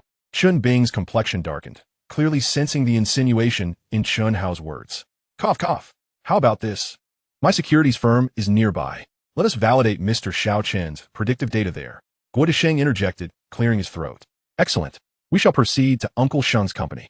Chen Bing immediately nodded in agreement. He then smirked at Chen Hao, taunting, do you dare to go? Why would I not? Chen Hao replied with a calm smile. Subsequently, Chen Hao, Chen Bing, Xiang's Haiqiu, Guo Desheng, and Li Keorin departed from Xiangxing Securities and made their way to Guo Desheng's firm. Upon arrival, Guo Desheng promptly arranged for a computer, which recorded the stock price fluctuations of Fuxiang real estate as predicted by Chen Hao. You shall stand with your back to the computer and recite your earlier predictive data. You are not permitted to glance back. Should you do so, you shall lose. Furthermore, if you err in any data point, you shall also lose. Chen Bing declared deviously, intentionally raising the stakes to thwart Chen Hao's victory. Chen Hao had predicted over 30 data points. Chen Bing doubted he could recall them all. A single misstatement, and victory would be his. Chen Bing, you are truly shameless. Xiang's Haiqiu exclaimed, his face contorted with anger at Chen Bing's despicable tactics. Even Li Keorin and Guo Desheng could no longer remain silent, voicing their disapproval. Nephew, your demands are rather excessive. Not to worry, I shall validate my predictive data as per his request. Chen Hao replied with a slight smile. Young man, you have willingly agreed to this. Chen Bing felt a surge of elation, not anticipating Chen Hao's prompt compliance. Victory seemed assured. Let us not waste time. We shall commence immediately, Chen Hao stated with unwavering composure. Turning away from the computer, Guo Desheng manipulated the device to display the previous stock fluctuations of Fuxiang real estate. Announcing, Mr. Xiao Chun, all is set. You may begin. At 9:21, Fuxiang real estate fell by 31 points. My prediction was a decline of 3 to 4 points. At 9:30, it dropped by 24 points. I had estimated a decrease of 2 to 3 points. At 10:01, it surged by 22 points. I predicted an increase of 2 to 3 points. At 10:15, it rose by 16 points. I forecasted an ascent of 1 to 2 points. Chen Hao recounted his predictions alongside the actual fluctuations without missing a beat, even specifying the times of each shift. The onlookers, Chen Bing, Xiang's Haiqiu, Li Keorin, and Guo Desheng, were left in stunned silence. Particularly, Chen Bing's countenance darkened to an alarming degree. Chapter 49. Obtaining 50 stake in Dacheng real estate. Clap, clap, clap, clap. Xiang's Haiqiu, Li Zhi, and Guo Desheng erupted into applause in unison. Their expressions were a mixture of astonishment and incredulity. They had never anticipated that Chen Hao would not only accurately articulate his prior predictions, but also the actual stock fluctuations of Fuxiang real estate, right down to the precise timing. This was nothing short of extraordinary. How did Chen Hao accomplish such a feat? His mind functioned with the precision of a computer, effortlessly recording all this data. Impressive, remarkably impressive. The extent of Xiao Chen's memory was astonishing. Guo Desheng gazed at Chen Hao, his expression one of awe. I am truly enlightened today. I never expected Xiao Chen to accurately recount all previous data, including the times with such precision. Impressive, truly impressive. Li Zhi regarded Chen Hao with admiration, though a flicker of wariness crossed his gaze. This Chen Hao is formidable indeed. He might well disrupt Li Zhi's bottom fishing plans. Well, Chen Bing, how does it feel to be thoroughly defeated? Xiang's Haiqiu inquired with a playful smirk, observing Chen Bing's miserable demeanor. At this moment, Chen Bing's face was a tableau of despair. He remained silent, his expression dark, before turning to leave. Chen Bing, wait, it seems you have forgotten something. Xiang's Haiqiu called out hastily. You. Chen Bing was seething with rage. This old fool was aiding Chen Hao. What insufferable old man. Yet, having made a wager in front of esteemed figures like Guo Desheng and Li Zhi, he could not simply retract his words. The consequences would be dire. Reluctantly, he penned a share transfer agreement, unconditionally transferring 50 of Dacheng real estate to Chen Hao. Following this, he stormed off in a huff. He had never anticipated that today's surefire victory would turn to defeat. This loss cost him several hundred million Hong Kong dollars. He would undoubtedly seek retribution. What is genius? This is genius. Today, I have finally witnessed a true prodigy of the stock market. Li Zhi regarded Chen Hao with deep respect. After years of navigating the stock realm, he had encountered numerous trading prodigies, yet none compared to the formidable talent that was Chen Hao. Such promise in the youth. We truly are aging. The current generation possesses remarkable capabilities. Guo Desheng also gazed at Chen Hao with admiration. Previously, he had thought Xiang's Haiqiu was exaggerating, but now he had witnessed Chen Hao's almost supernatural trading prowess and extraordinary memory firsthand. He realized that Xiang's Haiqiu had understated the truth. It was unfathomable that a young man from the mainland could predict the Hong Kong stock market with such accuracy and possess such an exceptional memory. Truly remarkable. In response to their accolades, Chen Hao merely smiled faintly, saying, "You honor me, esteemed seniors. I am but a young man. The future belongs to you. I have great faith in you." Guo Desheng patted Chen Hao on the shoulder. "Mr. Chen, would you care to join us at Yangtze Industries? If you agree to join us, I can offer you a managerial position within the company." Li Zhi, recognizing Chen Hao's capabilities, sought to entice him. "Thank you for your trust, Mr. Li. However, I aspire to carve out my own path." Chen Hao gracefully declined Li Zhi's invitation. "Very well. Each has their own ambitions, and I shall not impose upon you." Li Zhi replied with a faint smile. Although his face bore a smile, his heart felt a tinge of heaviness. He realized that this young man before him would likely become a formidable rival in the future. He would have to be cautious of Chen Hao from now on. "Mr. Guo, Mr. Li, we have matters to attend to, so we shall not impose further." Xiang's Haiqiu addressed Guo Desheng and Li Zhi. "I will see you out." Guo Desheng promptly offered. "No need, please remain seated." With that, Xiang's Haiqiu took Chen Hao and departed, returning to the headquarters of Xiangxing Securities. "How did your wager with Chen Bing turn out?" Li Zhi, who had remained at Xiangxing Securities, rushed to Chen Hao upon their return, inquiring eagerly. "Naturally, I emerged victorious." Chen Hao replied with a slight smile. He then recounted the details of his wager with Chen Bing to Li Zhi. Li Zhi was incensed to learn that Chen Bing, having initially lost, had reneged on the agreement and had deliberately imposed harsh demands to make things difficult for Chen Hao. It was gratifying to hear that Chen Hao, with his extraordinary memory, had once again left Chen Bing speechless, which filled her with delight. Furthermore, she had not anticipated the extent of Chen Hao's remarkable memory. "Congratulations. Little Chen, you have acquired 50 of Dacheng real estate. You now hold the majority of shares, granting you control over Dacheng real estate." Xiang's Haiqiu beamed as he congratulated Jiang Feng. "Uncle Chiu, this is all thanks to your assistance. Otherwise, I would not have secured Dacheng real estate so easily." Jiang Feng smiled, fully aware of Xiang's Haiqiu's significant role in his success. Without Xiang's Haiqiu, it was highly likely that Chen Bing would have attempted to backtrack. Xiang's Haiqiu maintained excellent relations with several real estate magnates, including Guo Desheng. If Xiang's Haiqiu were to speak up, Chen Bing would find himself facing considerable challenges. as his pride often led him to disrespect his seniors. Had it not been for Chen Bing's father's influence, Guo Desheng and the others would have likely taken action against Chen Bing long ago. Little Chen, there's no need for formality. I have long held a distaste for Chen Bing, and today serves as a small lesson for him. Xiang's Haikyu stated with a subtle smile. Uncle Chiu, since you have aided me, I cannot simply express my gratitude with words. In truth, I have been formulating a grand plan. Now, I have decided to collaborate with you to realize this ambitious endeavor. Jiang Feng pondered for a moment before resolving to partner with Xiang's Haikyu for a significant investment strategy. Chapter 50. The Grand Plan. Bottom Fishing in Li Zhi's Yangtze Industries. A grand plan? What sort of plan? Upon hearing Chen Hao mention his ambitious scheme, Xiang's Haikyu's expression shifted. He sensed that Chen Hao's grand plan was indeed extraordinary. Let's discuss in your office. Chen Hao glanced around and spoke to Xiang's Haikyu in a hushed tone. Very well. Xiang's Haikyu nodded. He then escorted Chen Hao and Li Zhi to his office, ensuring that the door was closed and that no one was outside. He secured the door and said to Chen Hao, Little Chen, there is no one outside. Please proceed. I intend to bottom fish in Yangtze Industries. Chen Hao declared. You plan to bottom fish in Yangtze Industries? Xiang's Haikyu was momentarily taken aback. Indeed, Chen Hao nodded affirmatively. What potential profit could there be in bottom fishing Yangtze Industries? Xiang's Haikyu's foremost concern was, of course, the financial gains. Based on my projections, it won't be long before the stock price of Yangtze Industries surges by 3 to 4 times. In the coming days, it is highly probable that the stock will hit a low. Chen Hao explained. His predictions stemmed from having noticed an intensified wariness in Li Zhi's demeanor today, a stark contrast to the previous Saturday when he first sensed it. He surmised that Li Zhi was becoming increasingly aware of Chen Hao's formidable trading skills and feared that Chen Hao might disrupt his own plans to bottom fish in his own company. As a reincarnated individual, Chen Hao possessed an intimate understanding of Li Zhi's strategies. Li Zhi often employed various tactics to deliberately suppress his company's stock price before secretly accumulating shares, only to release favorable news later to inflate the stock price and subsequently sell off his holdings. It was through such maneuvers that Li Zhi amassed considerable wealth in the stock market.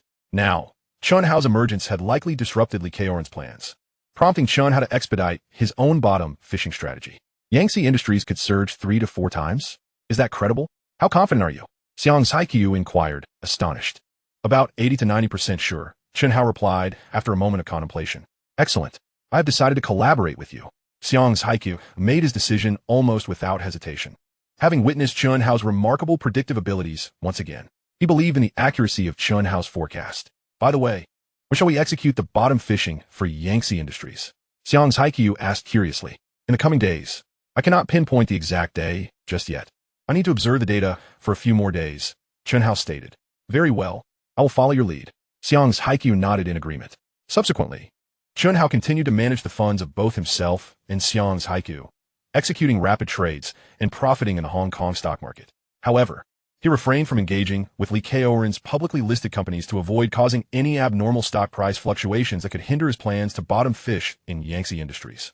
He remained vigilant, monitoring Li Zhi's Yangtze Industries to determine the optimal moment to bottom fish. After 2 days of observation, he felt confident that the stock price of Yangtze Industries would hit a low today. Uncle Chiu, if my predictions are accurate, the stock price of Yangtze Industries is set to reach a low today. We can proceed with bottom fishing today. Chen Hao informed Xiang's Haikyu. Excellent. I will arrange for the traders to mobilize all available funds to begin bottom fishing in Yangtze Industries. Xiang's Haikyu nodded. He then notified the traders at his company to gather all available funds and commence the bottom fishing in Yangtze Industries. Under Chen Hao's guidance, he and Chen Hao had collectively earned 12.3 billion in the stock market over the past few days, in addition to the 11.2 billion they had previously earned. With his original capital of 4 billion, this meant that together they had a total of 27.5 billion available for bottom fishing in Yangtze Industries. This did not even account for the funds Chen Hao and Li Zhi held together, which amounted to 3.1 billion.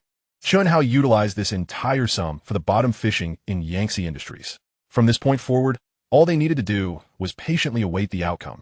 Chen Hao's victory over Chen Bing in their wager had showcased his formidable capabilities to Guo Desheng and the other real estate magnates. Thus, subsequently, Xiang's Haikyu took Chen Hao to several gatherings of the Haiken Association, where prominent real estate magnates, such as Guo Desheng, welcomed them warmly. However, Chen Hao had yet to see Chen Bing reappear. It seemed that Chen Bing had lost the courage to attend the gatherings of the Haiken Association. Quickly, A span of 10 days passed. During this time, numerous stocks in the Hong Kong stock market experienced a remarkable surge, aptly described as a sea of crimson. Chen Hao Holdings was no exception. Moreover, its rise was particularly pronounced. This filled Xiang's Haiku with immense excitement. It appeared that Chen Hao's predictions had once again proven accurate. Little Chen, you have outdone yourself once more. Your prowess is truly commendable, Xiang's Haiku exclaimed, giving Chen Hao a thumbs up in admiration. You're too kind, Chen Hao humbly replied. By the way, do you think Chen Hao Holdings can continue to rise? Xiang's Haiku inquired. Since we invested in Chen Hao Holdings, it has only appreciated by about twofold. There is still room for growth. Moreover, I anticipate that it won't be long before Chen Hao Holdings announces a significant piece of good news. Chen Hao said with a smile. Is that true? Why haven't I heard this from Mr. Li? Xiang's Haiku asked, a hint of skepticism in his tone. If he casually divulged such information, he wouldn't be Mr. Li anymore. Chen Hao replied with a faint smile. Indeed, after waiting for 2 days, Chen Hao Holdings issued an announcement, revealing that it had acquired a plot of land measuring 439 hectares, intending to develop a massive project. Once this news broke, the stock price of Chen Hao Holdings soared. Impressive, little Chen, you truly are remarkable. You actually predicted that Chen Hao Holdings would announce such significant good news. I am in awe, Xiang's Haiku expressed, giving Chen Hao another thumbs up in admiration.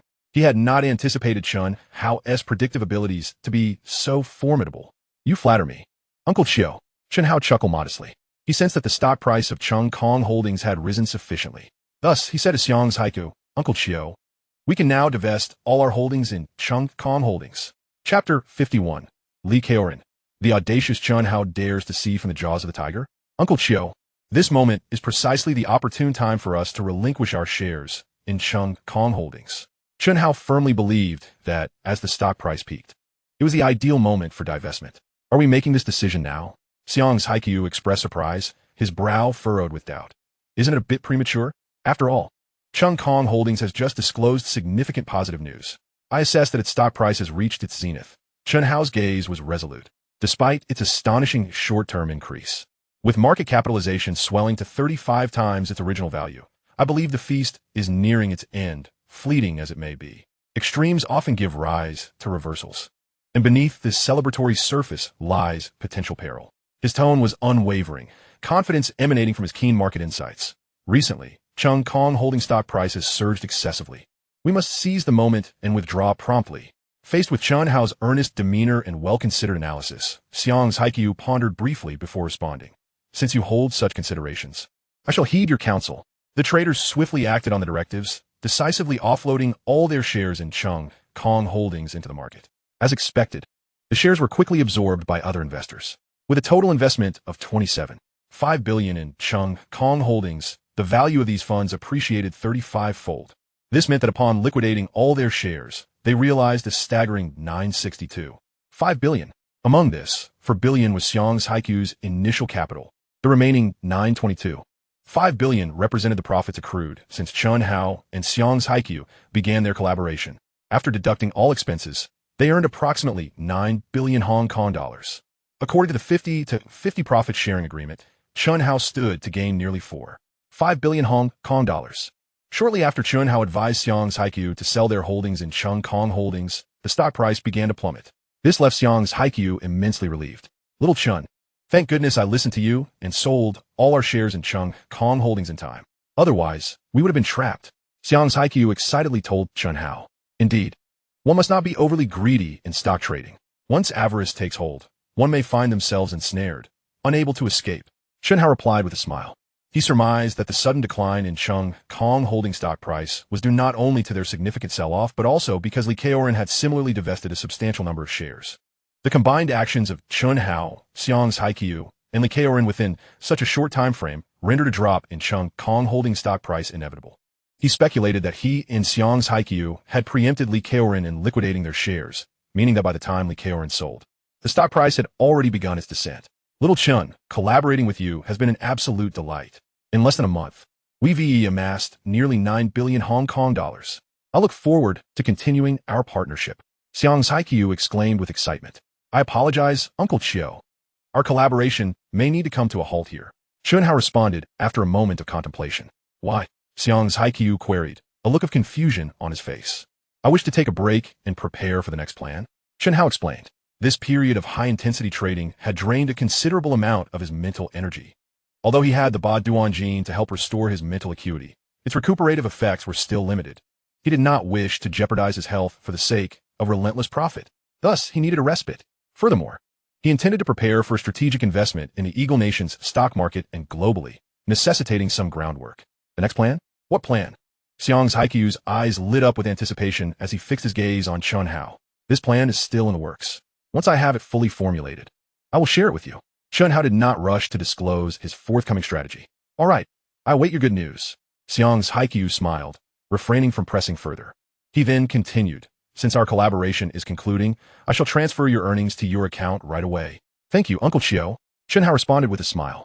Xiang's Haikyu was indeed very forthright and trustworthy, promptly offering to transfer his due earnings to his account.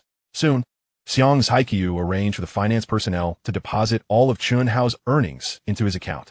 Little Chen, tonight I am hosting a celebratory banquet at the Hiking Grand Hotel. I will arrange for someone to pick you up. Xiang's Haikyu informed Chen Hao. All right. Chen Hao nodded. Shortly thereafter, he and Li Zhi departed from Xiangxing Securities and returned to their residence. At the headquarters of Cheng Kong Holdings, in Li Keoren's office. With a sharp crack, a teacup shattered on the floor, coffee spilling everywhere. Damn it! Damn it! That despicable Chen Hao! How dare he snatch from my grasp? Li Keoren was consumed with fury, his emotions ablaze. Despite having reaped considerable profits from his own actions in acquiring Cheng Kong Holdings, it was Chen Hao's maneuvers that prevented him from securing even greater gains. Previously, when Chen Hao and Xiang's Haikyu aggressively acquired Cheng Kong Holdings stocks being sold at low prices, Li Keoren had already keenly sensed this shift in the market. In truth, at that time, he was actively deploying his resources, acquiring a substantial amount of low-priced Cheng Kong Holdings stocks available in the market. Regrettably, the extensive buying spree orchestrated by Chen Hao and Xiang's Haikyu resembled a tempest, swiftly driving up the share price of Cheng Kong Holdings. This compelled Li Keoren to continue purchasing shares at elevated prices to execute his bottom-fishing strategy. What infuriated Li Keoren the most was Chen Hao's impeccable timing. He decisively sold off a significant portion of his Cheng Kong Holdings shares. Meanwhile, Li Keoren, slightly hesitant in this stock market contest, found that by the time he began to liquidate some of his shares, the stock price had already entered a downward trajectory. Consequently, the profits Li Keoren anticipated from his bottom-fishing operation on Cheng Kong Holdings significantly dwindled, and this loss incited a deep-seated resentment towards Chen Hao. The audacity of Chen Hao to snatch away his opportunity undoubtedly left Li Keoren seething with anger. Chen Hao, you have thwarted my plans. I will not let you off easily. Li Keoren's fists clenched tightly, veins bulging, his face a mask of fury. The incident of Chen Hao encroaching upon his domain was something he would not allow to pass unchallenged. Chapter 52. Encountering a tycoon from Hong Kong Island once again. In reality, Chen Hao was quite aware that Li Keoren was fully cognizant of his bottom-fishing actions concerning Cheng Kong Holdings. Thus, Chen Hao understood that Li Keoren's animosity towards him must be akin to a raging inferno. However, he remained utterly indifferent to this sentiment. Indeed, he held a profound admiration for Li Keoren's business acumen. Yet he felt considerable dissatisfaction regarding Li Keoren's massive sell-off of mainland properties in 2013. In the future, as he ventured into the Hong Kong Island real estate sector, an intersection with Li Keoren was inevitable. At that juncture, the nature of their relationship, whether adversarial or amicable, would be difficult to predict. Chen Hao and Li Zhi returned to their residence. No sooner had Chen Hao closed the door than Li Zhi leaped into his arms, wrapping her arms tightly around his neck and her legs around his waist. How good! You are absolutely incredible. In just about a month, you've transformed my 370,000 into 1 billion. It feels like a dream. I adore you. Li Zhi was enveloped in overwhelming excitement. In approximately a month, Chen Hao had turned the 370,000 she provided into 1 billion Hong Kong dollars. According to their prior agreement, their earnings would be split 50-50, meaning she was entitled to 500 million Hong Kong dollars. Of course, given the nature of their current relationship, her money was inherently his, and his money was hers. It must be said that Chen Hao is truly remarkable. Were it not for him, she would never have amassed such wealth so swiftly. Chen Hao seemed to possess the key to extracting money effortlessly from the Hong Kong stock market. In this moment, Li Zhi, brimming with excitement, offered him a sweet kiss. How good! I'm so grateful that heaven brought you into my life. I feel like the luckiest woman in the world. Her bright eyes sparkled with happiness and joy as she gazed at Chen Hao. I too am immensely thankful that fate has brought you to me. Otherwise, I wouldn't have succeeded so quickly. Chen Hao's words rang true. Without Li Zhi, an undocumented immigrant would have been unable to engage in stock trading on Hong Kong Island. Had it not been for Li Zhi providing the initial 370,000, he could not have turned a profit so rapidly in the stock market. It had only been about a month since his rebirth. During this brief span, he not only transformed the 370,000 into 1 billion Hong Kong dollars, but also met Xiang's Haiqiu. Through their collaboration, he managed to earn 9 billion from the 400 million provided by Xiang's Haiqiu, of which he retained 5 billion. Additionally, he secured a 50 stake in Dacheng Group through a wager with Chun Bing, whose company had a total market capitalization of 2 billion Hong Kong dollars at the time. As the Hong Kong stock market entered a bull phase, Dacheng's value had significantly appreciated, now standing at 8 billion Hong Kong dollars. This meant that the shares Chen Hao held in Dacheng were now worth 900 million Hong Kong dollars, excluding Li Zhi's 500 million. Chen Hao's total wealth had surged to 9 billion Hong Kong dollars. In just about a month, he had transformed from a penniless vagabond into a billionaire with a fortune of 9 billion Hong Kong dollars. In a luxurious private room at the Haikan Grand Hotel nightclub, Chen Hao, Xiang Saiko, Wu Desheng, Li Keoren, and Huang Xiao gathered together. To celebrate the bountiful gains from their partnership, Xiang's Haiqiu had specially summoned industry giants Wu Desheng, Li Keoren, and Huang Xiao to share in the feast. Among this elite group, he also invited a highly influential figure, Zheng Yatong, the head of New World Development Group. When it comes to the top tycoons of Hong Kong Island, most would instinctively think of Li Keoren. However, the name Zheng Yatong might not resonate with many. Yet, once associated with the renowned Chow Tai Fook jewelry, he would be instantly recognizable. Zheng Yatong is the son of a close friend of Chow Tai Fook's founder, Zhou Zaiwen. He left school at a young age to work at the Chow Tai Fook jewelry store established by Zhou Zaiwen, ultimately marrying Zhou's daughter. Following Zhou Zaiwen's passing, Zheng Yatong naturally took the reins of the prestigious brand. Subsequently, with his astute business acumen, he ventured into the Hong Kong real estate market, founding New World Development Company. Zheng Yatong is also a member of the Haikan Association. Interestingly, the Haikan Grand Hotel nightclub is located on the third floor of the New World Center, which was constructed by Zheng Yatong's New World Development Company.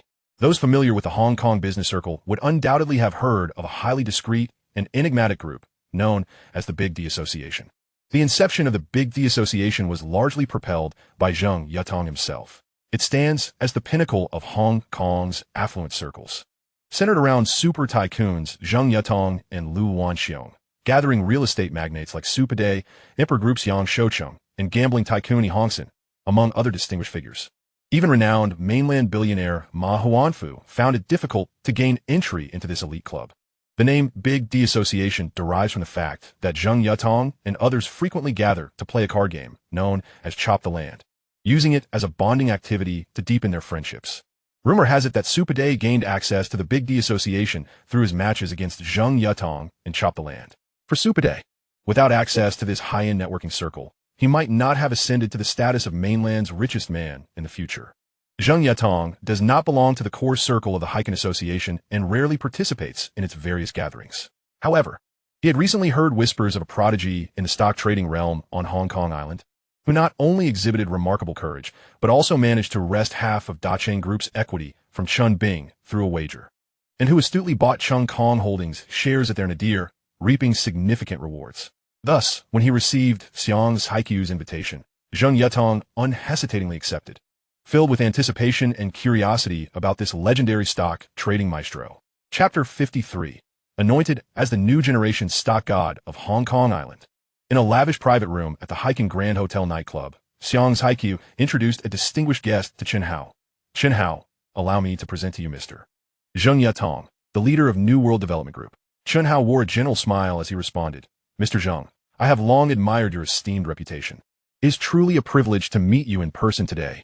Upon hearing this, Zheng Yatong laughed heartily and said, Young Mr. Chen, I have frequently heard commendations about you lately. It is said that you have made quite a name for yourself in the Hong Kong stock market, being hailed as the new generation S stock god, with some even referring to you as the stock fairy.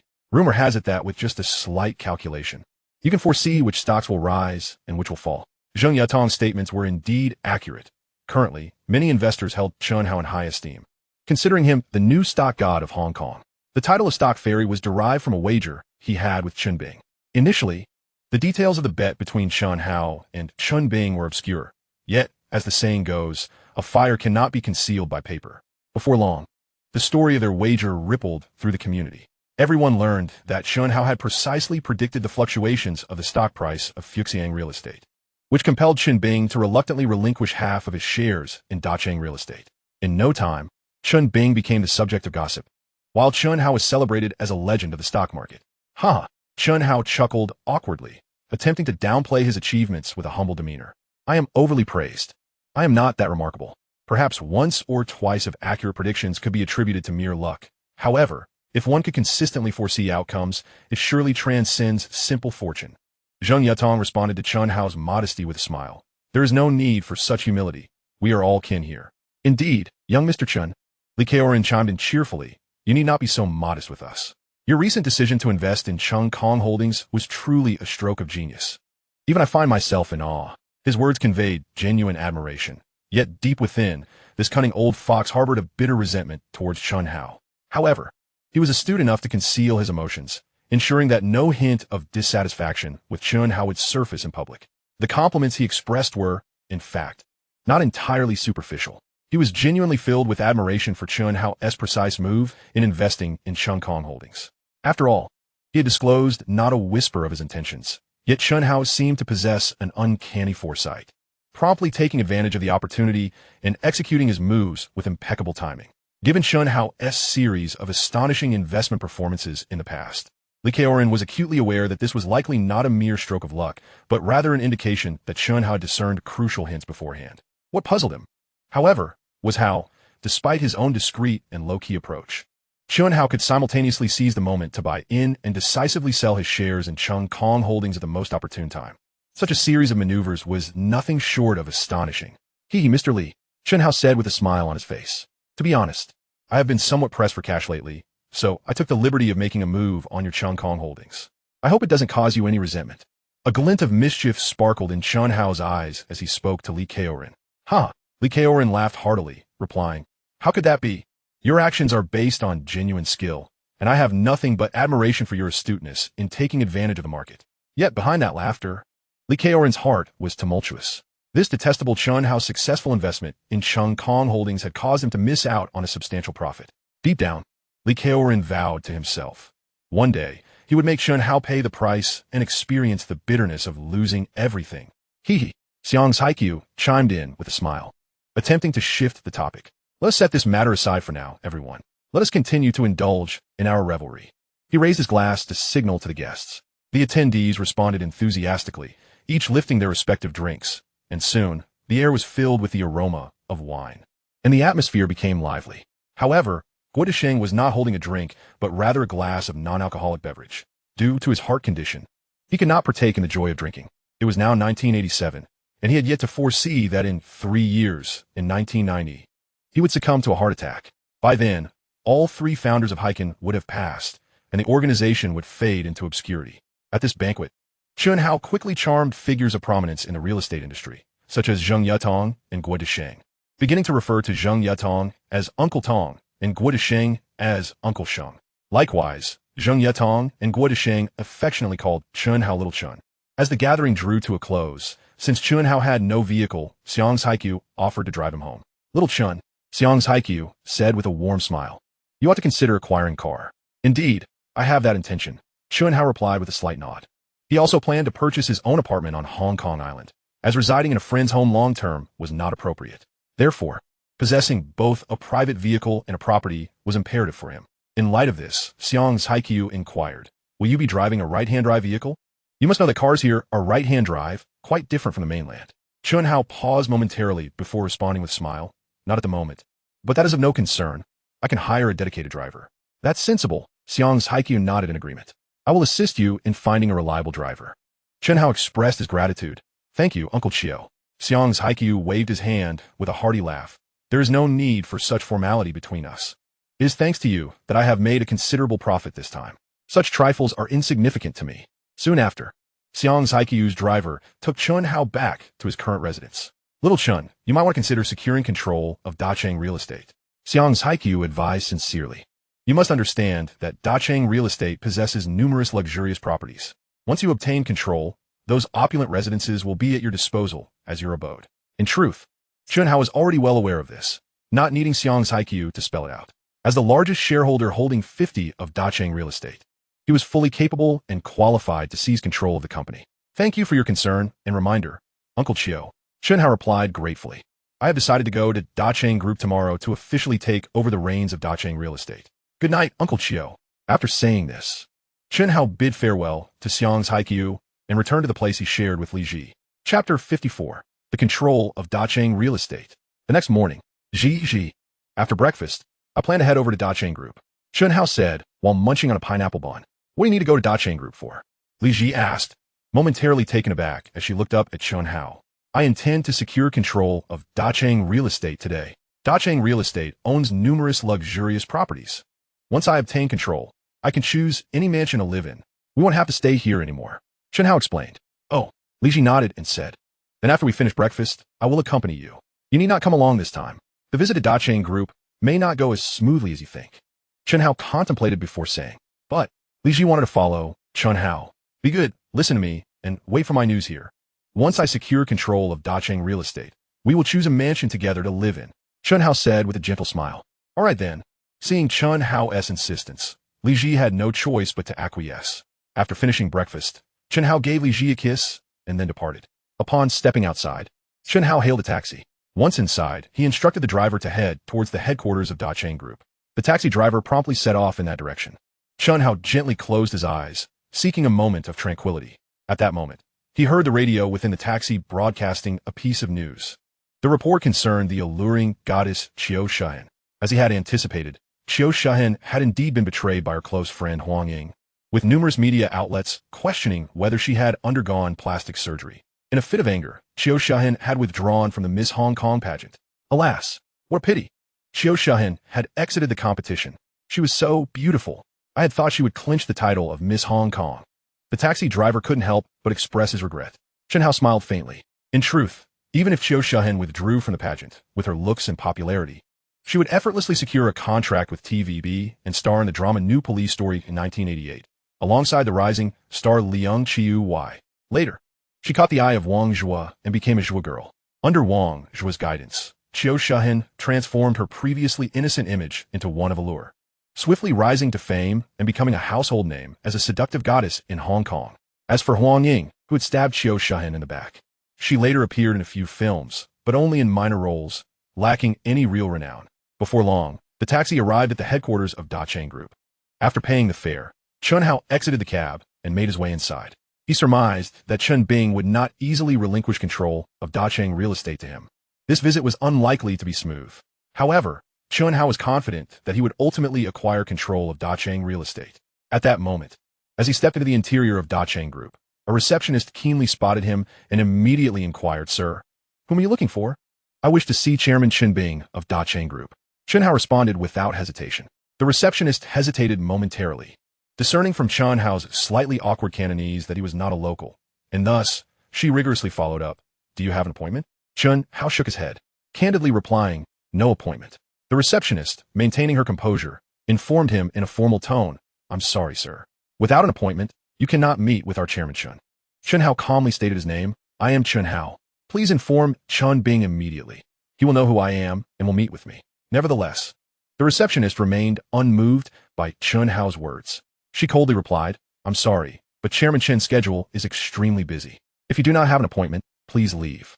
Faced with this situation, Chen Hao furrowed his brow slightly, clearly sensing the receptionist's deliberate obstruction. He was unwilling to waste words and proceeded to stride deeper into the group's interior. The receptionist quickly moved to block his path and signaled to two nearby security personnel. Sir, please stop.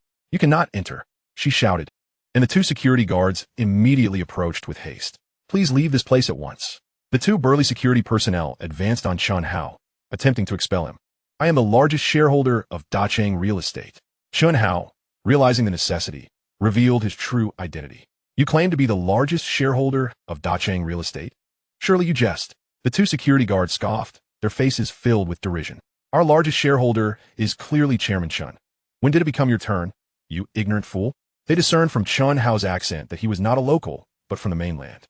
A fool from the mainland dared to act brazenly on Dacheng Group's territory. Suddenly, Two sharp slaps echoed like thunder. The guards' faces were struck with force, causing them to spin around in shock, utterly bewildered. The one delivering the punishment was none other than Chen Hao himself. He would not tolerate the derogatory remarks of ignorant fool directed at him. Without hesitation, he dealt the two guards resounding slaps, making them pay for their disdain and insult. How dare you lay a hand on us? You can go to hell. The guards, utterly astonished, gaped at Chen Hao in disbelief. In an instant, the two guards, wielding their nightsticks, charged at him without hesitation. However, just as the nightsticks were about to connect with Chen Hao, he vanished from their sight like a specter.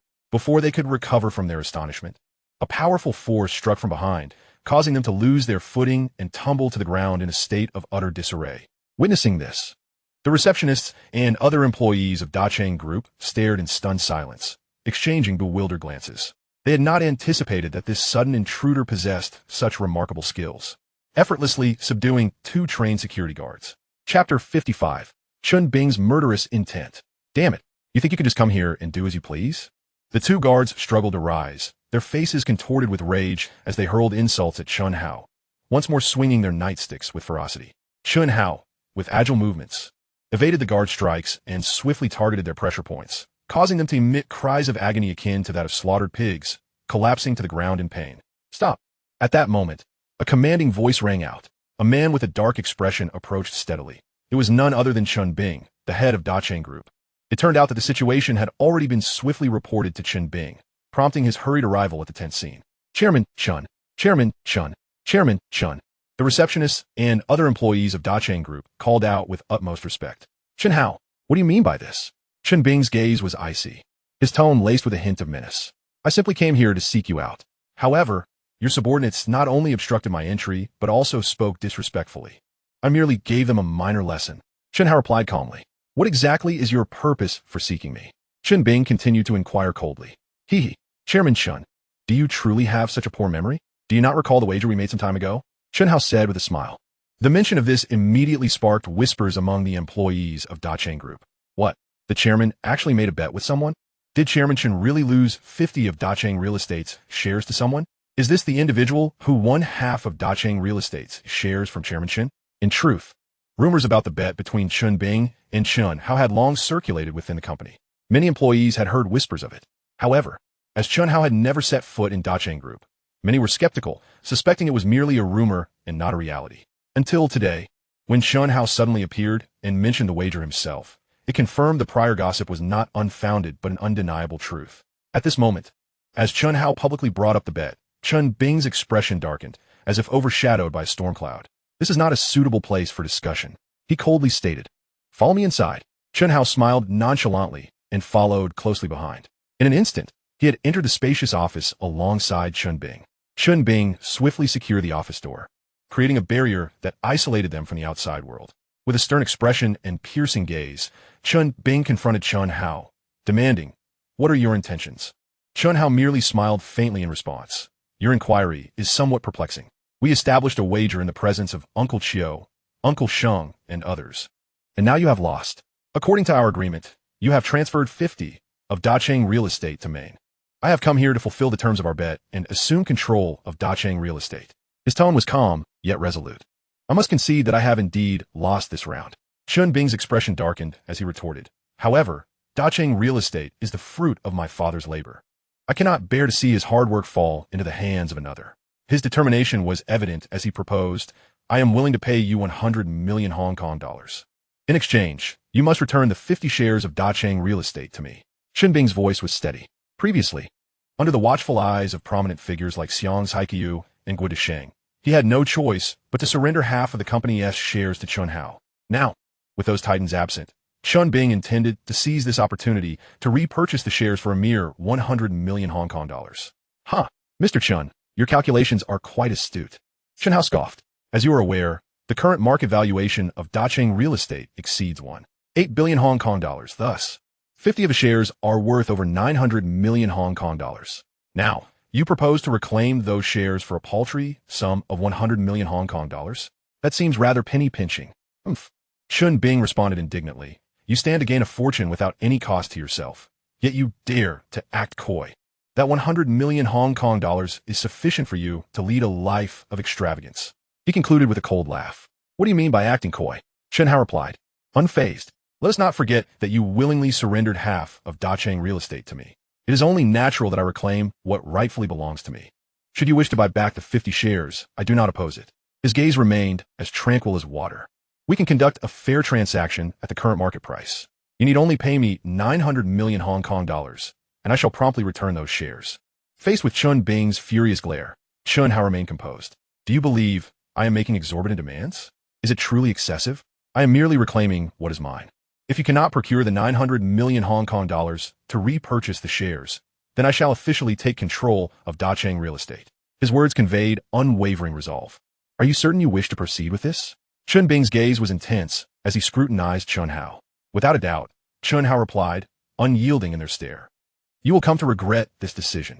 Chun Bing spat, casting a final scornful glance at Chen Hao before storming out of the office. A cold smile crept onto Chen Hao's lips. He had sensed the underlying malice in Chen Bing's eyes. Before stepping into this situation, he had anticipated such a confrontation. Dacheng real estate was the most vital asset of Dacheng Group, its position irreplaceable. Once Chen Hao seized control, it would be akin to holding the very heart of the Dacheng Group. Currently, with Dacheng real estate valued at over 1.8 billion Hong Kong dollars, the 50 stake represented an asset worth more than 900 million. One could only imagine the turmoil that would arise at the prospect of losing such a vast fortune. Thus, it was only natural for Chun Bing to harbor murderous intent, a development that was entirely predictable. Nevertheless, Chen Hao felt no fear. Since he had resolved to carve out his own destiny in Hong Kong, he must brace himself for various potential crises and challenges. To retreat now would only hinder his future standing and growth in the region. He departed Chun Bing's office with composure, striding toward the reception of Dacheng Group, where he resolutely communicated his decision to the receptionist. Please inform Chun Bing that I shall personally take over Dacheng real estate tomorrow. Chapter 56. I am a senior inspector of the West Kowloon Major Crimes Unit. After exiting the headquarters of Dacheng Group, Chen Hao prepared to hail a taxi to return to his residence with Li Zhi. Suddenly, he remembered Li Zhi had once mentioned her fondness for the glutinous rice chicken from Tin Key in West Kowloon. He was in West Kowloon. Moreover, Tin Key was nearby, just a few minutes' walk away. Thus, he walked towards Tin Key, intending to buy some glutinous rice chicken to bring back for Li Zhi. As he walked, he suddenly heard a shout from behind him. "Datu Baiao, stop right there." He quickly turned to look.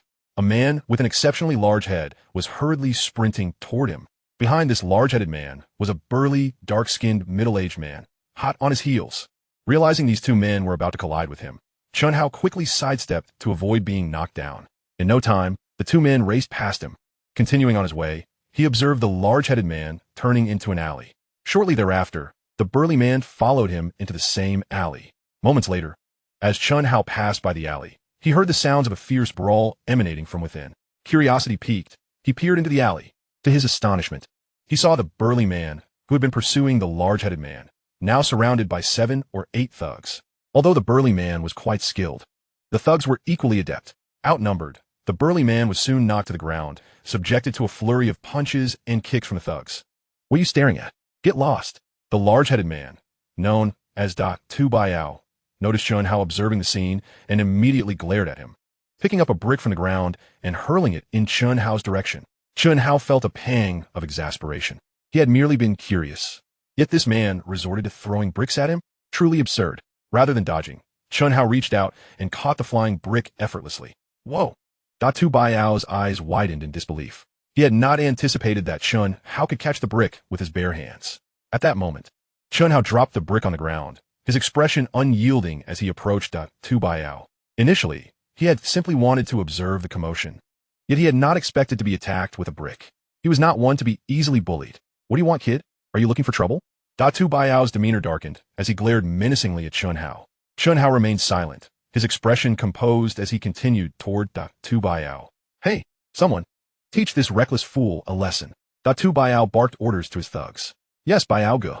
4 of the thugs, who had been attacking the burly man, immediately ceased their assault and charged menacingly toward Chen Hao. Unfazed by their coordinated attack, Chen Hao advanced to meet them, deftly evading their strikes with an almost supernatural agility. Simultaneously, he unleashed a flurry of strikes targeting their pressure points and vital areas with lightning speed. With each strike he delivered, a henchman would cry out in agony. Collapsing to the ground, their bodies rendered immobile, faces contorted in suffering. In a mere moment, All 4 henchmen had been subdued by Chen Hao, the remaining henchman. Witnessing Chen Hao's remarkable prowess in effortlessly taking down 4 of their own, exchanged wary glances. In the next instant, they instinctively fled towards the opposite end of the alley. Goodness! Even the stout man was taken aback by Chen Hao's exquisite skills. He had never anticipated that this seemingly fragile young man possessed such formidable strength, effortlessly incapacitating 4 of his subordinates. Fear gripped him, prompting an immediate retreat down the alley. Attempt to flee? Not a chance. Chen Hao scoffed. In an instant, he moved with the swiftness of the wind, closing the distance to the stout man. With a powerful kick aimed at the man's backside, he struck. Thud! A dull sound echoed as the stout man was hit squarely, losing his balance and tumbling to the ground, akin to a dog in disarray. Impressive skills. A burly man who had been watching from the sidelines applauded vigorously, exclaiming his admiration. He then strode over to the fallen stout man, seizing him by the collar. Big Head Baiyao, I am Senior Inspector Liang Jianxiong from the West Kowloon Major Crimes Unit. You are currently suspected in connection with the case, and I must take you in for questioning. You are not obliged to speak, unless you wish to, but whatever you say will be documented and may serve as evidence in court. The burly man spoke as he cuffed the stout man. Chen Hao, upon hearing this, was momentarily taken aback. It turned out that this burly man was a police officer and a senior inspector at that. Furthermore, the phrases he uttered were indeed authentic. The dialogue from Hong Kong dramas was not mere fiction, as officers genuinely used such classic lines when apprehending suspects. However, it raised a question. Why hadn't Inspector Liang drawn his weapon when he was being assaulted by 7 or 8 henchmen? This was not entirely Liang Jingxiang's fault. He had been off duty that day and was unarmed, fortuitously encountering the suspect he had long been pursuing. Thus unfolded the scene of his pursuit of Big Head Baiyao. Previously, while being battered by Baiyao's henchmen, he had thought he would fail to apprehend him. Unexpectedly, a young man had burst onto the scene, effortlessly downing several henchmen and even sending Big Head Baiyao sprawling. This made it remarkably easy for him to capture the suspect. He immediately contacted nearby officers for assistance, who soon arrived to handcuff both Big Head Baiyao and the 4 incapacitated henchmen. Brother, I owe you one for your timely intervention. Liang Jianxiong expressed his heartfelt gratitude to Chen Hao. There's no need for thanks. Chen Hao had merely intended to teach the stout man a lesson, but had inadvertently rescued a senior inspector. Chapter 57. How do you intend to repay me? Chen Hao could hardly believe that he had unintentionally saved a senior inspector. The inspector, Liang Jianxiong, was indeed a senior officer from the West Kowloon Major Crimes Unit. I am Liang Jianxiong. He introduced himself to Chen Hao, extending his right hand in greeting. I am Chen Hao. Chen Hao reciprocated the gesture, shaking Liang Jingxiang's hand. Mr. Chen, your skills are quite impressive. Have you practiced martial arts? Liang Jianxiong inquired with keen curiosity. I have practiced Baoduan Jin and Tai Chi, both of which are exercises for health and wellness. Chen Hao replied with a smile. To achieve such prowess solely through health exercises is remarkable, Liang Jianxiong exclaimed, his surprise evident. You're too kind. Chen Hao replied modestly. May I ask where you are currently employed? Liang Jianxiong probed, considering that if Chen Hao's skills were as formidable as they appeared, he could be an invaluable asset to the Royal Hong Kong Police Force. I am currently without employment, Chen Hao said with a slight shake of his head. Upon hearing this, Liang Jingxiang's spirits lifted, and he continued, do you possess permanent residency in Hong Kong? I suspect you might not be a local based on your accent. If Chen Hao lacked permanent residency, he would not qualify to join the Hong Kong Police Force. I just obtained it recently. Chen Hao responded. Perfect. I believe your skills would be an incredible asset to the Royal Hong Kong Police Force. Would you be willing to join us? Liang Jianxiong inquired with hopeful anticipation. I tend to be quite free-spirited. Joining the Royal Hong Kong Police might tarnish their image. Chen Hao diplomatically declined. Then let it be. Liang Jianxiong understood Chen Hao's reluctance and felt a twinge of disappointment. After a moment's thought, he asked, by the way, do you have contact information? Yes. Chen Hao nodded, subsequently providing his phone number and pager number to Liang Jianxiong. The latter reciprocated, sharing his own contact details. At that time, mobile phones lacked caller ID functions, so those who owned mobile phones often carried pagers as well. After exchanging contact information, the two parted ways. Chen Hao did not forget to stop by a nearby eatery to purchase some glutinous rice dumplings for Li Zhi, then hailed a taxi to return to their residence. How good you're back. How did things go with Dacheng Real Estate? Li Zhi eagerly inquired upon seeing him. Chen Bing refuses to relinquish control of Dacheng Real Estate. I plan to pay another visit tomorrow, Chen Hao replied succinctly. He refrained from disclosing his suspicions regarding Chen Bing's intentions to avoid worrying Li Zhi.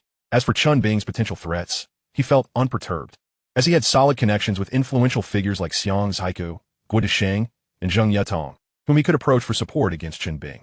How go? Are you sure Chen Bing won't take any covert actions against you for demanding control of Dacheng real estate? Li Zhi asked, concern etched on her face. Don't worry, my relationships with Xiang Ziku, Guo Desheng, and Zheng Yetong are strong. I doubt Chen Bing has the audacity. Chen Hao reassured her with a smile. Hearing this, Li Zhi felt somewhat relieved. Look what I brought you. Chen Hao produced the glutinous rice dumplings he had purchased. From Tianji, Li Zhi exclaimed joyfully upon recognizing her favorite treat, and she quickly bestowed a sweet kiss upon him, saying, How go? You're so good to me. Since I treat you so well, how do you plan to repay me? Chen Hao replied with a knowing smile. But it's broad daylight. Li Zhi blushed, understanding his insinuation. Daytime makes it all the more thrilling, Chen Hao remarked as he placed the glutinous rice dumplings on the coffee table.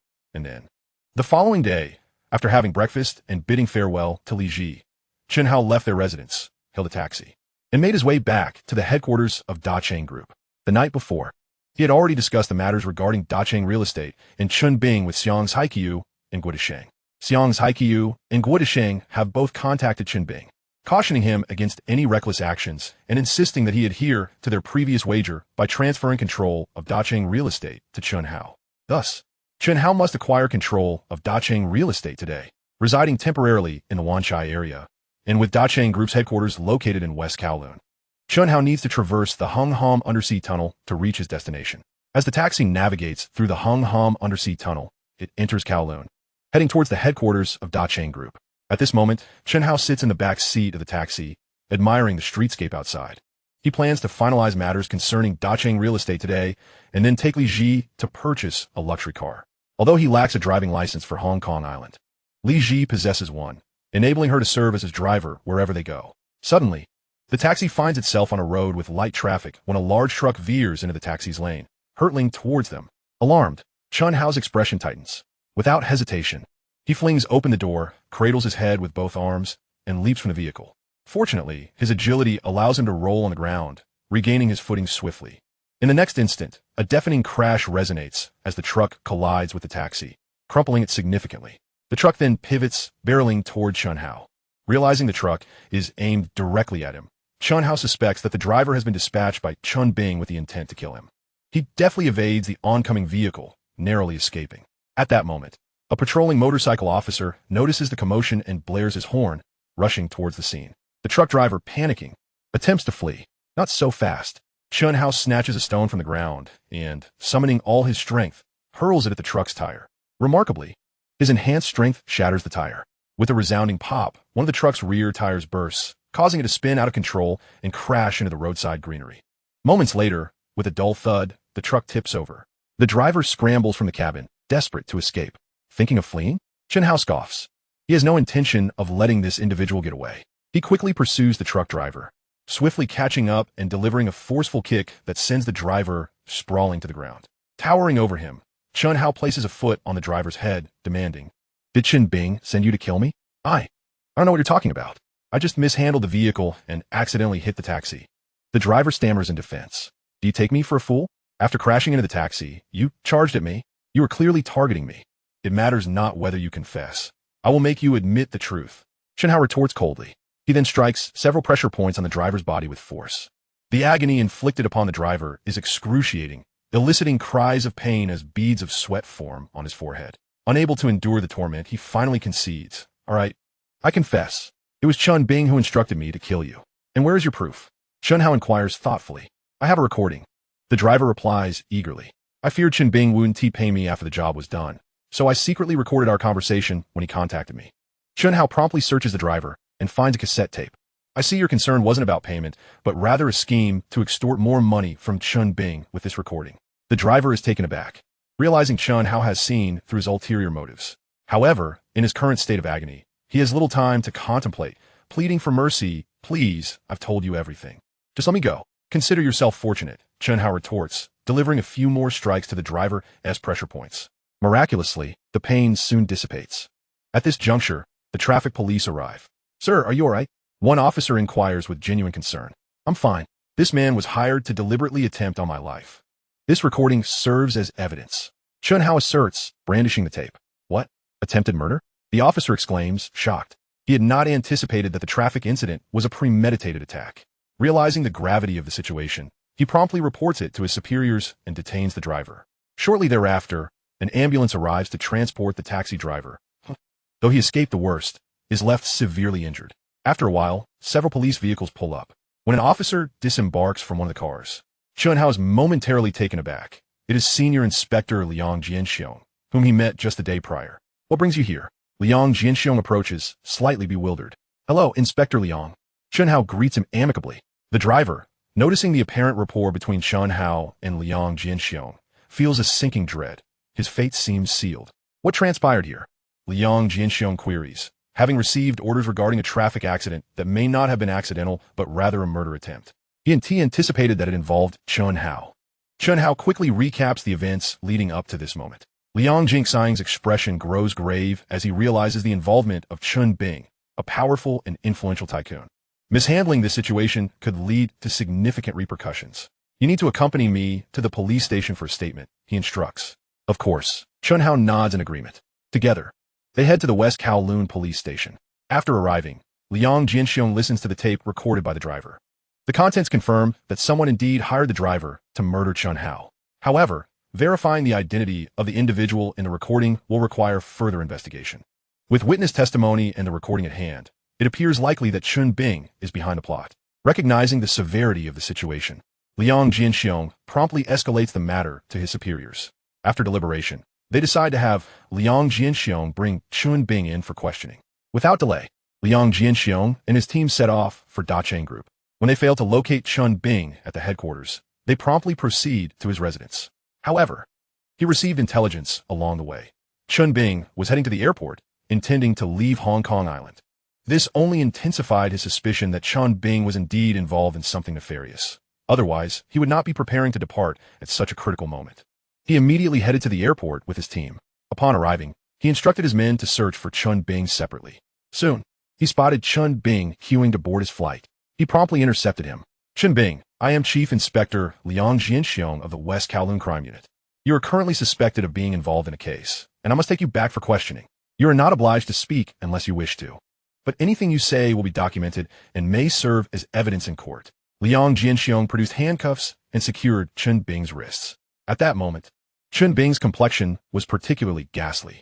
He had received word that the assassin he had hired to eliminate Chen Hao had failed, and he immediately realized the gravity of the situation, wanting to flee Hong Kong Island to evade the storm.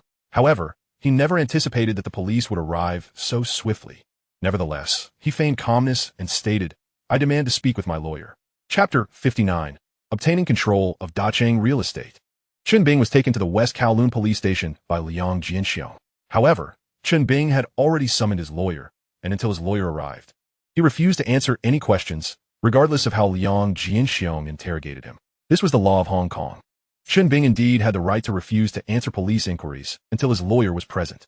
Although Chen Bing remained tight-lipped, Liang Jianxiong had already identified, through Chen Bing's accent, that the individual who had bribed the driver-assassin to murder Chen Hao was none other than Chen Bing himself, even with legal representation.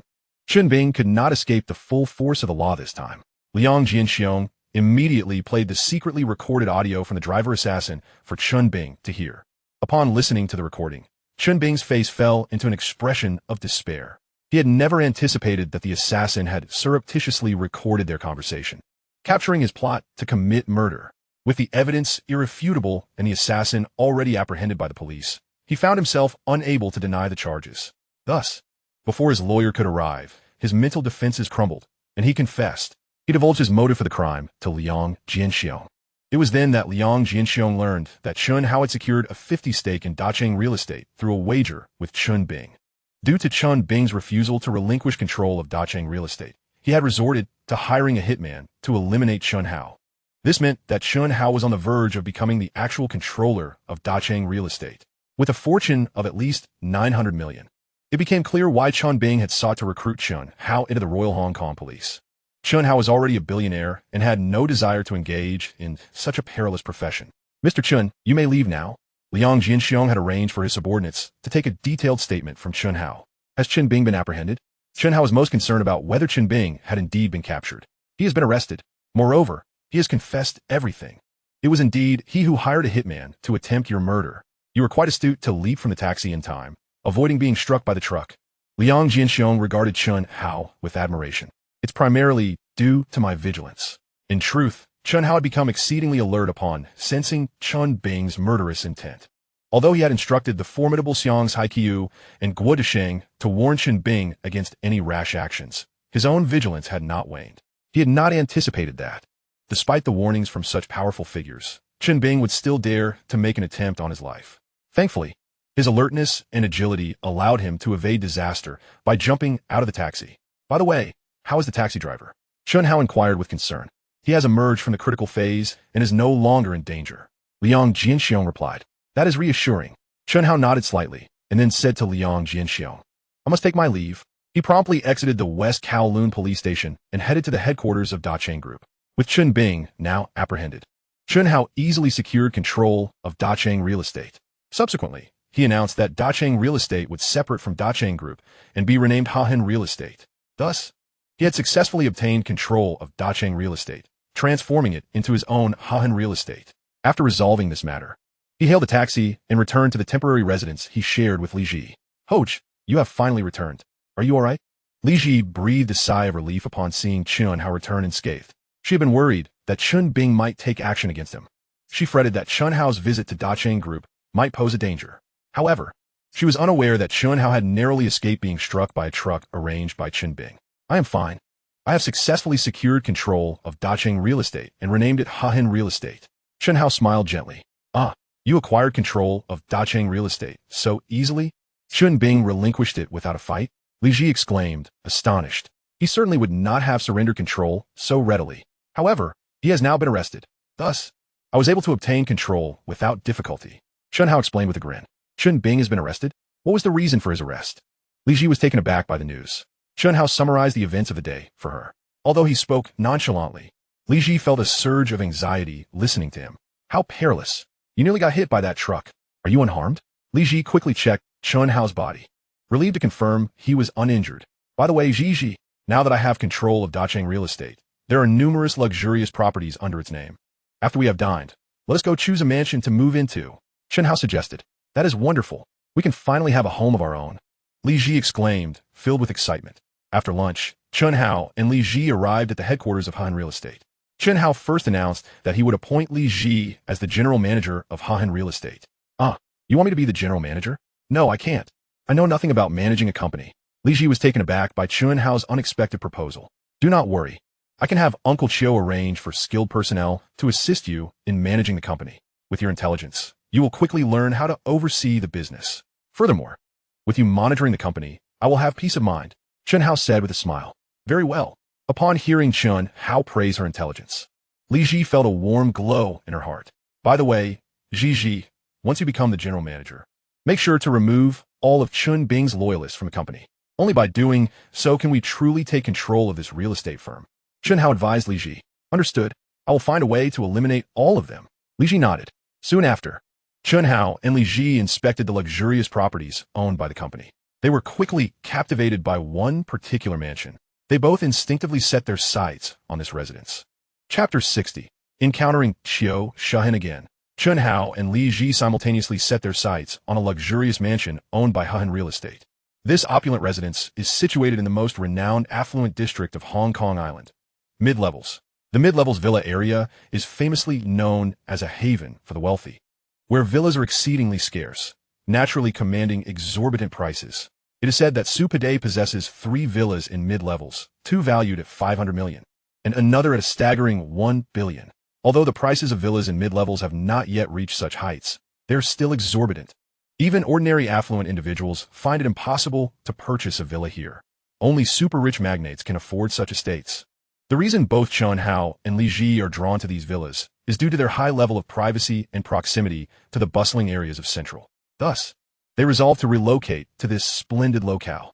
However, before heading to the Mid-Levels villa, Chen Hao first took Li Zhi to a luxury car dealership to acquire a lavish vehicle. He was immediately captivated by a red sports car. Could this be the limited edition Ferrari F40? Chen Hao was astonished to find a rare Ferrari F40 here. This model was released in celebration of Ferrari's 40th anniversary. With only 311 units produced, Sir, you have a discerning eye. This is indeed the limited edition Ferrari F40. An enthusiastic salesman remarked. Originally, this car was ordered by a wealthy individual, but alas, after suffering a stock market crash, he can no longer afford the final payment, the salesman explained. Can we purchase this car? Chen Hao inquired. Of course, but this sports car comes at a steep price. The salesman replied. How much? Chen Hao asked eagerly. It's priced at 500,000 USD, which is approximately 3.9 million Hong Kong dollars. The salesman answered. No problem, we'll take this car. Chen Hao declared with remarkable decisiveness. This caught the salesman off guard. He had not anticipated such a swift agreement from Chen Hao. It was truly astonishing that this seemingly unremarkable young man possessed such wealth. Soon, Chen Hao completed the payment and all necessary paperwork, and he and Li Zhi finally acquired the iconic sports car. Subsequently, Li Zhi drove the Ferrari F40 toward their prospective villa. This Ferrari is incredibly comfortable, far more luxurious than any car I've driven before, Li Zhi exclaimed with delight. Naturally, this Ferrari is one of the most powerful sports cars currently available, personally designed by the founder of Ferrari. Chen Hao replied with a smile. Before long, Li Zhi arrived at the villa they had set their sights on. Upon entering, they were awestruck by the grandeur of the residence. The spacious and bright living room, exquisite marble flooring, opulent crystal chandeliers, a bedroom reminiscent of a royal palace, a well-appointed bathroom, an expansive walk-in closet, an outdoor swimming pool, a fragrant garden. Everywhere exuded an air of luxury, manifesting unparalleled opulence and prestige. What a magnificent and beautiful villa, Li Zhi exclaimed with excitement. Do you like it? Chen Hao inquired with a grin. Of course I love it. Li Zhi nodded vigorously. Then let us move in. Chen Hao laughed. Yes, Li Zhi responded enthusiastically.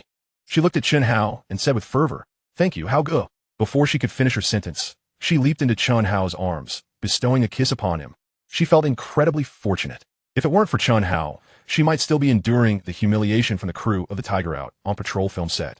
Without Chen Hao, she could never have amassed a fortune in the billions, not to mention Chen Hao's wealth.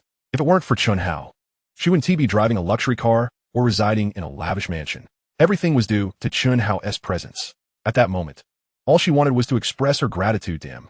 She had not anticipated her actions would become so audacious today. Blushing, she climbed off the bed and went to the bathroom for a refreshing shower. Hao Ge, please rest here for a moment. I will head to my friend's place to gather our belongings and then move in. After finishing her shower, Li Zhi told Chen Hao, who was still lounging on the bed, Are you sure you can manage alone? Should I accompany you to help with the packing? Chen Hao offered, preparing to rise. No need, we don't have much stuff. I can handle it. You've been busy these days. It must be exhausting. Please take some time to rest. Li Zhi quickly pressed Chen Hao back down, kissed him, and then turned to leave. She drove the Ferrari to the place where she and Chen Hao had been temporarily residing. Once Li Zhi departed, Chen Hao also took a moment to wash up in the bathroom. Just as he emerged, his cell phone rang. He promptly answered the call. On the other end was Xiang Haiqiu's voice. Xiao Chun, I heard you nearly encountered the assassin arranged by Chun Bing today. Uncle Chiu, how did you find out about this so quickly? Chen Hao asked, somewhat surprised. The incident had not been reported by the media, and he hadn't expected Xiang Haiqiu to learn about it so soon. I have some connections within the police force. Xiang Haiqiu explained, then asked, Where are you now? I'm in mid-levels. I'm preparing to move there. Chen Hao replied, I'm currently at Xiangxing Securities. Come over. I need to discuss something with you. Xiang Haiqiu said, Okay, I'll head over now. Chen Hao nodded. After ending the call, he dressed quickly while informing Li Zhi that he was going to Xiangxing Securities. Then left the villa. Since the distance to Central was not far, only a 10-minute walk, he decided to stroll to Xiangxing Securities in Central. As he walked, a car emerged from a nearby villa. Suddenly, the vehicle came to a halt. The window rolled down, revealing a familiar face peering out, asking, Is that you? It's you? Chen Hao was taken aback. The person addressing him was actually Qiu Shahin. Chapter 61. You will surely become wealthy and prosperous. Is it you? Qiu Shahin, seated in the driver's seat, looked at Chen Hao with astonishment. Earlier, she had spotted Chen Hao in the rearview mirror and instantly recognized him, thanks to their previous encounter at the Hiking Grand Hotel nightclub, where his words had left a profound impression on her, especially his accurate prediction of her betrayal by a close friend, which had shocked her immensely. She hadn't anticipated running into Chen Hao here today. Is it really you? Chen Hao marveled at seeing Qiu Shahin as well, equally surprised by this unexpected encounter.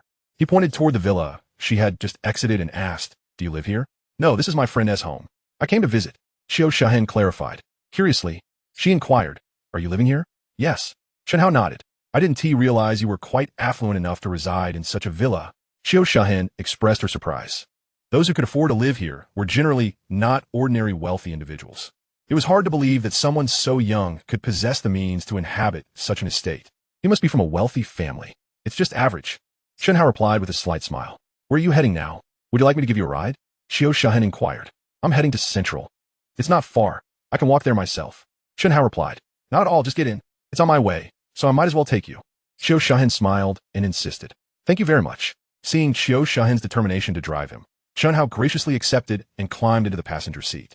I still don't know your name, Xiao Shahen asked as she navigated the vehicle. My name is Chen Hao. Chen from the east, and Hao meaning vast. Chen Hao introduced himself. Mr. Chen, do you truly understand physiognomy? Xiao Shahen asked with genuine curiosity. Previously, during their encounter at the Hiking Grand Hotel, Chen Hao had claimed knowledge of physiognomy, accurately predicting that she would be betrayed by her close friend. He even warned her that this friend had the surname Huang. Subsequently, she indeed fell victim to her friend's treachery, who was named Huang Ying. Thus, her curiosity about Chen Hao's abilities deepened. Just a smattering of knowledge, Chen Hao replied, cleverly omitting the fact that he was a reincarnate who knew of Huang Ying's betrayal all too well. Such superficial understanding yielding such prowess. At that moment, Xiao Shahen was utterly convinced of Chen Hao's expertise in physiognomy. Initially, she had thought him merely a charlatan. Mr. Chen, what do you foresee for my future? Will I achieve great success? Xiao Shahen asked with eagerness. Although you were recently betrayed by your close friend, you possess the traits of great fortune. You are destined for immense wealth and prosperity, eliciting envy from all. Chen Hao stated with earnestness, who would not relish hearing such flattering words. His proclamation instantly brightened Xiao Shahen's countenance. May your words ring true. If I do become prosperous in the future, I shall be sure to express my profound gratitude. She laughed. Before long, she parked the car in front of Xiangxing Securities, guided by Chen Hao. Thank you for the ride. Goodbye, Chen Hao said as he stepped out of Xiao Shahen's vehicle. Mr. Chen, could I have your contact information? Xiao Shahen suddenly asked. Certainly. Chen Hao nodded, providing her with his mobile number and pager contact. In turn, Xiao Shahen shared her own contact details. After bidding farewell to Xiao Shahen, Chen Hao turned and entered Xiangxing Securities. Mr. Chen. Almost everyone at Xiangxing Securities recognized him, greeting him with great respect. Chen Hao was quite familiar with the establishment and made his way directly to Xiang's Haikyu's office. Upon reaching the office door, he knocked. Come in. Xiang's Haikyu's voice rang out from within. Chen Hao entered and closed the door behind him. After a brief exchange of pleasantries, Xiang's Haikyu addressed Chen Hao. I have thoroughly investigated the matter concerning Chun Bing hiring someone to kill you. That scoundrel deserves what he gets. Last night, both Gua and I warned him to desist. Yet he still resorted to hiring a hitman. Fortunately, you reacted swiftly and jumped out of the taxi in time. Otherwise, the consequences would have been dire. Not to worry. His attempt on my life is not entirely a misfortune. At least he has landed himself in trouble. Chen Hao waved his hand, smiling slightly. Indeed, his crime of hiring a hitman is severe. Moreover, a taxi driver was gravely injured. I suspect he will spend a considerable time behind bars. Xiang's Haikyu nodded thoughtfully. Uncle Xiao, allowing him to languish in prison is too lenient. Chen Hao's expression darkened. What? Do you wish for him to die? Xiang's Haikyu inquired, scrutinizing Chen Hao. Wishing for his demise is futile. He is already apprehended, making it difficult to take action against him. Chen Hao replied, I brought you here specifically for this matter. If you truly want to, Xiang's Haikyu left the sentence unfinished but made a motion across his throat. Chen Hao understood Xiang's Haikyu's implication immediately. Do you have a way? He hastily asked. I do have some connections, but we would need to wait until he is sentenced and imprisoned before we can act. Xiang's Haikyu nodded slightly, continuing, if you genuinely wish to prevent him from ever being released, I can facilitate that. And I'm most grateful, Uncle Xiao. Chen Hao expressed his thanks promptly. We are all family here. There is no need for formality. Xiang's Haikyu smiled. His motivation for assisting Chen Hao in dealing with Chun Bing stemmed from two factors. His long-standing dissatisfaction with Chun Bing and the fact that Chen Hao had helped him accrue considerable wealth. He also sought to continue collaborating with Chen Hao to amass even more. Who would ever disdain an abundance of wealth? Acknowledging his waning ability to generate income due to age, he recognized Chen Hao's remarkable talent for making money and aimed to foster a strong relationship with him. Chen Hao was perceptive enough to grasp this dynamic and was more than willing to continue collaborating with Xiang's Haikyu, given the latter's extensive network. Chapter 62. Chen Hao's next steps. Uncle Xiao, I mentioned before that I am preparing for a more ambitious undertaking. Chen Hao had secured control over Dacheng real estate. arranged a luxurious residence for Li Zhi, and purchased a luxury vehicle. Matters in Hong Kong had been mostly settled. Now, he intended to travel to Eagle Country to capitalize on its stock market and, by extension, the global market. Though he currently possessed a fortune of $5.9 billion, this time he aimed not only to exploit Eagle Country's market, but also to seize opportunities across the globe. He needed additional capital to operate effectively and maximize his profits. Therefore, he resolved to invite Xiang's Haiqiu to participate in his stock-buying initiative. In addition to Xiang's Haiqiu, he hoped to enlist the support of influential figures like Guo Desheng and Zheng Yutong in his endeavor.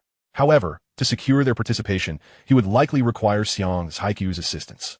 Despite having established a solid rapport with Guo Desheng, Zheng Yutong, and others, his youth rendered them somewhat hesitant to fully trust him. With Xiang's Haiqiu's backing, persuading these prominent figures to join forces in purchasing stocks in Eagle Country and globally would become considerably easier.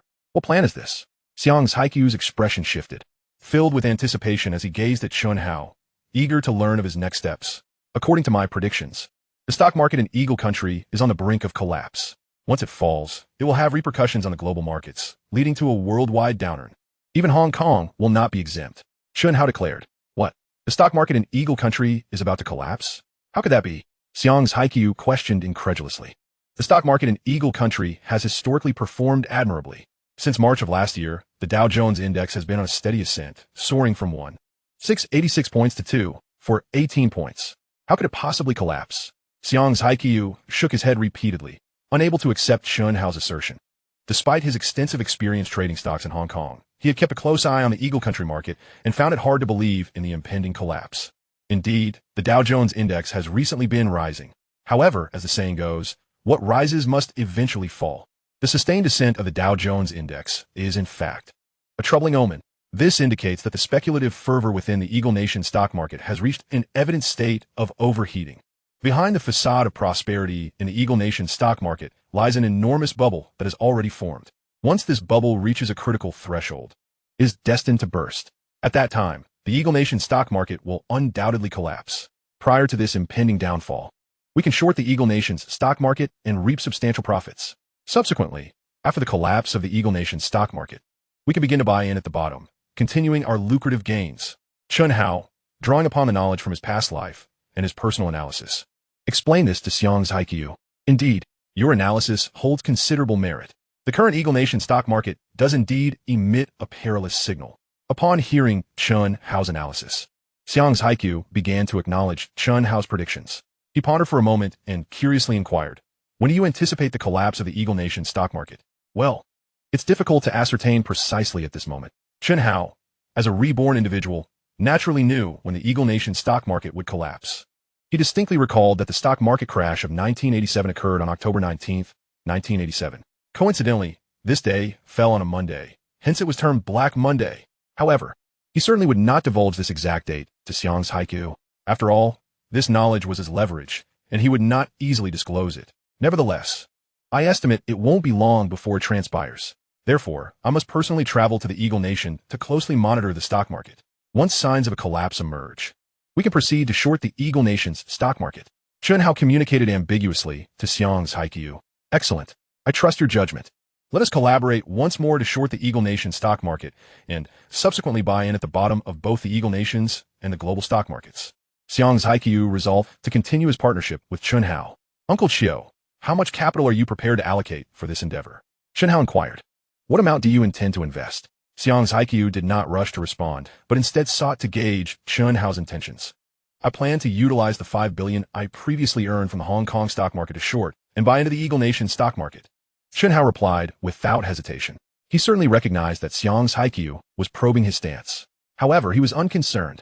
He was entirely confident in this opportunity to buy into the Eagle Nation's stock market and the global markets. Naturally, he intended to invest all of his available funds.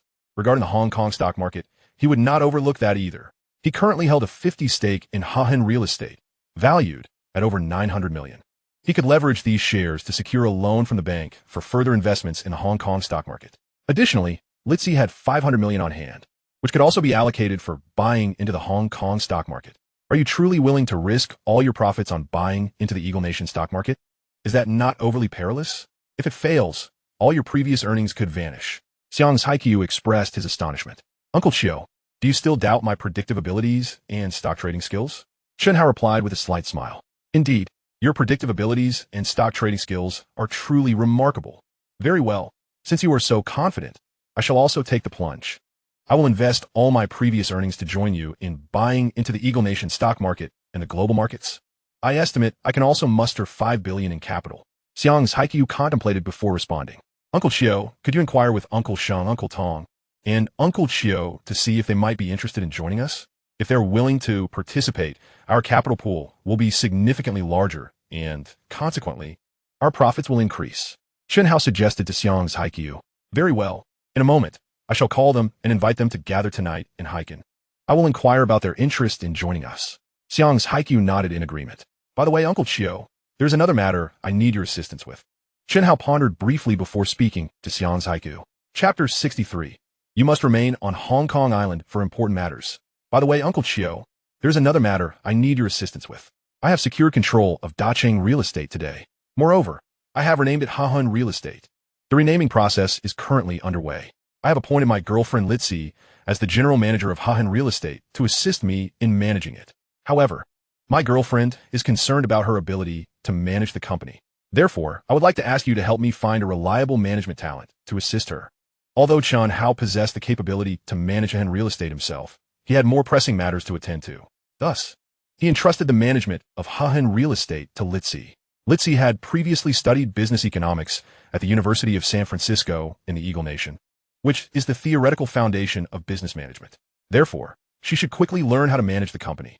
Once Li Zhi masters company management, she will become a valuable assistant by his side. That is no problem. Leave this matter to me. Xiang's Haiku smiled. At that moment, Chen Hao's mobile phone rang. He promptly answered, and Li Zhi's voice came through. How go? I have arrived at the entrance of Xiangxing Securities. Have you finished your discussion with President Xiang? I have concluded. Please wait for me. I will come out to meet you shortly. Chen Hao replied to Li Zhi. After hanging up, he turned to Xiang's Haiku and said, Uncle Chiu, my girlfriend has come to pick me up. I must take my leave. All right, I will escort you out. Xiang's Haiku nodded. Together, they left the office and arrived at the entrance of Xiangxing Securities. Xiang's Haiku's attention was immediately captivated by a red Ferrari F40. Wow, this sports car is incredibly cool. Did you just purchase it? Xiang's Haiku exclaimed as he gazed at the stunning Ferrari F40. Indeed, this limited edition Ferrari F40 just hit the market this year. It was a fortunate coincidence that I encountered it, so I decided to buy it. Chen Hao replied with a smile. Good eye. Xiang's Haiku chuckled. Uncle Chiu, I shall take my leave now. See you tonight. Chen Hao entered the vehicle, waving goodbye to Xiang's Haiku. Li Zhi, seated in the driver's seat, also waved to Xiang's Haiku. Then, Li Zhi drove the Ferrari toward their villa in the mid-levels. Upon returning to their spacious villa in the mid-levels, Li Zhi and Chen Hao unloaded their belongings from the car and moved them into their new home. Li Zhi, this villa is quite expansive. Organizing it will undoubtedly be tiring.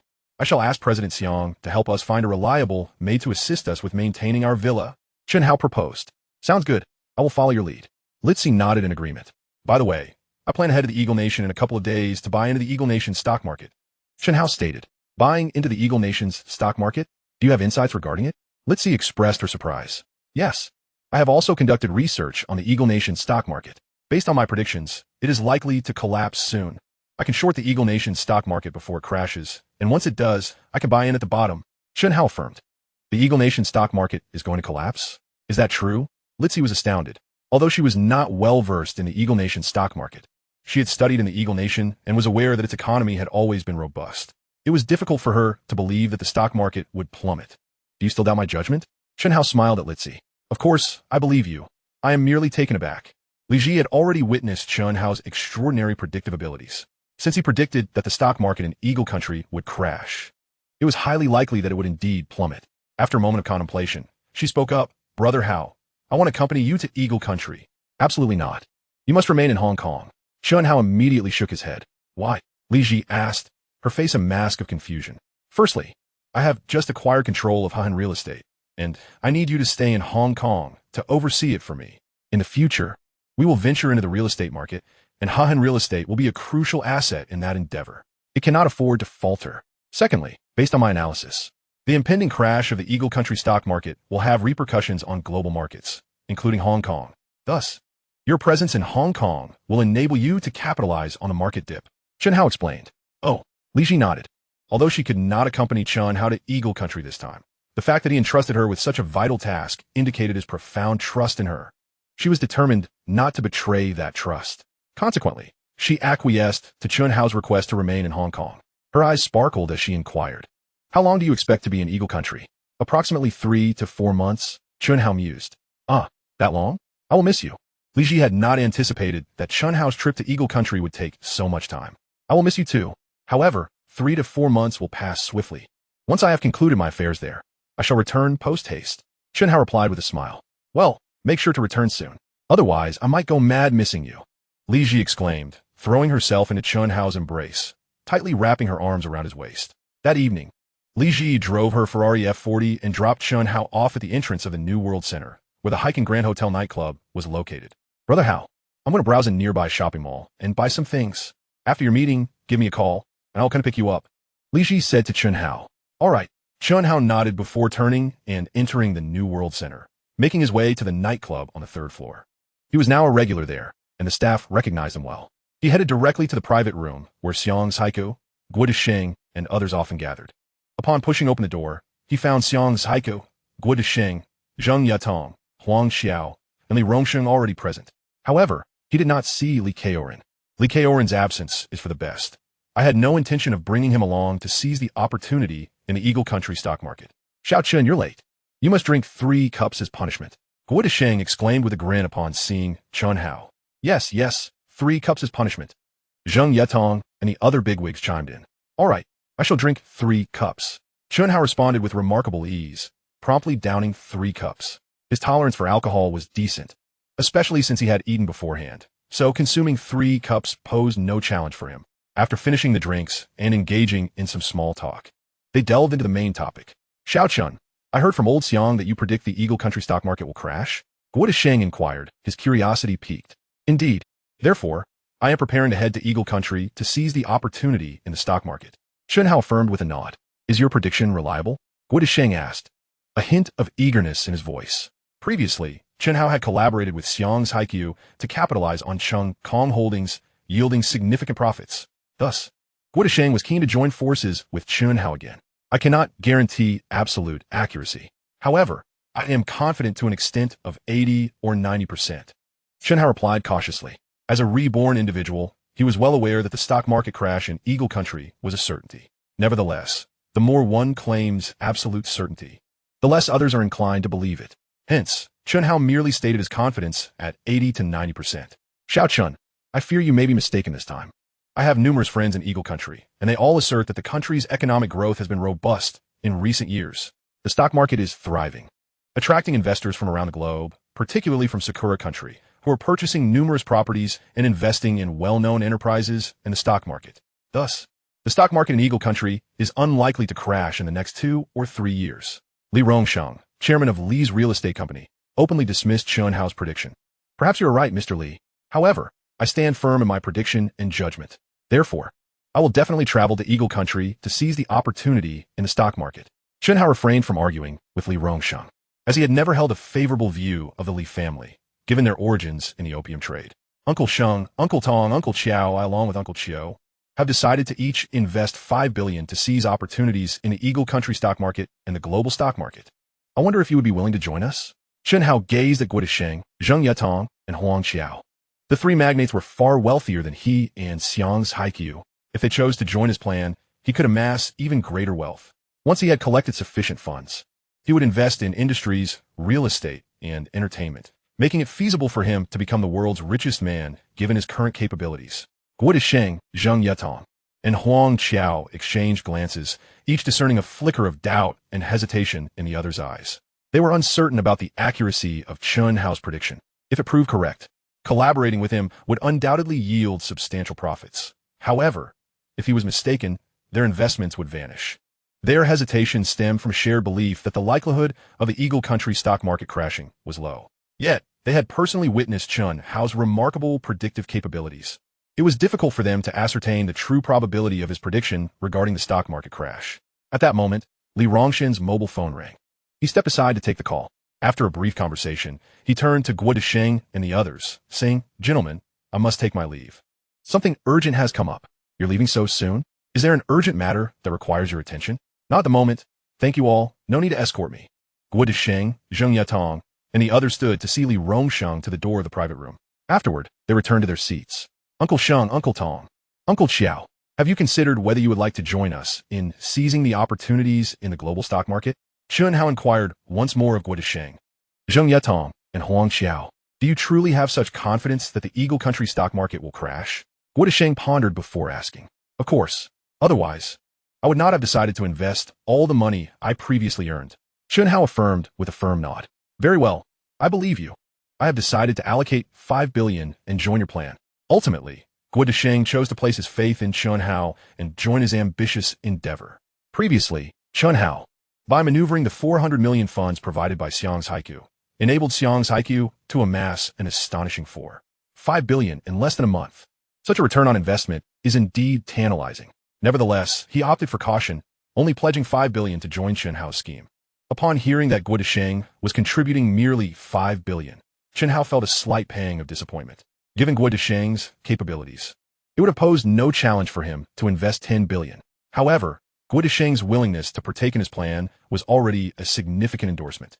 At the very least, Guo Disheng's involvement would serve as a catalyst for others. Indeed, upon witnessing Guo Disheng's commitment, Zheng Yatong contemplated for a moment before announcing, since old Guo has decided to contribute 5 billion, I shall also invest 5 billion into your initiative. Furthermore, I will allocate 3 billion to support Xiao Chen's plan. Huang Xiao also resolved to join Chen Hao's venture, though his financial capacity paled in comparison to that of Guo Disheng and Zheng Yatong. Moreover, a considerable portion of his funds had already been committed to various real estate projects. Thus, contributing 3 billion was the extent of his limits. Thank you, Uncle Sheng, Uncle Tong, and Uncle Xiao for your trust in me. I assure you that I will not disappoint your expectations and will strive to ensure that you all make a profit this time. Chen Hao earnestly assured Guo Disheng, Zheng Yatong, and Huang Xiao. Collectively, these three magnates contributed 13 billion, and with his and Xiang's Haiku's 10 billion. The total came to a substantial 23 billion Hong Kong dollars. By the way, Xiao Chun, do you have any acquaintances in the Eagle Country? Guo Disheng inquired. None. Chen Hao replied, shaking his head. Fortunately, I have an acquaintance in the Eagle Country who also rose through stock trading. When you visit, you might seek him out. He may prove quite helpful. Guo Disheng mused thoughtfully. Oh, who is he? Chen Hao asked. His name is Kai Ziyong, Guo Disheng responded. Kai Ziyong, Chen Hao exclaimed, utterly astonished to learn that the individual Guo Disheng referred to was none other than the renowned figure he was all too familiar with. Chapter 65, The King of Wall Street. Kai Ziyong. Upon discovering that Guo Disheng had recommended the illustrious Kai Ziyong, Chen Hao could hardly contain his astonishment. It is worth noting that Kai Ziyong was once the arch-rival of the legendary stock market guru Warren Buffett. A year older than Buffett, Kai had been dubbed the King of Wall Street and a financial magician, among other accolades. The extent of Kai Ziyong's prowess can be aptly illustrated through a comparison with Buffett's trajectory. In 1958, while Buffett managed a mere $500,000, Kai Ziyong was already overseeing $12.3 million. Between 1958 and 1965, Buffett's managed funds yielded an 8-fold return, whereas Kai Ziyong achieved an astonishing 27-fold increase. By 1969, when Buffett managed $100 million, Kai Ziyong had escalated his capital to $600 million. These figures starkly demonstrate that prior to 1969, Buffett was consistently overshadowed by Kai Ziyong. Kai Ziyong was born into a wealthy family in the flourishing metropolis of Shanghai, where he was influenced by his mother from an early age, mastering forex trading by the age of 11. Later, he relocated to the Eagle Country with his family, initially attending Wesleyan University before transferring to Boston University. By the age of 20, he had already obtained his master's degree. In 1957, John Johnson, the founder of Fidelity, recognized Kai Ziyong's exceptional talent and tailored the Fidelity Capital Fund for him, entrusting him with independent operations. In just 7 years, Kai Ziyong elevated the fund from $12.3 million to a staggering $3.4 billion. This achievement cemented his name as a synonymous emblem of Wall Street. At that time, numerous individuals readily entrusted their funds to Kai Ziyong, eager to benefit from his expertise. Before long, Kai Ziyong's renown transcended Wall Street. Many ordinary citizens in the Eagle Country had heard of him, recognizing him as the most profitable Chinese investor on Wall Street. Although Kai Ziyong aspired to claim Johnson's position, the latter ultimately bequeathed the Fidelity Fund to his own son. Nevertheless, Kai Xiong had devised a contingency plan. He divested all his Fidelity Fund stocks and established his own investment firm, Manhattan Fund. He swiftly raised $27.5 billion, capturing 15 of the total capital influx into funds that year and setting a new record on Wall Street. Of course, Kai Xiong was not infallible. He too faced setbacks.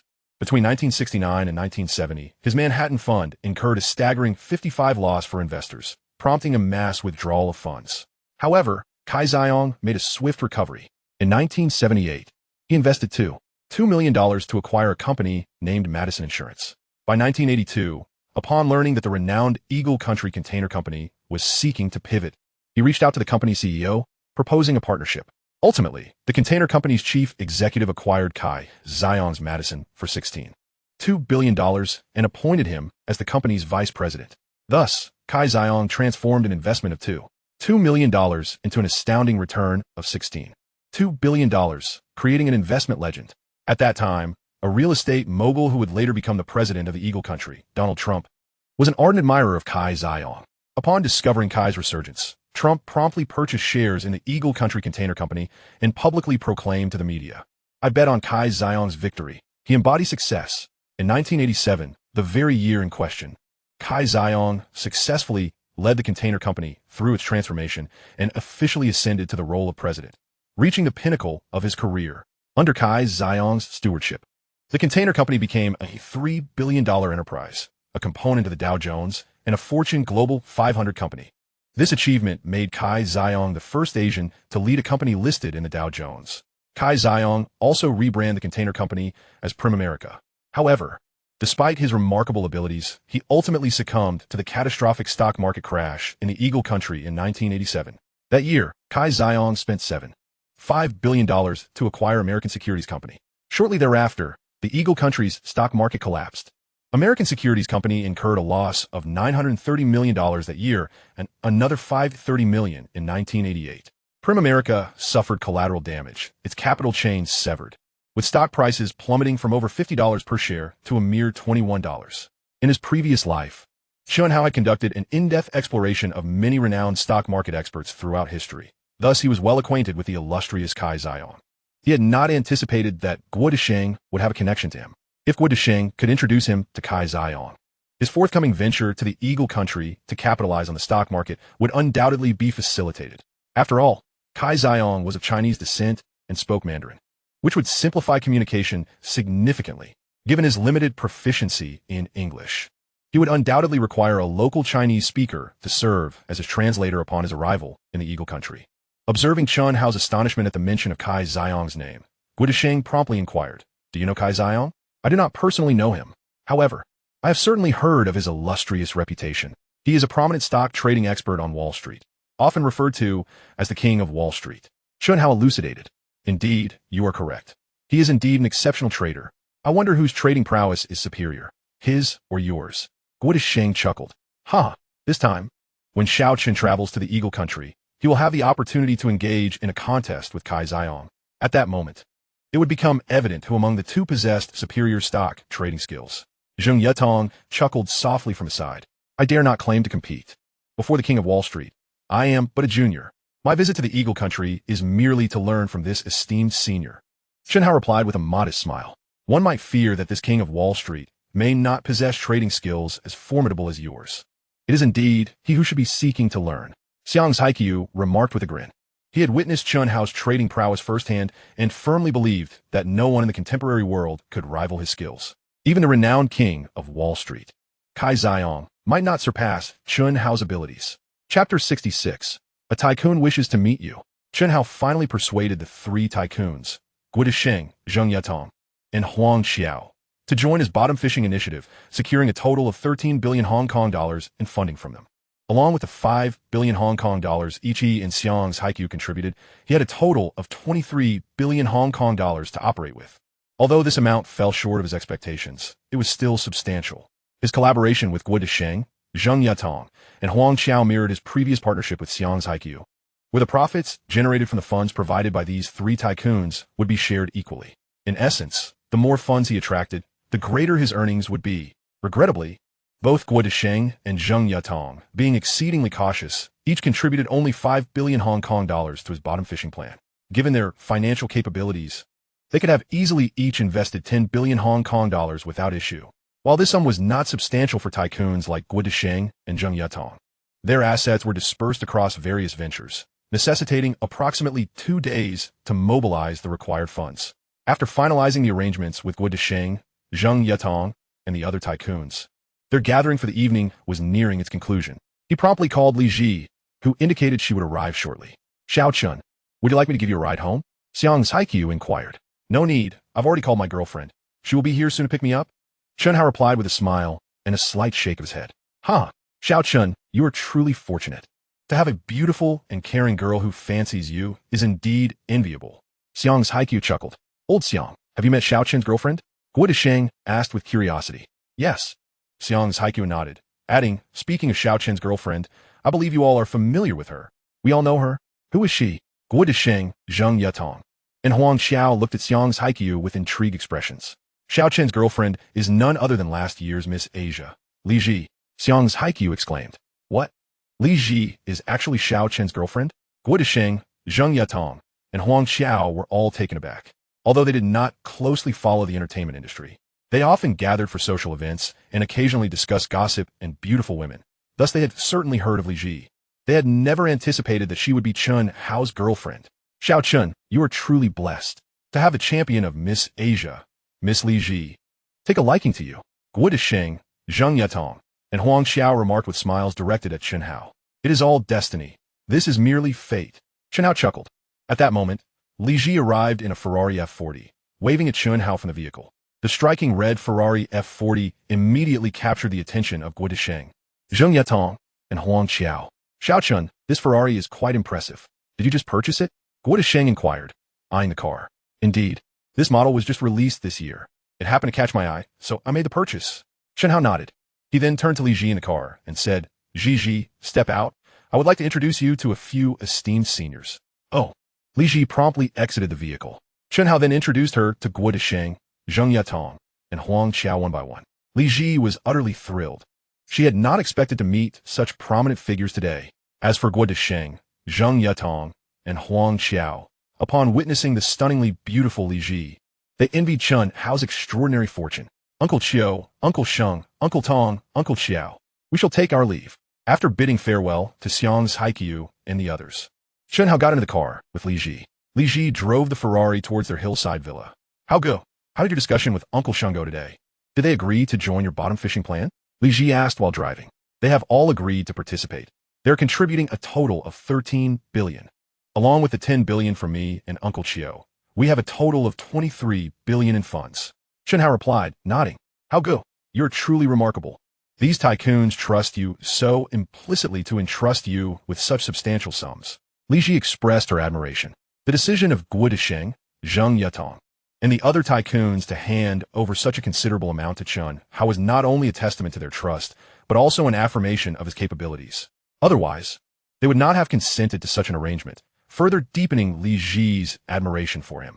The following day, after Chen Hao and Li Zhi had breakfast, they were strolling and chatting in the villa's garden when suddenly his phone rang. He answered immediately, and Zheng Yatong's voice came through. Xiao Chun, where are you now? I am at my home in the hillside. Chen Hao replied, a slight unease creeping into his heart. Was Zheng Yatong reconsidering his participation in the bottom fishing plan? Come to my company right now. Someone wishes to see you. Zheng Yatong instructed. Relieved to learn that Zheng Yatong was not having second thoughts, Chen Hao felt a wave of curiosity wash over him. Who could it be that wanted to meet him? He quickly asked, Uncle Tong, who wishes to see me? You'll find out when you arrive. Zheng Yatong replied mysteriously. Very well, I shall head over now. Chen Hao nodded. After ending the call, he turned to Li Zhi and said, Zhi, I need to visit Uncle Tong. I could drive you there. Li Zhi offered. They then made their way to the garage, where Li Zhi drove the Ferrari F40 under Chen Hao's guidance to Zheng Yatong's company. Zhi, why don't you join me inside? Chen Hao suggested. I won't disrupt your business, will I? Li Zhi asked. Not at all. Chen Hao smiled. All right then. Li Zhi nodded. Subsequently, Chen Hao brought Li Zhi into Zheng Yatong's company, where they were directed by Zheng Yatong's secretary to his office. Upon entering Zheng Yatong's office, Chen Hao was taken aback to find a remarkably familiar figure.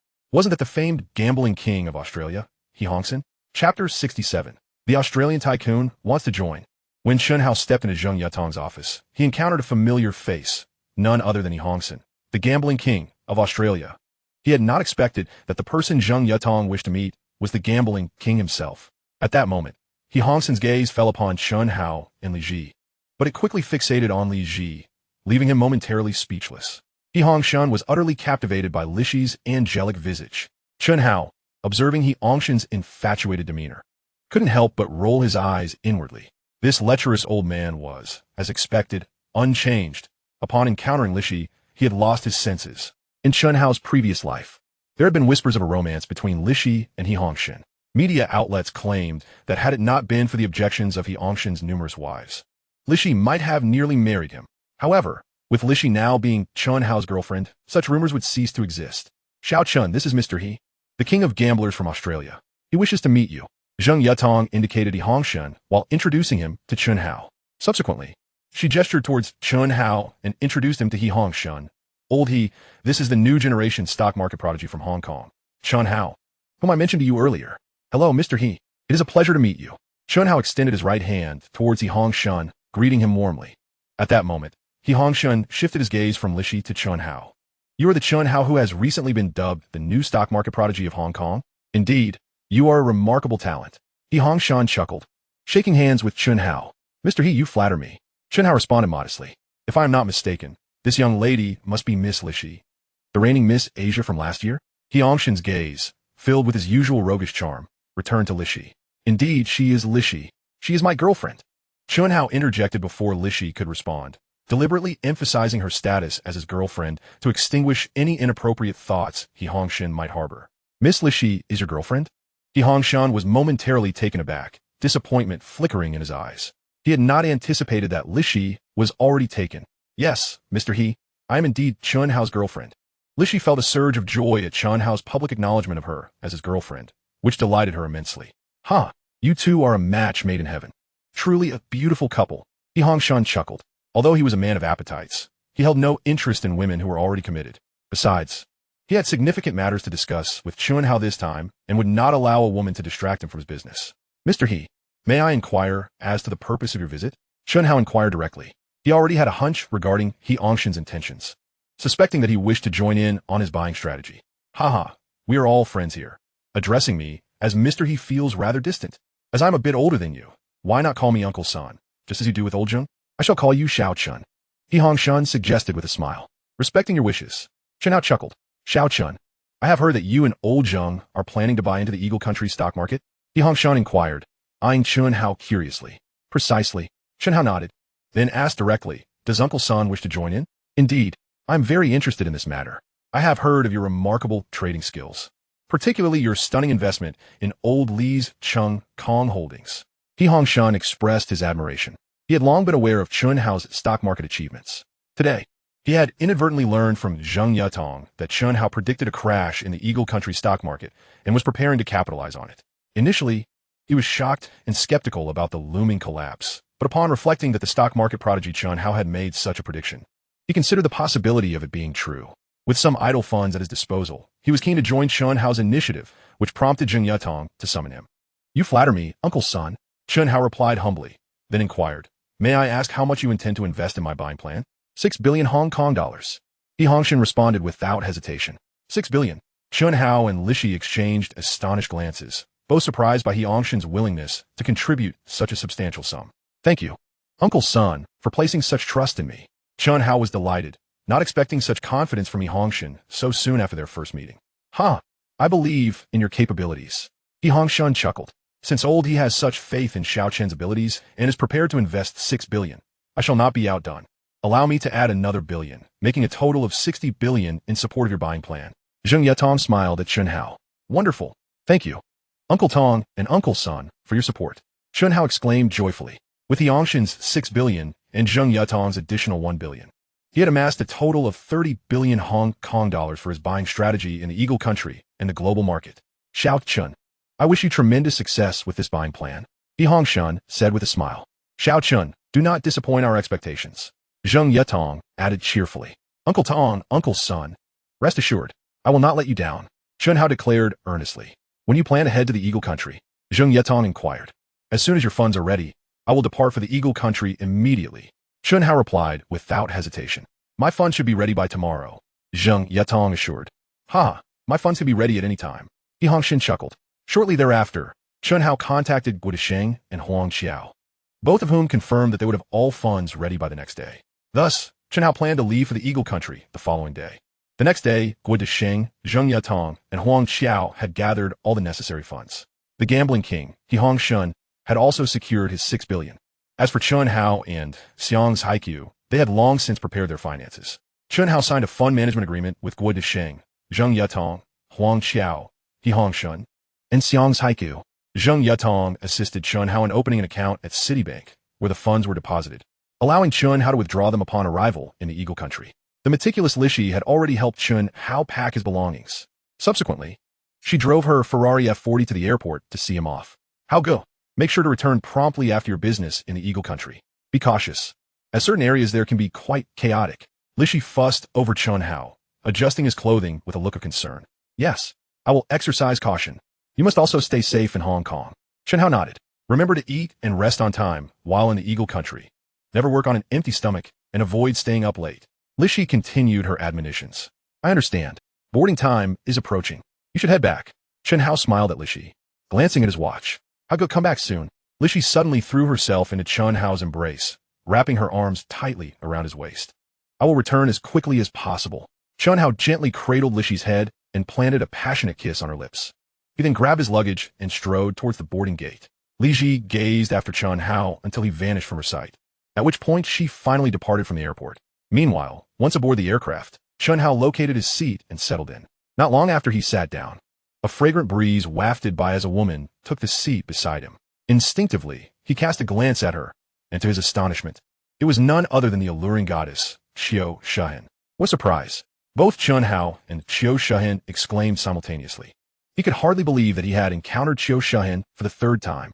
The first meeting had been at the Heiken Grand Hotel nightclub, the second at the Hillside Villa District, and now, here they were on a flight to New York City. Clearly, fate had woven an intricate bond between him and Qiu Shahin.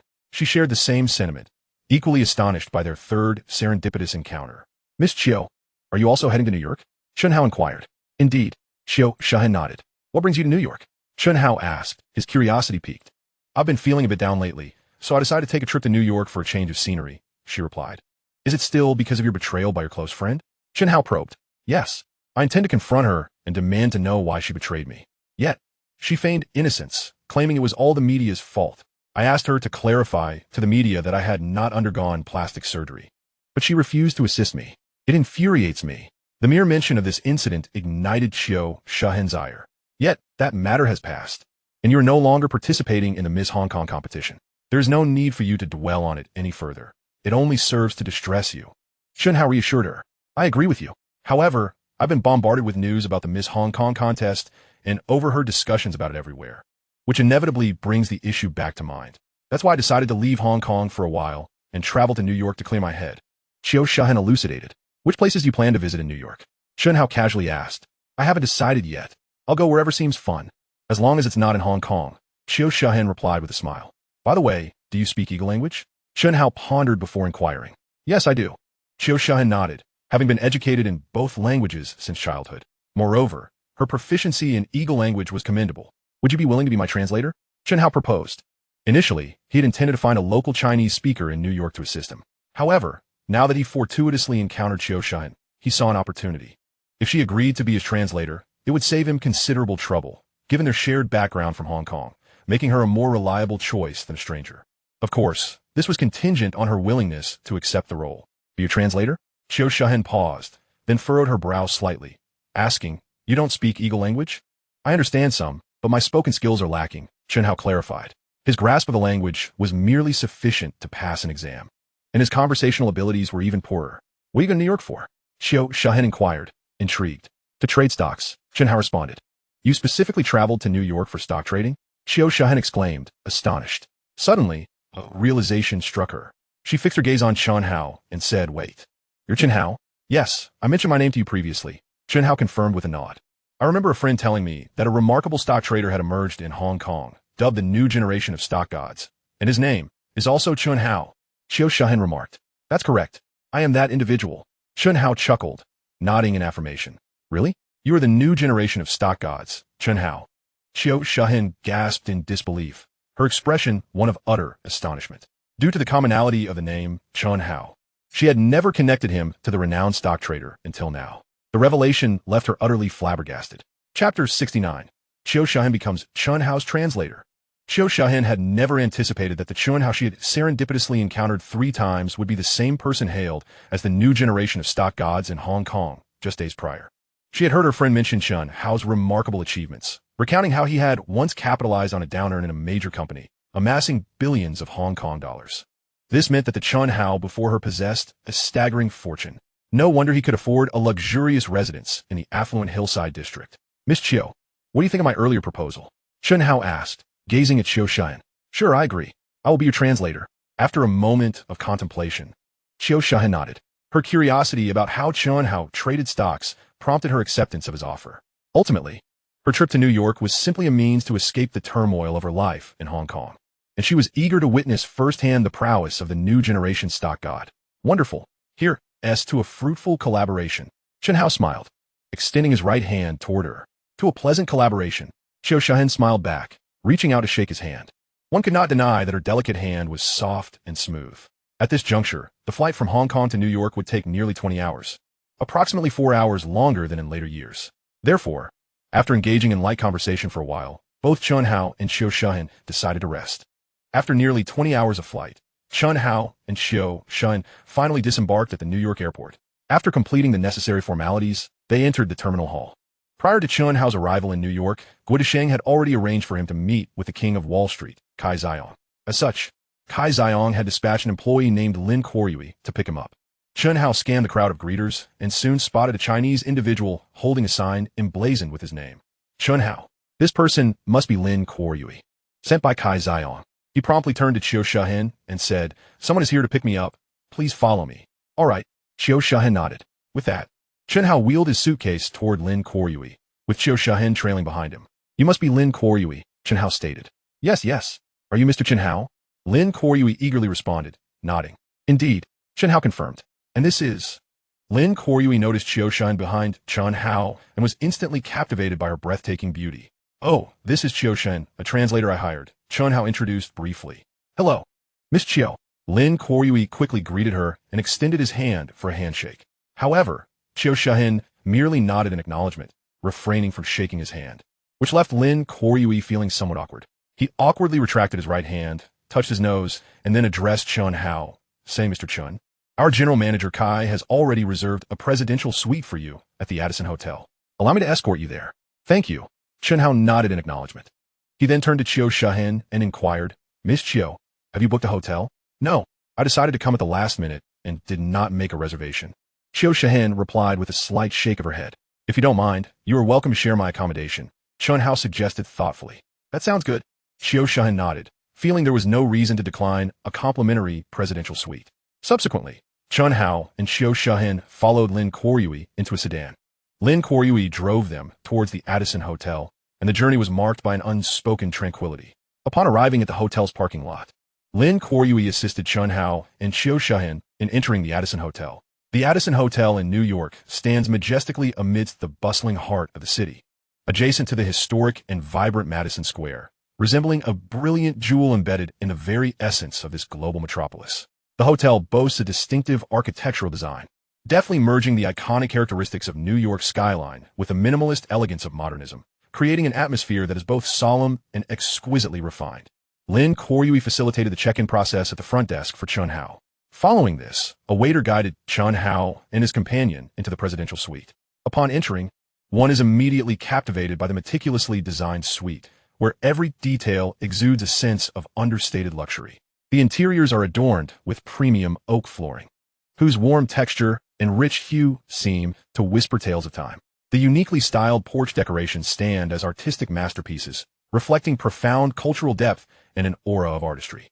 Each suite is equipped with spacious, luminous floor-to-ceiling windows, resembling a dynamic canvas of urban life. Standing before the windows, guests can relish stunning views of the verdant Madison Square Park, gaze upon the Empire State Building, a symbol of New York's spirit, or admire the magnificent skyline of this vibrant city.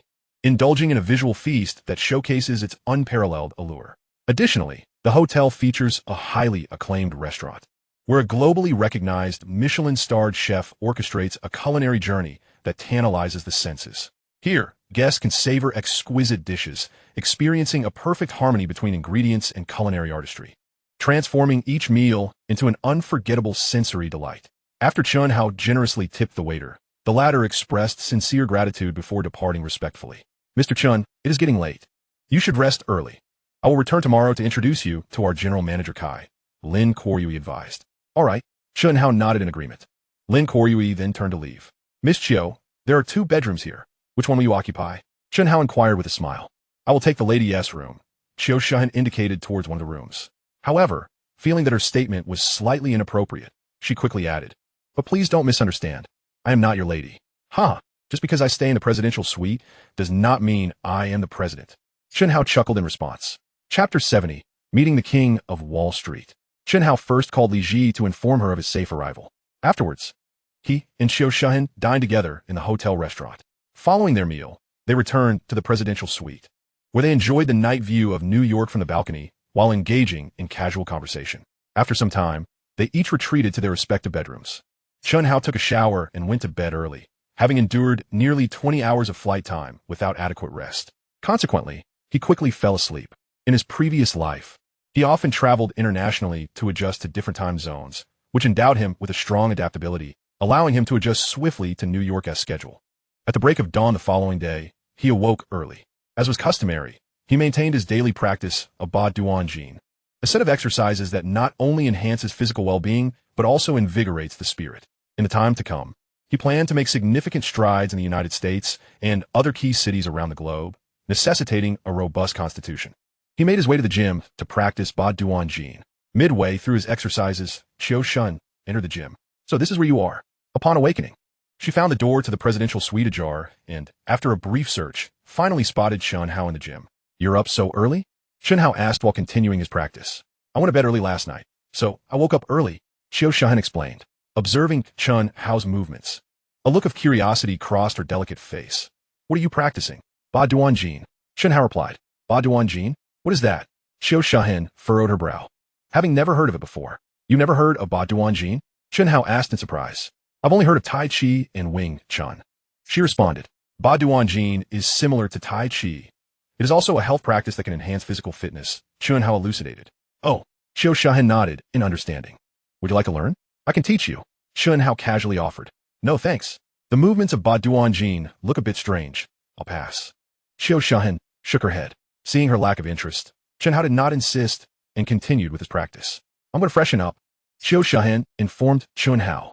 "All right," he nodded. She then departed the gym to wash up in the ladies' room. After completing his Ba Duan Jin practice, Chen Hao felt revitalized and brimming with energy. He proceeded to the bathroom in the presidential suite to wash up.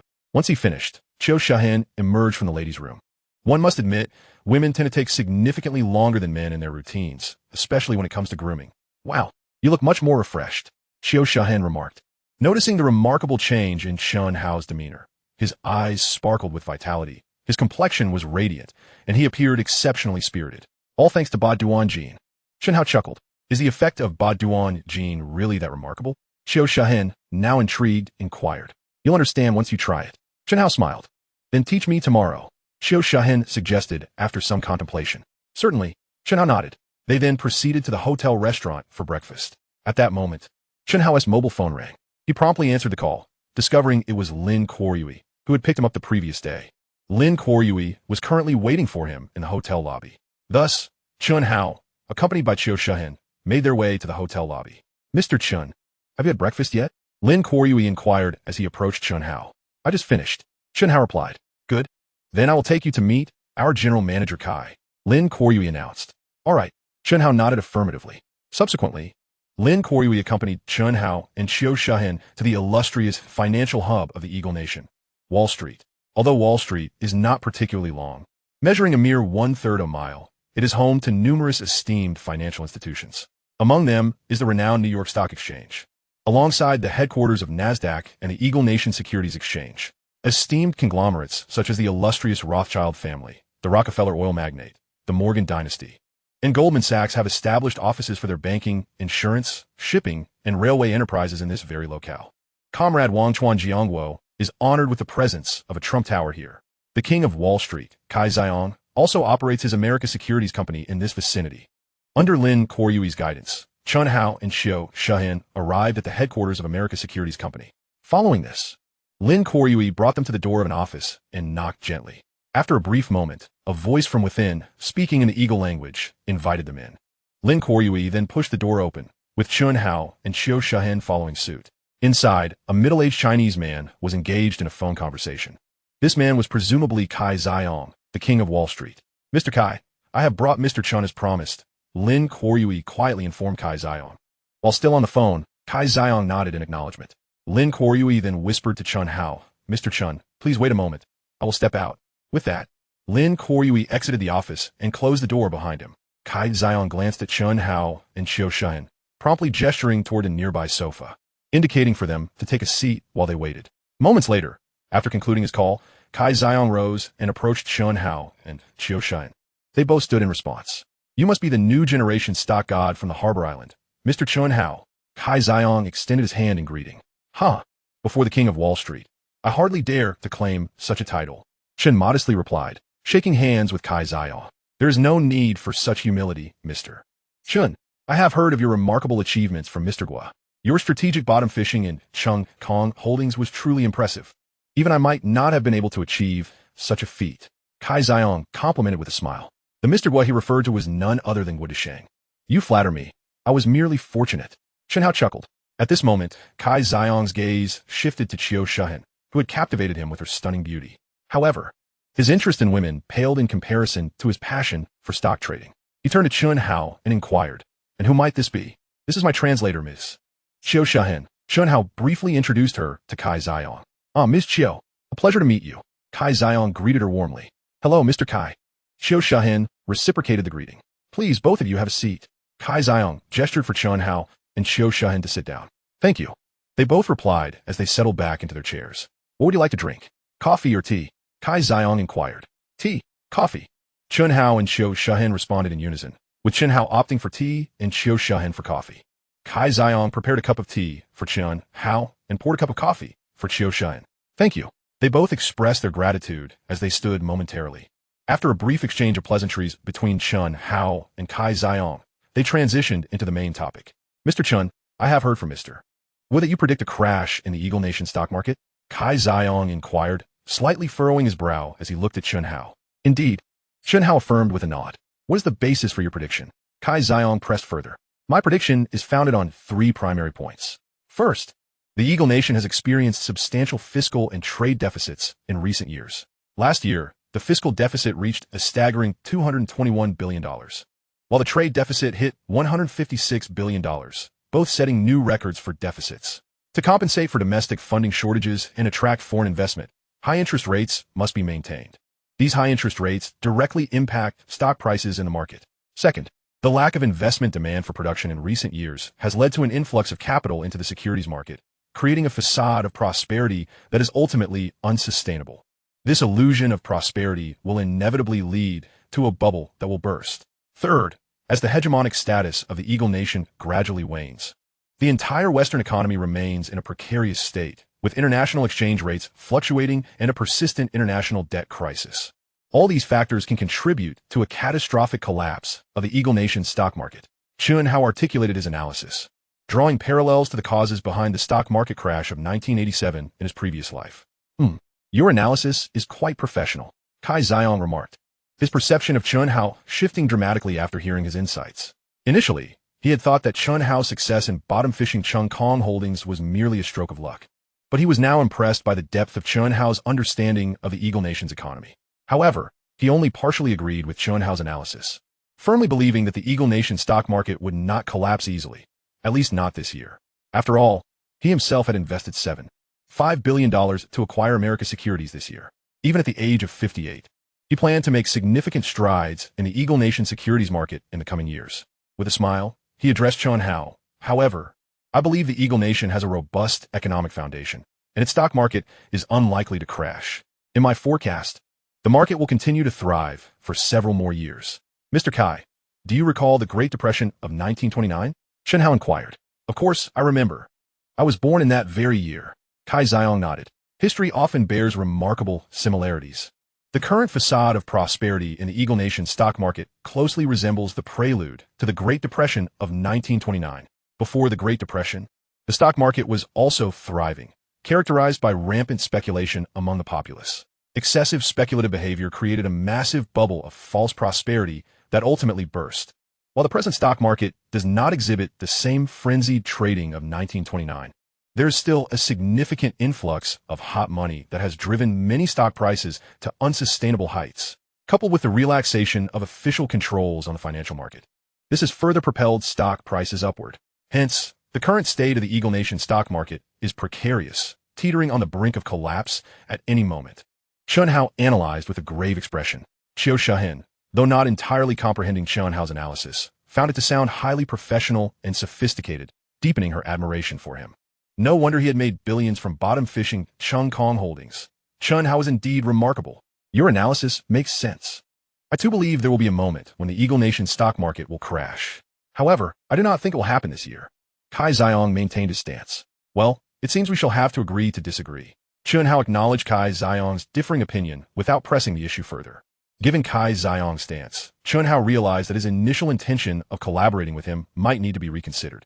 Mr. Kai, I wish to establish a securities company here. Could you assist me in navigating the necessary procedures? Chen Hao resolved to establish a securities company in New York, personally managing the funds he had brought with him. Being a stranger in this bustling metropolis, he believed that with Kai Xiong's assistance, the foundation of his securities firm would proceed smoothly. No problem. I shall take care of this matter. Kai Xiong replied without hesitation, as Chen Hao had been recommended by Guo Desheng, to whom Kai owed a favor. Confident in his own standing, Kai had no concerns about Chen Hao's venture posing any threat to his own securities company.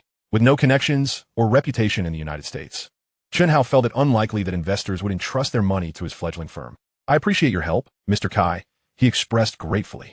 Not at all. By the way, what name do you intend to give your securities company? Kai inquired. Vast Horizons Fund. Chen Hao answered without a moment's pause. Vast Horizons Fund? Kai's lips twitched slightly. This is not Huaxia. A name in Mandarin will certainly be out of place. The locals will likely hesitate to invest with you.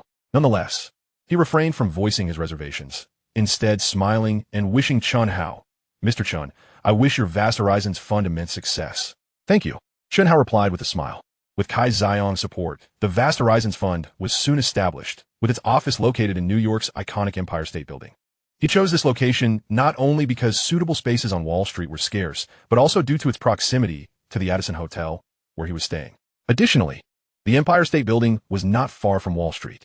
To facilitate the management of Vast Horizons Fund, he instructed Xiong's Haiqiu to recruit a cadre of seasoned traders from Hong Kong to serve at his fund.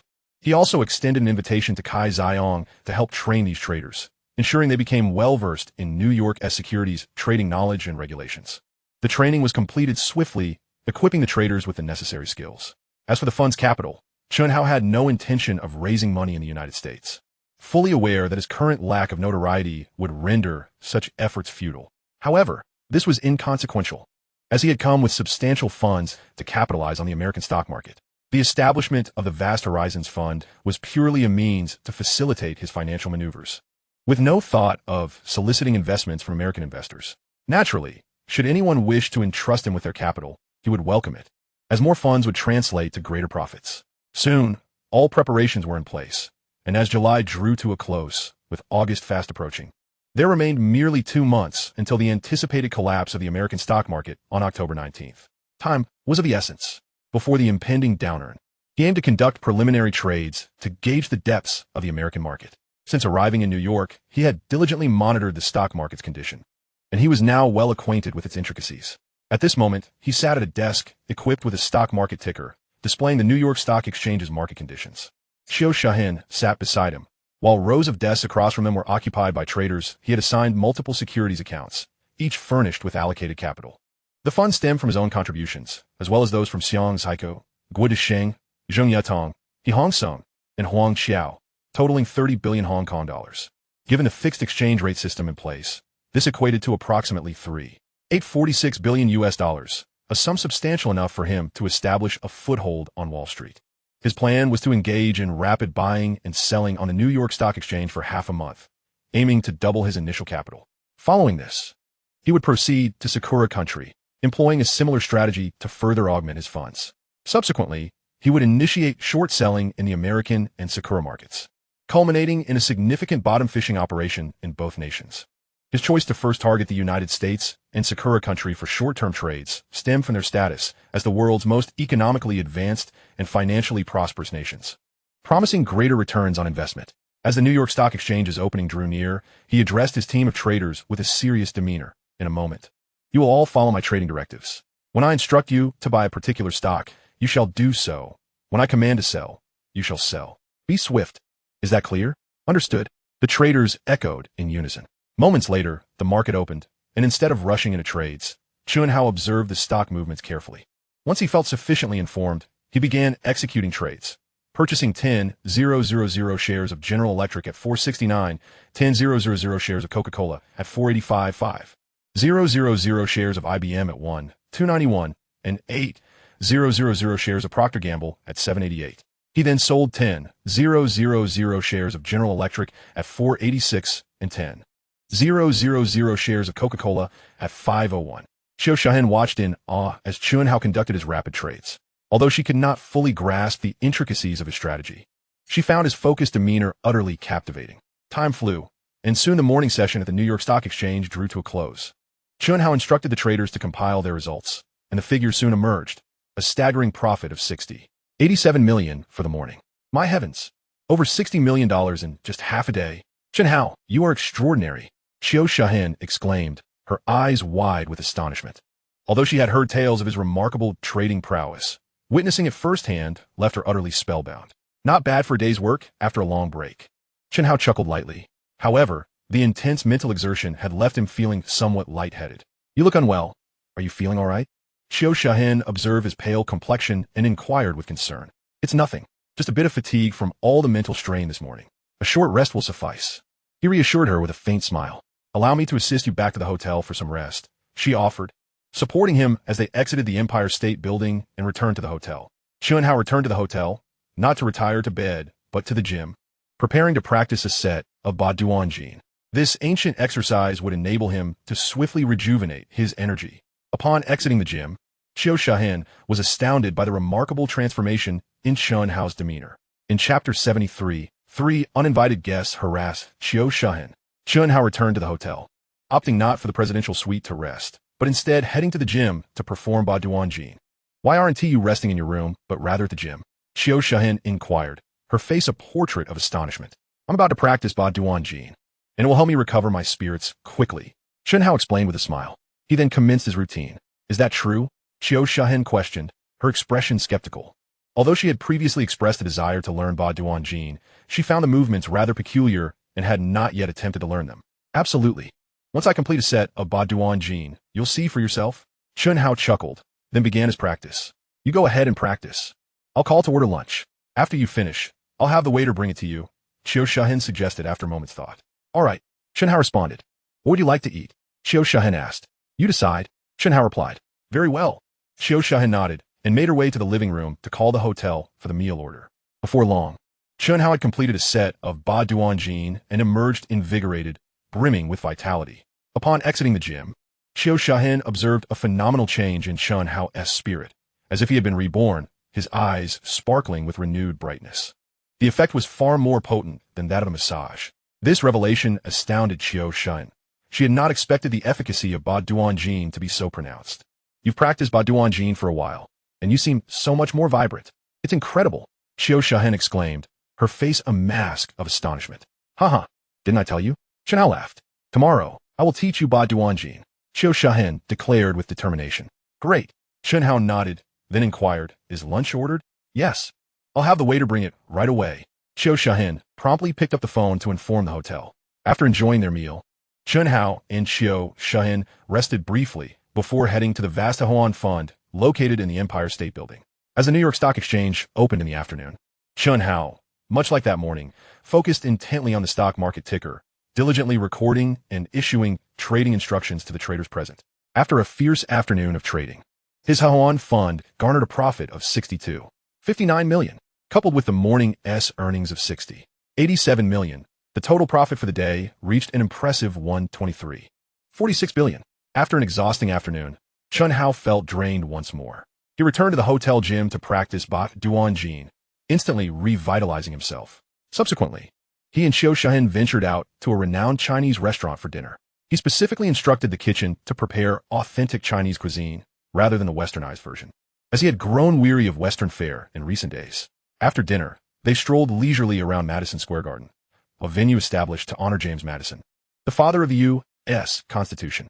Many celebrated artists have held concerts here, including Michael Jackson, Madonna, Britney Spears, and Lady Gaga, with even local stars like Jackie Chung and Wu Yueshan gracing the stage. At that moment, as Chen Hao and Xiao Shun wandered through Madison Square, she remarked, "Chen Hao, you are truly impressive. You earned 1.2 billion in just one day.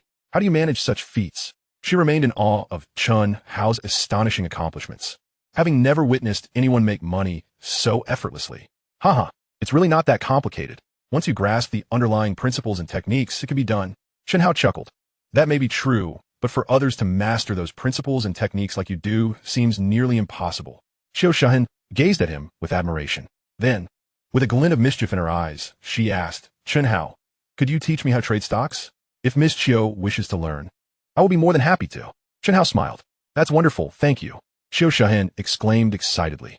"No need for thanks." Chen Hao replied. "You can drop the formalities. Just call me Shahin from now on," she said softly. "All right." Chen Hao nodded. At that moment, three towering figures, clad in peculiar attire with dark skin, approached Xiao Shahin. They leered at her with lewd expressions, launching vile remarks. Although Chen Hao couldn't comprehend their words, he discerned that they were making crude advances towards the beautiful Xiao Shahin. Xiao Shahin's face hardened in anger as she shouted, "Fuck off." Yet, instead of retreating, one of the men reached out, attempting to lay hands on her. Chen Hao's expression darkened as he swiftly seized the man's hand, twisting it forcefully. "Ah!" The man screamed in agony, resembling a pig being slaughtered. "Chinese pig! Release him!" The other two men barked at Chen Hao in anger. Although Chen Hao's English was not fluent, he understood the derogatory term. He would not tolerate such insults. He immediately struck, knocking down the man who had attempted to touch Xiao Shahin. Targeting specific pressure points, the assailant collapsed, paralyzed on the ground, howling in pain. After incapacitating one, Chen Hao swiftly turned his attention to the second man, delivering a blow that similarly rendered him immobile, emitting pitiful cries. Just then, the last assailant suddenly pulled out a handgun. "Gun! Be careful!" Xiao Shahin gasped, her face drained of color, panic overtaking her. In Chapter 74, The Artful Act of Xiao Shahin. While Chen Hao and Xiao Shahin strolled around Madison Square, they unexpectedly encountered three imposing intruders. The trio harassed Xiao Shahin, prompting Chen Hao to intervene, only to be met with derogatory insults from the assailants. As Chen Hao subdued two of them, the third brandished a firearm. Throughout the confrontation, he had vigilantly observed the third man, aware of the prevalence of firearms in this free nation where anyone might be armed. Thus, he was prepared for the moment the last intruder drew his weapon. He immediately executed a lightning-fast flying kick towards the third intruder. Just as the third intruder raised his firearm, poised to shoot Chen Hao, the weapon was sent flying from his grasp by Chen Hao's swift kick. Simultaneously, Chen Hao struck several pressure points on the intruder's body with astonishing speed. A series of anguished howls erupted from the intruder's mouth as he collapsed to the ground. A visage of torment etched across his face. "Chen Hao, are you all right?" Xiao Shahin rushed to Chen Hao's side, witnessing that he had subdued all three intruders. "I'm fine," Chen Hao replied with a faint smile. "You scared me to death just now," Xiao Shahin exclaimed, suddenly throwing herself into Chen Hao's embrace, her arms tightly encircling his waist. She had been genuinely frightened that one of the intruders might shoot Chen Hao dead. "It's all right, it's all right." Chen Hao was momentarily taken aback by her sudden closeness, but then smiled gently and patted her back reassuringly. At that moment, a police car patrolling nearby received word of the situation and hurried over. Shortly, the vehicle came to a halt nearby, and several officers from the Eagle Nation disembarked. They swiftly apprehended all three intruders and confiscated the firearms that lay scattered on the ground. Subsequently, they approached Chen Hao and Xiao Shahin, inquiring about the events that had just transpired. Due to Chen Hao's limited proficiency in Eagle language, Xiao Shahin narrated the incident to the officers in their language. After a brief interval, another police car arrived. The Eagle Nation officers requested that Chen Hao and Xiao Shahin accompany them to the nearby police station to provide a detailed statement. Given the clarity of the situation and the presence of numerous eyewitnesses, After offering their accounts at the precinct, Chen Hao and Qiu Shun departed and returned to their hotel. "Thank goodness you were here. Otherwise, today would have turned out differently," Qiu Shun remarked, still shaken as they reached the hotel. "I never expected such chaos in a bustling place like Madison Square. It seems we should avoid going out at night in the future." Chen Hao mused. "Indeed." Qiu Shun nodded. "It's getting late. Let's take a shower and then rest. You mentioned you would teach me stock trading tonight?" Qiu Shun looked at Chen Hao. After we shower, I will teach you about stock trading." Chen Hao hesitated before responding. "Great," Qiu Shun replied excitedly, then turned to head to the bathroom in her suite to shower. Chen Hao proceeded to the presidential suite's bathroom for his shower. He was quick, finishing in no time. Dressed in his pajamas, he entered the living room, preparing paper and pen to teach Qiu Shun some theoretical knowledge about stock trading shortly. Moments later, Qiu Shun emerged from her suite, clad in a delicate nightgown. "Can we start now?" she asked, running her fingers through her freshly washed hair as she approached Chen Hao. "Of course. Let us head to the study." Chen Hao nodded, leading her to the study.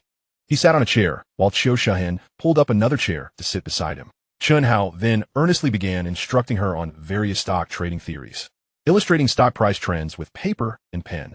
Most of this knowledge stemmed from his previous life experiences, along with some theories he had personally compiled. As they continued, he noticed Qiu Shun resting her chin on her hands, gazing intently at his face. "What are you looking at? Is there something on my face?" he inquired. "You just look so handsome when you're serious," Qiu Shun replied with a smile. Just then, she suddenly exclaimed, losing her balance and tilting sideways. Chen Hao, quick on his feet, instinctively caught her. As a result, Qiu Shun fell into his embrace, her eyes sparkling mischievously as she gazed at him. Understanding her intentions in that moment, Chen Hao immediately swept Qiu Shun off her feet. Chapter 75. Disturbing financial titans such as Buffett. Chen Hao had promised Qiu Shun that he would teach her the 8 pieces of brocade today. Therefore, after they finished washing up, he took her to the gym to begin her lesson on the 8 pieces of brocade. The movements of the 8 pieces of brocade were remarkably simple. Given her background in dance, Qiu Shun quickly grasped the routine. Indeed, the effects of the 8 pieces of brocade were palpable. After practicing, she felt rejuvenated and her body considerably lighter. However, she noted that the results seemed less pronounced compared to Chen Hao's transformation. "Perhaps our physiques differ," Chen Hao suggested, having already noted this phenomenon. Previously, when he taught Li Zhi the 8 pieces of brocade, her results were also not as remarkable as his. He attributed this to his rebirth, which had altered his body in unique ways, enhancing the effectiveness of his practice. "Maybe that's it," Qiu Shun nodded slightly. "But let us not dwell on that. Let us head to the restaurant for breakfast." With that, Chen Hao exited the gym, and Qiu Shun followed suit. After changing into formal attire, they made their way to the hotel restaurant for breakfast. After their meal, Chen Hao and Qiu Shun visited the vast fund located in the Empire State Building. As before, Chen Hao led a team of traders in rapid-fire transactions on the New York Stock Exchange. That day, his vast fund accrued an impressive profit of $315 billion, a significant increase from the previous day. In the following days, as Chen Hao grew ever more acquainted with the intricacies of the New York Stock Exchange and his capital continued to expand, his daily earnings soared. On the third day, he netted $134 billion. On the fourth day, $122 billion. And on the fifth day, $891 billion. Over these 5 days, he amassed a staggering total of $103.808 billion on the New York Stock Exchange. "My goodness, you made $1 billion in just 5 days. Chen Hao, you are simply incredible," Qiu Shun exclaimed, excitedly leaping into his arms and embracing him tightly. In these days, she had diligently followed Chen Hao, learning the art of stock trading. She believed she had mastered the techniques he imparted, convinced that stock trading was not overly complex. Yet, when she attempted to predict stock trends herself, she discovered her predictions paled in comparison to Chen Hao's accuracy. Clearly, attaining his level of expertise in stock trading was an arduous challenge for the average person. There are no secrets that remain hidden. Despite Chen Hao's modest demeanor, quietly trading at his vast fund, his remarkable achievements over these 5 days quickly reverberated throughout Wall Street.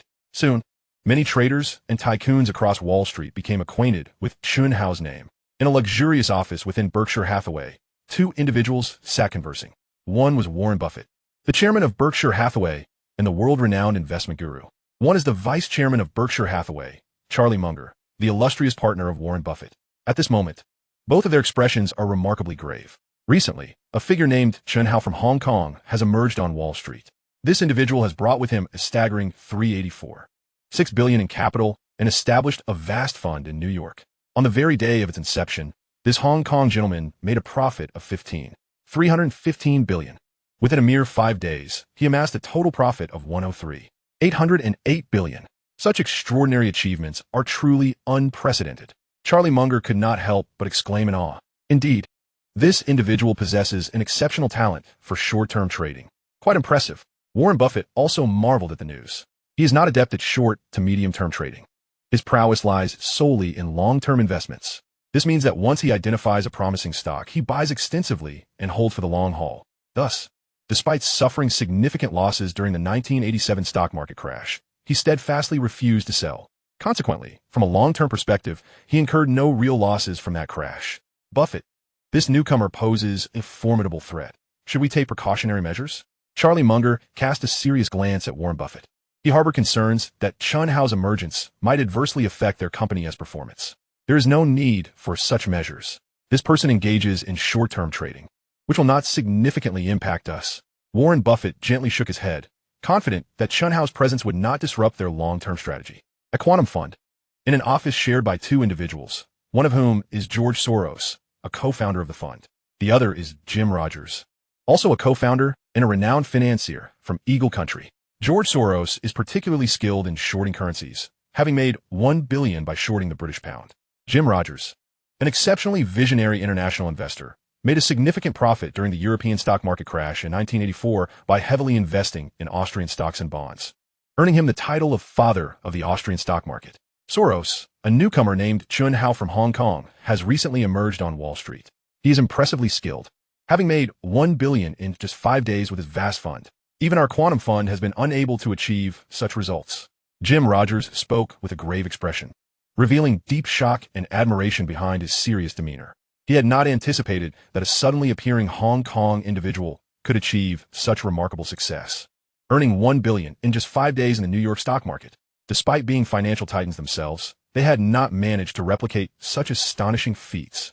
Who exactly is this Chen Hao, and how did he become so formidable? Indeed, this individual is remarkable. Moreover, his emergence has significantly affected our quantum fund's performance over the past 5 days.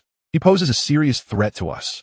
George Soros also wore a solemn expression, reflecting both deep shock and a heightened sense of vigilance. He believed that Chen Hao's presence would pose a substantial threat to their quantum fund. Chapter 76, Comrade Trump. This Chen Hao is not to be underestimated. Financial magnate George Soros feels particularly wary of Chen Hao's sudden rise. The poor performance of the quantum fund over the past 5 days coincides with Chen Hao's emergence. Upon analysis, Soros concluded that Chen Hao's vast fund has severely impacted their fund's performance. Indeed, I too believe that Chen Hao poses a significant threat to our quantum fund. We must devise strategies to counter him. Jim Rogers nodded gravely, in complete agreement with George Soros' assessment. Starting next week, we will devote all our efforts to target this Chen Hao. We must ensure he faces ruin. A glint of ruthless determination flashed in Soros' eyes. He deemed Chen Hao's emergence a serious threat to his interests and would not allow such a powerful adversary to contest his gains. Thus, he resolved to eliminate Chen Hao, ensuring he would leave New York empty-handed. On Wall Street, in the opulent office of Trump Tower, 2 individuals occupy the space. One is a man in his 40s with a head of thick golden hair, light yellow skin, and striking blue eyes. His nose is prominent, cheeks are full, and his jawline is strong. His lips are relatively thin, often displaying an expression of confidence or seriousness. He is none other than the renowned Comrade Trump. Perched on his lap is a stunning blonde beauty named Amelia, his personal secretary, whose captivating figure and striking looks are truly exceptional. Boss, you asked me to investigate Chen Hao, and I have gathered all the details. The astonishing performance of Chen Hao on Wall Street over 5 consecutive days has caught the attention of Comrade Trump. He immediately tasked his devoted secretary, Amelia, with uncovering information about Chen Hao. Amelia, well-informed, swiftly compiled a comprehensive report on Chen Hao's background. A young man from Hong Kong in his 20s has managed to persuade the likes of Ho Hung's son, Cheng Yutong, and Guo Desheng to invest a substantial sum, allowing him to operate independently. Moreover, he established a securities firm in New York within less than a month, and, in just 5 days, raked in $1 billion. This Chen Hao is indeed remarkable. Comrade Trump pondered deeply, his eyes glimmering with intrigue. Indeed, this individual is truly formidable. I had our contacts in Hong Kong conduct a thorough investigation into his background. He turned out to be an illegal immigrant who crossed over from mainland China to Hong Kong. Just a few months ago, he was penniless. Yet now he possesses a fortune worth hundreds of millions. Amelia, swaying her enchanting figure, relayed this vital information to her boss. What? He was originally a destitute illegal immigrant? In merely a few months, he amassed hundreds of millions? Comrade Trump was taken aback. He prided himself on being an unparalleled business genius.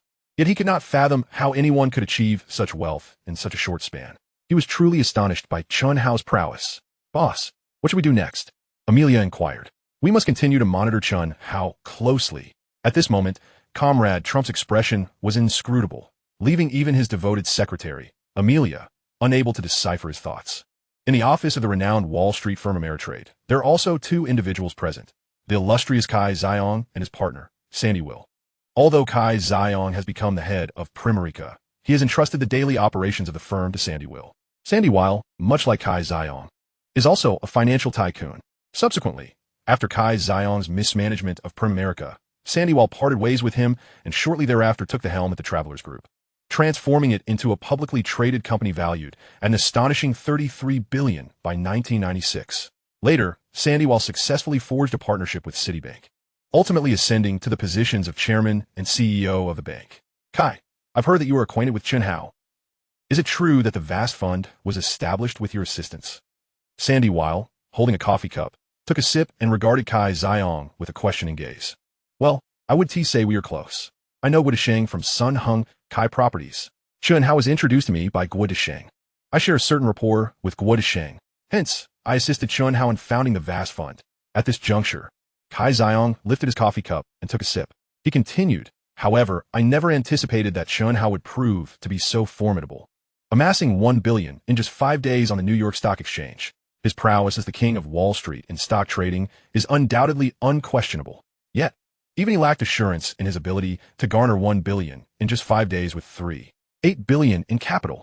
This nascent stock god from Hong Kong indeed possesses strength that is not to be underestimated. It seems I had previously underestimated Chen Hao's capabilities. Simultaneously, he recalled Chen Hao's prior bearish stance on the Eagle Nation stock market, which began to cast doubt on his own bullish strategy. Indeed, this individual is extraordinarily impressive. Not only did he raise $8 billion in Hong Kong, but he also managed to earn $1 billion in a mere 5 days. Who exactly is he? What accounts for such remarkable prowess? Sandy Will furrowed his brow, delving into deep contemplation. Having labored on Wall Street for over 2 decades, he considered his own business acumen to rival that of any commercial prodigy. Yet, upon hearing of Chen Hao's 5-day achievements, he was utterly captivated by Chen Hao's stock trading skills. He had not anticipated that an unknown newcomer could be so exceptionally skilled. Chapter 77. Preparing to acquire Apple Incorporated. Chen Hao's astounding performance over 5 days not only stirred the likes of Buffett, Charlie Munger, George Soros, Jim Rogers, and Sandy Weil, but also caught the attention of super conglomerates such as the Rothschild family, the Morgan family, and Goldman Sachs. Meanwhile, at this very moment, Chen Hao was nestled with the enchanting Qiu Shahen, blissfully asleep. Following 5 consecutive days of intense battles, his mental exhaustion was profound. Despite practicing the Ba Duan Jin several times daily, he still felt fatigued. Thus, on this Saturday, he intended to indulge in a deep slumber. He awoke naturally to find the alluring Qiu Shahen curled up beside him like a cat. He smiled gently and kissed her. Unbeknownst to him, Qiu Shahen had already awakened, her long, fair arms wrapping around his neck, her eyes sparkling with allure. Thus, spring had arrived, and all things began to revive. After freshening up, Chen Hao and Qiu Shahen went to the gym to practice Ba Duan Jin for a while. Following that, they proceeded to the hotel restaurant for breakfast. Shahen, please book me 2 tickets to San Francisco. We're going to pay a visit, Chen Hao said while enjoying his breakfast and glancing at Qiu Shahen. Why the sudden trip to San Francisco? Qiu Shahen inquired, a puzzled expression adorning her face. I plan to acquire Apple Incorporated. Chen Hao responded. What? You intend to acquire Apple Incorporated? Qiu Shahen exclaimed in astonishment. Although at this time, Apple had yet to develop the iPhone, the Apple computer was already quite renowned. Naturally, Qiu Shahen had heard of the Apple computer. Moreover, not long after his arrival in New York, Chen Hao had purchased an Apple computer, a Macintosh. She had also heard that Apple's market value was quite substantial. Indeed, I aim to venture into the computer and software industries. Apple's technology and software are remarkably advanced. Chen Hao elucidated. As a reborn individual, he was well aware of the terrifying market value that Apple Incorporated would eventually achieve. Apple would become the first publicly traded company to surpass a market capitalization of $1 trillion. Therefore, he was determined not to overlook this lucrative opportunity. Furthermore, the timing for acquiring Apple was opportune, as the company had entered a phase of decline. In 1985, Apple's founder, Steve Jobs, insisted on bundling software and hardware sales, hindering the computer's mass appeal. Additionally, during this period, the blue giant IBM began launching personal computers, seizing a significant share of the market. This led to a resounding failure for Jobs' newly developed computers. At the time, Apple's executives blamed this failure entirely on Jobs. Subsequently, the board convened and decided to strip Jobs of his managerial powers, placing CEO John Sculley in charge while retaining Jobs as a mere titular chairman. Jobs attempted multiple times to reclaim power, but met with failure each time. In frustration, he resigned from Apple and sold off most of his shares, retaining only a token one. While Apple under Sculley's leadership still generated decent annual revenues, the company was fraught with crises. Sculley's relentless pursuit of profit resulted in a lack of meaningful new products during his tenure. Consequently, Apple's market share plummeted from 20 to 5. Thus, acquiring Apple at this juncture would likely incur minimal costs and be relatively straightforward. Once he acquired Apple, he could invite Jobs back to manage the company. Additionally, by revealing future computer design concepts and functionalities to Jobs, with his talent, Jobs would undoubtedly be able to develop groundbreaking new products. Furthermore, he could even have Jobs begin developing the iPhone ahead of time. In due course, Apple would become his cash cow. However, I've heard that Apple's market value is quite high. The total valuation seems to be over $2 billion. It might be challenging to acquire it, Qiu Shahen remarked, slightly furrowing her brow. Acquiring a company does not necessarily require buying all the shares. I merely need to become the largest shareholder of Apple. Chen Hao smiled and explained. True. However, becoming the largest shareholder of Apple would likely require a considerable amount of capital. Qiu Shahen responded. Not to worry. I am merely going to scout the situation. Acquiring Apple is not an overnight endeavor. Once I successfully capitalize on the global stock market, I will have ample funds to acquire Apple. Chen Hao said with a smile. Indeed, I trust in your abilities. You will surely succeed in acquiring Apple. After spending these days with Chen Hao, Qiu Shahen had witnessed his extraordinary capabilities firsthand. Since he had resolved to acquire Apple, she believed he would undoubtedly succeed. Since you have faith in my abilities, let us expedite the booking of our tickets to San Francisco. Let us see if we can secure tickets for today. If we can, we'll head to San Francisco today. Chen Hao instructed Qiu Shahen. All right, Qiu Shahen nodded. Subsequently, she retrieved her mobile phone and dialed the ticket booking line. After a brief inquiry, she turned to Chen Hao and said, there are tickets available for a flight to San Francisco this afternoon. Excellent. Book 2 tickets immediately. We shall travel together. Chen Hao replied. Following his instruction, Qiu Shahen proceeded to secure 2 tickets to San Francisco. After finishing their breakfast, they returned to their hotel for a brief tidy-up. They then took a taxi to New York Airport, preparing to board their flight to San Francisco. Chapter 78, Journey to Silicon Valley. The headquarters of Apple Incorporated is located in Silicon Valley, situated in Northern California, south of San Francisco. This region stands as a kingdom of technology in the electronics and computing industries. Numerous tech companies, including Apple and Intel, have established their headquarters here, alongside future giants such as Google, Yahoo, and Tesla. Chen Hao and Qiu Shahen arrived at San Francisco Airport via flight, and then took a taxi to Silicon Valley. Chen Hao chose the finest 5-star hotel near Silicon Valley, where he and Qiu Shahen checked in. Being financially secure, he deemed it unnecessary to compromise on comfort. Thus, he naturally opted for the best accommodations available. By the time they reached Silicon Valley, it was already late. They spent the night at the hotel. The following day, he took Qiu Shahen to the headquarters of Apple Incorporated. Sir, madam, how may I assist you? A receptionist promptly rose upon seeing Chen Hao and Qiu Shahen, courteously inquiring. We wish to meet your CEO. Chen Hao conveyed to Qiu Shahen. Nodding in agreement, she communicated Chen Hao's request to the receptionist in English. Do you have an appointment? The receptionist inquired. No. Qiu Shahen shook her head. I apologize, but without an appointment, we cannot arrange a meeting with our CEO. If you wish to meet our CEO, please leave your information and register for an appointment. We will notify you by phone regarding the CEO's availability. The receptionist responded politely to Qiu Shahen. She immediately translated the receptionist's response to Chen Hao. It seemed that directly meeting Apple CEO posed quite a challenge. Chen Hao had anticipated this, considering that Apple had grown into a substantial corporation, and its CEO was undoubtedly preoccupied with numerous affairs. It was implausible that anyone could meet with him at will. However, he had prepared himself beforehand. Prior to this visit, he had crafted a letter of intent for acquisition. Of course, this document had been composed with assistance from Qiu Shan. He retrieved the letter of intent and handed it to Qiu Shan. Present this to her and inform her that we wish to acquire Apple Incorporated. And kindly request that she ensure this letter reaches their CEO. Understood. Qiu Shan nodded. Subsequently, she handed the letter of intent to the receptionist and conveyed Chen Hao's message. The receptionist was momentarily taken aback. She had not anticipated that these two Chinese individuals sought to acquire Apple Incorporated. Was this a jest? Their company was currently valued at $8 billion. Who were these two seemingly inconspicuous individuals attempting such an audacious endeavor? It was utterly ludicrous. Naturally, as a representative of the company, she would not ridicule Chen Hao and Qiu Shan in their presence. Accepting the letter of intent from Qiu Shan, she remarked, "I will ensure this letter reaches our CEO. Is there anything else I can assist you with?" Qiu Shan promptly translated the receptionist's response to Chen Hao. She then inquired, "What should we do now? Let's return to the hotel and await further news." Chen Hao contemplated before responding. "Very well." Qiu Shan nodded and expressed her gratitude to the receptionist. As they turned to leave, Chen Hao instructed Shan, "Book 2 tickets for our return to New York this afternoon.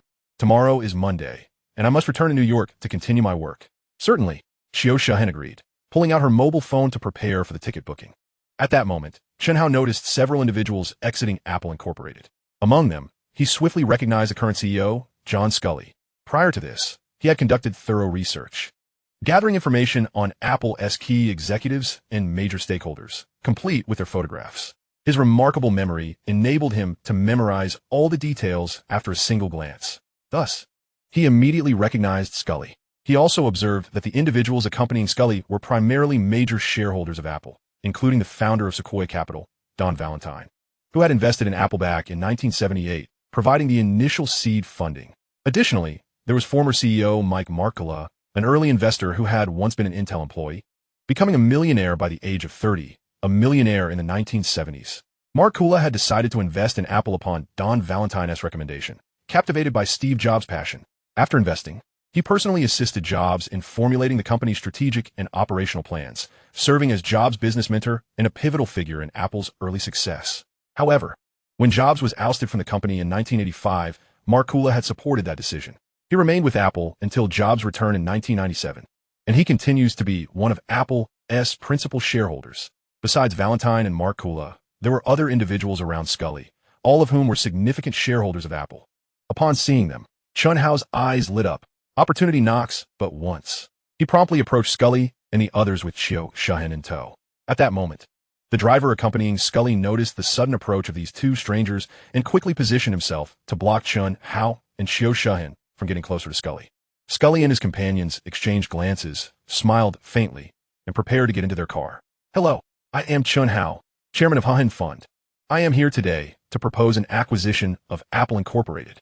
Chen Hao exclaimed loudly towards Scully and his associates. Qiu Shan immediately translated Chen Hao's words into English. The group, about to enter their vehicle, paused in astonishment. Chapter 79. Steve Jobs' business mentor, Markkula. "You wish to acquire Apple Incorporated?" The CEO of Apple, John Scully, along with Don Valentine and the other shareholders present, were momentarily taken aback by Chen Hao's declaration. Then, they all burst into laughter. Who were these two seemingly out-of-place individuals attempting to acquire their illustrious Apple Incorporated? It was utterly ridiculous. Consequently, Scully and the others paid no heed to Chen Hao as they entered their luxurious car. Only one individual lingered, hesitating to board the vehicle. The individual in question is Mike Markkula, the former CEO of Apple Incorporated and the business mentor of the legendary Steve Jobs. "Bring them over." Markkula instructed the several individuals who were obstructing Chen Hao and Qiu Shan. Upon hearing this, John Scully, Dan Valentine, and others looked at Markkula with a mixture of astonishment and curiosity. What could Mike Markkula possibly intend to do? At that moment, Chen Hao and Qiu Shan had approached Markkula. "You are Chen Hao, the chairman of Han Fund?" Markkula inquired, his expression one of intrigue. He had summoned Chen Hao because he had heard of him, an astute stock trader who recently made waves on Wall Street. With a capital of $8 billion, he had managed to amass a staggering $1 billion in just 5 days on the NYSE. Such an astonishing feat had sent shockwaves throughout Wall Street, garnering extensive coverage from prominent newspapers and magazines. To Markkula's surprise, this very Chen Hao had come to seek the acquisition of Apple Incorporated. "Indeed, I am Chen Hao, chairman of Han Fund. You must be Mr. Markula. Chen Hao had done his homework and thoroughly understood the executives and major shareholders of Apple Incorporated. As the former CEO, Markula was easily recognizable to him. Xiao Shahin promptly translated Chen Hao's words for Markula. Mr. Chen, are you interested in acquiring shares of our company? Markula asked, looking at Chen Hao. Absolutely. Here is my letter of intent for acquisition. Please take a look. Chen Hao replied as he produced a meticulously prepared document from his briefcase. He had anticipated various scenarios and prepared multiple copies of the letter. Markula took the letter and examined it with keen interest. In truth, he had long been contemplating exiting Apple Incorporated. Not only was he an angel investor, but also a tech aficionado. Since Jobs' departure, he had observed Scully's relentless pursuit of profit through inflated product and service pricing. While these strategies had temporarily bolstered Apple's revenues and profits, the company's market share had been steadily declining. Moreover, since Jobs left, Apple had not introduced any innovative products for quite some time. Markula feared that if Scully persisted with such tactics, Apple would inevitably falter. He could no longer envision a promising future for the company, and thus began to entertain thoughts of divesting his stake. Now that there was interest in acquiring Apple, his senses were immediately piqued. He swiftly reviewed the proposed acquisition price, which Chen Hao had set at 29 per share, Apple's current stock price. Markula originally held 7 million shares, but following a stock split in April, he now possessed 14 million shares, accounting for approximately 14.5% of the company. Should he sell all his shares to Chen Hao at 29 each, he would stand to gain 400 million. Yet, he had invested considerable effort into Apple. Could he truly relinquish his stake so easily? Doubt began to creep into Markula's mind. Mr. Markula, I am approaching you with utmost sincerity regarding the acquisition of your shares. I sincerely hope you will consider it earnestly. Chen Hao observed Markula's indecision. Mr. Chen, may I inquire as to your motivation behind wanting to acquire our company? Markula pondered before asking. I have a great admiration for the computers produced by your esteemed company. Chen Hao responded. Is it truly that simple? Markula was momentarily taken aback. Indeed, it is that simple. Mr. Markula, it must be evident to you that your company is currently grappling with significant operational challenges. In my estimation, it won't be long before your stock price experiences a substantial decline. If you sell your shares to me now, you will secure 400 million. Once the stock price plummets, you may find it exceedingly difficult to achieve that valuation. Chen Hao stated with a serious demeanor. In truth, he anticipated that Markula would not readily accept his forecast, doubting that Apple's stock would soon suffer a downturn. Thus, Markula would likely hesitate to sell his shares at this juncture. His intention in seeking to acquire Markula's shares was to preemptively position himself before the looming market crash in October, which would undoubtedly impact Apple's stock price. When that time arrived, negotiating for the shares would be considerably easier and at a far lower cost than now. Markula chuckled lightly and replied, Mr. Chen, I believe you're mistaken. Our company's revenue continues to rise year after year, and our profits are likewise on an upward trajectory. A drastic decline in our stock price is simply not plausible. Deep down, Markula recognized that Chen Hao's assertion held merit. Indeed, the company faced significant operational issues. However, he adamantly refused to believe that their stock price was on the verge of a crash. Markula, there's no need to engage in further conversation with this individual. He is clearly an agent sent by our competitors to sow discord and disrupt our operations. Let us depart. John Scully interjected, unable to contain his irritation toward Markula. As the current CEO of Apple, he wielded considerable authority over its operations. However, Chen Hao's assertion that Apple was facing substantial operational issues implied that Scully's strategies were flawed, which infuriated him. How could his management approaches be questioned? This was nothing short of absurd. Chapter 80. The major shareholders of Apple harboring their own agendas. Upon hearing Chen Hao's remarks about Apple's operational challenges, Scully was incensed as he held the reins of the company. Chen Hao's statements effectively undermined his management strategies. He immediately urged Markula to disregard Chen Hao's unfounded claims. Meanwhile, Chen Hao's gaze shifted to another individual present, Arthur Rock, another significant shareholder of Apple. Rock was a renowned financial magnate, credited with coining the term venture capital, and was regarded as the father of venture capital. Along with John Doerr, Vinod Khosla, and Dan Valentine, he was hailed as one of the four titans of venture capital. Initially, he had harbored reservations about investing in Apple due to his lack of affinity for Jobs. However, after Markula's fervent persuasion, he ultimately decided to invest. Like Markula and Valentine, he was one of Apple's early investors. Chen Hao's interest in Rock stemmed from his prior research into Apple's major shareholders. He discovered that Rock had little emotional investment in the company. Furthermore, after Apple's fallout with Intel, which led to them becoming competitors. Rock, who had a special affinity for Intel, eventually divested his entire stake in Apple. At this moment, Rock had yet to sell his shares, but Apple was already experiencing tensions with Intel. Thus, Chen Hao firmly believed that he could entirely acquire the shares of Apple held by Arthur Locke. Arthur Locke is currently one of the top 10 shareholders of Apple, possessing around 8 of the company's shares. Arthur Locke, here is my letter of intent for acquisition. Should you wish to divest your Apple shares, do not hesitate to contact me. Chen Hao hastily handed over a copy of the acquisition proposal to Arthur Locke. Grasping the document, Arthur Locke cast a penetrating glance at Chen Hao. As a prominent figure in the financial sector of the Eagle Nation, he had heard of Chen Hao's astonishing achievements on Wall Street just days prior. He never anticipated that this youthful Chinese individual could wield $3.8 billion to amass $1 billion in mere 5 days on the New York Stock Exchange. Although his endeavors primarily revolved around venture capital rather than stock trading. As a financial expert, he recognized that few on Wall Street could replicate Chen Hao's remarkable accomplishments. He was taken aback by Chen Hao's interest in acquiring Apple. Despite the company's commendable revenue and profits over the past 2 years, he harbored reservations about its future, especially with Apple's ambitious plan to develop its own chips and compete against Intel, a long-established powerhouse in the chip industry. Without Intel, Apple would not have flourished. Therefore, he remained skeptical about Apple's prospects. The notion of Chen Hao's acquisition proposal intrigued him somewhat. Yet he was certainly not inclined to hastily part with his Apple shares. As he perused the acquisition letter, he refrained from comment, but tucked it away for consideration. Chen Hao not only presented acquisition letters to Arthur Locke and Mike Markkula, but also to other major shareholders of Apple, including Sequoia Capital's founder, Don Valentine. Although the likelihood of these individuals selling their shares was minimal, he was resolute in not overlooking any potential opportunity. Perhaps, when the Eagle Nation's stock market collapses, resulting in a significant drop in Apple's stock price, these individuals might suddenly reconsider selling their shares. After delivering the acquisition letters, Chen Hao departed with Qiu Shan. Meanwhile, Apple's current CEO, John Sculley, glared furiously at Chen Hao's retreating figure, flames of rage igniting in his eyes. He had just unveiled his grand development plans at a board meeting, only for this individual to undermine his authority, suggesting he had made considerable operational blunders. How infuriating. Everyone, that individual was merely here to sow discord. Pay him no mind, Sculley remarked with a smile to Mike Markkula, Arthur Locke, and the others. That fellow is quite remarkable. Mike Markkula mused with a knowing smile. Indeed, I have heard he excels at predicting future stock market trends. Recently, he turned $3.8 billion into $1 billion in just 5 days, remarked Arthur Locke, the father of venture capital, with a grin. He just predicted that our Apple stock would plummet. I wonder if his forecast holds any merit? Don Valentine, founder of Sequoia Capital, said solemnly. How could that be? Our revenue and profits have reached new heights in the past 2 years. There is no way our stock could fall. John Sculley retorted decisively. The others exchanged glances, remaining silent, each harboring their own ulterior motives and plans.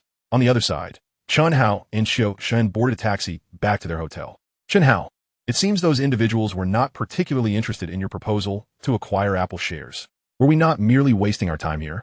Qiu Shan furrowed her brow slightly. Who says it was a wasted trip?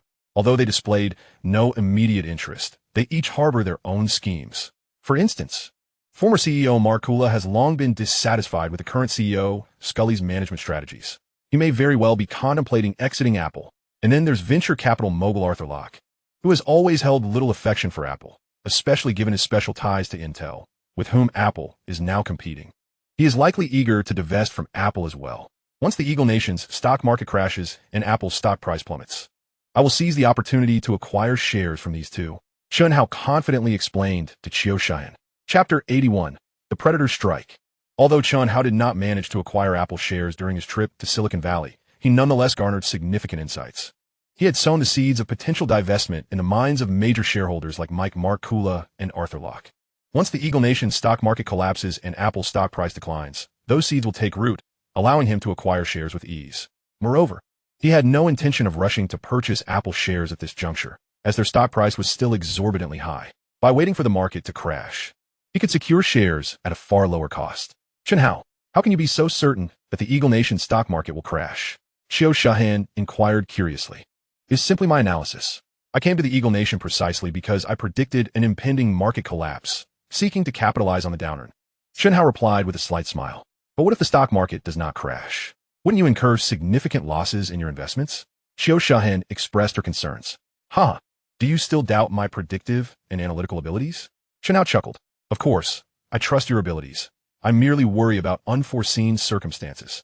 Xiao Shahen remarked. Rest assured, there will be no surprises.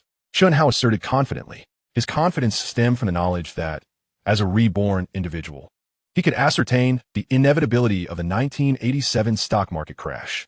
Upon returning to their hotel, Chen Hao and Xiao Shahen first enjoyed a meal in the hotel restaurant. After a brief respite, they took a taxi to San Francisco Airport and boarded a flight back to New York. Upon their return, night had already fallen. After dinner, they ventured to the balcony to admire the evening skyline while engaging in light conversation. Following some exercise, they embraced and drifted into a contented slumber. The next morning, Chen Hao and Xiao Shahen awoke early. They began with a session of 8-section brocade, followed by their morning routines, and then enjoyed breakfast together. Subsequently, they made their way to the vast fund located in the Empire State Building. Today is Monday, and they continue to engage in rapid trading as they did last week.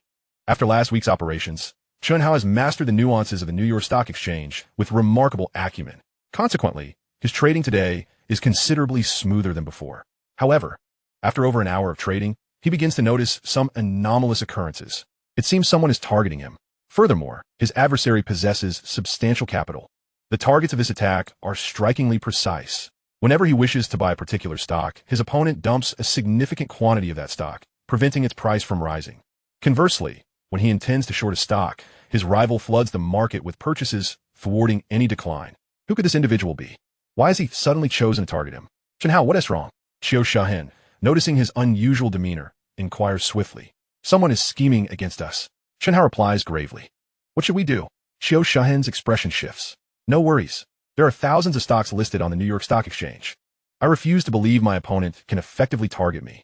Chen Hao smiles subtly. He promptly alters his trading strategy, deliberately selecting less popular stocks to operate on. Moreover, he continually shifts his focus among various stocks. Although this approach demands greater computational effort and memorization, exhausting more mental energy, it allows him to evade his opponent's attacks.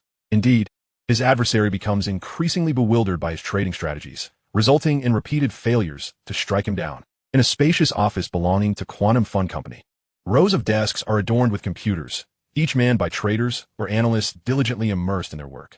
Presently, the two founders of Quantum Fund, George Soros and Jim Rogers, are also present in this office. It is the vast fund that seeks to undermine Chen Hao, and it belongs to Quantum Fund Company. Last week, due to Chen Hao's rapid trading strategies, his fund amassed a staggering $10 million on the New York Stock Exchange. Meanwhile, Quantum Fund's performance plummeted during the same period. Capital magnate George Soros believes that Chen Hao's fund has severely impacted their company's results. Thus, he resolves to mobilize substantial resources to strike at Chen Hao's fund. Initially, under his and Jim Rogers' leadership, their attacks proved very successful, inflicting considerable losses on Chen Hao's fund. However, they soon discover their attempts are failing one after another. Chairman, we failed in our attempts to strike multiple times. We have already incurred losses exceeding $30 million. A trader stands, gravely addressing Chairman George Soros. What is happening? Has Chen Hao realized we are targeting him? Vice Chairman Jim Rogers inquires with a stern expression. I believe that is indeed the case. This Chen Hao is quite formidable. He has detected our maneuvers so swiftly and has caused us to lose over $30 million. George Soros's countenance darkens. He had intended to strike at Chen Hao, driving him to financial ruin and forcing him to leave New York. Yet, unexpectedly, Chen Hao quickly discerned their strategy and devised countermeasures, resulting in repeated failures and losses exceeding $30 million. It seems this individual is indeed a formidable opponent. Jim Rogers' expression grows increasingly grave. He has an inkling that their joint endeavor to target Chen Hao may have been a grave miscalculation, regardless of how difficult he may be to deal with. I am determined to see him brought to ruin. A glint of resolve flashes in George Soros' eyes. Chapter 82. The Defeat of the Capital Magnate. George Soros, the founder of Quantum Fund and a titan of capital, initially aspired to undermine Chen Hao's vast fund, aiming to compel him into financial obliteration and oust him from New York, from the land of eagles. However, he could never have anticipated that Chen Hao would swiftly perceive his strikes and rapidly adjust his trading strategies. This led to a string of failures in their attempts, causing Quantum Fund to suffer losses exceeding $30 million. This infuriated him. He had never before encountered failure when aiming to target an opponent. Today, he finds himself bested by a fledgling Chinese trader. He is unwilling to accept this. A fierce determination gleams in his eyes. I will ensure he faces total ruin. Immediately, he commands a group of analysts. Analyze at once and determine which stocks the vast fund is currently operating on. Ensure accuracy. No mistakes. At this moment, George Soros's expression is terrifyingly grim. Upon receiving his command, the analysts begin their urgent analysis. Chairman, HAE has exhibited some unusual fluctuations recently. I believe the vast fund is currently trading this stock. A leading analyst rises to inform George Soros. Hey, that stock is quite obscure. How could Chen Hao be trading it? George Soros furrows his brow slightly. Perhaps this is Chen Hao's current strategy. He has shifted to trading lesser-known stocks to evade our strikes. Jim Rogers speculates. It must be said, Jim Rogers is indeed an astute financial magnate. He quickly discerns Chen Hao's trading strategy. However, he still underestimates Chen Hao's capabilities. Even with this insight, they find it challenging to successfully target Chen Hao's vast fund. Indeed, you are correct. He has undoubtedly shifted to trading lesser-known stocks in an attempt to bypass our attacks. Does he think his strategy will allow him to evade us? He is rather naive. George Soros snorts coldly. He then promptly issues orders to the traders by HAE. Understood. The traders immediately comply with George Soros's directive, purchasing HAE. Shortly thereafter, an analyst exclaims, Chairman, this is bad. Someone is dumping a large amount of HAE, and its price is plummeting. What? George Soros suddenly stands, his face turning a deep shade of displeasure. He had not anticipated yet another failure in their attack. Quick, dispose of all HAE we just acquired. George Soros decisively commands. He knows that if they do not act swiftly, their losses will escalate. After a brief moment, they manage to sell off all the HAE they had just purchased.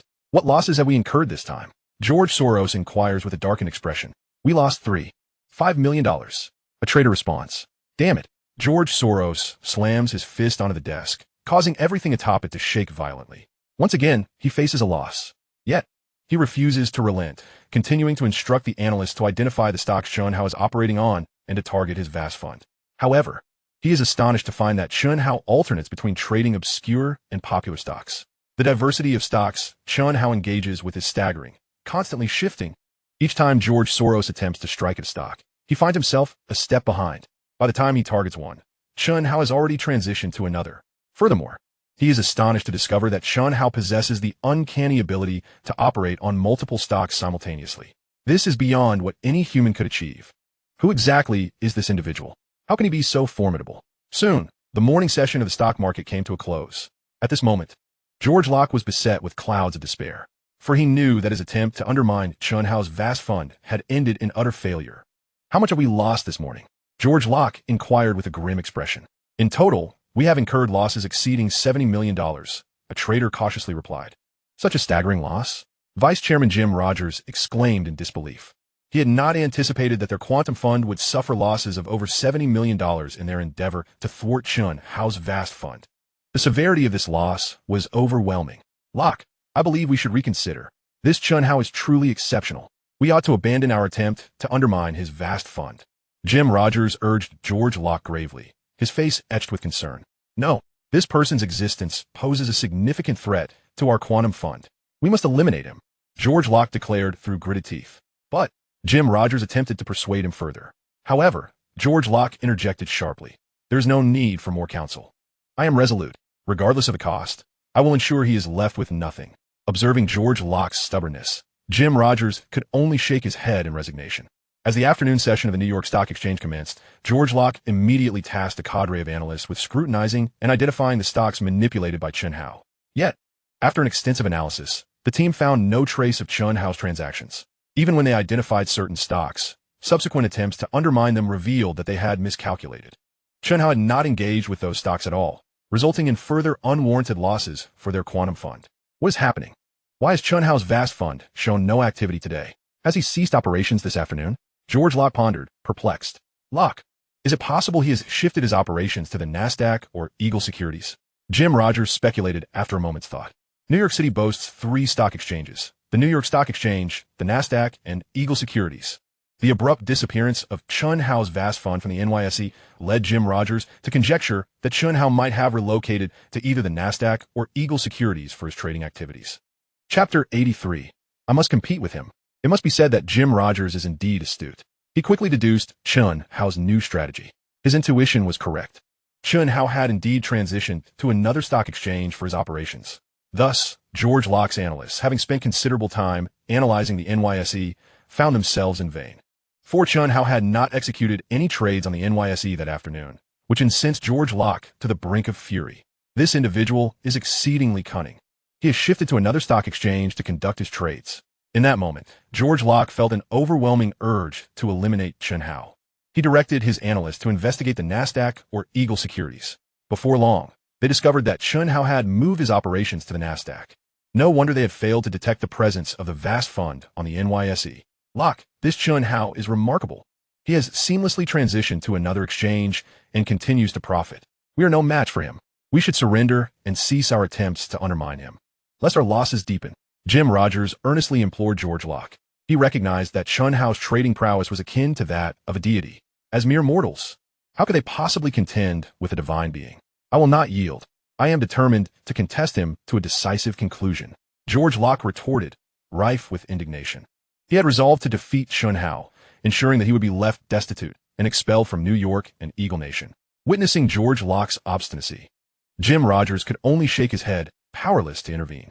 Although he too was a founder of the Quantum Fund, the reins of power had long been in George Locke's hands, leaving him unable to prevent Locke from pursuing his vendetta against Chen Hao's vast fund. Subsequently, George Locke promptly divided all the traders and analysts of the Quantum Fund into 3 teams. One team was assigned to monitor the New York Stock Exchange, another to the Nasdaq, and the final team to Eagle Securities. Should any team uncover Chen Hao's trading activities at any exchange, they were to unleash a relentless assault on his positions. Furthermore, George Locke would personally oversee the operation.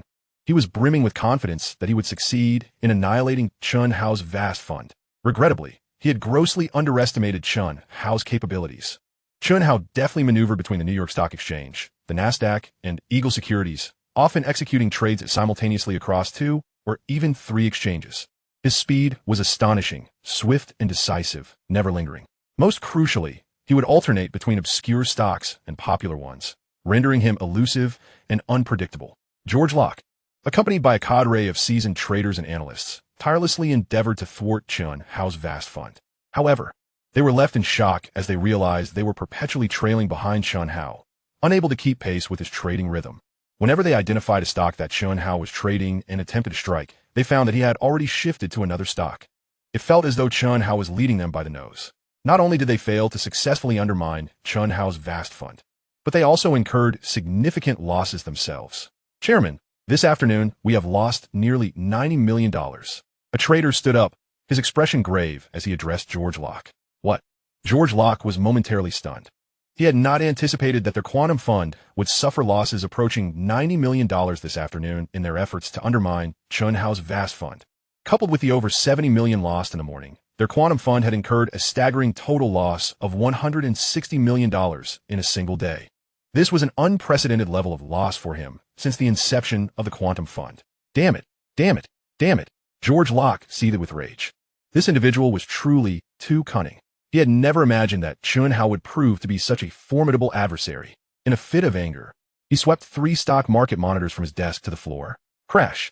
The sound of destruction echoed as the monitors shattered upon impact. In that moment, the entire office fell into a profound silence. One could hear a pin drop. All the traders and analysts present held their breath, not daring to utter a word. They had never witnessed their boss in such a state of fury, and it was no wonder, because they had never witnessed their boss fail so spectacularly. Jim Rogers sighed softly beside him. He had long advised George Locke to cease his attempts to undermine Chen Hao's vast fund, yet George Locke stubbornly disregarded his counsel, resulting in their quantum fund suffering a staggering loss of nearly $90 million. Locke, Jim Rogers gazed gravely at George Locke, hesitating momentarily before speaking. We cannot possibly compete with Chen Hao. It will be prudent for us to withdraw. George Locke offered no response, slumping into the armchair, his demeanor appearing significantly more haggard and aged. In the Empire State Building, within an office of the vast fund, pandemonium reigned. All the traders present were brimming with excitement.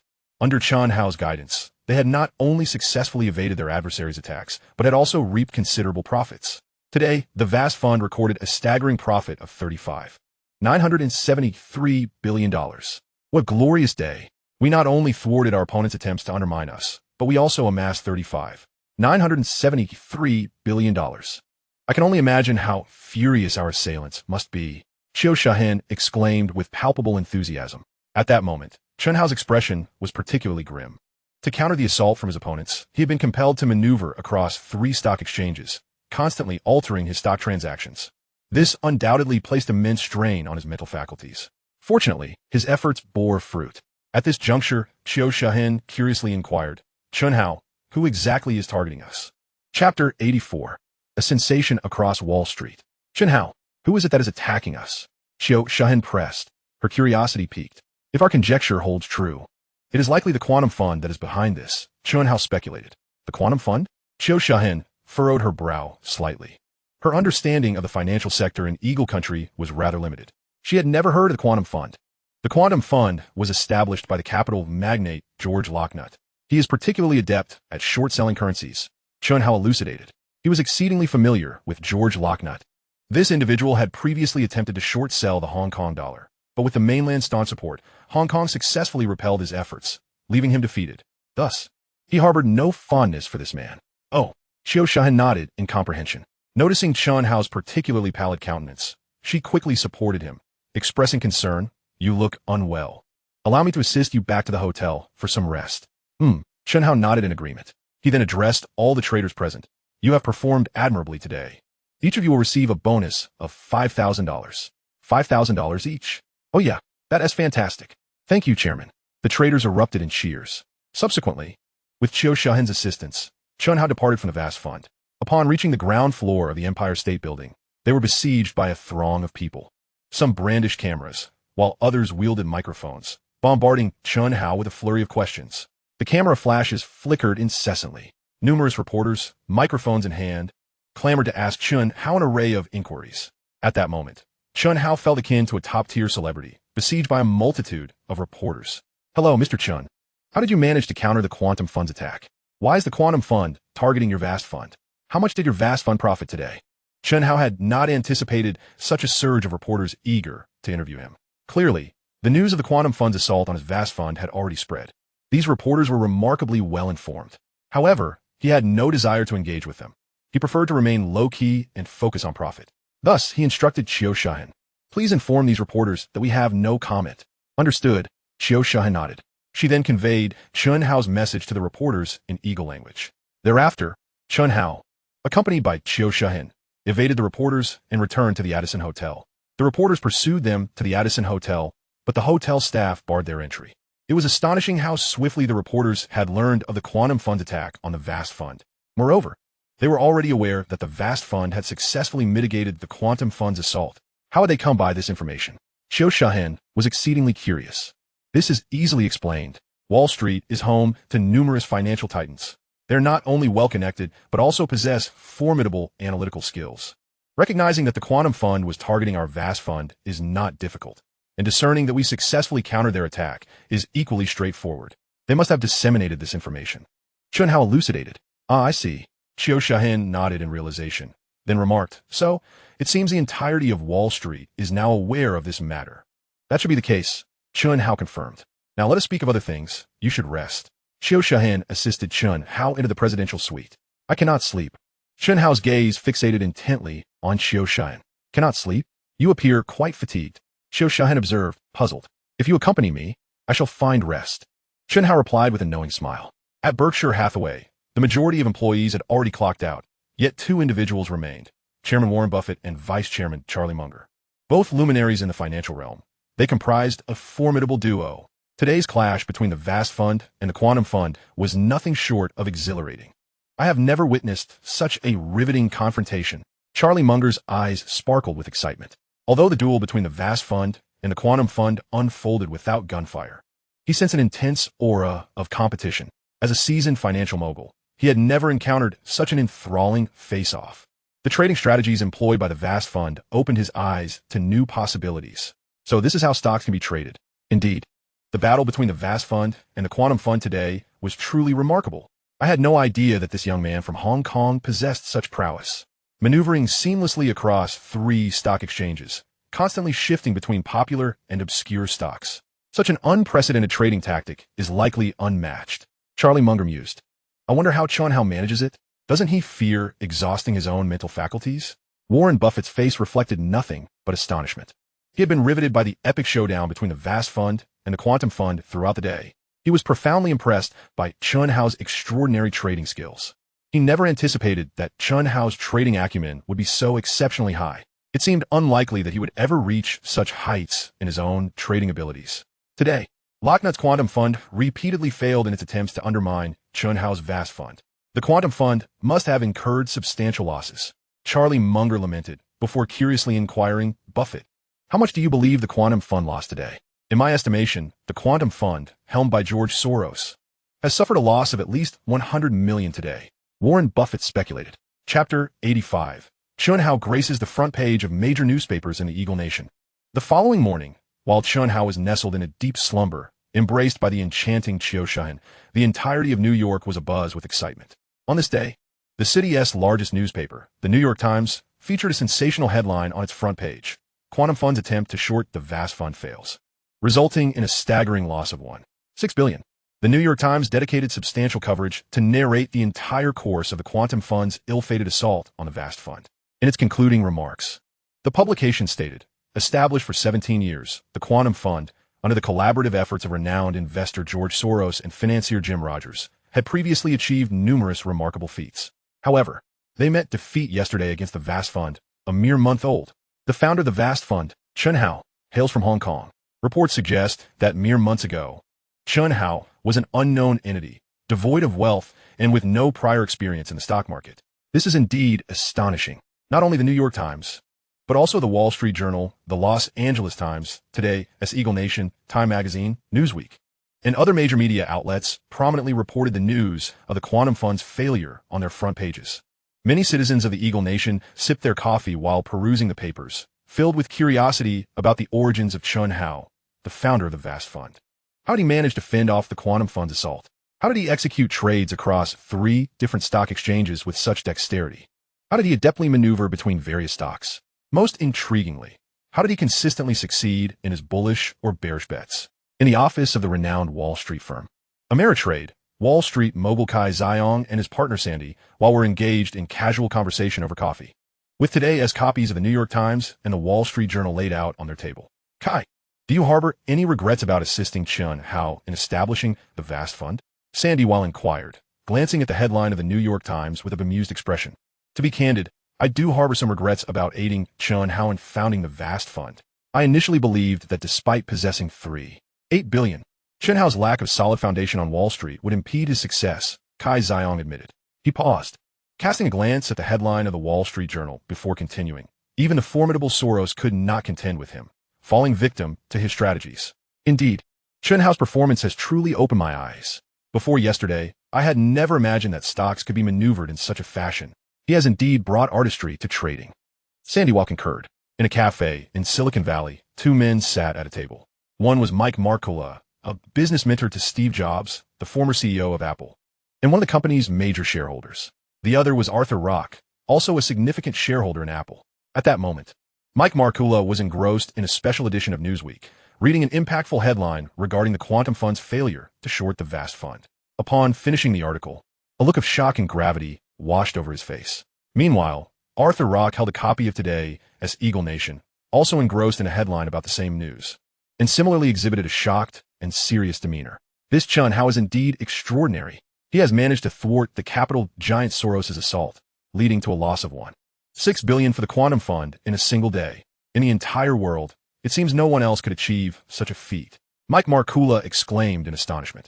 He can execute trades across 3 stock exchanges. He deftly navigates between different stocks. Most remarkably, whether he bets upward or downward, he almost always succeeds. How does he accomplish this? This is beyond human capability. Arthur Rock echoed, equally astonished. At that moment, he recalled Chen Hao's prediction from the previous day that Apple's stock price would plummet. The intense showdown between the quantum fund and the vast fund had unveiled Chen Hao's exceptional predictive abilities. Could it be true that his forecast about Apple's impending decline would indeed transpire? If so, he ought to sell his Apple shares promptly to mitigate losses.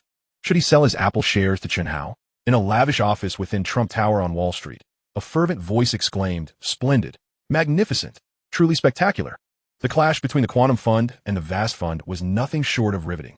Who could have anticipated that this Chen Hao from Hong Kong not only successfully countered the Quantum Fund's assault, but also caused them to incur a staggering loss of $1.6 billion in a day?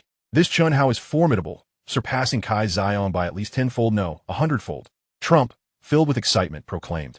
He rarely admired those from the Chinese community. The last individual he held in such esteem was Kai Zion, the king of Wall Street. Now, his admiration was directed towards Chen Hao, whom he deemed far more extraordinary. "Indeed, boss, this individual is truly remarkable. I have never encountered someone of such caliber. He is akin to a deity." Amelia, Trump's personal secretary, could not contain her amazement. "What do you mean akin to a deity? He is a deity. He is the true god of global stocks." Trump corrected Amelia with utmost seriousness. "You are right, boss. He is indeed a deity, the true god of global stocks." Amelia promptly concurred with her employer. "Amelia, arrange for me to meet Chen Hao immediately," Trump decisively declared. Chapter 86. The future president seeks an audience. On Hong Kong Island, at the luxurious Villa No. 1 in Repulse Bay, the residence of gambling magnate Ho Hung Sun, 5 influential figures convened in an opulent study. They included the villa's owner, Ho Hung Sun, the erstwhile stock god of Hong Kong, Xiang's Haiku, the founder of Sun Hung Kai Properties, Guo Desheng, the founder of New World Development, Zheng Yatong, and the chairman of Hong Kong Zinni Properties, Huang Qiao. The assembly of these 5 titans was prompted by the remarkable news surrounding Chen Hao. The triumph of Chen Hao's vast fund encountering the Quantum Fund had not only graced the front pages of major newspapers in the Eagle Nation, but had also made headlines in Hong Kong as publications, including the Hong Kong Business Daily, Ming Pao, Oriental Daily, and South China Morning Post. At this moment, He Hong soon held a copy of the latest Hong Kong Island Commercial Daily, his expression one of utmost seriousness as he scrutinized a headline news item. The newly emerged stock god of Hong Kong Island perfectly defeats the financial titan of the Eagle Nation. This article meticulously detailed the failure of the financial magnate John in his attempt to target Chen Hao's vast fund. Not only was He Hong soon engrossed in the newspaper, but also Xiang's Haiku, Guo Desheng, Zheng Yatong, and Huang Qiao, each clutching their own copies, were equally captivated by the coverage of the fierce battle between the Quantum Fund and the Vast Fund. Chen truly made us proud on Hong Kong Island. He actually defeated the financial titan John. Remarkable.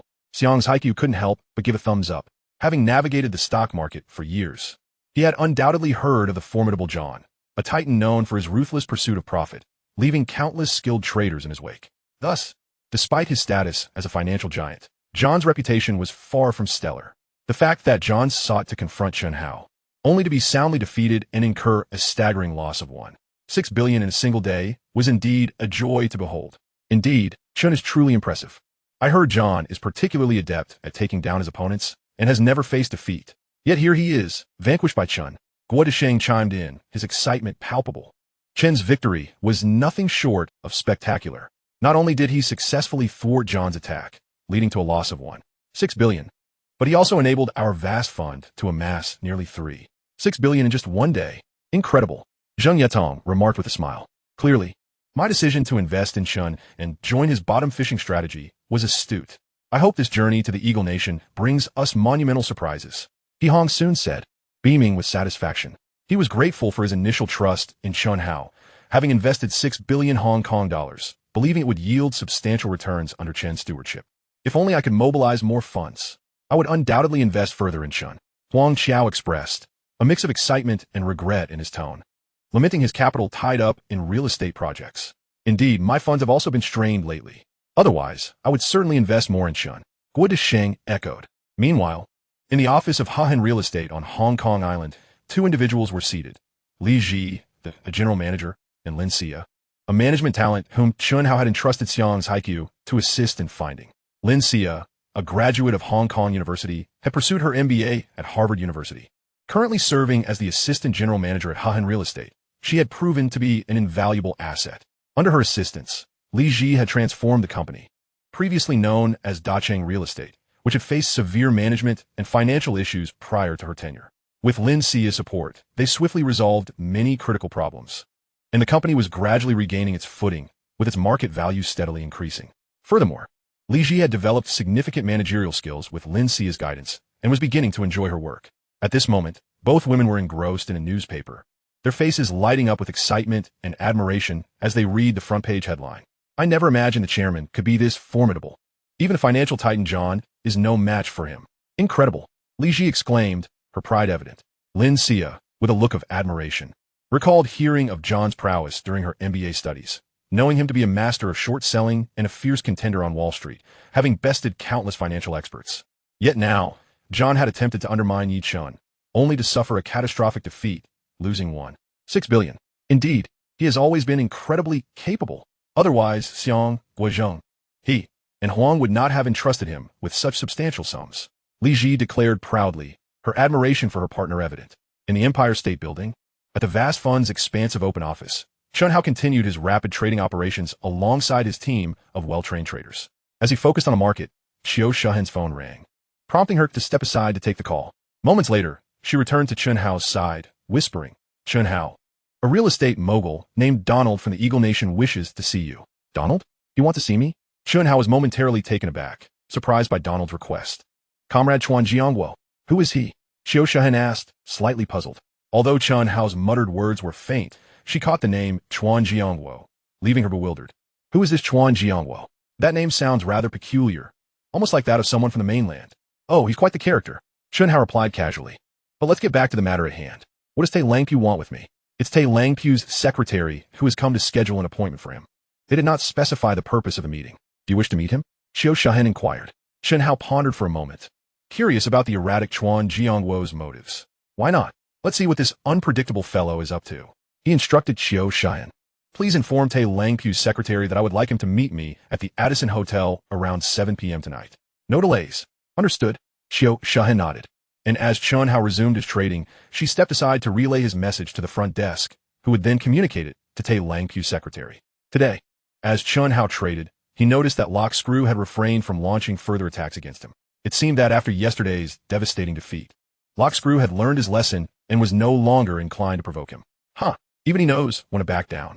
With Lock Screw's absence, Chen Hao found today's trading significantly easier, ultimately securing nearly 400 million in profits.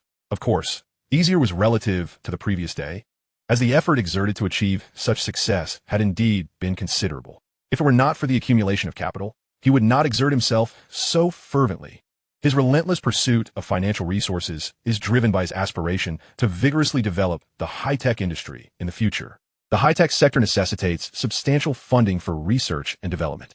Only through significant investment can cutting-edge technological products be conceived, such as chips, lithography machines, renewable energy, artificial intelligence, and so forth. Regardless of the type of high-tech product, considerable financial input is essential. Although he is currently able to reap substantial profits from the stock market, this is not without reason. Firstly, during this period, many stock trading theories and techniques have yet to emerge. As a reincarnated individual, he possesses a wealth of advanced trading theories and strategies for the future. Thus, his trading skills surpass those of any contemporary stock market expert. Secondly, the regulation of the stock market at this time is not stringent enough, leaving numerous loopholes. He often exploits these gaps, ensuring his trading endeavors are invariably successful. Thirdly, there are no specialized trading software programs available to analyze stock market data and forecast market trends. Leveraging his exceptional memory and computational abilities, he analyzes vast amounts of stock market data to predict its trajectory. Once specialized trading software becomes available, this advantage will dissipate. Consequently, stock trading is inherently speculative and ultimately not a sustainable strategy. Only by developing tangible industries and advancing the high-tech sector can one secure lasting success. After concluding a day of short-term trading, he returned to the Edison Hotel with Qiu Shahen. He first rested for about an hour. Upon awakening, he practiced the Baduan Jin for a while. After completing his exercises, he felt rejuvenated.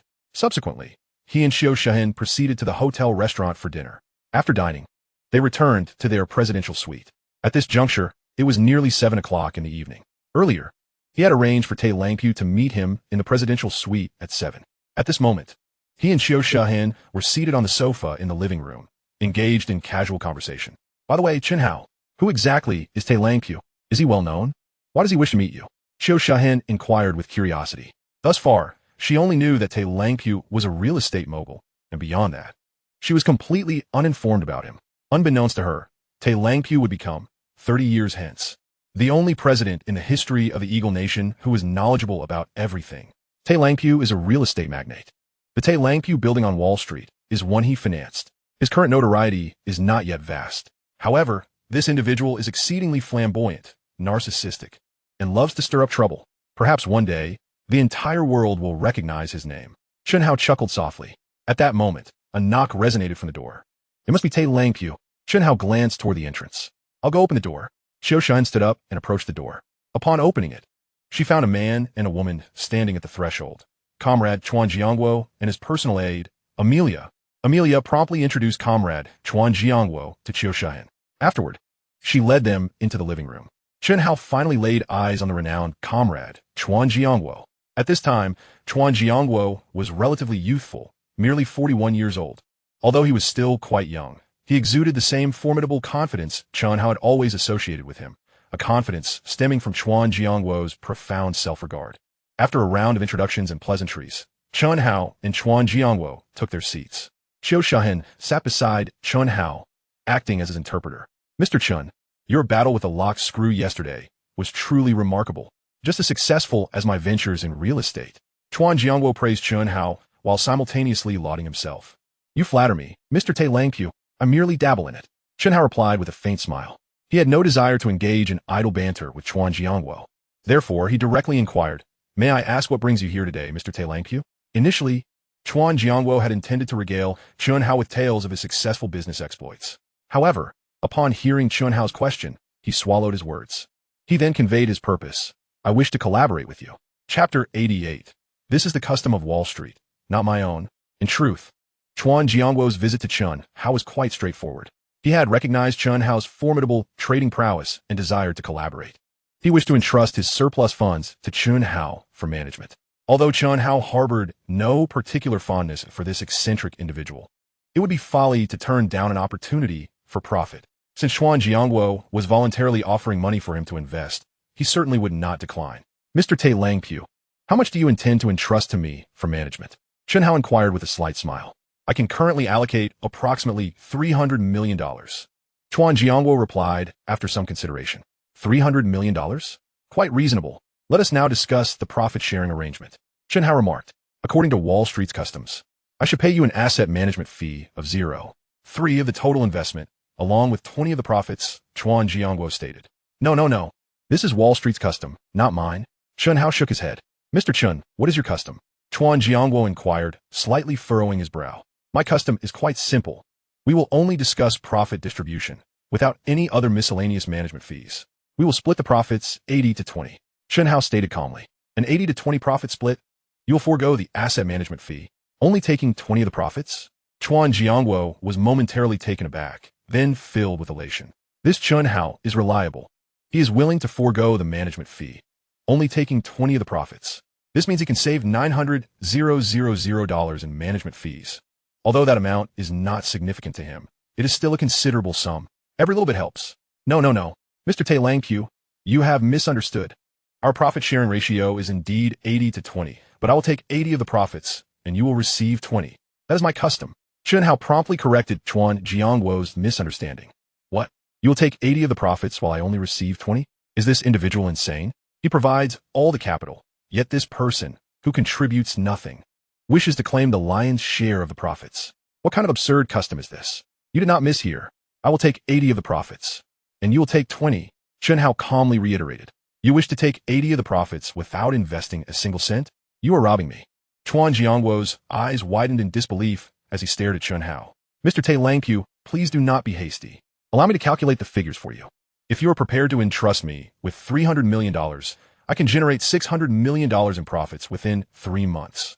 Although you will only receive 20 of the profits, you will still earn $120 million within a mere 3 months. An investment of $300 million could yield a staggering profit of $1.2 billion. Are you not enticed? Chen Hao employed an exceedingly beguiling tone to persuade Comrade Chuan Jiangguo. Can you truly generate $600 million in returns from $300 million within 3 months? Is that genuine? Comrade Chuan Jiangguo's expression was one of skepticism. The return rate Chen Hao proposed was indeed terrifying. It was difficult for him to believe. As you may be aware, not long ago, I managed to generate $1 billion in profit by maneuvering $3.8 billion over a span of 5 days. You can do the math and ascertain whether I am capable of transforming your $300 million into $600 million within 3 months. Chen Hao remarked with a faint smile. Comrade Chuan Jiangwo recognized the truth in Chen Hao's words. Through reliable sources, he had discovered that Chen Hao had indeed accomplished that feat in just 5 days. Therefore, given Chen Hao's capabilities, it was plausible that he could indeed turn $300 million into $600 million within 3 months. However, the thought of relinquishing 80 of the profits to Chen Hao left him deeply unsettled. Chen Hao would take away 80 without contributing a dime. In other words, should Chen Hao genuinely generate $600 million from the $300 million he provided, he would pocket $480 million, while Chuan Jiangwo would only receive $120 million. Such a scenario felt more torturous than being drained of his very flesh and blood. After a moment of contemplation, he spoke up. Let us split the profits 50 to 50. 80-20 split. I take 80, you take 20. Chen Hao replied. He could agree to a 50 to 50 split with Xiang's Haiku, Gui Desheng, Jing Yatong, Huang Xiao, He Hongsong, and others, but for Comrade Chuan Jiangwo to expect the same? That was sheer folly. 60-40 split. I take 40, you take 60. Comrade Chuan Jiangwo maintained a composed demeanor as he haggled. 80-20 split. I take 80, you take 20. Chen Hao reiterated unwaveringly, showing no sign of concession. You. Comrade Chuan Jiangwo's face darkened with anger. He had not anticipated that Chen Hao would remain so resolute. Very well, since you possess no willingness to collaborate, let's consider this meeting as if it never occurred. With that, Comrade Chuan Jiangwo glanced at his secretary, Amelia, and together they made their way towards the exit. However, his steps were slow, for he believed Chen Hao would surely call him back. After all, he had the potential to provide Chen Hao with $300 million for investment. This sum could yield several $100 million for Chen Hao, who would harbor animosity towards money. Yet, to his utter disbelief, not a single word was uttered by Chen Hao until he had exited the presidential suite. Chen Hao, has Tai Langpu truly departed? Do you not intend to call him back? Xiao Shahan gazed at Chen Hao, perplexed, upon witnessing Tai Langpu's exit from the suite. Tai Langpu had already agreed to a 70 to 30 profit split, allowing Chen Hao to claim 70 of the earnings. If Chen Hao could indeed turn the $300 million provided by Tai Langpu into $600 million within 3 months, he would stand to gain $420 million. $420 million. Was Chen Hao truly willing to forfeit such an opportunity? With an air of confidence, Chen Hao smiled and replied, Do not worry, he will return. Chapter 89. Journey to the Land of Cherry Blossoms. Chen Hao had an acute understanding of Comrade Chuan Jiangwo. He was an unadulterated businessman, driven solely by profit. Even if Comrade Chuan Jiangwo could only claim 20 of the returns, his astuteness would ensure he did not forsake this lucrative opportunity, for he was well aware that he lacked the ability to generate over $100 million from $300 million in just 3 months. Thus, Chen Hao was certain that Comrade Chuan Jiangwo would return. Indeed, moments later, there came a knock at the door. Xiao Shahan hurriedly opened it. There stood Comrade Chuan Jiangwo alongside his secretary, Amelia, once more at the threshold. Comrade Chuan Jiangwo bypassed Xiao Shahan and strode in as if entering his own abode. Mr. Chen, in truth, I am indifferent to how much profit I can claim. I simply feel an extraordinary affinity with you. Comrade Chuan Jiangwo proclaimed as he approached Chen Hao and took a seat. Is that so? Then let us split the profits 90 to 10. I shall take 90, and you shall take 10. Chen Hao replied nonchalantly. In an instant, Comrade Chuan Jiangwo's countenance darkened. Ha! I was merely jesting. Since we have already settled on an 80-20 split, I shall not be like certain individuals who are fickle and untrustworthy. Chen Hao chuckled lightly. In truth, he was subtly mocking Comrade Chuan Jiangwo, for the latter was notorious for his capriciousness. However, Comrade Chuan Jiangwo failed to perceive the jibe, as he was accustomed to his own inconsistent nature without recognizing any fault. Ha ha ha. Mr. Chen, you are truly humorous.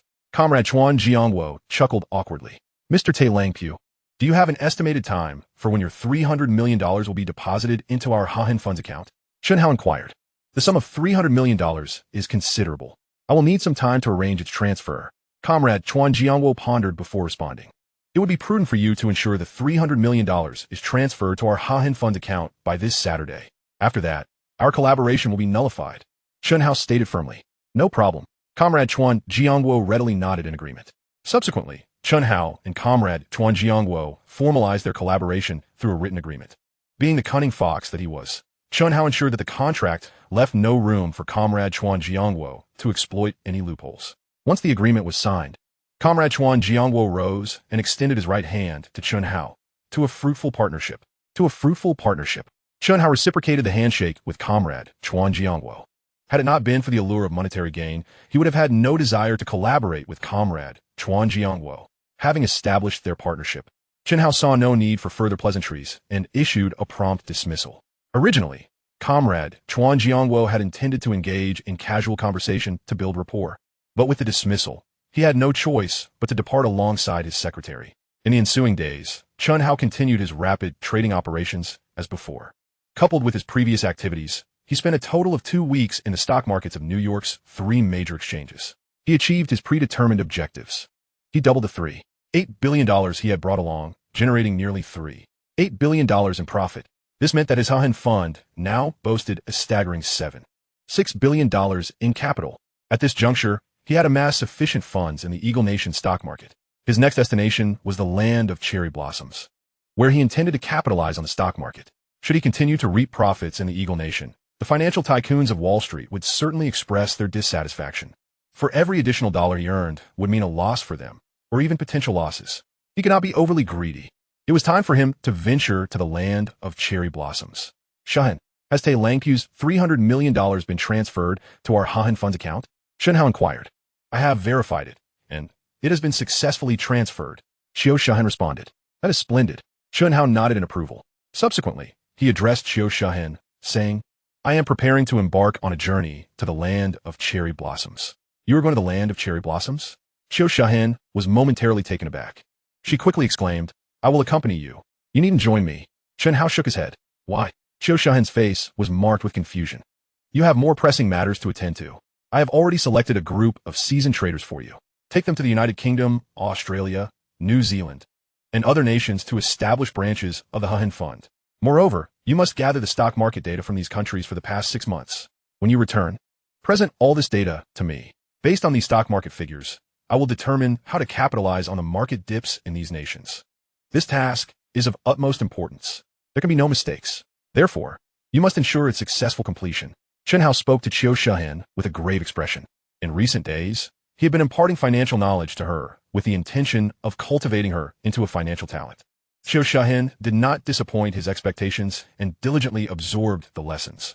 Now, she could be considered an exceptionally talented individual in finance. Thus, entrusting this task to her, he believed she would rise to the occasion. All right, I promise you, I will definitely ensure this matter is handled well. Qiu Shahen felt a surge of sweetness in her heart upon realizing the significance of the responsibility Chen Hao had bestowed upon her. By the way, please book me a flight to Tokyo for tomorrow morning. Chen Hao instructed Qiu Shahen. Certainly, Qiu Shahen nodded. She promptly made a reservation phone call and secured a ticket for Chen Hao's journey to Tokyo the following morning. It's all set, she informed Chen Hao. He nodded in acknowledgement. Chen Hao, tomorrow we shall part ways.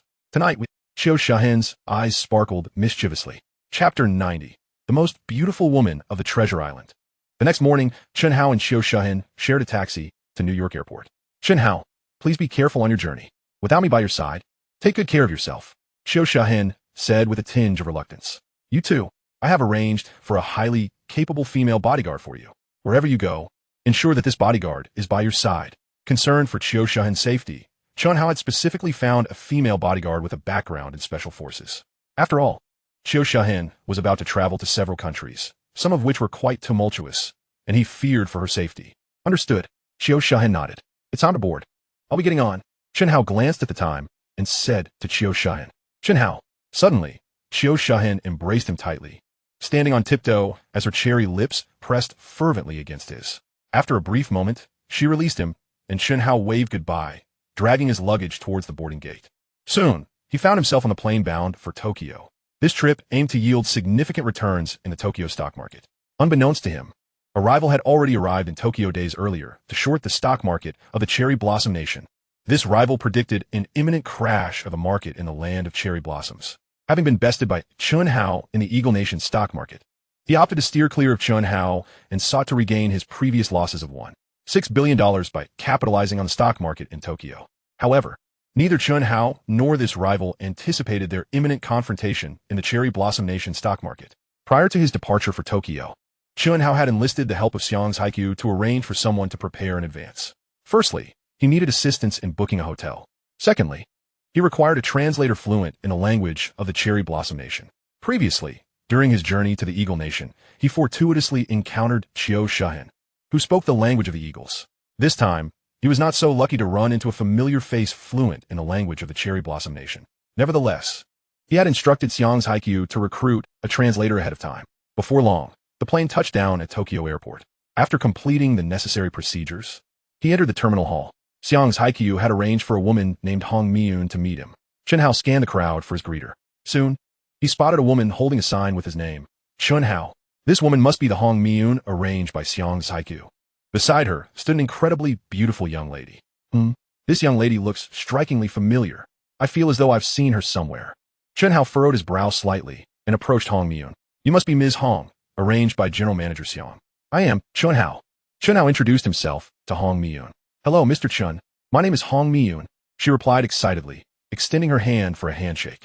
She had long heard of Chen Hao's remarkable achievements in stock markets of Hong Kong and the Eagle Nation, especially his victory over the financial mogul known as Lockscrew, which had greatly impressed her.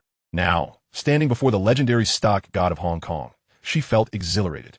She gestured to the beautiful young woman beside her and introduced, "This is the translator I found for you. Her name is..." Before Hong Miyun could finish, Chen Hao recognized the beautiful woman. "You're Xiao Chong," he exclaimed in surprise. If he was not mistaken, this enchanting lady was indeed the most beautiful woman of the Treasure Island, Xiao Chong. In her youth, Xiao Chong was breathtakingly beautiful. Many media outlets dubbed her the artist most adored by men and the one women most wished to slap. She possessed an exquisite oval face, adorned with a charming widow's peak, and her eyes sparkled like bright water apricots, exuding warmth with each glance. Her cherry lips formed a perfect arc, and her overall appearance was steeped in rich classical charm. As she moved, her captivating aura became even more pronounced, leaving one to imagine that her true self was even more mesmerizing than her on-screen presence, breathtaking beyond all expectations. Due to her unparalleled beauty, Xiao Chong was lauded as the most beautiful woman of the Treasure Island. It wasn't until 13 years later, following Lin Zhiling's ad campaign, that Xiao Chong lost this title to her. Chen Hao was astounded that the translator Hong Miyun had found for him was none other than Xiao Chong. He vividly recalled her portrayal of Lin Xian in The Flying Dagger of Shaoli. "You recognize me?" Xiao Chong was taken aback upon hearing her name from Chen Hao's lips. You were the campus belle of Cultural University. I saw your performance there." Chen Hao fabricated smoothly. Of course, his statement was not entirely baseless. Xiao Chong indeed attended Cultural University, and, according to the timeline, she should still be a student. Furthermore, she was indeed the campus belle and occasionally participated in cultural performances at the university. Thus, Chen Hao's claim of having seen her perform at Cultural University was plausible. "You're also from Cultural University?" Xiao Chong's face lit up with excitement. "No." Chen Hao shook his head and continued his fabrication. "A friend of mine is from Cultural University." "Oh, what a coincidence." Xiao Chong smiled, her beauty radiating even more dazzlingly. "By the way, if I recall correctly, you're still in university, aren't you? How did you end up in Tokyo?" Chen Hao inquired with a hint of curiosity. "Isn't it summer vacation?" "I came here for tourism," Xiao Chong elucidated. "Then why did you apply for a translation position?" Chen Hao asked, somewhat perplexed. "I ran out of money," Xiao Chong explained. "I happened to see an advertisement for a translation job. It only requires a month of work. By the time I finish this translation job, school will be starting again." In truth, her family was relatively well off. However, she felt too embarrassed to ask her family for financial assistance. "Ah, I see." Chen Hao nodded in realization. I never expected Mr. Chen to have already met Miss Xiao." Hong Miyun chuckled. She then addressed Chen Hao. "Mr. Chen, I have reserved a presidential suite for you at the Imperial Hotel Tokyo. Allow me to escort you there." "Great." Chen Hao nodded in agreement. Soon after, the trio, Chen Hao, Xiao Chong, and Hong Miyun, departed from Tokyo Airport. They hailed a taxi and headed towards the Imperial Hotel Tokyo. Chapter 91. Xiao Chong. He is actually a stock trading expert. The Imperial Hotel Tokyo is situated in a bustling area of the city, boasting a rich history as it has been in operation since 1890. It is conveniently located just a 5-minute walk from the renowned shopping districts of Ginza and Muranushi, and not far from famous attractions such as Asakusa and Akihabara. Upon arriving at the entrance of the Imperial Hotel, the three entered and approached the front desk, where Hong Miyun handled Chen Hao's check-in. Subsequently, a hotel attendant guided them to the presidential suite that had been pre-booked by Hong Miyun. "Miss Xiao, where are you staying now?" Chen Hao asked, glancing at Xiao Chong. "Well," Xiao Chong chuckled shyly before continuing. I've exhausted my funds and can't afford a hotel room, so, if you don't mind, you could stay here, temporarily. This place is so spacious. I can't possibly occupy it all by myself. Plus, it would be more convenient for me to find you here. After a moment's contemplation, Chen Hao suggested, I don't mind. Xiao Chong shrugged and expressed her gratitude. Thank you. Although her family was relatively well off, she had never stayed in a presidential suite before. Staying here would also save her a considerable amount on accommodation expenses. At that moment, Hong Miyun's mobile phone rang. She stepped aside to answer it. It was a call from Xiang's Haiku, inquiring if Chen Hao had arrived in Tokyo. Hong Miyun informed him that she had picked up Chen Hao and brought him to the Imperial Hotel, where he was now checked in. Xiang Zaiqiu then requested to speak with Chen Hao. Mr. Chen, Mr. Xiang has something to discuss with you, Hong Miyun said as she handed the phone to Chen Hao. Chen Hao took the phone and spoke into the receiver. Uncle Chiu, I've arrived in Tokyo and checked into the hotel. Yes, Miyun just informed me. Xiang's Haiqiu replied. I suddenly remembered that I have a friend in Tokyo who knows a Chinese investor residing there. His name is Chiu Yonghan. Before Xiang's Haiqiu could finish, Chen Hao interjected, Chiu Yonghan, the one hailed as the god of wealth by the media in Sakura country? Ah, you've heard of him? Xiang's Haiqiu was taken aback. Indeed, I've known about him for quite some time. He is renowned for his prowess in stock trading. Many media outlets in Tokyo refer to him as the stock wizard and god of wealth. Additionally, he is an economic commentator, frequently publishing his economic theories and money-making secrets in financial journals. He has authored numerous books on economics. In his past life, Chen Hao had studied many financial moguls from around the world, including Chiu Yonghan, who is celebrated by the media in Sakura country as the god of wealth. Therefore, he was well acquainted with Chiu's achievements. You are absolutely correct. He is indeed an expert in stock trading. Moreover, he has been in Tokyo for quite some time. If you manage to get in touch with him, your stock trading endeavors in Tokyo will certainly be smoother.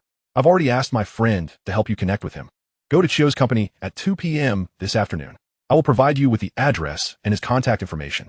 Xiang's Haiqiu instructed Chen Hao. All right, please wait a moment while I jot this down. Chen Hao nodded. He retrieved paper and pen from his suitcase and recorded the address and contact details for Chiu's company. After exchanging a few casual words with Xiang's Haiqiu, he concluded the call and returned the phone to Hong Miyun. Mr. Chen, I have some matters to attend to, so I'll take my leave, Hong Miyun said to Chen Hao. Understood. Chen Hao nodded. With that, Hong Miyun nodded to Xiao Chong before turning to leave. Miss Xiao, I'm feeling a bit tired. I will rest for a while. If I haven't woken up by noon, could you please wake me? Chen Hao requested of Xiao Chong. After enduring a lengthy flight of over 10 hours, he felt fatigued and in need of rest. Of course, go ahead and rest. Xiao Chong nodded. Soon after, Chen Hao retreated to the presidential suite to rest. Feeling bored, Xiao Chong settled onto the sofa, turned on the television, lowered the volume, and began to watch aimlessly. As she was about to change the channel, a familiar face appeared on the screen. It was none other than Chen Hao. How did he end up on television? Xiao Chong's delicate face was filled with confusion and curiosity. She leaned in closer to examine the news report, and, as she continued to watch, her expression shifted to one of astonishment, growing more pronounced by the moment. He is actually a stock trading expert, and he recently made over $3 billion in the Eagle Country stock market. How incredible is that? How did he manage to achieve this? Xiao Chong's eyes widened, her mouth agape in disbelief. Previously, when she applied for the translation position, she had no knowledge of Chen Hao's true identity. Moreover, she rarely followed financial news, so, before today, she had never heard of him. She was utterly astonished to discover that her employer was so affluent and accomplished. Unable to resist, she cast a glance toward the presidential suite where Chen Hao was sleeping. Before long, noon arrived. Noticing that Chen Hao had not yet emerged from the suite, Xiao Chong stood up and walked toward the presidential room. Reaching the door, she knocked gently and called out, Mr. Chen, it's already noon. After a moment, Chen Hao's voice responded from within, I know. A little while later, Chen Hao stepped out of the suite. Mr. Chen, I just saw you on the television news. Xiao Chong exclaimed excitedly. Is that so? Chen Hao smiled slightly, showing no signs of surprise. His success in the Eagle Country stock market, particularly his previous confrontation with the financial tycoon, had already become a widely known story across many regions of the globe. Thus, it was hardly surprising for Xiao Chong to have seen him featured on the news in Sakura country. He did not engage in much conversation with Xiao Chong, instead making his way directly to the gym. Chapter 92, The God of Wealth, Chiu Yonghan. Chen Hao arrived at the gym and began practicing the Ba Duan Jin. Xiao Chong followed him to the gym. Mr. Chen, did you really earn over $3 billion in just half a month in the stock market of the Eagle Country while you were in New York? Xiao Chong inquired. Her eyes filled with curiosity as she awaited Chen Hao's response. although she had already seen news reports about it on television. She still wished to hear Chen Hao's account firsthand. Indeed, Chen Hao affirmed, nodding as he continued his practice of Ba Duan Jin. You are incredibly impressive. How did you manage to accomplish that? Xiao Chong exclaimed, astonished by the magnitude of his achievement. She was genuinely intrigued about how Chen Hao could earn such an astounding sum in the short span of half a month in the stock market. Well, it's not something that can be easily explained in just a few sentences. It involves a myriad of specialized knowledge. Even if I told you, you might not fully grasp it. In simple terms, it boils down to analysis, Chen Hao elucidated. Oh, Xiao Chong nodded. Although she was a university student, she was neither a top scholar nor had she studied economics or finance. Furthermore, the cultural university she attended was a private institution with a relatively low reputation. Thus, Chen Hao was correct. Even if he explained it to her, she might not comprehend it. At that moment, her attention shifted to Chen Hao's practice of Ba Duan Jin. She had never seen such an exercise before and curiously asked, "What are you practicing?" Ba Duan Jin, a form of health cultivation exercise, Chen Hao replied succinctly. Xiao Chong responded with an "oh," her disinterest in health practices evident as she turned to leave the gym. After a while, having completed a set of Ba Duan Jin, Chen Hao made his way to the living room and found Xiao Chong watching television. "Miss Xiao, have you had lunch yet?" Chen Hao inquired. "Not yet." Xiao Chong gently shook her head. "Let's go to the restaurant for lunch first, and then you can accompany me to a certain place," Chen Hao suggested. "All right." Xiao Chong nodded, turned off the television, stood up, grabbed her bag, and departed with Chen Hao. They first enjoyed a meal at the restaurant before leaving the hotel and arriving at the entrance. They hailed a taxi. "Where are we headed now?" Xiao Chong asked Chen Hao, her gaze inquisitive. To hear, Chen Hao retrieved a piece of paper from his briefcase and handed it to Xiao Chong. The address written on the paper was that of the Chiu Corporation, founded by the god of wealth, Chiu Yonghan. Xiao Chong glanced at the address and promptly communicated it to the taxi driver in the language of Sakura country. She then returned the paper to Chen Hao. The taxi driver navigated towards the Chiu Corporation. Soon, they reached their destination. Chen Hao paid the fare, and he and Xiao Chong exited the vehicle. With Xiao Chong's assistance, they quickly located the Chiu Corporation. "Sir, miss, how may I assist you?" a receptionist inquired, bowing respectfully to Chen Hao and Xiao Chong. Xiao Chong promptly translated the receptionist's words for Chen Hao. "Tell her that I am Chen Hao and I have an appointment with Mr. Chiu Yonghan." Chen Hao instructed Xiao Chong. Nodding, she relayed his message to the receptionist. Upon hearing this, the receptionist asked Chen Hao and Xiao Chong to wait a moment while she made a phone call for verification. After a brief while, she returned, leading Chen Hao and Xiao Chong to an office. She lightly knocked on the door, and a voice from within, unintelligible to Chen Hao, likely invited them in. Gently pushing the door open, she bent slightly and gestured for Chen Hao and Xiao Chong to enter. Inside, an elderly gentleman in his 60s was engrossed in reading a newspaper. Upon noticing Chen Hao and Xiao Chong's entrance, he promptly stood and approached them. This gentleman was none other than the renowned god of wealth, Chiu Yonghan. "You must be Mr. Chen Hao. It's a pleasure to meet you," Chiu Yonghan said with a warm smile, extending his right hand. He conversed with Chen Hao in Mandarin. "Mr. Chiu, I have long heard of your esteemed name. Known as the god of wealth, you are truly remarkable. Today, I am fortunate to finally meet you." Chen Hao responded courteously. "Haha, you are the remarkable one. You managed to earn over $3 billion in merely half a month in the stock market of the Eagle country. You are truly the god of wealth. I cannot even begin to compare with you. I am humbled." Chiu Yonghan expressed with genuine admiration. His words were not mere flattery. They stemmed from heartfelt respect. He had learned of Chen Hao's extraordinary feat through news reports and had even gathered all available information about him. To his astonishment, he discovered that Chen Hao had once been a stowaway who illegally crossed from mainland Huaxia to Hong Kong. Just months ago, Chen Hao had been penniless. Yet, leveraging his exceptional stock trading skills, he had made a staggering profit of tens of billions of Hong Kong dollars by investing in Cheung Kong holdings during a market dip. Subsequently, tycoons such as Guo Desheng, Zheng Yatong, and He Hongsing entrusted Chen Hao with substantial sums to manage. With over $3.8 billion in capital, Chen Hao ventured to the Eagle country, where he once again raked in over $3 billion. Chen Hao's prowess was truly astounding. Even after years of studying the stock market, Chiu Yonghan couldn't fathom achieving such brilliance as Chen Hao did. "You flatter me, Mr. Chiu," Chen Hao replied with a modest smile. "And who might this be?" Chiu Yonghan inquired, his gaze shifting to Xiao Chong. "Oh, she's a translator I hired. Named Xiao Chong. I do not understand the local language, hence my need for a translator." Chen Hao introduced her to Chiu Yonghan. Xiao Chong and Chiu Yonghan exchanged nods in greeting. "Please take a seat." Chiu Yonghan gestured towards the sofa, inviting both Chen Hao and Xiao Chong. "Thank you." they replied, settling down. The conversation between Chen Hao and Xiao Yonghan soon flowed into a discussion about stock trading theories and techniques. Xiao Chong listened intently as Xiao Yonghan absorbed numerous innovative trading concepts and strategies from Chen Hao, which broadened his horizons. No wonder Chen Hao excelled in stock trading. Yet, how had such a young individual acquired such a wealth of knowledge and such advanced trading techniques? It was truly remarkable. Mr. Qiu, I came to seek your assistance today. Chen Hao began to articulate his purpose for visiting Xiao Yonghan. Chapter 93. Confronting the Capital Magnate. Chen Hao initially exchanged stock trading theories and techniques with the god of wealth, Xiao Yonghan, before clearly stating his request. Mr. Chen, please feel free to let me know how I can assist you. Do not hesitate. Xiao Yonghan smiled. Well, I shall not be modest then. The first matter is that I wish to establish the Hahen Fund in Tokyo. However, I lack connections here and am unfamiliar with the local situation. Thus, I require your assistance in setting up the Hahen Fund. Chen Hao conveyed to Xiao Yonghan. That is no problem. Leave it to me. Xiao Yonghan readily agreed. As for the second matter, I have already asked Mr. Xiang to help me find a group of traders in Hong Kong. The contingent of traders is expected to arrive in Tokyo tomorrow morning. However, it seems they may not be sufficiently acquainted with the trading regulations of the Tokyo stock market. Hence, I would like to request your assistance in training them. Chen Hao conveyed his second request to Xiao Yonghan. This matter poses no difficulty. Xiao Yonghan readily consented to Chen Hao's request. Splendid. Thank you, Mr. Qiu. Chen Hao expressed his gratitude promptly. No need for thanks. We are all compatriots. Xiao Yonghan replied with a smile. Mr. Qiu, do you have any idle funds? If so, you may entrust them to me, and I shall endeavor to operate them for you, potentially yielding considerable returns. Chen Hao sought to express his gratitude to Xiao Yonghan in this manner.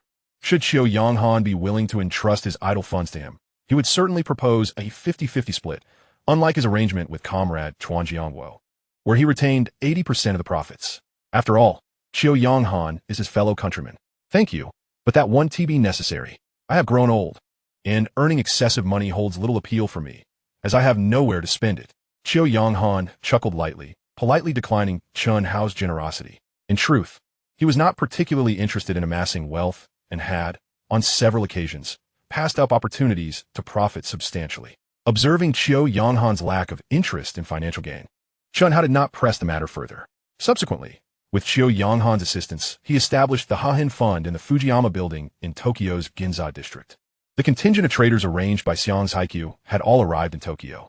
Xiao Yonghan aided Chen Hao by training these traders, instructing them on adhering to the trading rules and precautions of the Tokyo stock market. Moreover, Xiao Yonghan generously shared his extensive collection of data concerning the Tokyo stock market. Along with his research insights with Chen Hao was elated. With this data and Xiao Yonghan's insights, he would find it considerably easier to profit in the Tokyo stock market. Chen Hao, you may not yet be aware, but your old rival has also made his way to Tokyo. Xiao Yonghan remarked with a smile. Old rival? Chen Hao responded, momentarily taken aback. I refer to the notorious Lockscrew from Quantum Fund. Xiao Yonghan reminded Chen Hao. Ah, Lockscrew is also in Tokyo? When did he arrive? Chen Hao inquired, surprised by the revelation. He arrived just last week. Lockscrew, renowned as a global capital predator, has already amassed over 14 billion yen in merely 4 trading days since his arrival in Tokyo stock market. Xiao Yonghan could not help but marvel. The 14 billion he mentioned refers to over 14 billion yen. At this moment, $1 could be exchanged for 145 yen. Thus, Lockscrew had nearly earned $100 million in the Tokyo stock market. One cannot deny the prowess of Lockscrew. Were it not for Chen Hao, Lockscrew would likely have profited considerably in the Tokyo stock market. However, this year, it seems fortune has not favored him, as he has encountered Chen Hao. His timing is impeccable. Previously, while I was in the Eagle Country, he audaciously deployed substantial capital to undermine me. I have yet to settle that score. This time, I shall ensure his abject failure. Chen Hao sneered. Although he had successfully thwarted Lockscrew's attack in the Eagle Country and caused him a loss of $1.6 billion, he had refrained from retaliating due to his unfamiliarity with the environment. Now that Lockscrew had come to Tokyo, he would not allow him to escape unscathed. He was determined to devise a strategy to undermine Lockscrew, ensuring that he would bleed profusely this time, avenging the previous affront. Chen Hao, you intend to target Lockscrew? Xiao Yonghan inquired, astonished. Indeed, he attacked me first, and I have yet to settle that score. This time, I will not let him off lightly. A glint of determination flickered in Chen Hao's eyes. Lockscrew is formidable. he may prove difficult to contend with. Qiu Yonghan frowned slightly. He is indeed quite formidable. However, did he not previously suffer defeat at my hands in the Eagle Country? Chen Hao was filled with confidence, believing he could ensure Lock Screw's dismal return this time. That is true. With your stock trading skills, Lock Screw may not be a worthy adversary. It seems I am on the verge of witnessing a thrilling confrontation in the Tokyo stock market. A look of anticipation crossed Qiu Yonghan's face. Although he held little interest in accumulating wealth, he was deeply fascinated by stock trading. The duel between the two stock trading maestros, Lock Screw and Chen Hao, in the Tokyo stock market was something he was eager to behold. Chen Hao, what do you plan to commence your operations? Qiu Yonghan gazed at Chen Hao with eager anticipation. Tomorrow, Chen Hao responded without hesitation. All preparations have been completed. He intended to begin targeting Lock Screw in the Tokyo stock market tomorrow, making it clear that he, Chen Hao, was not to be trifled with. Excellent. I wish you success in your endeavor to target Lock Screw. In truth, Qiu Yonghan harbored no particular fondness for Lock Screw. While Lock Screw's trading skills were indeed remarkable, he often resorted to underhanded tactics to undermine his competitors, even seeking to eliminate them entirely. This behavior was something he found utterly contemptible. Thus, he too wished to see Chen Hao succeed in his endeavor against Lock Screw. Chapter 94. Targeting the Capital Predator. In Tokyo's Ginza, Fujiyama Building. Ginza in Tokyo is renowned alongside Fifth Avenue in New York and the Champs-Élysées in Paris, being one of the three most bustling commercial centers in the world. It is akin to Wangfujing Street in the capital of China, Nanjing Road in the Magic City, and Central in Hong Kong. The Tokyo branch of the Hahn Fund is located on the 8th floor of the Fujiyama Building in Ginza. Chen Hao and Xiao Chong arrived at the Tokyo branch of the Hahn Fund situated within the Fujiyama Building. At that moment, Chen Hao sat in a spacious office. Before him was a desk equipped with a computer and a stock market ticker. Xiao Chong was seated beside him. Opposite them were rows of desks, each occupied by an experienced trader. Each desk boasted the finest computers available. Soon, the time for the Tokyo stock market to open arrived. Chen Hao's gaze was fixed intently on the stock market ticker, gathering vital data. After a period of collection and analysis, he swiftly discerned which stocks were being shorted by powerful capital players. He was aware that Lock Screw, the capital predator, excelled in short selling. Furthermore, he had previously learned from the god of wealth, Qiu Yonghan, that Lock Screw had earned nearly $100 million the previous week through shorting numerous stocks on the Tokyo Exchange. Therefore, he anticipated that Lock Screw would continue his short-selling activities in the Tokyo Exchange. Since Japan signed the Plaza Accord with the Eagle Country and the John Bull Country in 1985, the value of the yen has been on a continuous rise. Consequently, Japan's per capita GDP has surpassed that of the Eagle Country, creating an illusion of prosperity. Many citizens of Japan hold an optimistic view of their economic prospects. Thus, both the real estate and stock markets in Japan are thriving. The facade of economic prosperity and the frenzy in the stock market have caused the Japanese populace to lose their rationality, with many investing eagerly in the stock market. The index of the Tokyo stock market skyrocketed from 12,000 points in 1985 to over 23,000 points today. Thus, the overwhelming majority of stock investors and institutions hold an optimistic outlook on the Tokyo stock market, eagerly engaging in bullish trading. Very few investors or institutions opt for short selling. Chen Hao discerned several stocks that evidently exhibited signs of being shorted. Consequently, he deduced that the shorting of these stocks was likely orchestrated by George Lock Screw. Since you are shorting these stocks, I shall take a long position on them. A faint smile graced Chen Hao's lips. Although he was cognizant that Lock Screw's assessment was not entirely erroneous, the Tokyo stock market indeed faced the peril of a collapse. He also believed that such a catastrophe would not occur in the immediate future. Even with the impending economic turmoil from the Eagle Nation, which would impact the Tokyo market and induce a slight decline, it would soon regain its vigor and continue to surge. By 1989, the illusory prosperity of the Tokyo stock market reached its zenith, with the index peaking an astonishing 3,891,587 points. It was only thereafter that the market began its gradual descent. By 1991, the real estate market in Tokyo commenced a downturn, adversely affecting the stock market and precipitating a significant crash. Thus, the Tokyo stock market was poised for at least another 3 to 4 years of false prosperity. For George Lock Screw to venture into Tokyo and short the stock market would be tantamount to courting disaster. He had been fortunate, having reaped nearly $100 million from shorting the Tokyo market just the previous week.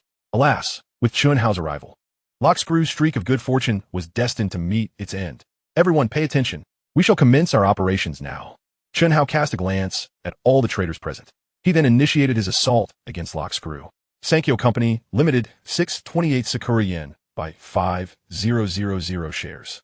Sakura Tobacco, 817 Sakura Yen, by 4000 shares. Takeda Pharmaceutical, 596 Sakura Yen, by 5000 shares. Sakura Bank, 734 Sakura Yen, by 4000 shares. Sankyo Company, Limited, 630 Sakura Yen, by 4000 shares. Sakura Tobacco, 820 Sakura Yen, by 3000 shares. Takeda Pharmaceutical, 598 Sakura Yen, by 4000 shares. Sakura Bank, 736 Sakura Yen, by 3000 shares. Through relentless acquisitions of Sankyo Company, Sakura Tobacco, Takeda Pharmaceutical, Sakura Bank, Itochu, and Oriental Land, Chen Hao propelled the prices of these stocks upward. Whenever anyone sold these stocks, he directed the traders to purchase them. Initially, these stocks had been in decline under Lockscrew's short selling, but due to his persistent buying, their prices began to surge. In the trading hall of the Tokyo Stock Exchange, a multitude of retail investors gathered, their eyes fixated on the fluctuating stock prices displayed on the electronic screens. At that moment, several retail investors noticed that the prices of Sankyo Company, Sakura Tobacco, Takeda Pharmaceutical, Sakura Bank, Itochu, and Oriental Land had suddenly begun to rise today. Sankyo Company had closed at 645 yen per share yesterday, but upon opening today, it plummeted to a low of 628 yen. Now, it had surged to 640 yen per share. Given the current upward trend, it seemed likely to continue rising. I must purchase Sankyo Company shares at once, exclaimed a retail investor clad in gray. The same held true for Sakura Tobacco, Takeda Pharmaceutical, and others, which had recently faced incessant declines but were now witnessing a resurgence. Clearly, the market sentiment for these stocks was improving. Many retail investors, primarily inclined to buy on the upswing, began to follow suit and purchase shares in Sankyo Company. Sakura Tobacco, Takeda Pharmaceutical, Sakura Bank, Itochu, and Oriental Land. Not only were retail investors participating, but also some affluent investors who recognized the rising prices of Sankyo Company. Sakura Tobacco and others began to acquire these stocks. Due to Chen Hao's vigorous maneuvering, coupled with the influx of retail and institutional investors buying into Sankyo Company, Sakura Tobacco, Takeda Pharmaceutical, and others, the prices of these stocks were relentlessly driven higher. This left George Lockscrew, who had shorted these stocks, utterly taken aback. Chapter 95. The Troubled Capital Magnate. In Tokyo's Ginza district, at the Quantum Fund's Tokyo branch, George Lockscrew was in his office, enjoying coffee and casual conversation with the branch manager, Stasi Martin. They frequently exchanged jovial smiles, appearing to be in remarkably high spirits. "Boss, what kind of returns can we expect from shorting Sankyo Company, Sakura Tobacco, Takeda Pharmaceutical, and Sakura Bank?" Stasi Martin inquired, curiosity etched on his face. "Based on my calculations, we should anticipate a profit of at least $3.5 billion from this shorting endeavor," George Lockscrew replied confidently after a moment's contemplation. "Truly impressive, boss. To achieve such substantial returns from shorting the Tokyo market is no small feat." Stasi Martin promptly lavished praise upon him. A look of pride illuminated George Lockscrew's countenance. As a renowned financial titan from the Eagle Nation, he faced virtually no competition in Tokyo. Shorting the Tokyo stock market was as effortless as child's play. At that moment, a telephone on his desk rang. Unperturbed, he picked up the receiver and said, "Hello, boss. We have a problem. The stocks we shorted, Sankyo Company, Sakura Tobacco, Takeda Pharmaceutical, and Sakura Bank, have suddenly started to rise. No matter how many shares we release, they are quickly being absorbed." An anxious trader's voice crackled through the line. "There's no need to panic. This is likely a normal market reaction. Perhaps we are not releasing enough shares quickly enough. Continue to offload our holdings." George Lockscrew calmly instructed the trader. "Yes, boss." The trader replied promptly before hanging up and following George Lockscrew's orders to continue selling their stock holdings. "Is there an issue, boss?" Stasi Martin asked. "Nothing of concern. The stocks we shorted, Sankyo Company, Sakura Tobacco, and Takeda Pharmaceutical, have merely begun to rise. This is simply a typical fluctuation in stock prices." George Lockscrew chuckled. He remained oblivious to the fact that an unseen force was propelling the prices of the stocks he had shorted. He was exceedingly confident in his judgment, believing that their sudden rise was merely a standard market fluctuation. After a brief interval, another trader called him again. "Boss, this is untenable. Whenever we release shares, they are immediately picked up by buyers. The prices are still on the rise." Upon hearing this call, George Lockscrew's expression grew serious. He had begun to sense that something was amiss. Logically, as they continued to release shares, the prices should gradually decline. prompting most investors to hold their cash and refrain from buying. Yet, every time they released shares, there were immediate buyers. This was clearly abnormal. He quickly told the trader, "Hold on, I'm coming to see for myself." With that, he hung up the phone, his face etched with concern as he left his office to join the throng of traders in the communal trading area. Stacy Martin perceived a peculiar expression on George Locke's face and promptly approached him. George Locke arrived at a desk, scrutinizing the shorted stocks and their recent trading data. As he continued to gaze at the figures, his demeanor grew increasingly grave. "This is bad. Someone is targeting us." George Locke's expression shifted dramatically, leading him to a disconcerting conclusion. "Someone is targeting us?" Stacy Martin, along with all the traders present, exchanged bewildered glances. They possessed substantial capital and had employed a tenfold leverage to short these stocks. Who would dare to target them? Wasn't that tantamount to courting disaster? "Boss, what should we do now?" Stacy Martin inquired urgently, looking towards George Locke. The audacity of the adversary to target them was outrageous. George Locke scoffed coldly. He then commanded all the traders present, "Continue selling these stocks at lower prices. Let us drive down their value. I refuse to believe our opponent can sustain this for long." "Yes, boss." The traders complied, following George Locke's directives, persistently selling the stocks at diminished prices in an attempt to lower their market value. Unfortunately, George Locke was oblivious to the fact that his opponent was the affluent Chen Hao.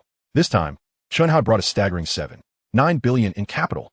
Of this amount, over $3.8 billion was his initial investment from Hong Kong, with an additional $3.8 billion being profits accrued from previous dealings in the Eagle Nation's stock market. Furthermore, there was also $300 million provided by comrade Chuan Jiangwo.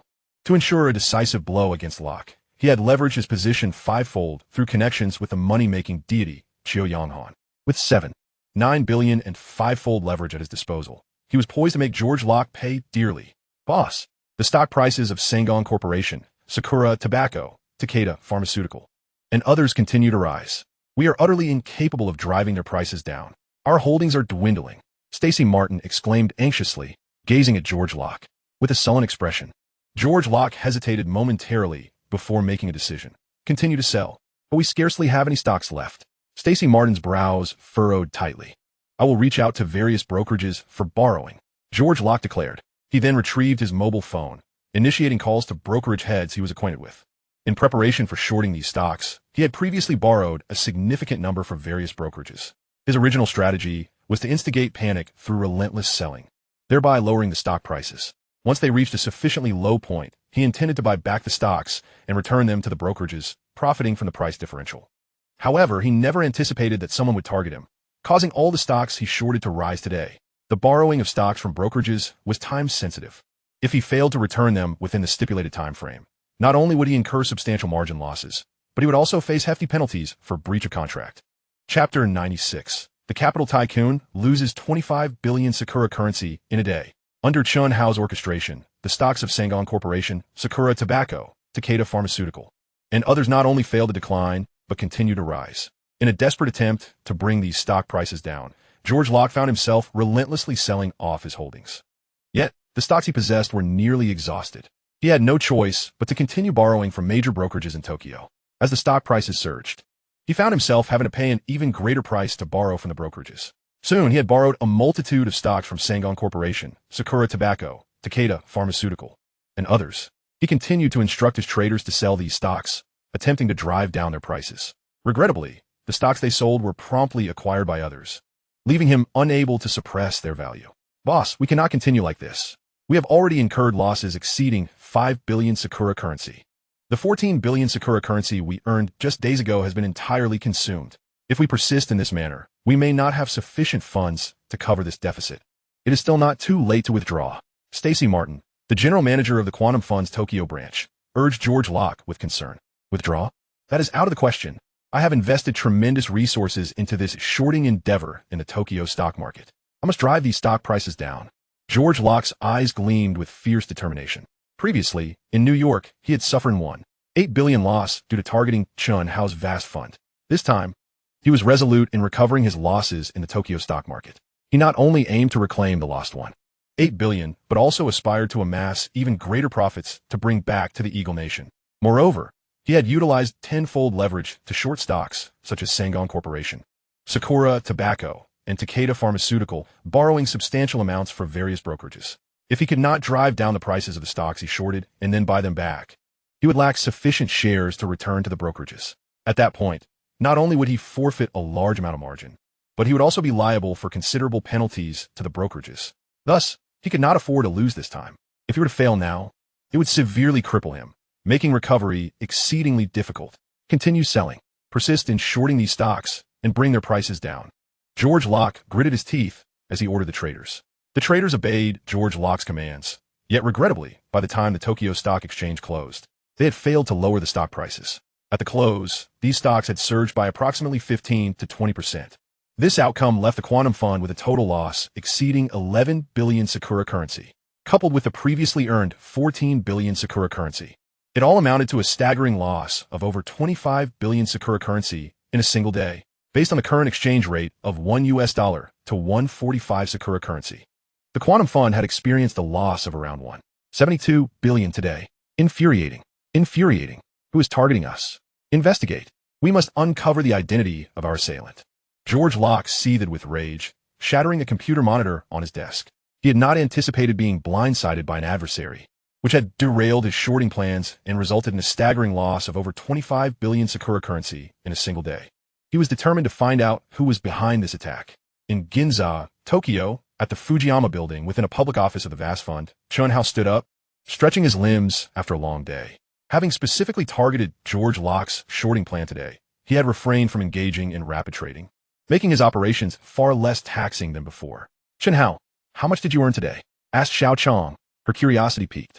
Being unfamiliar with the stock market, she couldn't comprehend Chen Hao's maneuvers. She was solely interested in how much Chen Hao had earned today. According to the figures, our vast fund had amassed a profit exceeding 45 billion Sakura coins today.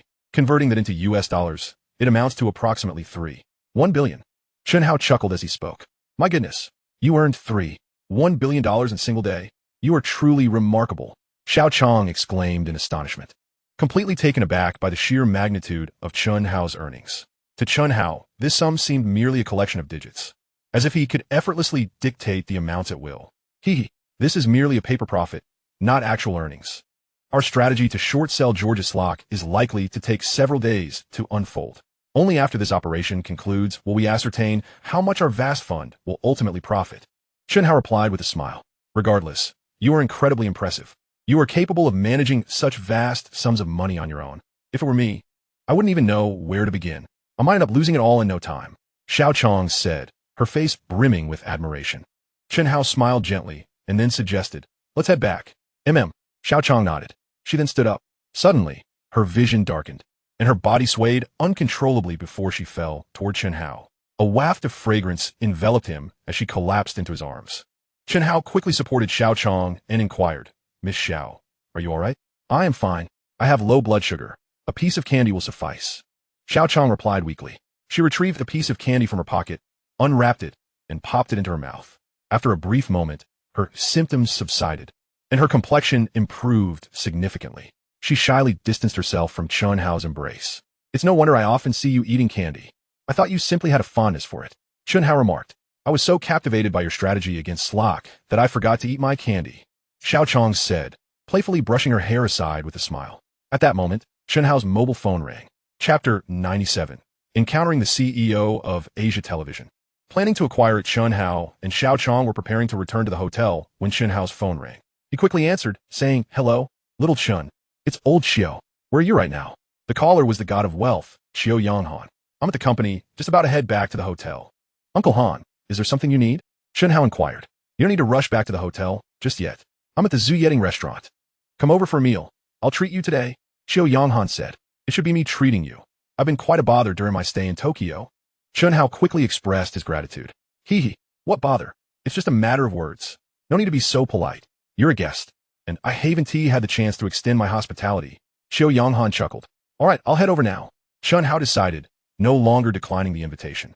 After ending the call, he asked Xiao Chong, do you know where Ziyeding restaurant is? Of course. It's a century-old establishment, quite renowned. I'll take you there. Xiao Chong nodded. Under Xiao Chong's guidance, they soon arrived at Ziyeding restaurant. Chen Hao called Xiao Yanghan to inform him of their arrival. Moments later, Xiao Yanghan appeared before them. As he led Chen Hao to a private room, he said, Little Chen, there is someone who wishes to meet you. Who is it? Chen Hao asked, curiosity etched on his face. You'll find out shortly, Qiu Yonghan replied with a mysterious smile. He halted before a private room and pushed the sliding door open, a characteristic feature of the local architecture. Chen Hao followed him inside, where an elderly gentleman, seemingly in his 60s, was seated. Chen Hao did not recognize him at first. Upon seeing Qiu Yonghan, Chen Hao and Xiao Chong enter, the elder promptly stood up. Let me introduce you. This is Mr. Qiu, the founder of the Far East Group. Qiu Yonghan gestured towards the elderly man while introducing him to Chen Hao. Then, he pointed to Chen Hao, saying, "This is Mr. Chen Hao, the founder of the vast fund." Next, he indicated Xiao Chong, introducing her as "This is Mr. Chen's translator, Miss Xiao Chong." "Hello, Mr. Qiu. It's a pleasure to meet you." Chen Hao extended his hand for a handshake.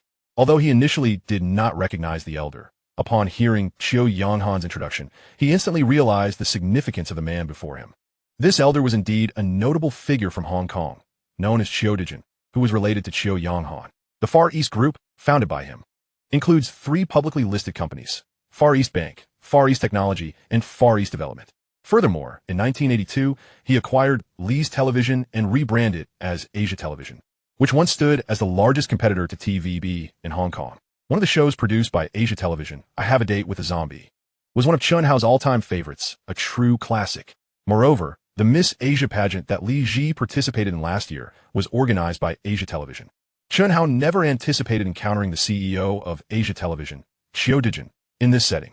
Mr. Chen, it's a pleasure to meet you as well. I had heard of you during my time in Hong Kong. Your acquisition of Chung Kong Holdings was truly remarkable. I had long wished to meet you, but never had the chance. This time, while attending a business in Tokyo, I learned from Yonghan that you were here, so I asked him to invite you over. Deepening said, smiling. Thank you for your kind words, Mr. Qiu. Chen Hao replied with a smile. Let us not stand around chatting.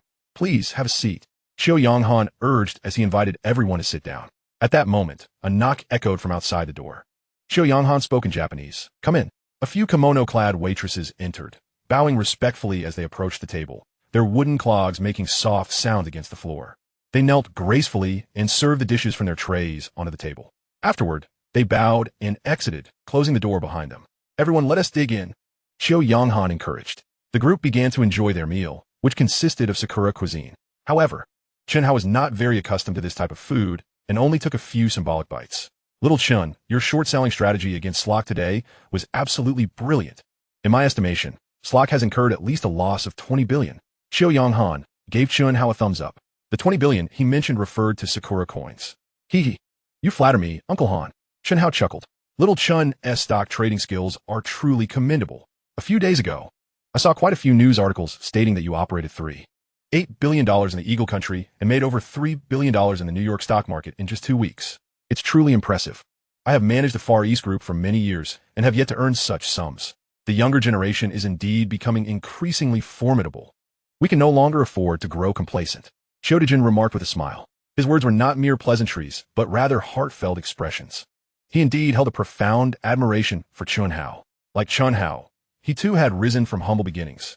However, within the span of just a few months, Chen Hao had amassed a fortune that would take him decades to achieve. Truly remarkable. Mr. Qiu, you flatter me.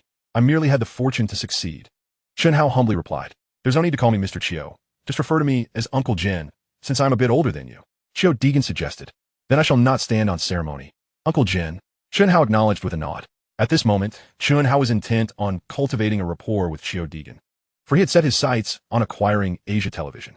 His ambition was to purchase the network, thereby using it as a springboard into the entertainment industry of Hong Kong, and ultimately to penetrate the entertainment markets of China and the world. Chapter 98. The Half-Truths to Deceive the President of Asia Television. Chen Hao aimed to acquire Asia Television, using it as a launchpad into the entertainment sector. Consequently, he endeavored to foster a close relationship with the owner, Deepening, engaging him in extensive conversation. However, in order to broach the subject of acquisition, he needed to share certain sensitive information that should not be disclosed to others. Thus, he refrained from hastily mentioning the acquisition to Deepening. After dinner, Chen Hao, Xiao Chong, Qiu Yonghan, and Deepening exited the bamboo leaf pavilion and stepped outside. Uncle Jen, may I trouble you for a moment of your time? I have something I wish to discuss with you. Chen Hao addressed Deepening. I am free. Deepening nodded and inquired. What is it you wish to discuss? This place is not suitable for conversation. If you do not mind, my accommodation at the Tokyo Imperial Hotel is nearby. Would you care to join me there? Chen Hao gestured towards the direction of the hotel. Certainly. Xiao Deegan assented. Xiao Chun, you carry on with your discussion. I will take my leave. Xiao Yonghan, a perceptive individual, recognized Chen Hao's desire for a private conversation with Xiao Deegan and wisely withdrew. He then entered his own vehicle, waving goodbye to Chen Hao and the others. Subsequently, Chen Hao and Xiao Deegan walked together towards the Tokyo Imperial Hotel. Before long, they arrived at Chen Hao's presidential suite. Chen Hao led Xiao Deegan directly to the study and closed the door behind them. Xiao Chong, displaying great discretion, refrained from entering the study. Xiao Chun, what is it you need to discuss with me? Xiao Deegan inquired, his curiosity piqued. Uncle Jen, what I am about to tell you may sound utterly absurd, but I assure you I am sincere and not jesting. Chen Hao responded gravely to Xiao Deegan. It was time for him to commence his performance. Do not hesitate. Please share. Xiao Deegan observed the seriousness in Chen Hao's demeanor, further fueling his intrigue regarding what Chen Hao wished to impart. To be candid, I have dabbled in some forms of fortune-telling. Chen Hao began to weave his tale. Upon hearing this, Xiao Deegan's lips twitched, nearly breaking into laughter. Yet he managed to contain himself. In all honesty, he had never subscribed to such superstitions throughout his life. From your features, I perceive that this year you may encounter legal troubles, possibly facing litigation. Chen Hao declared with utmost seriousness. In his previous life, while studying Asia Television as a publicly traded company, he had delved deeply into the background of its former head, Xiao Deegan. Though considerable time had passed, he found that many memories from his past life remained vividly clear since his rebirth. He recalled that in November 1987, Xiao Deegan indeed faced legal troubles, embroiled in a lawsuit due to a fraudulent accounting scandal involving the Far East Bank. Xiao Deegan became the subject of an investigation by the Corruption Prevention Department of Hong Kong. Consequently, he withdrew from the management of Asia Television, ultimately selling his shares to Lin Beixin and Zheng Yetong the following June. Chen Hao aimed to forewarn Xiao Deegan of this impending issue through fortune-telling, thereby manipulating him. While Xiao Deegan might not believe him now, when November arrived and he found himself under investigation, he would undoubtedly regard Chen Hao's foresight as remarkably accurate. At that point, negotiations concerning the acquisition of Asia Television would prove far more manageable. Xiao Chun, jesting excessively, Xiao Deegan did not believe Chen Hao's assertions, confident that he would not encounter any legal troubles this year. Uncle Jen, I am not joking. What I say is the truth. I can reveal a detail. The lawsuit you may face is connected to your Far East Bank. Chen Hao half-truthfully misled him. Upon hearing this, Xiao Deegan's expression shifted, his demeanor suddenly turning grave. He was acutely aware of the situation concerning his bank and could hardly fathom how Chen Hao had gained insight into its troubles. The issues surrounding the Far East Bank were known only to him and a select few close associates. How could Chen Hao possibly know? Could it be that he truly possessed the gift of fortune-telling? Moreover, Uncle Jen, this year, in addition to your legal troubles, you will also face a fire disaster. Chen Hao continued to weave his tale. A fire disaster? Xiao Deegan furrowed his brow slightly. This calamity is associated with Asia Television. Your network is destined to experience a significant fire. Chen Hao continued his charade with half-truths. This information was also gleaned from his previous research on Asia Television. In November 1987, a catastrophic fire, rated at a level 4 disaster, struck the Asia Television building. This fierce conflagration engulfed the set, props room, recording studios, and news and engineering departments, leading to a halt in program production and plunging operations into chaos. By forewarning Xiao Deegan of this event, Chen Hao sought to ensure that the latter would be more inclined to trust his purported fortune-telling abilities in the future. He surmised that even if he disclosed this information now, Xiao Deegan would likely dismiss it and fail to take preventive measures. Hence, the occurrence of the level 4 fire at Asia Television was all but inevitable. Haha, Xiao Chun, you jest. I have always taken fire safety very seriously. How could Asia Television possibly suffer a severe fire? Xiao Deegan remained skeptical of Chen Hao's predictions. Uncle Jen, I assure you I am not jesting. What I say is genuine. I have shared this with you because I find you amiable. I hope you can take it to heart. Chen Hao presented a facade of sincerity. Very well, let us assume everything you say is true. How might I avert these legal troubles and the impending fire disaster? Xiao Deegan inquired, gazing at Chen Hao. I have already calculated it for you. Your destiny and Asia Television are at odds. Simply relinquish the network, and your calamities will dissipate. Chen Hao continued his elaborate ruse. I understand. You have said so much because you wish to acquire Asia Television from me, correct? Xiao Deegan chuckled. To be frank, I indeed have my eye on your Asia Television. However, what I shared earlier was entirely true and not merely a fabrication. Chen Hao replied earnestly. Chapter 99. Xiao Chong faints in the restroom. Well, it is getting late. If you have no further matters, I shall take my leave. Xiao Deegan stood up, unwilling to continue listening to Chen Hao's fabrications. Although he held a deep admiration for Chen Hao's abilities and regarded him with considerable esteem, he found it exceedingly difficult to believe everything Chen Hao had just articulated. Uncle Qiu, allow me to see you off. Chen Hao rose to his feet, escorting Qiu Dijin out of the hotel. Qiu Dijin's driver and bodyguard had long been awaiting him at the entrance. Chen Hao watched as Qiu Dijin departed in his vehicle. Despite Chen Hao's earlier half-truths and playful exaggerations failing to convince Qiu Dijin, he had never anticipated that Qiu Dijin would be swayed. However, in due time, the veracity of his words would be revealed. When Qiu Dijin found himself embroiled in the investigation by the Independent Commission Against Corruption concerning the fraudulent activities at Far East Bank, and when an egregious fire indeed broke out at Qiu Dijin's Asia Television, he would come to recognize the remarkable accuracy of Chen Hao's fortune-telling. At that juncture, whatever Chen Hao might say would be met with unwavering belief from Qiu Dijin. He could then reiterate his warning that Qiu Dijin's fate was incompatible with Asia Television, and that selling it would avert these impending calamities. At that point, he could seize the opportunity to acquire Qiu Dijin's Asia Television. After bidding farewell to Qiu Dijin, Chen Hao returned to his presidential suite. The hour was still early, so Chen Hao and Xiao Chong ventured to the balcony to enjoy the nightscape of Tokyo's Ginza while engaging in light conversation. By the way, Xiao Chong, what is your major at Culture University? Chen Hao inquired with curiosity. Literature, Xiao Chong replied. Literature? Chen Hao was momentarily taken aback, as he had not expected her to be pursuing a degree in that field. A smile graced his lips as he remarked, Then your writing must be quite commendable. Certainly. Since elementary school, I have relished writing diaries and essays. My dream has always been to become a writer. Xiao Chong nodded affirmatively. Chen Hao was momentarily stunned again. Xiao Chong's aspiration to be a writer had led her down the path of acting. It seemed that for many, dreams often went unfulfilled. After conversing with Xiao Chong for about an hour, she stood up and informed Chen Hao that she was going to take a shower and retire for the night. Chen Hao, still lacking any inclination to sleep, leaned back in a chair and closed his eyes to rest. Suddenly, he faintly heard a low thud emanating from Xiao Chong's room, as if something had fallen to the floor. He frowned slightly and glanced toward her room. Though the door was closed, since his rebirth, his senses had become remarkably acute. Thus, he was certain that the sound had originated from Xiao Chong's quarters. After pondering for a moment, he walked towards her room and knocked gently on the door. Xiao Chong, are you asleep? There was no response from within. However, he could faintly hear the sound of running water from the bathroom. She must be taking a shower, he thought, and turned to leave. Moments later, he realized that Xiao Chong had not yet emerged. According to her routine, after showering, she would typically go to the balcony to dry her hair with a blow-dryer.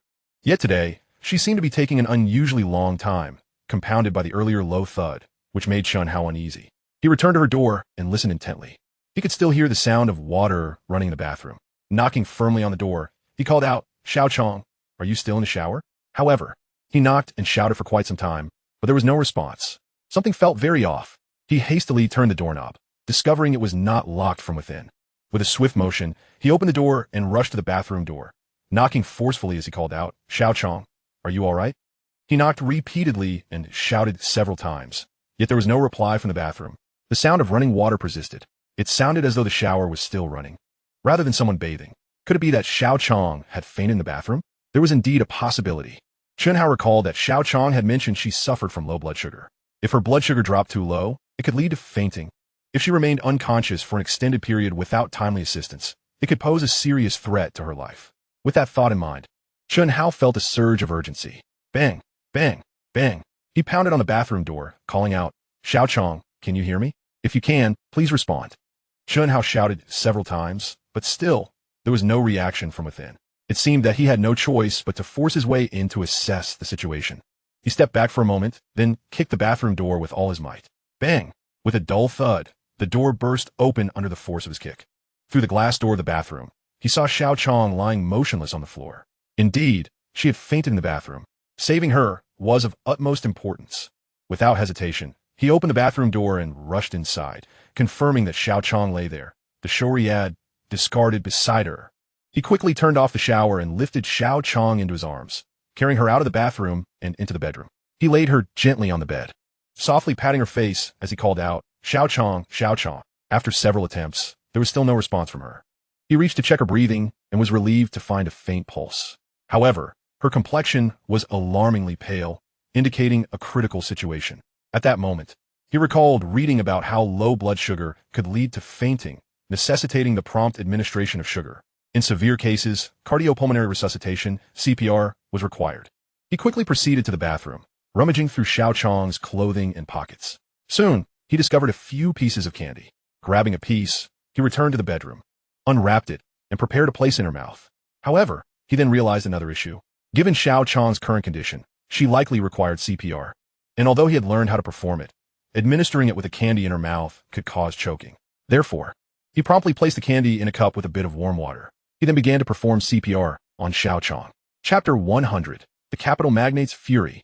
Chen Hao continually pressed on the area of Xiao Chang's heart, periodically giving her artificial respiration to prevent her brain from suffering from oxygen deprivation. After some time of performing CPR, he administered a small amount of sugar water to her. He continued the resuscitation efforts, fully aware of his own strength.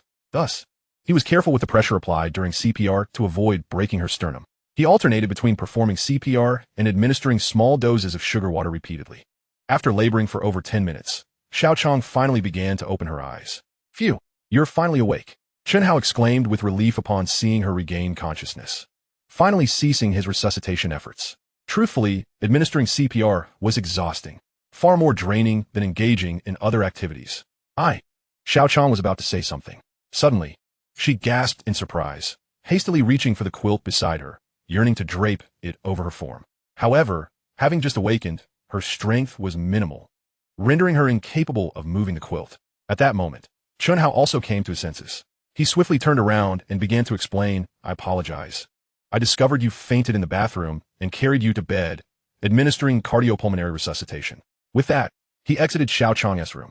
Xiao Chang gazed at Chen Hao's retreating figure, her emotions swirling in complexity. Had it not been for Chen Hao's timely intervention upon discovering her unconscious in the bathroom, she might have been lost to the world. Chen Hao settled onto the sofa in the living room. Moments later, Xiao Chang emerged, now clad in a lovely set of pajamas, her cheeks tinged with a delicate blush. After a brief hesitation, she expressed her gratitude, saying, "Chen Hao, thank you for saving me." "There's no need for thanks," Chen Hao replied with a smile, gently shaking his head. He then reminded her, "You must remember to replenish your sugar levels promptly to avoid any further incidents." "Certainly, I understand." Xiao Chang nodded, her resolve strengthened by the day's events.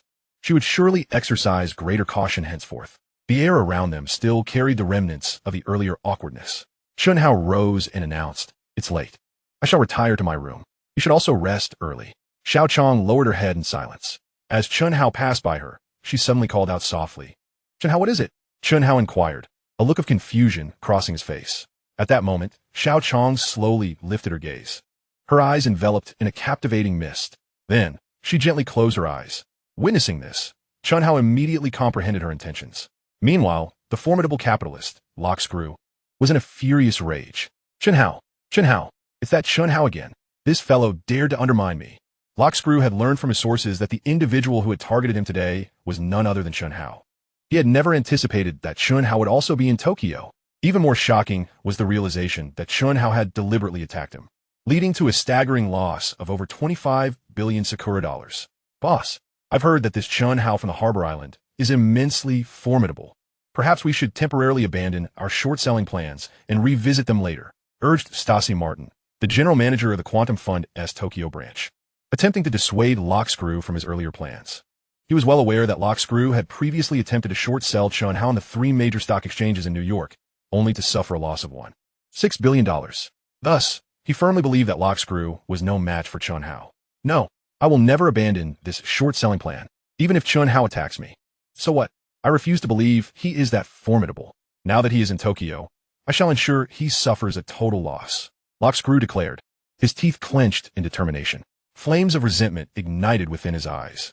Having been defeated by Chen Hao once before, he was resolute in his belief that he would not be bested again. This time, he would triumph over Chen Hao, leaving him utterly ruined. The following morning, Chen Hao opened his eyes to find Xiao Chang snugly pressed against him. At that moment, she slowly opened her eyes. "You're awake." Chen Hao smiled.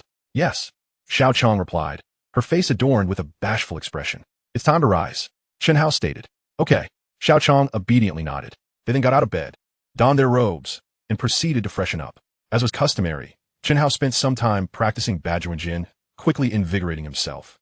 Once they had changed into formal attire, they made their way to the hotel restaurant for breakfast. Following their meal, they headed to the Tokyo branch of the vast fund, located in the Fujiyama building. Today, much like the previous day, Chen Hao led a group of traders, preparing to counter Lock-Screw-S short-selling strategy. At that moment, the Tokyo Stock Exchange opened for trading. As soon as the market commenced, there was a massive sell-off of stocks such as Sangon Corporation, Sakura Tobacco, and Takeda Pharmaceutical. These stocks were all part of Lock-Screw-S short-selling targets. Consequently, it was abundantly clear that the individuals dumping these stocks were indeed Lock-Screw-S operatives. Lock-Screw-S audacity was remarkable. He created a significant stir right from the market's opening, which led to a drastic decline in the stock prices as panic ensued among retail investors and major holders alike, prompting them to sell off their shares and further depress the prices. Chen Hao, however, was determined not to allow Lock-Screw to succeed. He promptly directed his team of traders to begin acquiring the dumped stocks in large quantities. Before long, he successfully raised the prices of these stocks. This time, he was targeting Lock-Screw directly. Armed with substantial capital and a five-fold leverage, Lock-Screw was certainly no match for him.